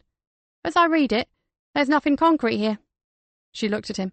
If I can keep your name out of it, Darren, I will. But I may need to see you again. Is that all right? Yep, I told you this much, so why not? Just don't let on to my missus. Darren closed the car door and trundled away. Kat called him back. Don't mind me asking, but did she, Avril, Cookie, whoever she was, did you and she ever... Darren's face darkened, and then he seemed to slump. As I said, just don't let on to my missus. This is part of my life that I've shared with no one. Then, as Kat reached for the ignition, he called back softly. Just the once, DC Cullen. And it was like rape. I felt raped. Chapter 23. Sir, I don't give a flag. Oh, this makes me so damned angry. Surely people's lives must come first. Isn't that what being a police officer is all about? You can't reduce the protection. Those people will be sitting targets for our killer. Nikki fumed. It's out of my hands, Nikki. Until we get our reinforcements, which hopefully will be tomorrow or the day after, we have to do the day-to-day work as well as the murder inquiry. You will still have officers posted there. We just can't afford 2 men 24 hours a day. That's all. Greg Whittle replied. Great. Just great. There's only 4 of them, for heaven's sake. Perhaps it would be more cost-effective if I stuck them all together in a cell and charged them bloody rent until the killer's captured. The corners of Greg's mouth twitched. It's all very well for him to smile, thought Nikki. These battles over the budget were almost a daily routine by now. But this one was serious. Sir, Mom, I'm really sorry to interrupt, but I have something on Avril Hammond. Looking relieved, the superintendent slipped away, and Nikki glared at Kat Cullen. Nice timing, Kat. You may have saved his life there. Well, his balls, anyway. OK, let's adjourn to the grotto. Joseph and Dave met them at the door to their murder room. Got something, Nikki. Not vital, but another piece in the puzzle. Then come and join us, said Nikki. I have news and our cat has some as well, so let's party. Kat and Yvonne's information surprised them. Her peers saw Avril as the village bike, whereas the adults thought her a sweet, intelligent child. Nikki frowned. According to Dr. Foley, severely abused or disturbed kids often become promiscuous. But from what you say, Kat, she seems to have been little less than a prostitute. My source is a rather dubious character, but this time I do believe him. He was quite upset when he told us. Cried real tears. Unless I'm getting soft. Did Drew say when all this happened? Joseph was scribbling in his notebook. Yes, and he gave me the address of the squat where the addict died. We'd better check with the King's Lynn police to see if the body was ever identified. There is no telling how many times Avril's changed her name since, But at least we might find out what she was calling herself then. Nikki looked at Joseph. Will you check up on that? Yes, I'll get onto it ASAP. Our news is rather small potatoes compared with Cat's, I'm afraid. It's about St. Augustine's churchyard. Do you remember the warden, a big Scot by the name of Woodall? Well, last night he went out there to take some cleaning stuff for Father Aidan. He saw a vehicle parked up in the dark by the back gates with its lights off, so he watched it for a while. He couldn't see the driver, but when Woodall got out to ask them what they were doing, they drove off like a bat out of hell. Thing is, it was a red Toyota pickup, and yes, I know they're pretty popular around here, but Cyril Roberts had a red pickup truck out at his cottage on the Fen, didn't he? Joseph said. Andy used to be a butcher, said Yvonne, and as Kat said, the dead bunnies had been dissected by an expert. Time to have another word with him, I guess. Nikki puffed out her cheeks. But if it is him, what the hell is he up to? Why not come right out and tell us what's on his mind? Why fart around with half the cast of Watership Down and a bunch of Tesco lilies? Perhaps even he doesn't know why he's doing it, Kat mused. Bollocks. You said it, Cat Cullen, not me. You are getting soft. Cat grinned sheepishly. Check him out anyway. Ben, would you attend to that? Nikki said. He nodded. Certainly. What's your news, Mom? Firstly, I want to know if our killer could possibly be one of the club members. We have a problem because there is no way any of them will submit voluntarily to a DNA test. Nikki frowned.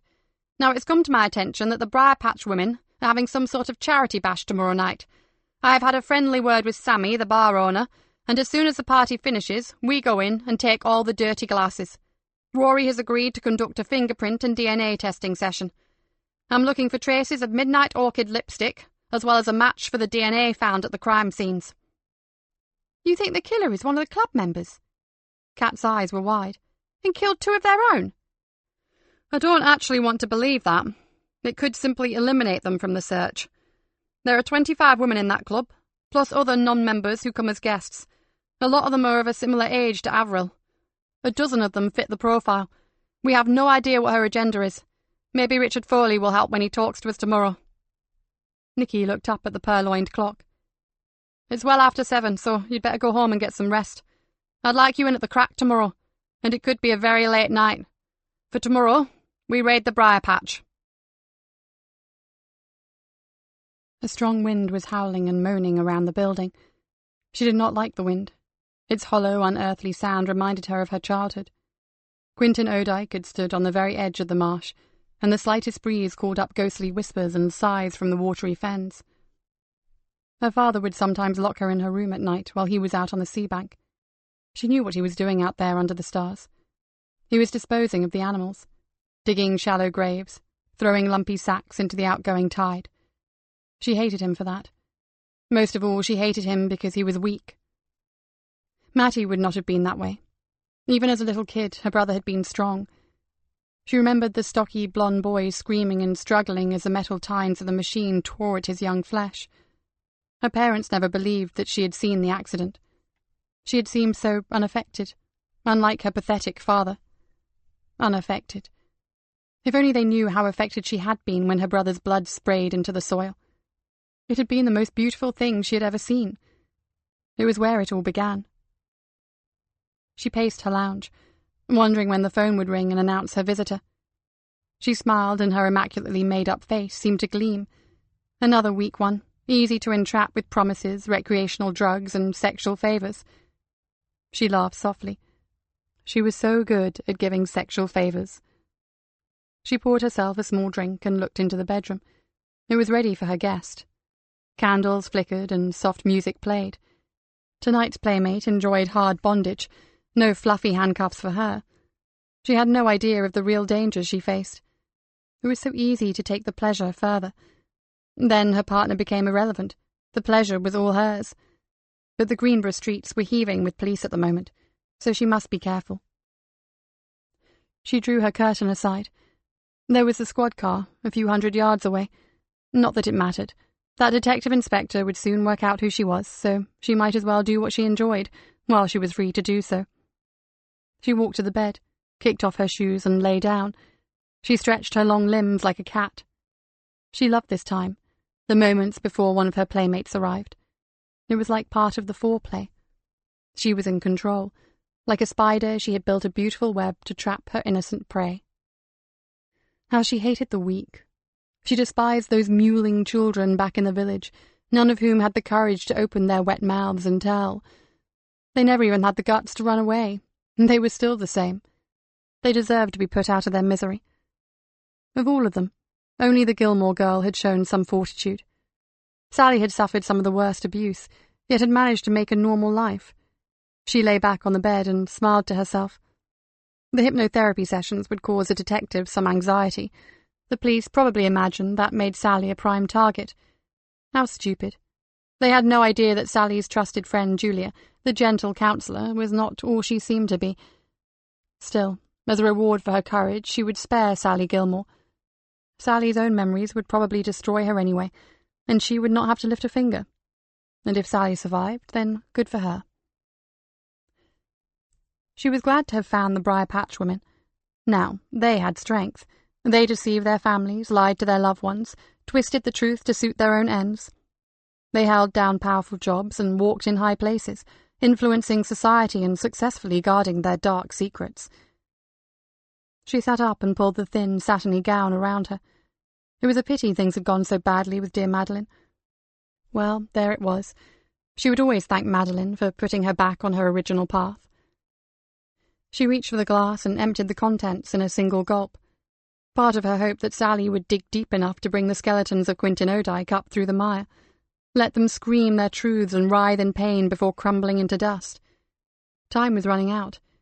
There were a few more loose ends to tie up. Then Sally could sing like a bird. The sound of the entry phone brought her to her feet. Yes, of course you can come up. I'll be waiting for you. Just be careful not to be seen, won't you? We can't let our secret be known. She ran her tongue over her full lips and walked barefoot into the lounge to answer the call. Sylvia Caulfield packed away her thermometer and stethoscope and smiled down at the unhappy child. You frightened your mum and dad enough for one night. Now just cuddle that handsome teddy bear and get to sleep, all right? The child snuggled down and closed his eyes.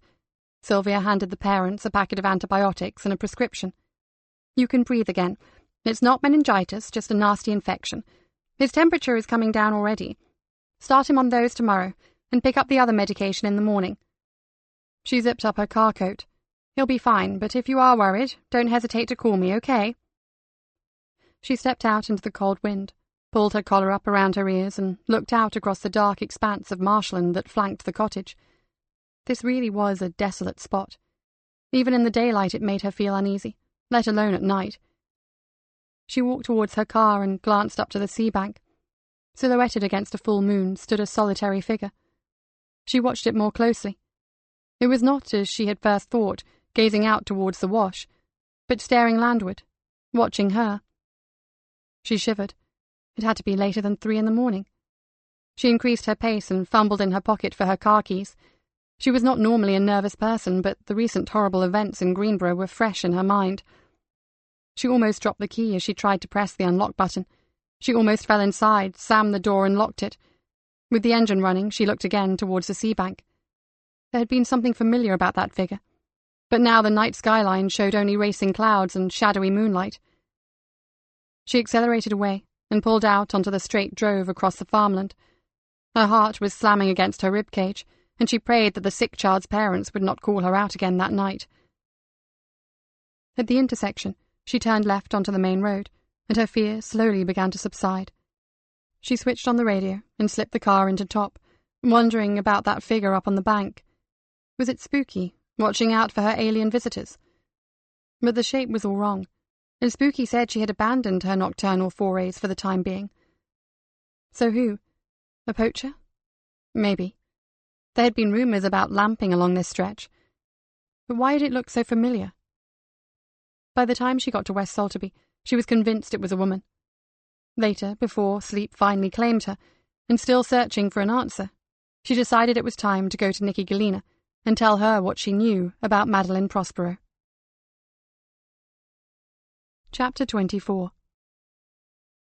Kat sat down opposite Nikki. Cyril Roberts denies ever going near St. Augustine's, Mum. And he doesn't want us visiting him either.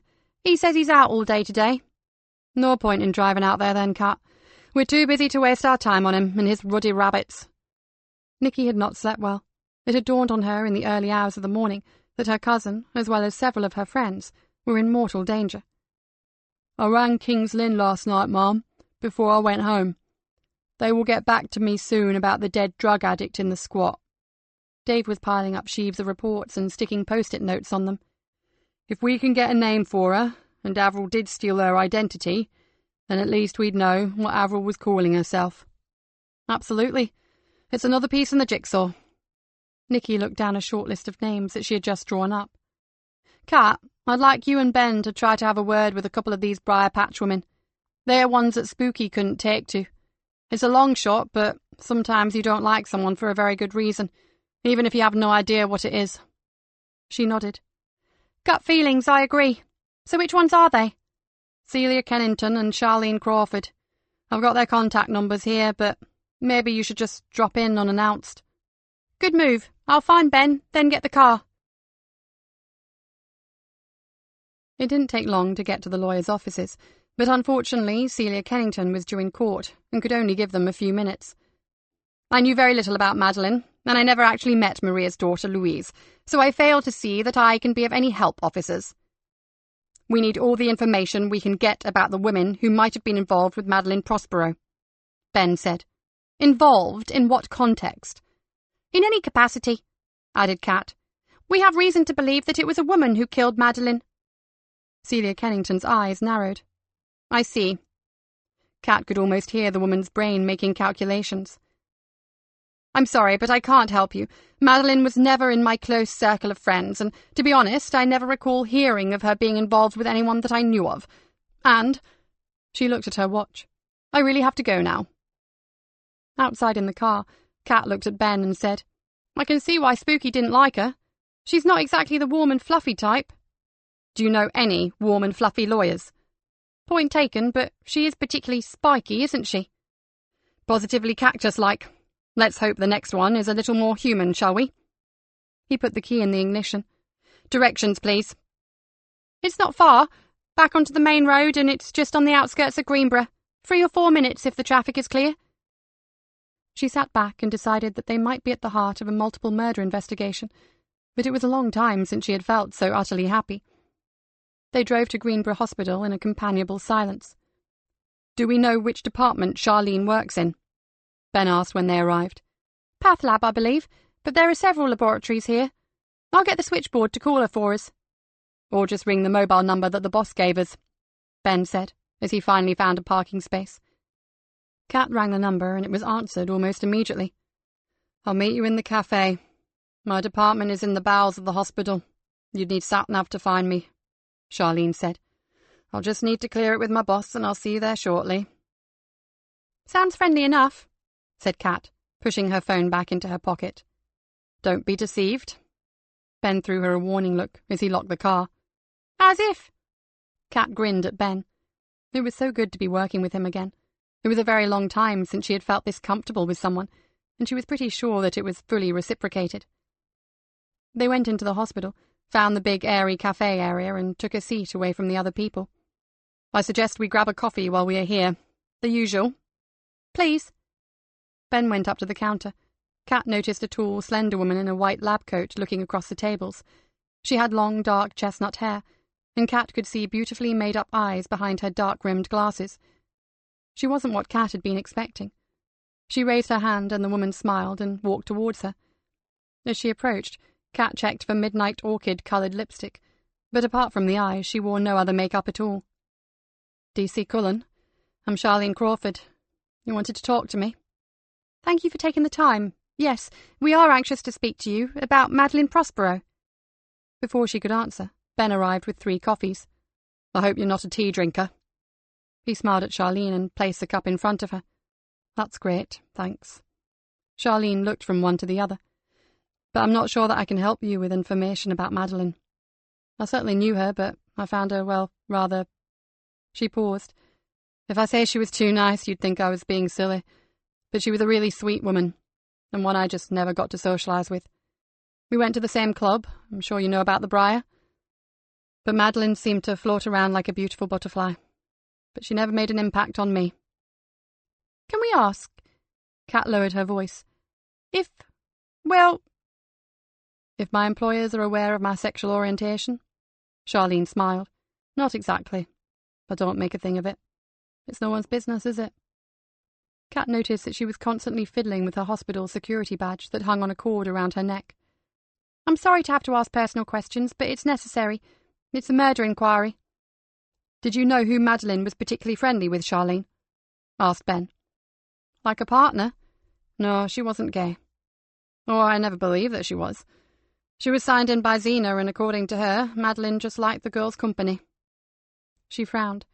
I understood that she was quite a high-powered businesswoman, and she liked to get away from the stress of work by chilling out with Zena and the other women. The words sweet, nice and high-powered don't really go together, do they? Asked Kat. Maybe not, but that was Maddie. Charlene sipped her coffee. And to be honest, that's all I know about her. I'm sorry I can't be more helpful. What do you do here, Charlene? Path lab, isn't it? Yes, lowly technician, examining disgusting stuff that you really do not want to know about. Ben grimaced. I'm sure you're right. Charlene looked at them, and for the first time Kat saw anxiety in her face as she asked, considering everything that has happened, am I in danger? Kat sighed. She hated lying, but she also hated scaring people. You do have a connection to the briar patch, so we cannot say for certain. We would suggest that you be vigilant. That's all I can say. Don't go anywhere alone late at night, but please don't panic. This probably has nothing to do with you. But until we apprehend someone, just be careful. The woman nodded. We all feel the same. None of us want to admit it, but we're all terrified we might be next. Do you have a partner? I have a girlfriend that I'm in a relationship with, but it's pretty casual, and that suits us both. Is she one of the Briar Patch members? Asked Kat.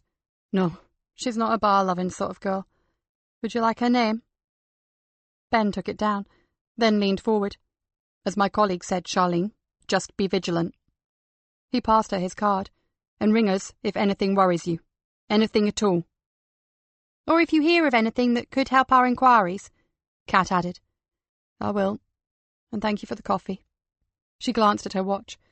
I must get back. My supervisor is not exactly impressed when we take time out. Thank you for talking to us. Ben politely stood up as Charlene left them. Not quite what I imagined, he said softly.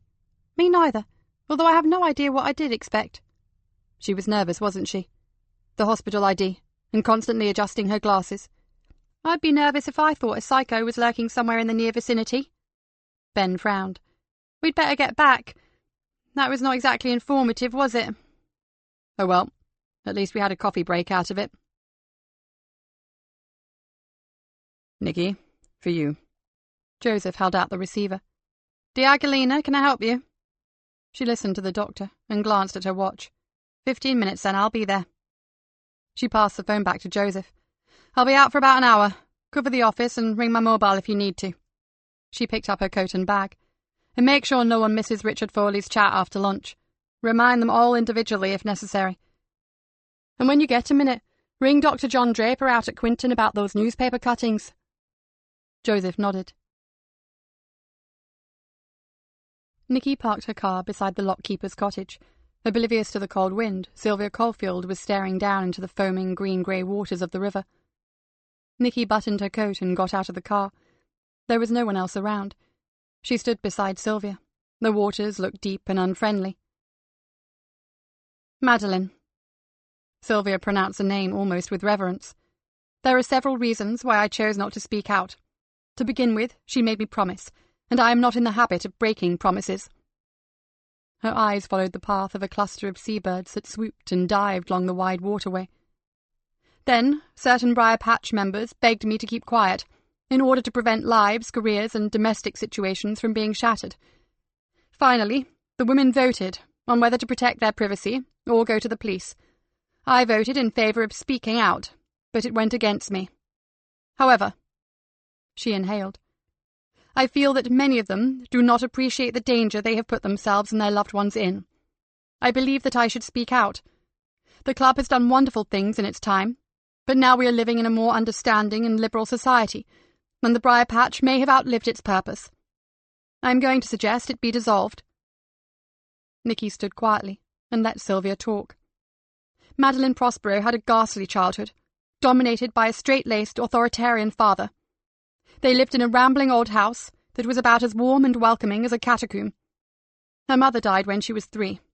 From an early age, Madeline realized that if she were to survive, she would have to become utterly devious, and she succeeded admirably. Sylvia gave a slight smile. As soon as she realized that she preferred girls to boys, Madeline proceeded to construct an elaborate double life. She had to hold the family business together, run a home, and weave a tapestry of lies, while leading an ostensibly normal, hectic social life. With all this, Maddie never got round to a real relationship with anybody. Sylvia turned to Nikki. "Let's sit in my car before we freeze to the bloody ground." Inside the warm car, Sylvia continued her story. Considering the times we live in, Madeline discovered sex quite late in life. Initially, it was a great disappointment to her. Then she met a woman who showed her that there are endless ways to give and take pleasure, and a new world opened up to her. After years of deceiving her father and the rest of the world, Madeline had little trouble blending quietly into lesbian circles, selecting her erotic playmates with the greatest of care.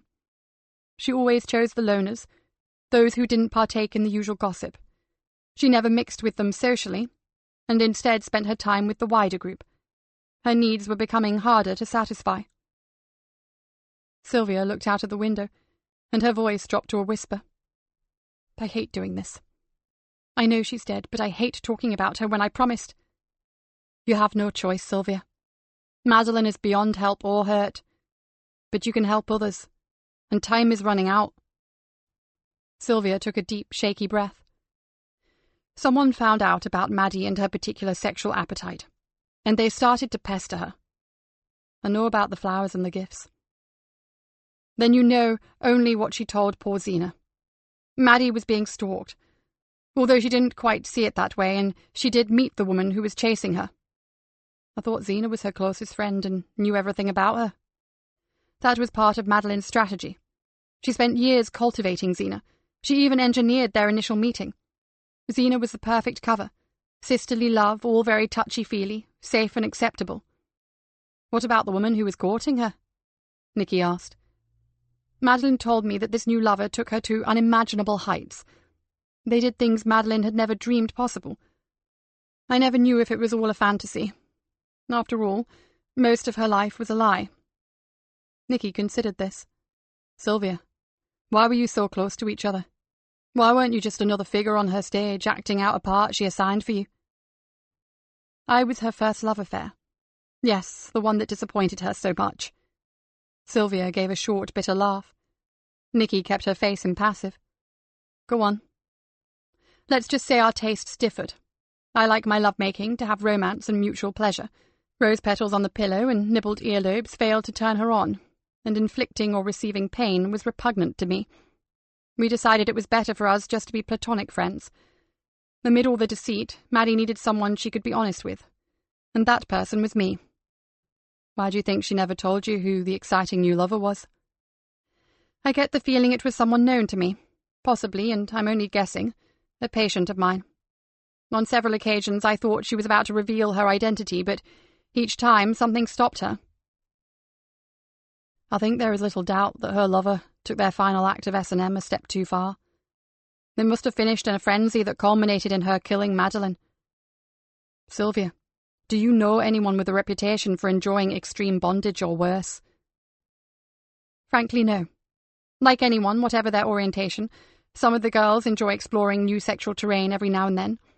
I'm sure plenty of them are not averse to the occasional erotic adventure, but for the most part it's just cocoa and cuddles. I'm going to need the names of anyone she might have been seeing. If they had similar sexual preferences, they could be targets for our killer." Sylvia Caulfield reached into the glove box and removed a pen and notepad. She scribbled down 3 names and addresses, and passed the page to Nikki. "If you can find a way to keep my name out of it, I would be grateful. But I still don't understand why young Louise Lawson was killed. She was a heterosexual teenager who had very little contact with her mother's friends. So why her?" "I have no idea, but we are certain it was the same killer." Sylvia was silent for a moment. I've been thinking a lot about that child. Perhaps I could tell you something." She seemed to be choosing her words. "It's my opinion that her mother is not reacting exactly as I would expect." Nikki almost laughed. "Is there a right way to behave when your daughter has been brutally murdered?" Sylvia gave her a caustic look. "I know very well that it doesn't go by rote. Individuals react in a wide variety of ways, but the process usually passes through different stages: loss, denial, guilt, and so on. That's well known, and I happen to agree with the Kubler-Ross grief cycle, though there are other models. Whatever, Maria is not conforming." "How so? When we interviewed her, she was distraught. It seemed natural enough to the experienced officer who dealt with her." Sylvia let out a long sigh. "I've seen her twice a day since it happened. She is expressing shock, horror, and fear. Mainly fear. Nikki, I know you can't interrogate her. She's almost at breaking point. But I think she knows or suspects something." "Like who the killer is?" "Like she may have seen Maddie with her new lover." Her voice was serious. "This has only just come back to me. The weekend Louise was killed, Maria had to go up to Yorkshire. Just before she went, she rang me to ask about a medication that her own GP had prescribed for her. She wasn't very happy about taking it. Anyway, she was about to hang up, when she laughed and said that she had some Class A gossip for me. I would never guess who she had just seen getting into a cab together. Then she said she'd keep me guessing until she got back. I'm beginning to wonder if whatever she saw sealed Louise's death warrant. What puzzles me, though, is why Louise, and not Maria herself." Nikki thought for a moment. Because the killer couldn't be sure that Maria hadn't already decided to share what she knew? What better way to silence her than to hurt her child? Doesn't Maria have a son as well? Sylvia nodded. Nikki folded up the note and slipped it into her pocketbook. "Then that would be why she is exhibiting such extreme fear. The killer has obviously made her realize that if she opens her mouth, her son will suffer the same fate as her daughter." "Oh, Sylvia, why the hell didn't you come to me before? You know I have gay friends and a cousin. I was hardly likely to blab to all and sundry about the briar patch, was I? At the meeting the other night, I was on the verge of telling Spooky that I wanted to speak to you, but I couldn't bring myself to. You're a doctor, for Christ's sake. What were you thinking of?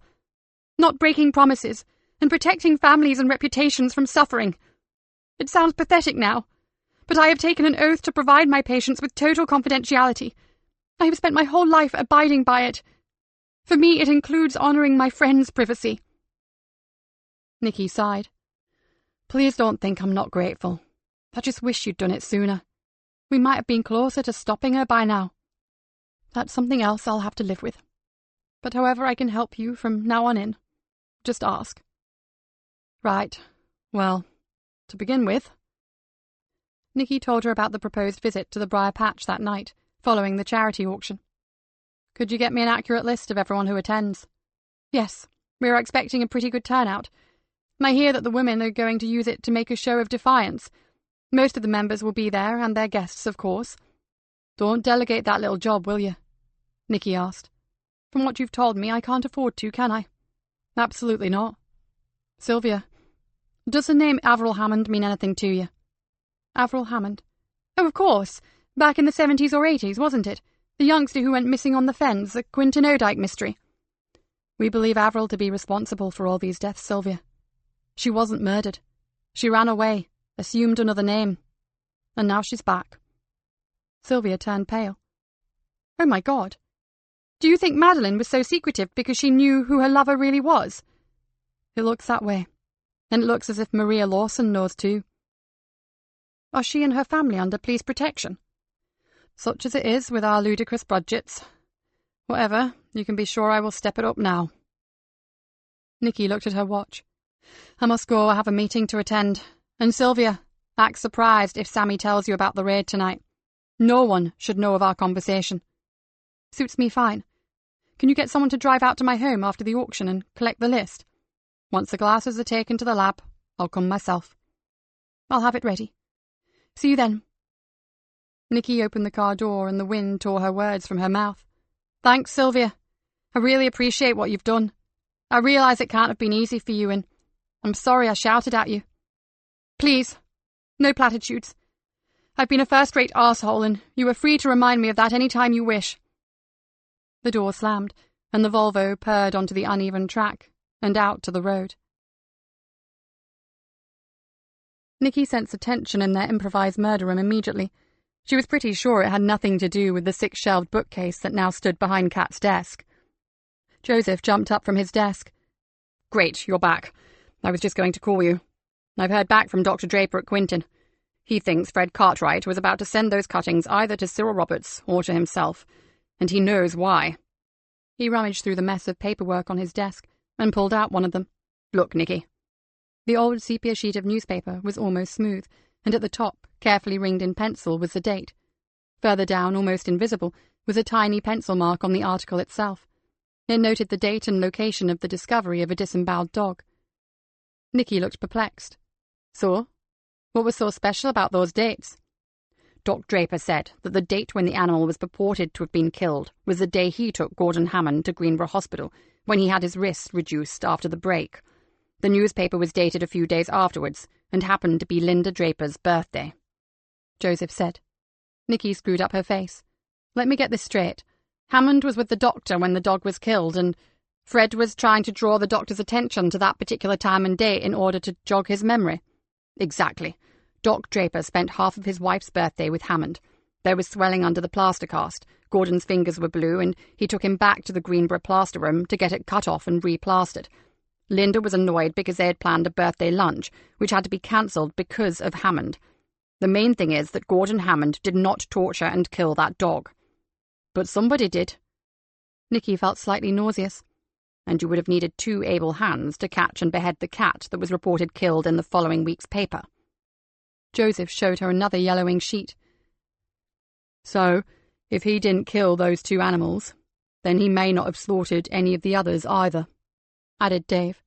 "Or hurt the kids," called Kat from the other side of the room. No one spoke. The men's room clock sounded like a metronome. "Avril." Ben's hushed voice broke the silence. "We have to consider that it may have been another villager. Someone who is more than happy to have Hammond take the blame." Nikki wanted to cover all possibilities before reaching a conclusion. "Why did Draper think the papers might be meant for Cyril Roberts?" Ben asked. "Cyril was Gordon's only friend. Up until Avril's apparent death, only Cyril stood by him. Dr. Draper said that Cyril's daughter, Delia, had her birthday on the same day as his wife's. He is sure Cyril would have seen the connection. Cyril Roberts is getting on a bit, but he's still very sharp." "And he does cryptic crosswords. When we visited last, the Daily Telegraph was on his table with the crossword almost completed," Yvonne added.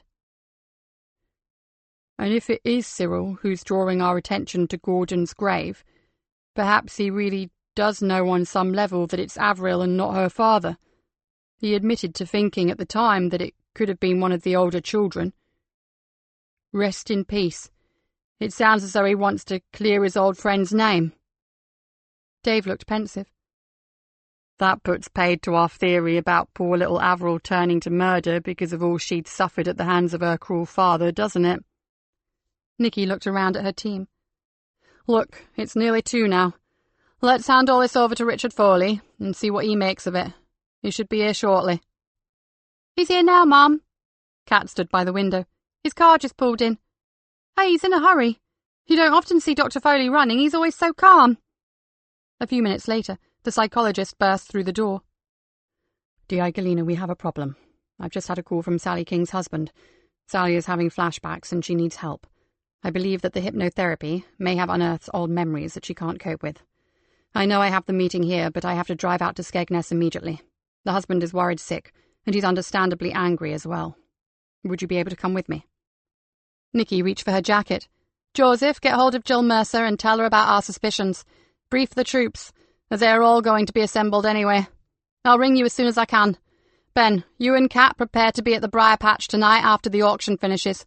Oh, I forgot, Joseph, any luck with tracing a photo of Avril Hammond?" He shook his head. "It's weird. There's nothing. No school photos and nothing from the papers either." "Keep trying. Yvonne, lend a hand on that. Someone in Quinton must have had a camera and caught her in a snap." She took a deep breath. "And if I get held up, Kat, be sure to coordinate the collection of those glasses. Then ring me. Someone is going to be drawing up a list of all those present at the auction. I have to collect that as well. Are we clear?" The team murmured their assent, and she and Foley left for Skegness. Chapter 25. On their way to the old seaside town, Nikki told Richard of their recent findings. It is perfectly possible that the child was born with sadistic personality disorder. It's rare but not unheard of. If untreated, the cruelty and need to dominate and inflict pain could spiral out of control, until one day she kills. Once she's taken that step, there is no therapy. In fact, there is nothing in this world you could do to stop her. Richard shook his head. And her father, Gordon. Richard thought for a moment. It would be my guess that the poor, devoted father saw what was happening. He did his best to cover up for her by disposing of the mutilated animals. When he crept out under the cover of darkness, it was with his daughter's handiwork in the sack, not his own. You said everyone in the village believed he adored her. He loved her enough to shoulder their hate and accusations in order to protect her. And the long 5-year break? Somehow he must have found a way to control her, said Richard. I don't know. Maybe he threatened her with exposure. Possibly by then she was managing to relieve some of her awful urges by entering into early sexual experiences. That would tie in with the rumours of her being highly promiscuous with the boys and possibly girls of the neighbouring village. Nikki bit her lip. I wonder why it all started up again. There would undoubtedly be a trigger at some point. She would have been completely unstable, and if she had no outlet, she would have been boiling over with rage. It had to happen. She really was the proverbial time bomb. Richard nodded to himself. Nikki looked at him. So one day she finds herself unfulfilled sexually, something upsets her, and wham, she goes too far. And realising that, she runs away. And Daddy, knowing how dangerous she can be, follows her. Why? To offer her help? To beg her to see a doctor? To take her home? To kill her before she kills someone else? Nikki asked. He shrugged. Whatever his motives, she got in first. And then cleverly staged his drowning and her own disappearance. God, she killed the cat herself, and knew her father would get rid of it for her. The blood on the jacket was perfect, and the day before she left she let the innocent doctor's wife, Linda Draper, overhear her conversation condemning her father. The devious little bitch. Nikki shook her head. What bothers me, Nikki, is what on earth are we going to hear from Sally King? Because it is very unlikely that there was another deviant in the same village at the same time. Therefore, it must have been Avril who terrorised and possibly sexually abused the other children. Oh, shit. I was losing track of the big picture. Poor Sally. Is it a normal reaction to the therapy to have flashbacks? Nikki looked at Richard. No. Well, certainly not the kind her husband described. I will need to see her before I can decide how to proceed. Depending on her condition, I may have to ask her to go into hospital for a few days, so that I can assess her properly in a safe, controlled environment. What hospital? Asked Nikki. Don't worry. I'm one of the directors of a private clinic near Wainfleet. The head of psychiatry there is a close friend of mine, and together we will help her. I feel somewhat responsible for this, although everything pointed to her being an ideal candidate for hypnotic therapy. Don't beat yourself up, Doc. It was her idea to be regressed. She was going to run her finger down the yellow pages before I suggested you, and thank heavens it is you treating her. Richard frowned. Let's hope her husband sees it that way, shall we? Leave him to me, Richard. Sally is your patient, but I'll deal with the distraught Mr. King, all right? It's a deal. Then it's the next road on the left, I believe, number 33, Rivendell Road. Nikki was not prepared for what she found in the neat little terraced house not far from the seafront. Sally's 2 teenagers had been dispatched to friends for a sleepover. When Nikki and Richard Foley arrived, only Bernie King and his wife were in the house. Bernie met them at the door. He was tearful and angry, first begging the doctor to help his Sally, and then cursing him for allowing such a thing to happen. I thought all this bloody treatment was supposed to be harmless. What have you done to her? She's in a terrible state. Where is she, Mr. King? Let me talk to her first, then we'll discuss it. Richard sounded calm and composed. She's in our daughter's room. She keeps talking to herself and shouting and crying, but she won't come out. Bernie wiped a big hand roughly across his face, and his voice broke. She won't come out! Nikki took his arm and led him into the sitting room. Let's leave her with Richard, Mr. King. Bernie, isn't it? I'll make us a hot drink, and then perhaps you can tell me when it started, and what happened. Bernie collapsed onto the settee and put his head in his hands. I'm glad someone else is here. I didn't know what to do. You did the right thing in calling the doctor, Bernie. And please don't blame him. This would have happened one day, with or without the treatment. She sat next to him while the kettle boiled. Sally told you about the problems when she was young. Looking down, he nodded slowly. I've always known that something happened. I just thought it was buried too deep to bother her again. But you agreed to her trying to discover what it was, to face it so she could put it behind her. It was what she wanted. How could I oppose her?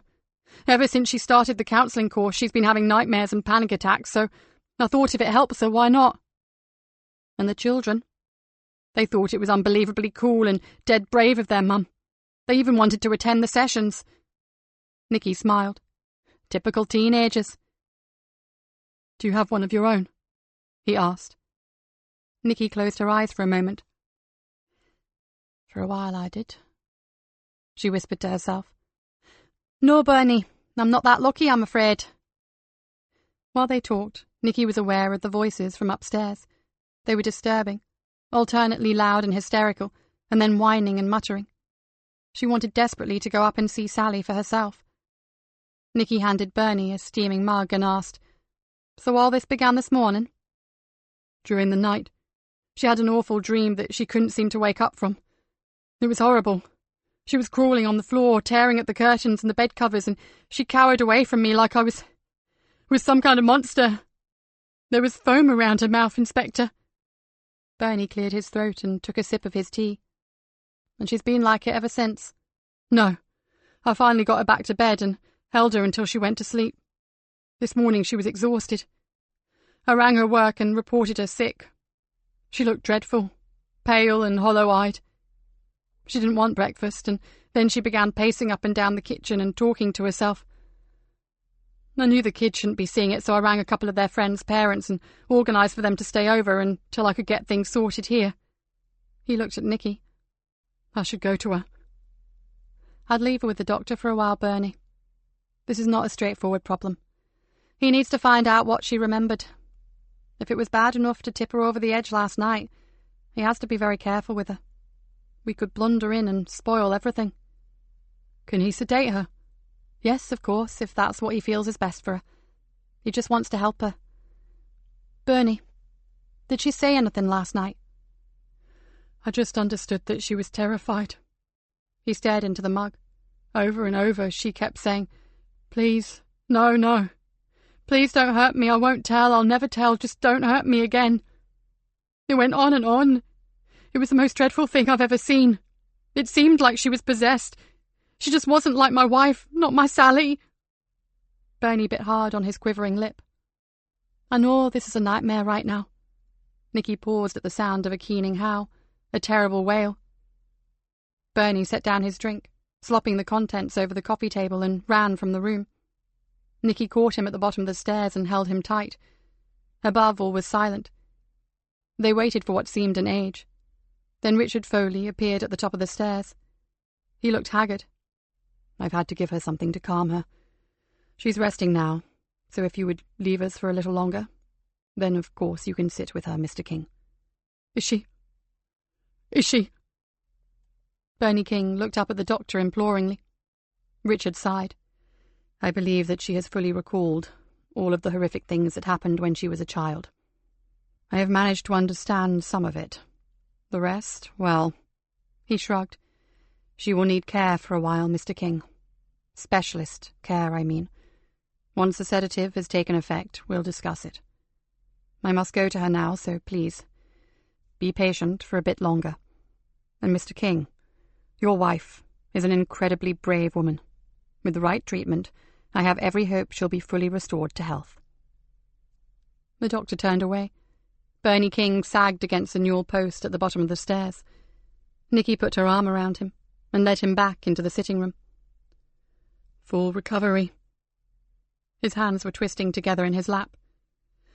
I don't think Dr. Foley would say anything he didn't mean, Bernie. And he does have excellent facilities at his disposal. A private clinic, I believe. Bernie King's face fell. But we can't afford... Don't worry about that right now. I'm pretty certain there will be no bill. But... Let's talk to the doctor about it, shall we? By 4 o'clock, Dr. Foley had arranged for a private ambulance to collect Sally King and take her to his clinic at Waynfleet. While they waited, Nikki, Richard and Bernie sat with her. She lay in her teenage daughter's room, whose walls were covered in posters of boy bands and Asa Butterfield. Sally looked paper white against the bright colours of the bed cover, her skin almost translucent. She drifted in and out of sleep, but at least she recognised them all. Once she asked her husband to make sure the children's dinner was ready. This was nothing like the Sally King Nikki had met in the churchyard, and she was relieved when the ambulance finally arrived. It was decided that Bernie would follow his wife in their own car, and Richard would drop Nikki back in Greenborough before going on to the clinic. They had been parked in the station car park for several minutes, but Nikki could not find the energy to drag herself from the seat. I don't know how I'm going to tell my team about this. Her throat felt parched, as if she had swallowed a dry chamois leather. I'm sure you'll do it, exactly as I've just done, Nikki. Professionally, concisely, with a good deal of pain and revulsion. And now I have to get over to Waynfleet. That young lady needs lots of TLC, and I aim to be the one to give it to her. Nikki stepped out into the cold air. For the first time in a very long time, she felt like crying. Richard was telling her that he would keep her informed of anything else that Sally wished her to know, and soon the car was pulling out of the parking bay. Richard Foley had turned onto the main road and was out of sight before she made a move. Her shoes made soft slapping noises on the damp tarmac. Throughout her childhood, Nikki had been surrounded by love. Her home had been safe, warm and welcoming, and full of laughter. Not so for the children of Quintin Odyke. A mere 15 miles away, as young Nikki was enjoying her bedtime story, a Quintin child, maybe Sally or Georgie or Lucy, was being tortured and abused by someone only a few years older than themselves. By Avril Hammond. So did Doc Foley have to hypnotise her again? Joseph asked. No, it wasn't appropriate, and he didn't need to. Once she started to remember, the whole damn lot came bubbling to the surface. Nikki gratefully accepted a mug of coffee from Kat. Kat sat down and stared at her boss. Poor woman. Will she be all right? That's one hell of a thing to happen, emotionally, I mean. She's in Richard's psychiatric clinic, and he plans to care for her personally. He reckons with plenty of the right kind of help she'll weather this. Joseph leant against the wall, his coffee mug held between his hands. And the whole nightmare that took place at Quintin Odyke was down to Avril Hammond. Without a doubt. What did Sally actually tell the doctor? Dave asked tentatively. Nikki steeled herself for the inevitable. Okay, guys, brace yourselves. This does not make good bedtime reading. She took a deep breath. Sally appears to have been Avril's favourite, probably because initially she tried to fight back and stood up to the bullying. So Avril tortured her repeatedly until she finally gave in, just like all the other terrified little kids. Sometimes Avril used one against the other. She told Sally that if she ever told on her, then she would kill Georgie Ackroyd slowly. She would torture and kill small animals in front of them, saying she'd do the same to them if they ever sneaked on her. It was a little difficult for the doctor to get things straight, time and location-wise, but it seems that Avril had two favourite places to pursue her nasty hobby. One was the old wartime pillbox on the outskirts of the village, where Sarah Archer was imprisoned overnight, and the other was an old family crypt in St. Thomas's churchyard. She had managed to force the door open and performed her cruel rituals on the wide stone shelves where the caskets sat. "A little monster!" Kat spat the words out. Nikki wanted to get the story over with as soon as possible.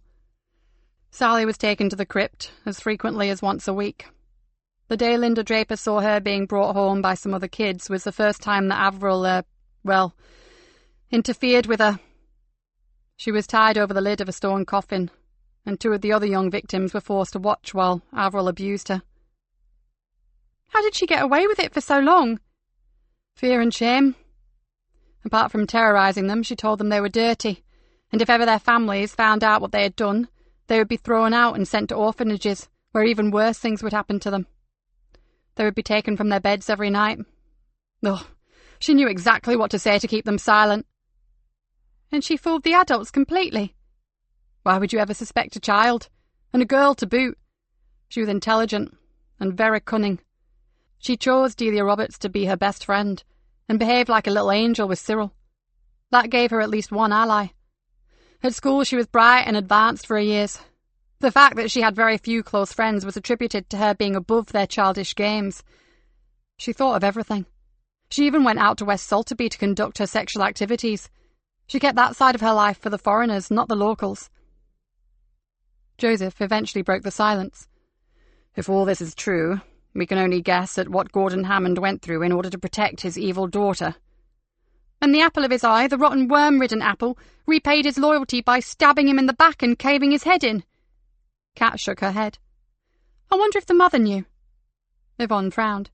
When I went to interview them, I would have sworn she had no idea what was happening. I know it's easy to say things in retrospect, but I felt she was being honest. I'm inclined to agree, Vonnie. Nikki rubbed her eyes, which felt as if they were full of sharp sand. I think she must have suspected something dreadful was going on, but just couldn't face it, so she went to her sister's and never had the courage to return. Joseph returned to his desk and sat heavily on the old wooden chair. But Avril has. With a vengeance, added Ben. Nikki asked if anything had happened while she was out. Jill was in just before you came back, Nikki. She's discovered a few anomalies with one or two of the Briar Patch women. Some of their stories don't appear to be checking out too well. A couple of them seem to have emerged out of a convoluted and murky past, Joseph said. That doesn't surprise me, Nikki said. Jill reckons it's turning out to be a stable full of dark horses. Nice analogy, Joseph, and probably quite true. Which ones? Joseph produced his notebook. Let's see. Professor Anna Blunt, Zena Paris, and Carla Hunt to begin with. She says there are several more of the same age that she's not even started on yet. I'll have a word with her about them. Oh, anything from King's Lynn about the dead drug addict? Ben yawned. Nothing, Mom. The girl's body has never been claimed, and there are that many Mispers. It's almost impossible to trawl through them. Any photos of Avril yet? Not one, said Yvonne. We're running out of people to ask. For some reason, she never showed up at school on the days when the school photographer was there. Joseph nodded. Very few of the old farming families even owned a camera back then. One man told me that they had a travelling photographer who used to go around the villages knocking on doors and asking if he could photograph the families, but he's long gone, I'm afraid. Didn't Gordon or his wife give the papers a picture when she went missing? Nikki asked. I've scanned every article, Mum, said Yvonne, and not one has a photograph. Bet the little bitch avoided cameras on purpose, muttered Kat. Funny, really, Nikki added, when you consider that Gordon adored her. People who love their children usually have at least one or two favourite pictures. She shrugged. Anyway, back to the trip to the Briar Patch. I'll take Joseph, Kat and Ben with me. Vonnie and Dave, get yourselves off home, unless you fancy a takeaway before you go. We just have time to eat before we leave. I'll get home, Mom, if that's all right. Yvonne smiled. Got to pick my new boy up from my neighbour. How's he settling in? Like a dream. It's like he knows he's got a new home with two dog-mad owners. Ray adores him, and the little chap is as happy as a pig in chiffon. Well, he certainly landed on his paws with you two. Lucky little tyke. You go, Vonnie. We'll see you tomorrow. Nikki looked up at the clock. It's almost 9 o'clock now.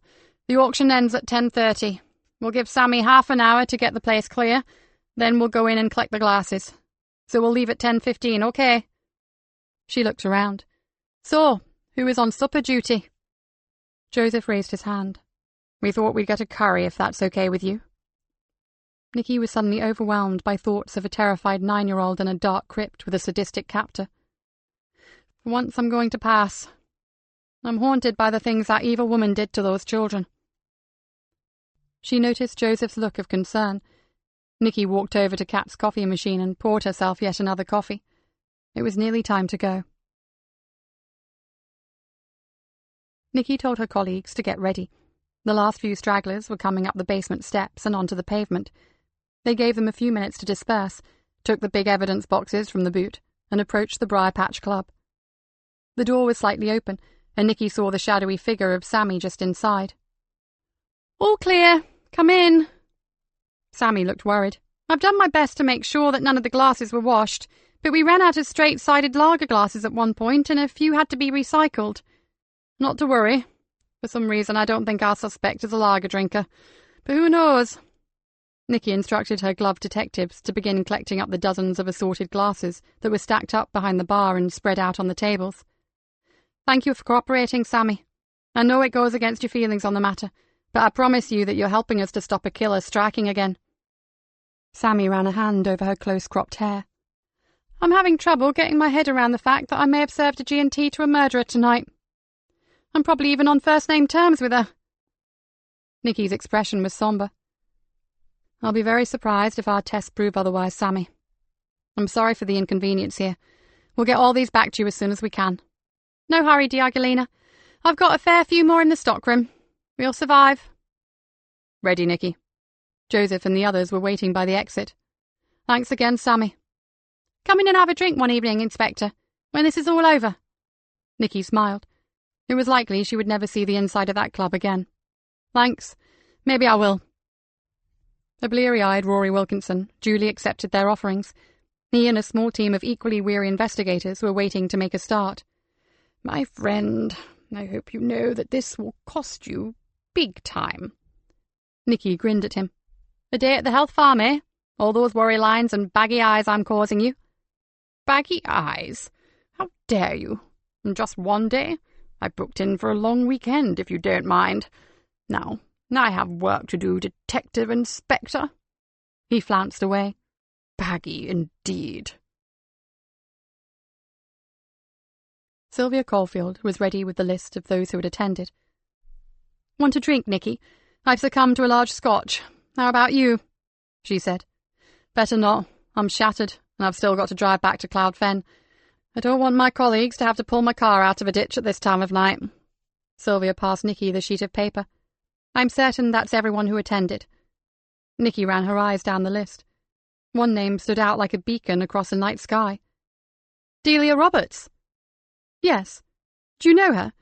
She came as someone's guest. Whose? I'm not sure. She does come occasionally to our charity get-togethers, although I believe she is straight.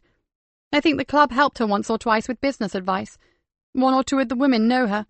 Anna Blunt, for one. Celia and Carla, I think. Oh, and Zena Paris. Nikki's mind was racing.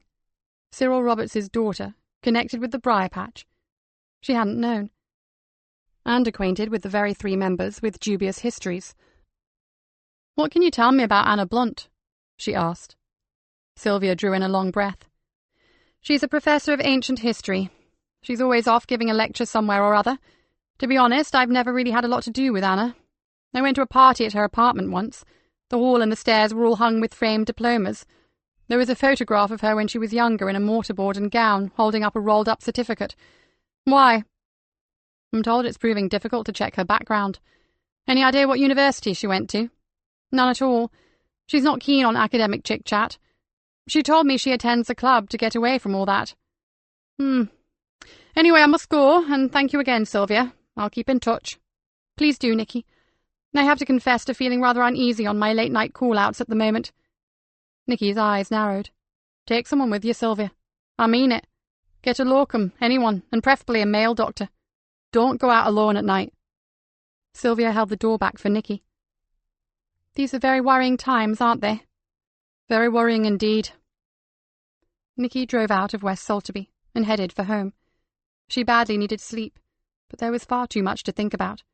She was sure that if she went through an MRI scanner right now, they would find a large pink blancmange where her brain ought to be. Dawn was not far off. She was exhausted from lack of sleep, but there was still work to be done. She looked around the room. It was bad, but somewhat tidier than it had been an hour ago. Barefoot, she padded to the kitchen, where she bundled the bloodied sheets into the washing machine. One more item to be tidied away. The naked youngster was still lying in a heap in the corner of the bedroom. The drug would take hours to wear off, if it ever did. It was some designer drug that she'd picked up on her last trip to London. It had been damned expensive, but it made Rohypnol look like cowpole. With her bare toes, she nudged at a lifeless white foot. At least this teenager had very little weight on her. She wondered what had kept her from killing the girl. The truth was she was bored with her lovers, particularly the kids. Maybe it was time to stop. She would allow herself one more, someone powerful, before she finished with everything. She hated her house. She hated this poxy town and its miserable villages. She hated the countryside and the stinking marsh and even the city that had nothing left for her now. She pulled on a tracksuit and trainers. She'd take the rubbish out and then get some sleep. She'd taken a couple of days off work, knowing she'd never be going back. One more. Just one more. And then it would be game over. She opened a drawer and removed 3 leather straps. She returned to the unconscious girl, pulled her from the corner and fastened the straps around her, like a chicken ready for market. Trussed up, the body was easier to manage. Grasping the leather ties, she hauled the girl to the side door. The night was cold and damp. Tiny droplets of moisture clung to the dying flowers in her garden. Opposite the door was her garage already open. She looked briefly around her and dragged her burden out of the house. Inside the garage, her own car, polished and gleaming, sat next to an old, dented hatchback that had cost £200 cash from a backstreet dealer in Hull. She unlocked the old car. She heard a small groan behind her, and turned and smiled coldly. It looked like the kid might be lucky after all. She opened the back of the car, shouldered the girl into an upright position, and then tipped her into the back seat. She laid some travel blankets over her and shut her in. She started the old car and drove out onto her secluded drive. The roads leading to Quinton Fen were all empty. She thought she would leave the girl sitting propped against a signpost that pointed towards the sea bank. The kid would have to take her chances. Hypothermia might get her, or in her confused state she could wander off onto the marsh and fall into the river. Well, life was a gamble, wasn't it? She removed the straps, kissed the girl lightly on the cheek, and thanked her for a lovely time. Her mother had taught her good manners. She began to wonder about her mother, Gladys. She hadn't given her a thought in ages. Probably not since she had crept silently into that funny little annex at her aunt's house and doctored her medication. She arrived at the house, relieved that there was only a faint sliver of light at the horizon. Perhaps she would get the lad who did her garden to take the car to the breaker's yard. It was good to tie up loose ends. Her back ached from the night's exertions. She would run a hot bath. For once, there was no need to set the alarm. She would sleep as late as she liked. Chapter 26. D.I. Jill Mercer was locking her car. She looked as exhausted as Nikki. "These damned women are driving me up the bloody wall," Jill said. "And a very good morning to you too, Jill," Nikki replied. "Sorry, Nikki, but honestly, the blunt woman never went to any university that I've heard of. Zena Paris has several missing years, and Carla Hunt seems to have landed from another galaxy. And just to really make your morning, one of the Quinton victims, Delia Roberts, is buddies with all 3 of them." "Bollocks! I think we need to talk, don't you?" "As soon as my team are in, my time is all yours." "I look forward to it. Until then, just call me Confused of Greenborough, okay?" "Mom, would you mind if I took a run out to see old Cyril Roberts?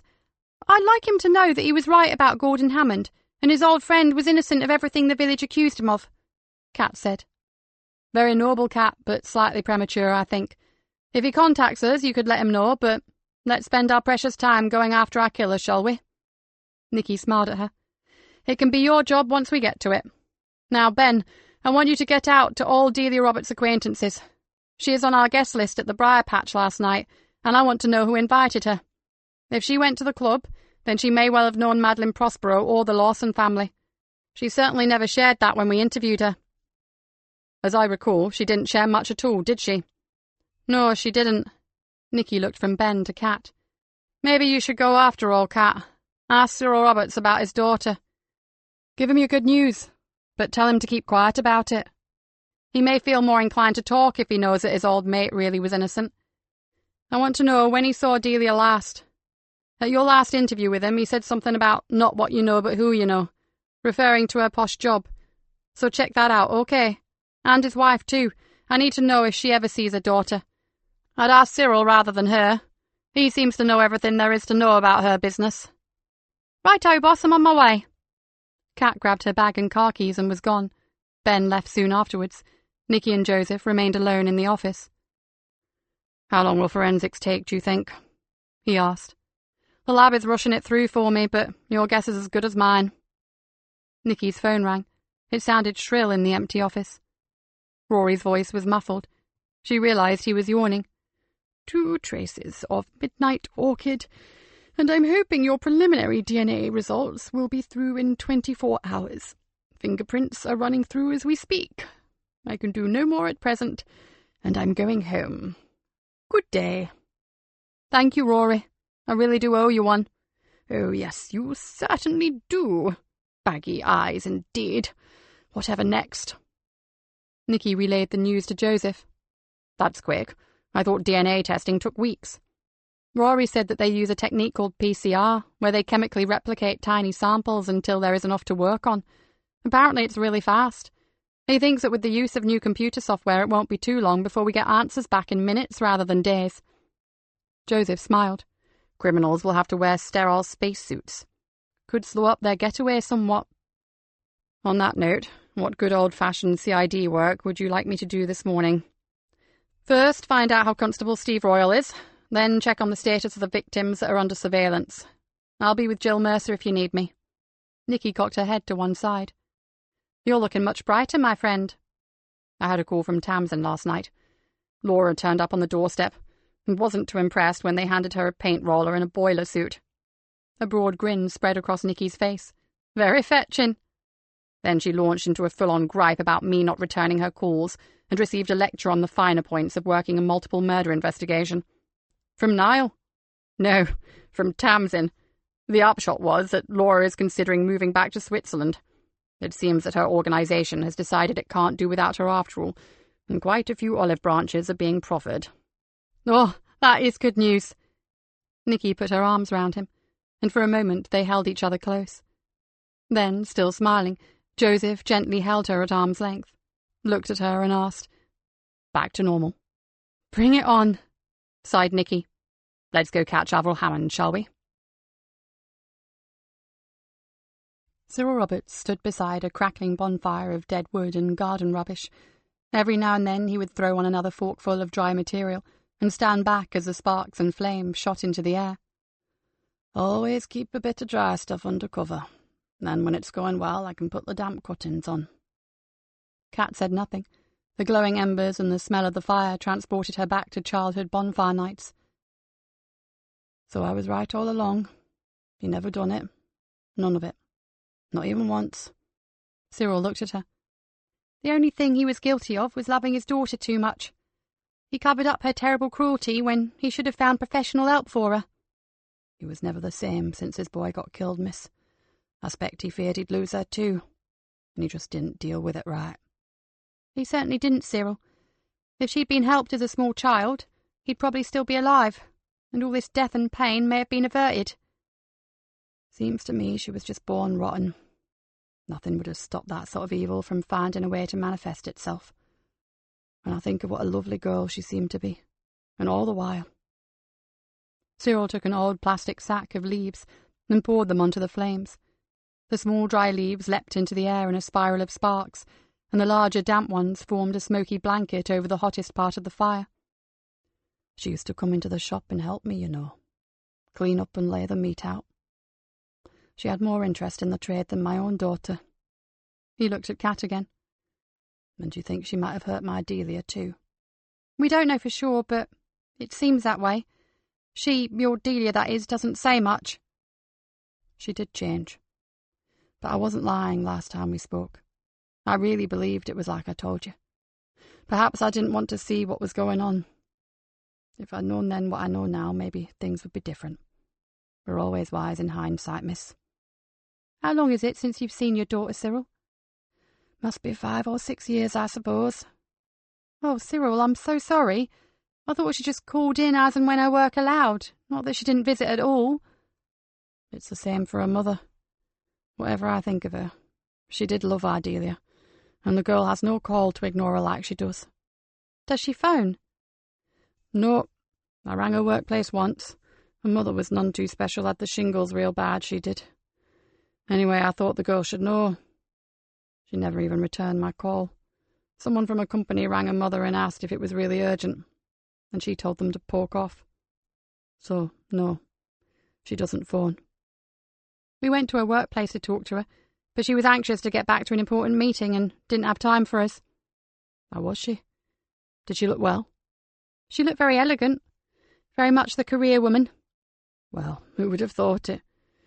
Do you know, at one time, miss, I hoped she would follow me into the butcher's trade. Roberts and daughter, master butchers. But no, as I said before, she had no interest. Then she found herself some new swanky friends, and they helped her get into some posh job. Word has it she earns more in 1 week than I ever did in 6 months. Cyril piled more rubbish onto the fire. Well, if that's the case, she won't need what I've put aside when I go. Do you know any of the people she took up with? No, sorry. I'd kind of lost interest by then. Do you have a photograph of Delia? Or maybe of Avril, Cyril? He smiled sadly and shook his head. I had a bonfire about a year ago. Kat thanked him, turned to leave and then paused. Cyril, would you like to see her again? Delia, I mean. He leaned on his fork and stared at a smouldering piece of wood that had rolled from the fire. At one time, not that long ago, I would have taken a meat cleaver to my own arm if it meant I could see her again. But now? No, I don't think so. Thanks very much. Let me get this straight. Zena told us she had an antique shop along the Fulham Road in London. Am I right? Jill was frowning. Yes, it was her shop, she said. Well, it looks as if she may have worked in an antique shop there, but she certainly never owned one. She also said that she lived near World's End on the King's Road, but we can't trace her there at all. It was well seedy back then, not very salubrious at all. So where did the money come from to buy that upmarket emporium, Paris Antiques? Should we pay her another call? 2 of my team are there now. I couldn't face her again. I've taken on the mysterious Carla Hunt, Greenborough Businesswoman of the Year 2016, who has no past at all that I can discover. Change of name? No doubt, but I've never before come up against such a brick wall. Then you've never interviewed Delia Roberts? She's exactly the same. I'm the mad Professor Blunt. I took a look at her diplomas. Nikki grinned. Really? I think I could arrest you for that. Yeah, right, well, they're all fake.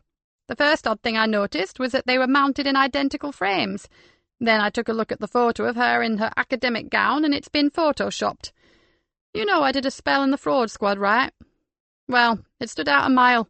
It was a skilled computer composition that cropped her face out of one picture and pasted it into another.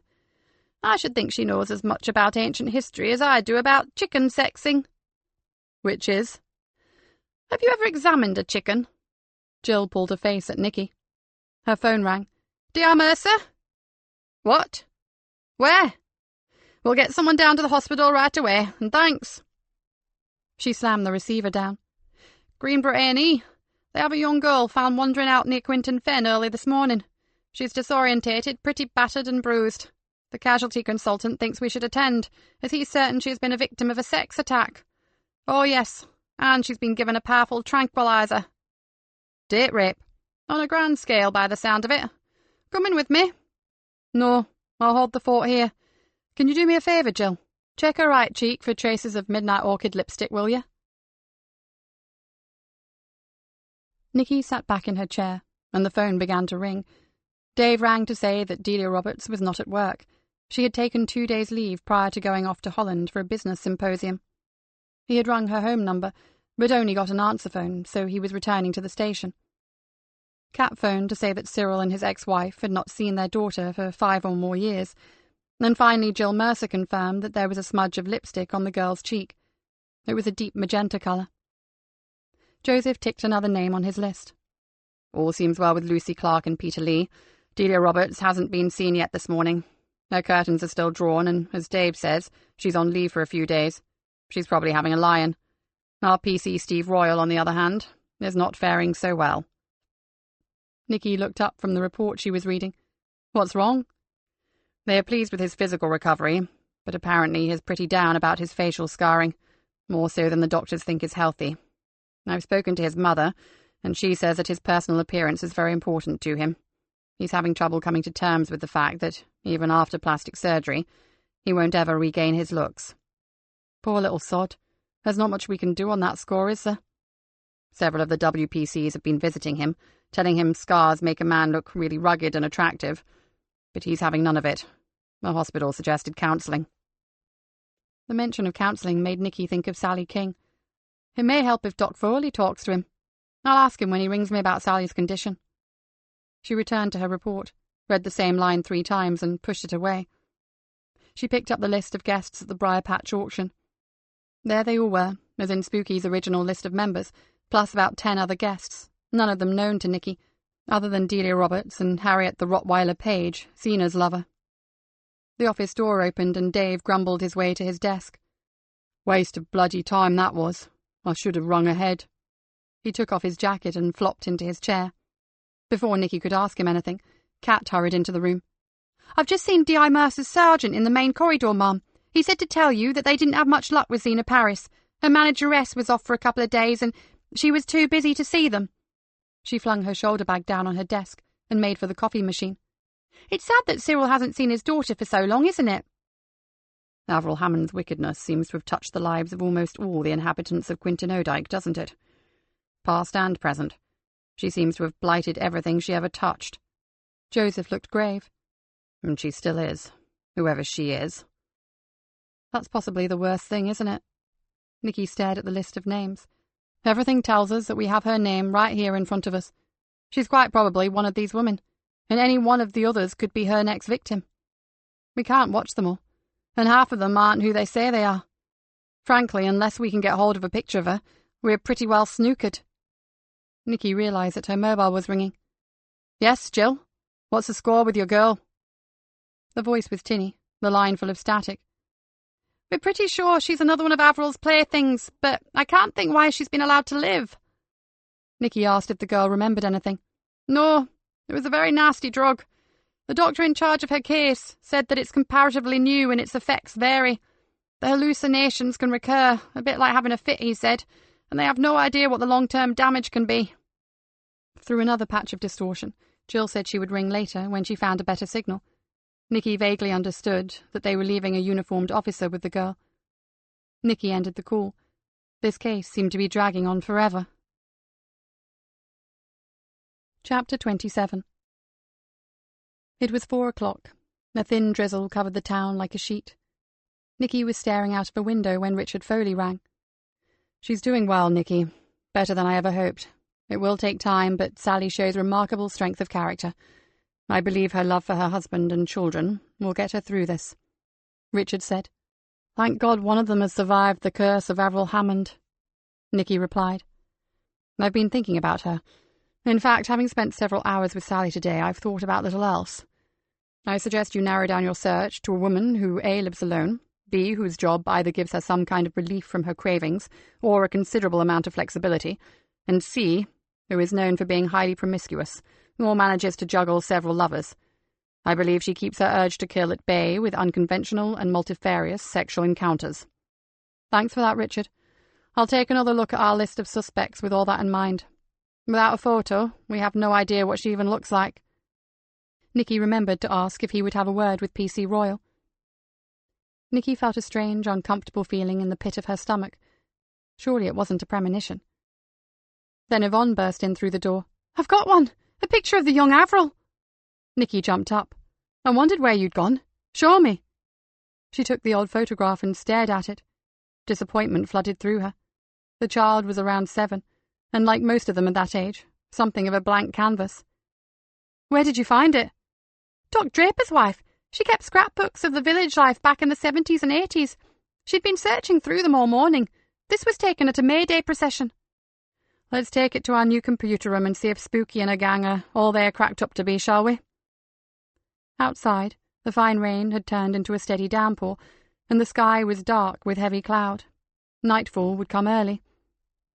She, Joseph, and the rest of the team waited while Spooky scanned the picture into her computer. Those few minutes were some of the longest of Nikki's life. The only sounds were the humming of the computers and Spooky's fingers tapping on the keyboard. A row of boxes appeared on the screen. The first held the original picture, cropped, enhanced, and showing just the child's face. Then the boxes showed the same face growing progressively older, until Spooky froze the last one and zoomed it out so that it filled the screen. They all peered at the image, hoping to see someone they recognized, but the face was that of a stranger. Spooky printed it off and grinned at their disappointed faces. "Hey, you guys, This is just the first try. I can alter things like weight, skin tone, and hair at the touch of a key. So shout if you see anything vaguely familiar, and I'll concentrate on that, okay? The second attempt was no better. Nikki felt panic beginning to stir. This was their lifeline, hers and that of other potential victims. Spooky altered the variables and continued to produce possible likenesses from the basic bone structure. More weight, less weight. Hair long, hair short, black, blonde, red, crew cut, curly. Each slight alteration produced a singularly different-looking woman. Spooky was the first to make a connection. There's something I recognize here. It's the mouth. She reshaped the upper lip a fraction. No, that's not it. She went back, then tweaked it again. Yes, that's more like it. Now, the forehead, and there's something about the eyebrows, too. She sat back and stared at the monitor. There is definitely something here, I just can't quite get to it. Joseph moved closer.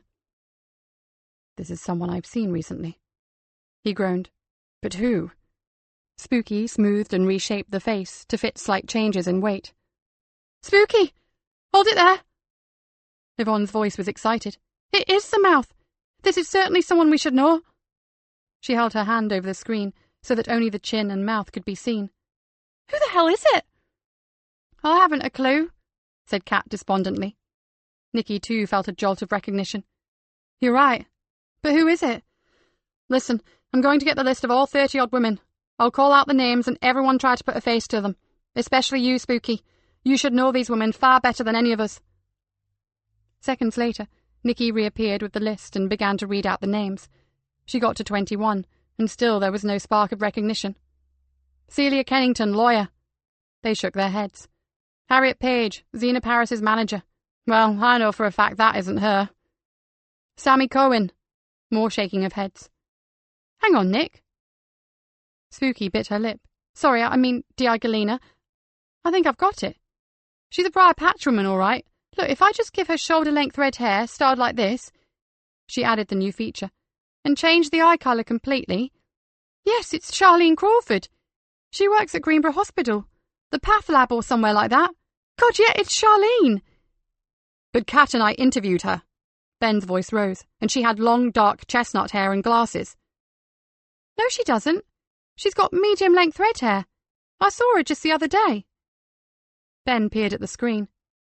Yes, it's her face. Damn it, she must have been wearing a wig. And she does work in the Path Lab at the hospital. We saw her hospital security ID badge. Close up? Did you check it thoroughly? No, said Kat. She was fiddling with it all the time. I saw her name, but not her department. Oh, she works there all right, Joseph added tautly, but not in the Path Lab. Can you give her short, cropped blonde hair, a bit like Kat's? Spooky tapped the keyboard. Nikki gasped. Oh my God! She doesn't work in the Path Lab at all. She's one of Rory Wilkins's 2 mortuary technicians, Spike and Charlie. Charlene is Charlie. She exhaled. Richard Foley said she'd have a job that would help her to relieve her cravings. Shit! She's been working in the morgue with her victims. Oh, Lord! Including her own father! Kat spoke in a whisper. Nikki thought of the last time she had called in at Rory's laboratory. Charlie had been standing gazing at the bleached bones of Gordon Hammond, her murdered father. She grabbed at the nearest phone and called the lab. She's off duty for 2 days. Rory's office are phoning back with her address.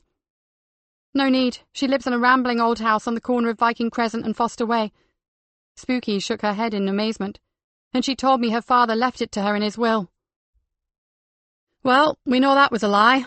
Her poor father owned nothing. Brilliant work, Spooky. Okay, it's time to go. At last. I want everyone in the main murder room, on the double. I'll get D.R. Mercer. Dave ran from the room. And I'll get Superintendent Woodall, said Joseph, and followed him out. Can I do anything? Spooky looked all set to don a stab-proof vest and join the police officers. You've done enough for one day. Get home to Bliss and that pooch of yours. Once we've picked this woman up, we'll all be able to sleep at night, or in your case, walk the sea bank again. And thanks for what you've done. You've been a diamond. The windscreen wipers swished across the rain-splashed glass, and Nikki's heart pounded in time to their rhythmic thump, thump, thump. Viking Crescent was only a 5-minute drive from the station, In 4, several police cars and vans screeched to a halt outside the tree-lined driveway. The house was dark, and as empty as it looked. It was now 6 o'clock, and Nikki had been right. The sky was already dark, with gathering night clouds. What do we do? Seal it off and get the Sokos in, or back off and wait to see if she comes home? Joseph looked at his boss. Jill? Nikki turned to her. What's your feeling on this? Let's clear all the uniforms out of sight and leave a covert presence here. Then we'll put a watch on all the roads in. She looked at Nikki. I don't think she's coming back, but we can't risk it. Do you agree? 100%. Now, if she's not here and not at work, where is she? Hunting down another victim? Her swan song, maybe. The thought made Nikki shudder. Look, Jill, will you organise everything here? I want to get back to the station and get a team together to check out all her possible targets. I want to make sure the more vulnerable ones are safe. Go ahead. I'll be back as soon as I'm through here. Richard, sorry to bother you. We've identified Avril Hammond, but I need your help. I want to know who she might target if she only had one last opportunity to kill. On the other end of the line, the psychologist took in a ragged breath. Don't do this to me, Nikki. You're my best hope, Richard. Sod it, you're my only hope. I have to predict her next move or someone else will die. Okay, but whatever I say, just remember she's a psychopathic killer, and normal logic doesn't apply. Deal. So let's just say she conforms to type. Who is she after, Richard, for her final act? From what Sally King tells me, and from your reports, she hates weakness in any form. She believed her original victims were weak, and that her father was a weak man. The youngsters she's abused recently have been the same, too easily manipulated. She thinks she's very clever. Well, she is. So if I had to guess, I'd say she'll choose a much stronger adversary this time. Someone that caused her problems, fought back. Someone who would not be sweet-talked with promises of sexual fulfillment. Someone quite like yourself, Nikki. Me? The thought horrified her. Or Sally. She has been fighting Avril Hammond every day of her life since she was 8 years old. Do you want me to arrange for some officers to come out to the clinic? Our security is good here, but as we are dealing with a real threat, a little extra help would not go amiss. Thank you. So, someone who has been a thorn in her side. Someone who may have had a part in her downfall. Exactly. But she could always surprise us. She might disappear and reinvent herself in another part of the country. Or choose some random person. Remember, Nikki, no rules. Thanks, Richard, and I'll sort you out some protection. Nikki arranged for backup to go to Richard Foley's clinic. She made a list of anyone Avril might believe was standing in her way. She stared at the names, and her blood turned to ice. Joseph, everyone, I need your help. She threw each of her team a note with a name and a telephone number scribbled on it. Ring them now. Tell them to lock their doors and windows and not go out for any reason, okay? Even if the caller says it's a matter of life and death, because that's just what it would be. Theirs. And if they hear from or see the woman they know is Charlene or Charlie Crawford, they must dial 999 at once. She lifted her receiver to phone Spooky. She heard Joseph asking for Dr. John Draper, Dave requesting a word with Sammy, and Kat already talking to Zena Paris. Spooky was not back yet. Not wishing to alarm Bliss, Nikki simply asked if she would get her partner to ring her on her mobile as soon as she came in. Dr. Draper and his wife were both at home, and took Joseph's warning very seriously indeed. Zena Paris took a little more persuading, but finally promised to cancel her supper engagement and stay at home. She also said she would contact Harriet Page. Who's next, Mom? Kat held up the receiver. Dr. Sylvia Caulfield. Here's her number. And Kat, don't let her bully you. Tell her that she must not go out on any house calls tonight. Another GP will have to cover for her. Got it? Yes, boss. Kat began to dial. Joseph, Dave and Ben were all looking at her. Dave, will you ring Professor Anna Blunt? Joseph, do a very tactful call. No, we can't phone them with news like this. I want you to go to the Lawson house. You know where it is. This should be done in person, okay? Quite right. How much do you want me to tell them? Play it by ear, Joseph. There is no doubt in my mind that Charlene Crawford is the killer, and Maria Lawson probably knows that already. I'm sure that as soon as forensics get to her home and take something personal, the DNA and fingerprints from the crime scenes will tie up immediately. You can tell them whatever you feel appropriate. Joseph left, and Nikki sat wondering who else should be contacted. Your so-called Professor Blunt has a guest staying tonight. Dave ticked the name. No doubt she's safe at home, impressing some innocent woman with her bogus academic credentials. I don't think Kat is having much luck with Dr. Caulfield, though. Kat covered the receiver with her hand. This is not good, Mum. She's already out on a call and her mobile is switched off. Nikki's heart sank. Does her surgery know where she has gone? They said she had 2 calls, one from a patient and then a personal one, some friend in trouble. I've rung the patient, but Sylvia has been and gone, with no mention of her next destination. I'm getting back to the surgery now, but it's engaged. Hang up, Kat. Vonnie, Ben and I will go out to West Salterby. This really doesn't sound good. You stay here and organise a telephone check on calls to Dr. Caulfield's practice number.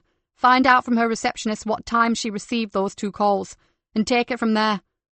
I want to know which friend is in so much trouble that Sylvia drops everything and dashes off into the night with her mobile switched off. She grabbed her bag and coat. Christ, contact the butcher's daughter, Delia Roberts. Get word to her when you're free, OK? And ring your old friend Cyril too. Avril might remember that the old boy was her father's best friend. Yvonne and Ben, come with me. While they were running through the car park, Nikki heard her mobile.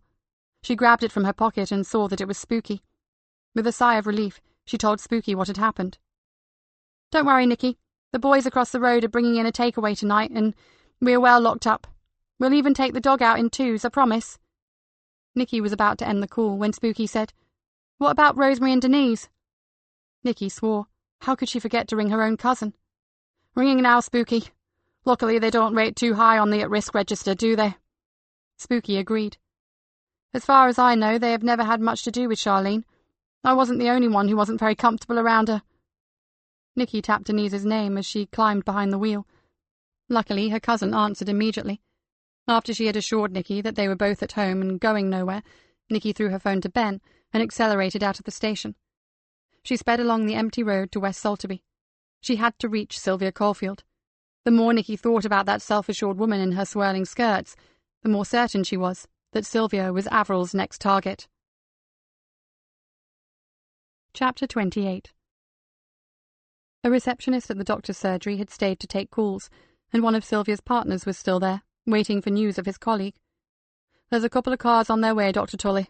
We believe that Dr. Caulfield is in grave danger. We have to locate her, and fast. You're sure she said absolutely nothing to anyone before she left? Nikki said. The doctor ran a hand through thinning hair and tried to recall exactly what his partner had said. She said that she had to call on one of our long-term patients, a lad with MS, who had picked up a chest infection. Then she had to... What did she say? Oh yes, she had to pour oil on troubled waters. A friend in trouble was all she said. She said nothing about having to travel to see this mysterious person, so I wondered if they were meeting at her home. Have you tried her place? There was no answer on the phone, and a patrol car told us that her drive is empty. We are going out there as soon as we have more men to cover us. This is about the killer, isn't it? Yes, Dr. Tully. We believe Sylvia is the target, Nikki said. He sank onto a chair and shook his head. Sylvia, of all people. Well, Sylvia will give as good as she gets, Inspector. That's what I'm afraid of, Doctor, and she won't have the slightest idea of what she's up against. Outside, a siren screamed through the night, followed by another, and then a third. Great, thought Nikki. So much for the subtle approach. She turned to Ben and Yvonne. Come on, grab a couple of uniformed units and let's check her home. The rain had eased into a fine misty drizzle that seeped through clothing and chilled the skin. Sylvia's house looked dark and empty. Unannounced by sirens or blue lights and in absolute silence, policemen crept through the shrubbery. Greg Woodall appeared at Nikki's side. We'll go in on your word, Nikki. Jill has armed officers back and front. We're all ready to go. Right, sir. They know who they're dealing with, don't they? She has nothing left to lose. She likes knives, and we don't know how she'll react. She could give herself up, sit back and enjoy the media attention, or she may try to take out every officer who goes near her. Dr. Foley says that in a case like hers, there are no rules. And, of course, she may not even be in there. The super sounded as if he were trying to convince himself. I have a feeling she's there, sir, with Dr. Caulfield. We must do everything we can to keep her safe. If we are not too late. At least she's easy to spot, with her bright clothes. His radio spluttered and crackled. He looked at Nikki. We're ready when you are. She, Ben and Yvonne moved closer to their armed colleagues at the front line. Let's go. Their search of the ground floor revealed nothing but empty rooms. Jill Mercer, Ben, Yvonne and Nikki, with 3 uniformed officers, gathered at the bottom of the stairs. At a nod from Nikki, they charged up, 2 at a time. The first 2 bedrooms were empty. They burst through the 3rd door. The only light came from their torch beams. Nikki later saw that all the lamps had been smashed. The shafts of light illuminated 2 figures. One of them had a knife in her hand, and stood frozen like an animal caught in a car's headlights. The other woman lay huddled at her feet, her skirts flashing a brilliant scarlet and emerald. She let out a cry of anguish and relief, and tried to crawl away, all the time looking up in dread at the tall figure looming above her. It was all over in an instant. An armed officer dashed forward and dragged Sylvia to safety. Another officer threw a blanket around her and helped her from the darkened room. As she went, she called out to Nikki, "She's mad! She—" Ben Radley was screaming, "I said, put the knife down, now!" Nikki turned back to the room and heard a cry, "Mom, come here!" Ben's voice was full of horror. Instantly she knew that something had gone terribly wrong. She saw again the figure in the hall being helped down the stairs, and the fleeting glimpse beneath the swirling, colourful skirt of black trainers. Ben and Yvonne were still with the woman they had believed to be Avril Hammond. "Get a proper light in there, for fuck's sake!" yelled Jill Mercer.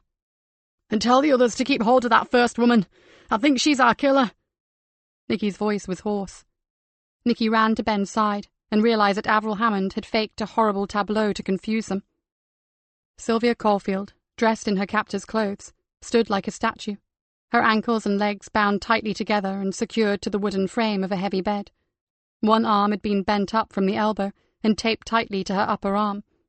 The knife was tied firmly into her clenched fist, and Sylvia's lips had been taped shut. It hadn't been madness in those eyes. It had been utter terror.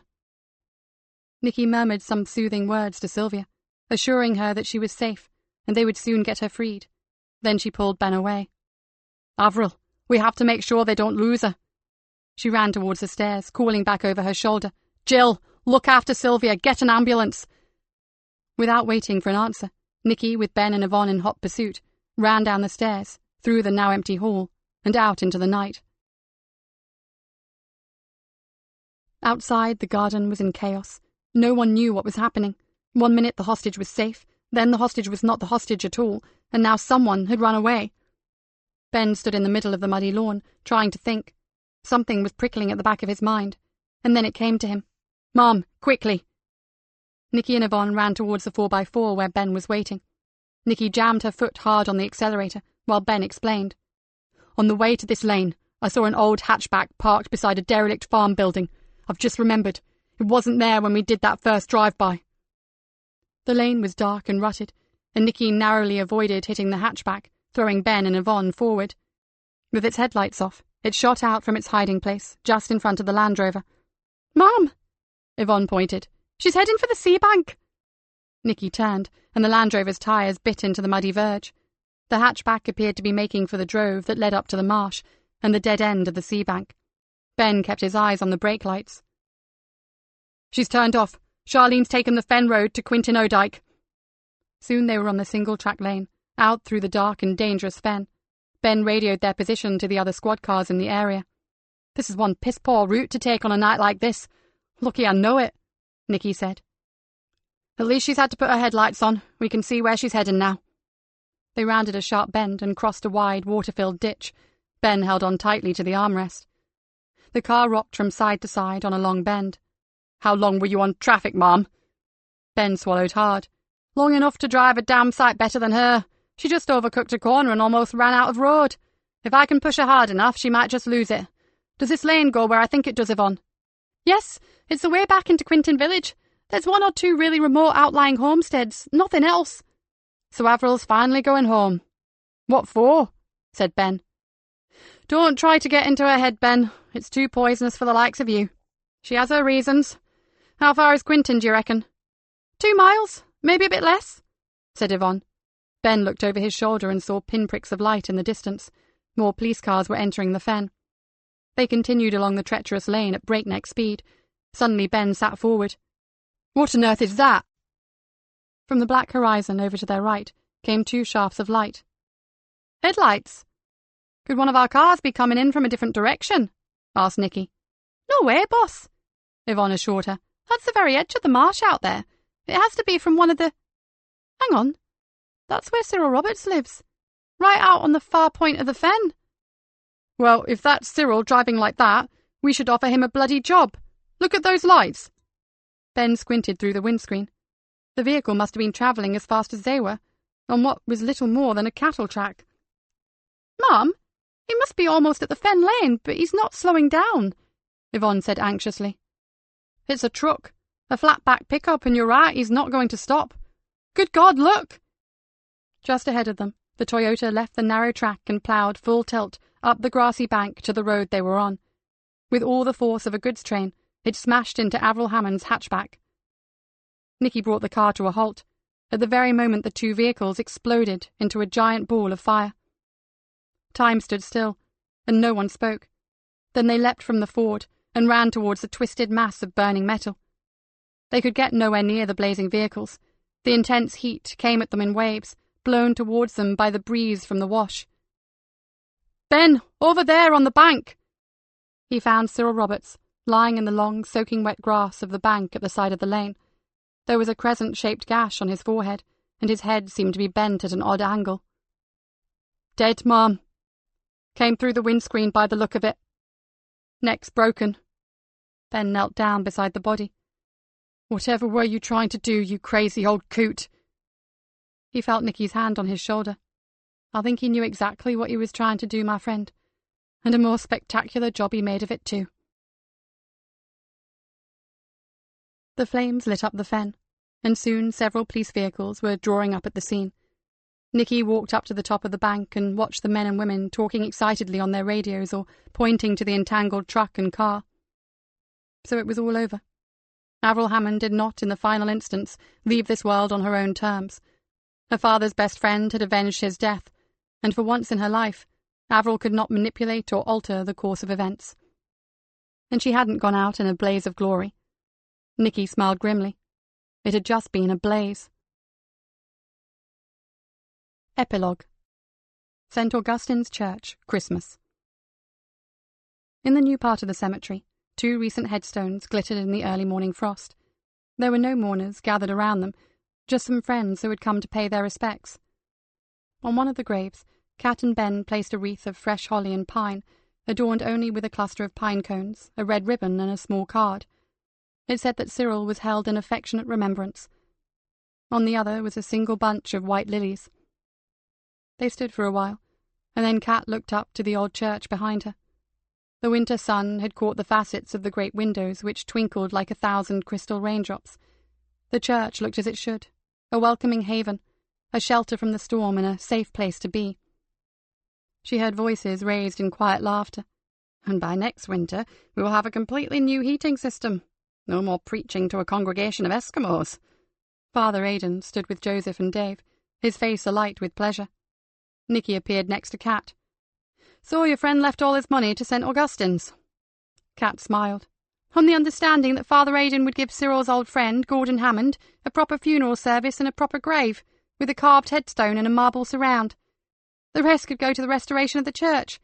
Nothing at all for his dear daughter, Delia. And she won't need it where she's going, will she? I wonder how long she'll get for perverting the course of justice." Nikki pushed the hair from her face, and her eyes flashed. "I find it hard to believe that she knew about Avril, and what she got up to for so long. She was as bad as Avril in some ways." Kat nodded, and rubbed her cold hands together. "Oh, to keep her top job and fantastic income. She was never afraid of her old friend. She faked her injuries and fooled her parents, but she was never a victim. No, and it seems that when Avril returned to Greenborough as Charlene Crawford, Delia told her friend that she could do as she pleased, as long as she left her alone. Other than Sally, Delia was probably the only person that Avril ever respected, if indeed she was capable of respect. She certainly admired strength, be it for good or for evil, so Delia was never really in danger. I don't think she was ever an actual accomplice, but she was callous enough to accept the awful things that Avril did. They stood in thought for a moment. Then Nikki said, "I can't help wondering what would have happened if you had contacted Cyril earlier and warned him to lock himself in until we caught her." "Me too, Mum. I only got hold of him after you and Ben took off across the fens like bats out of hell. I was frightened that she was going to hurt Cyril, so I told him exactly what I'd just heard on my radio. I had no idea he would turn the tables on her." Nikki watched a robin land on the Hammond headstone, tilt its head to one side and stare intently at them. "Some say that robins are messengers from souls that have passed over." Kat looked at the bird and smiled. "Well, perhaps he'd be kind enough to tell Gordon that he can finally rest in peace." The tiny bird burst into song, and then, with the final few notes lingering in the morning air, it spread its wings and flew away. This concludes Buried on the Fens by Joy Ellis, narrated by Henrietta Mear. Copyright 2017 by Joy Ellis. This unabridged audiobook is published by arrangement with Joffy Books, care of Lorella Belli Literary Agency, and was produced in the year 2018 by Tantor Media Incorporated, a division of Recorded Books, which holds the copyright thereto. Please visit tantor.com for more information on our growing library of unabridged audiobooks.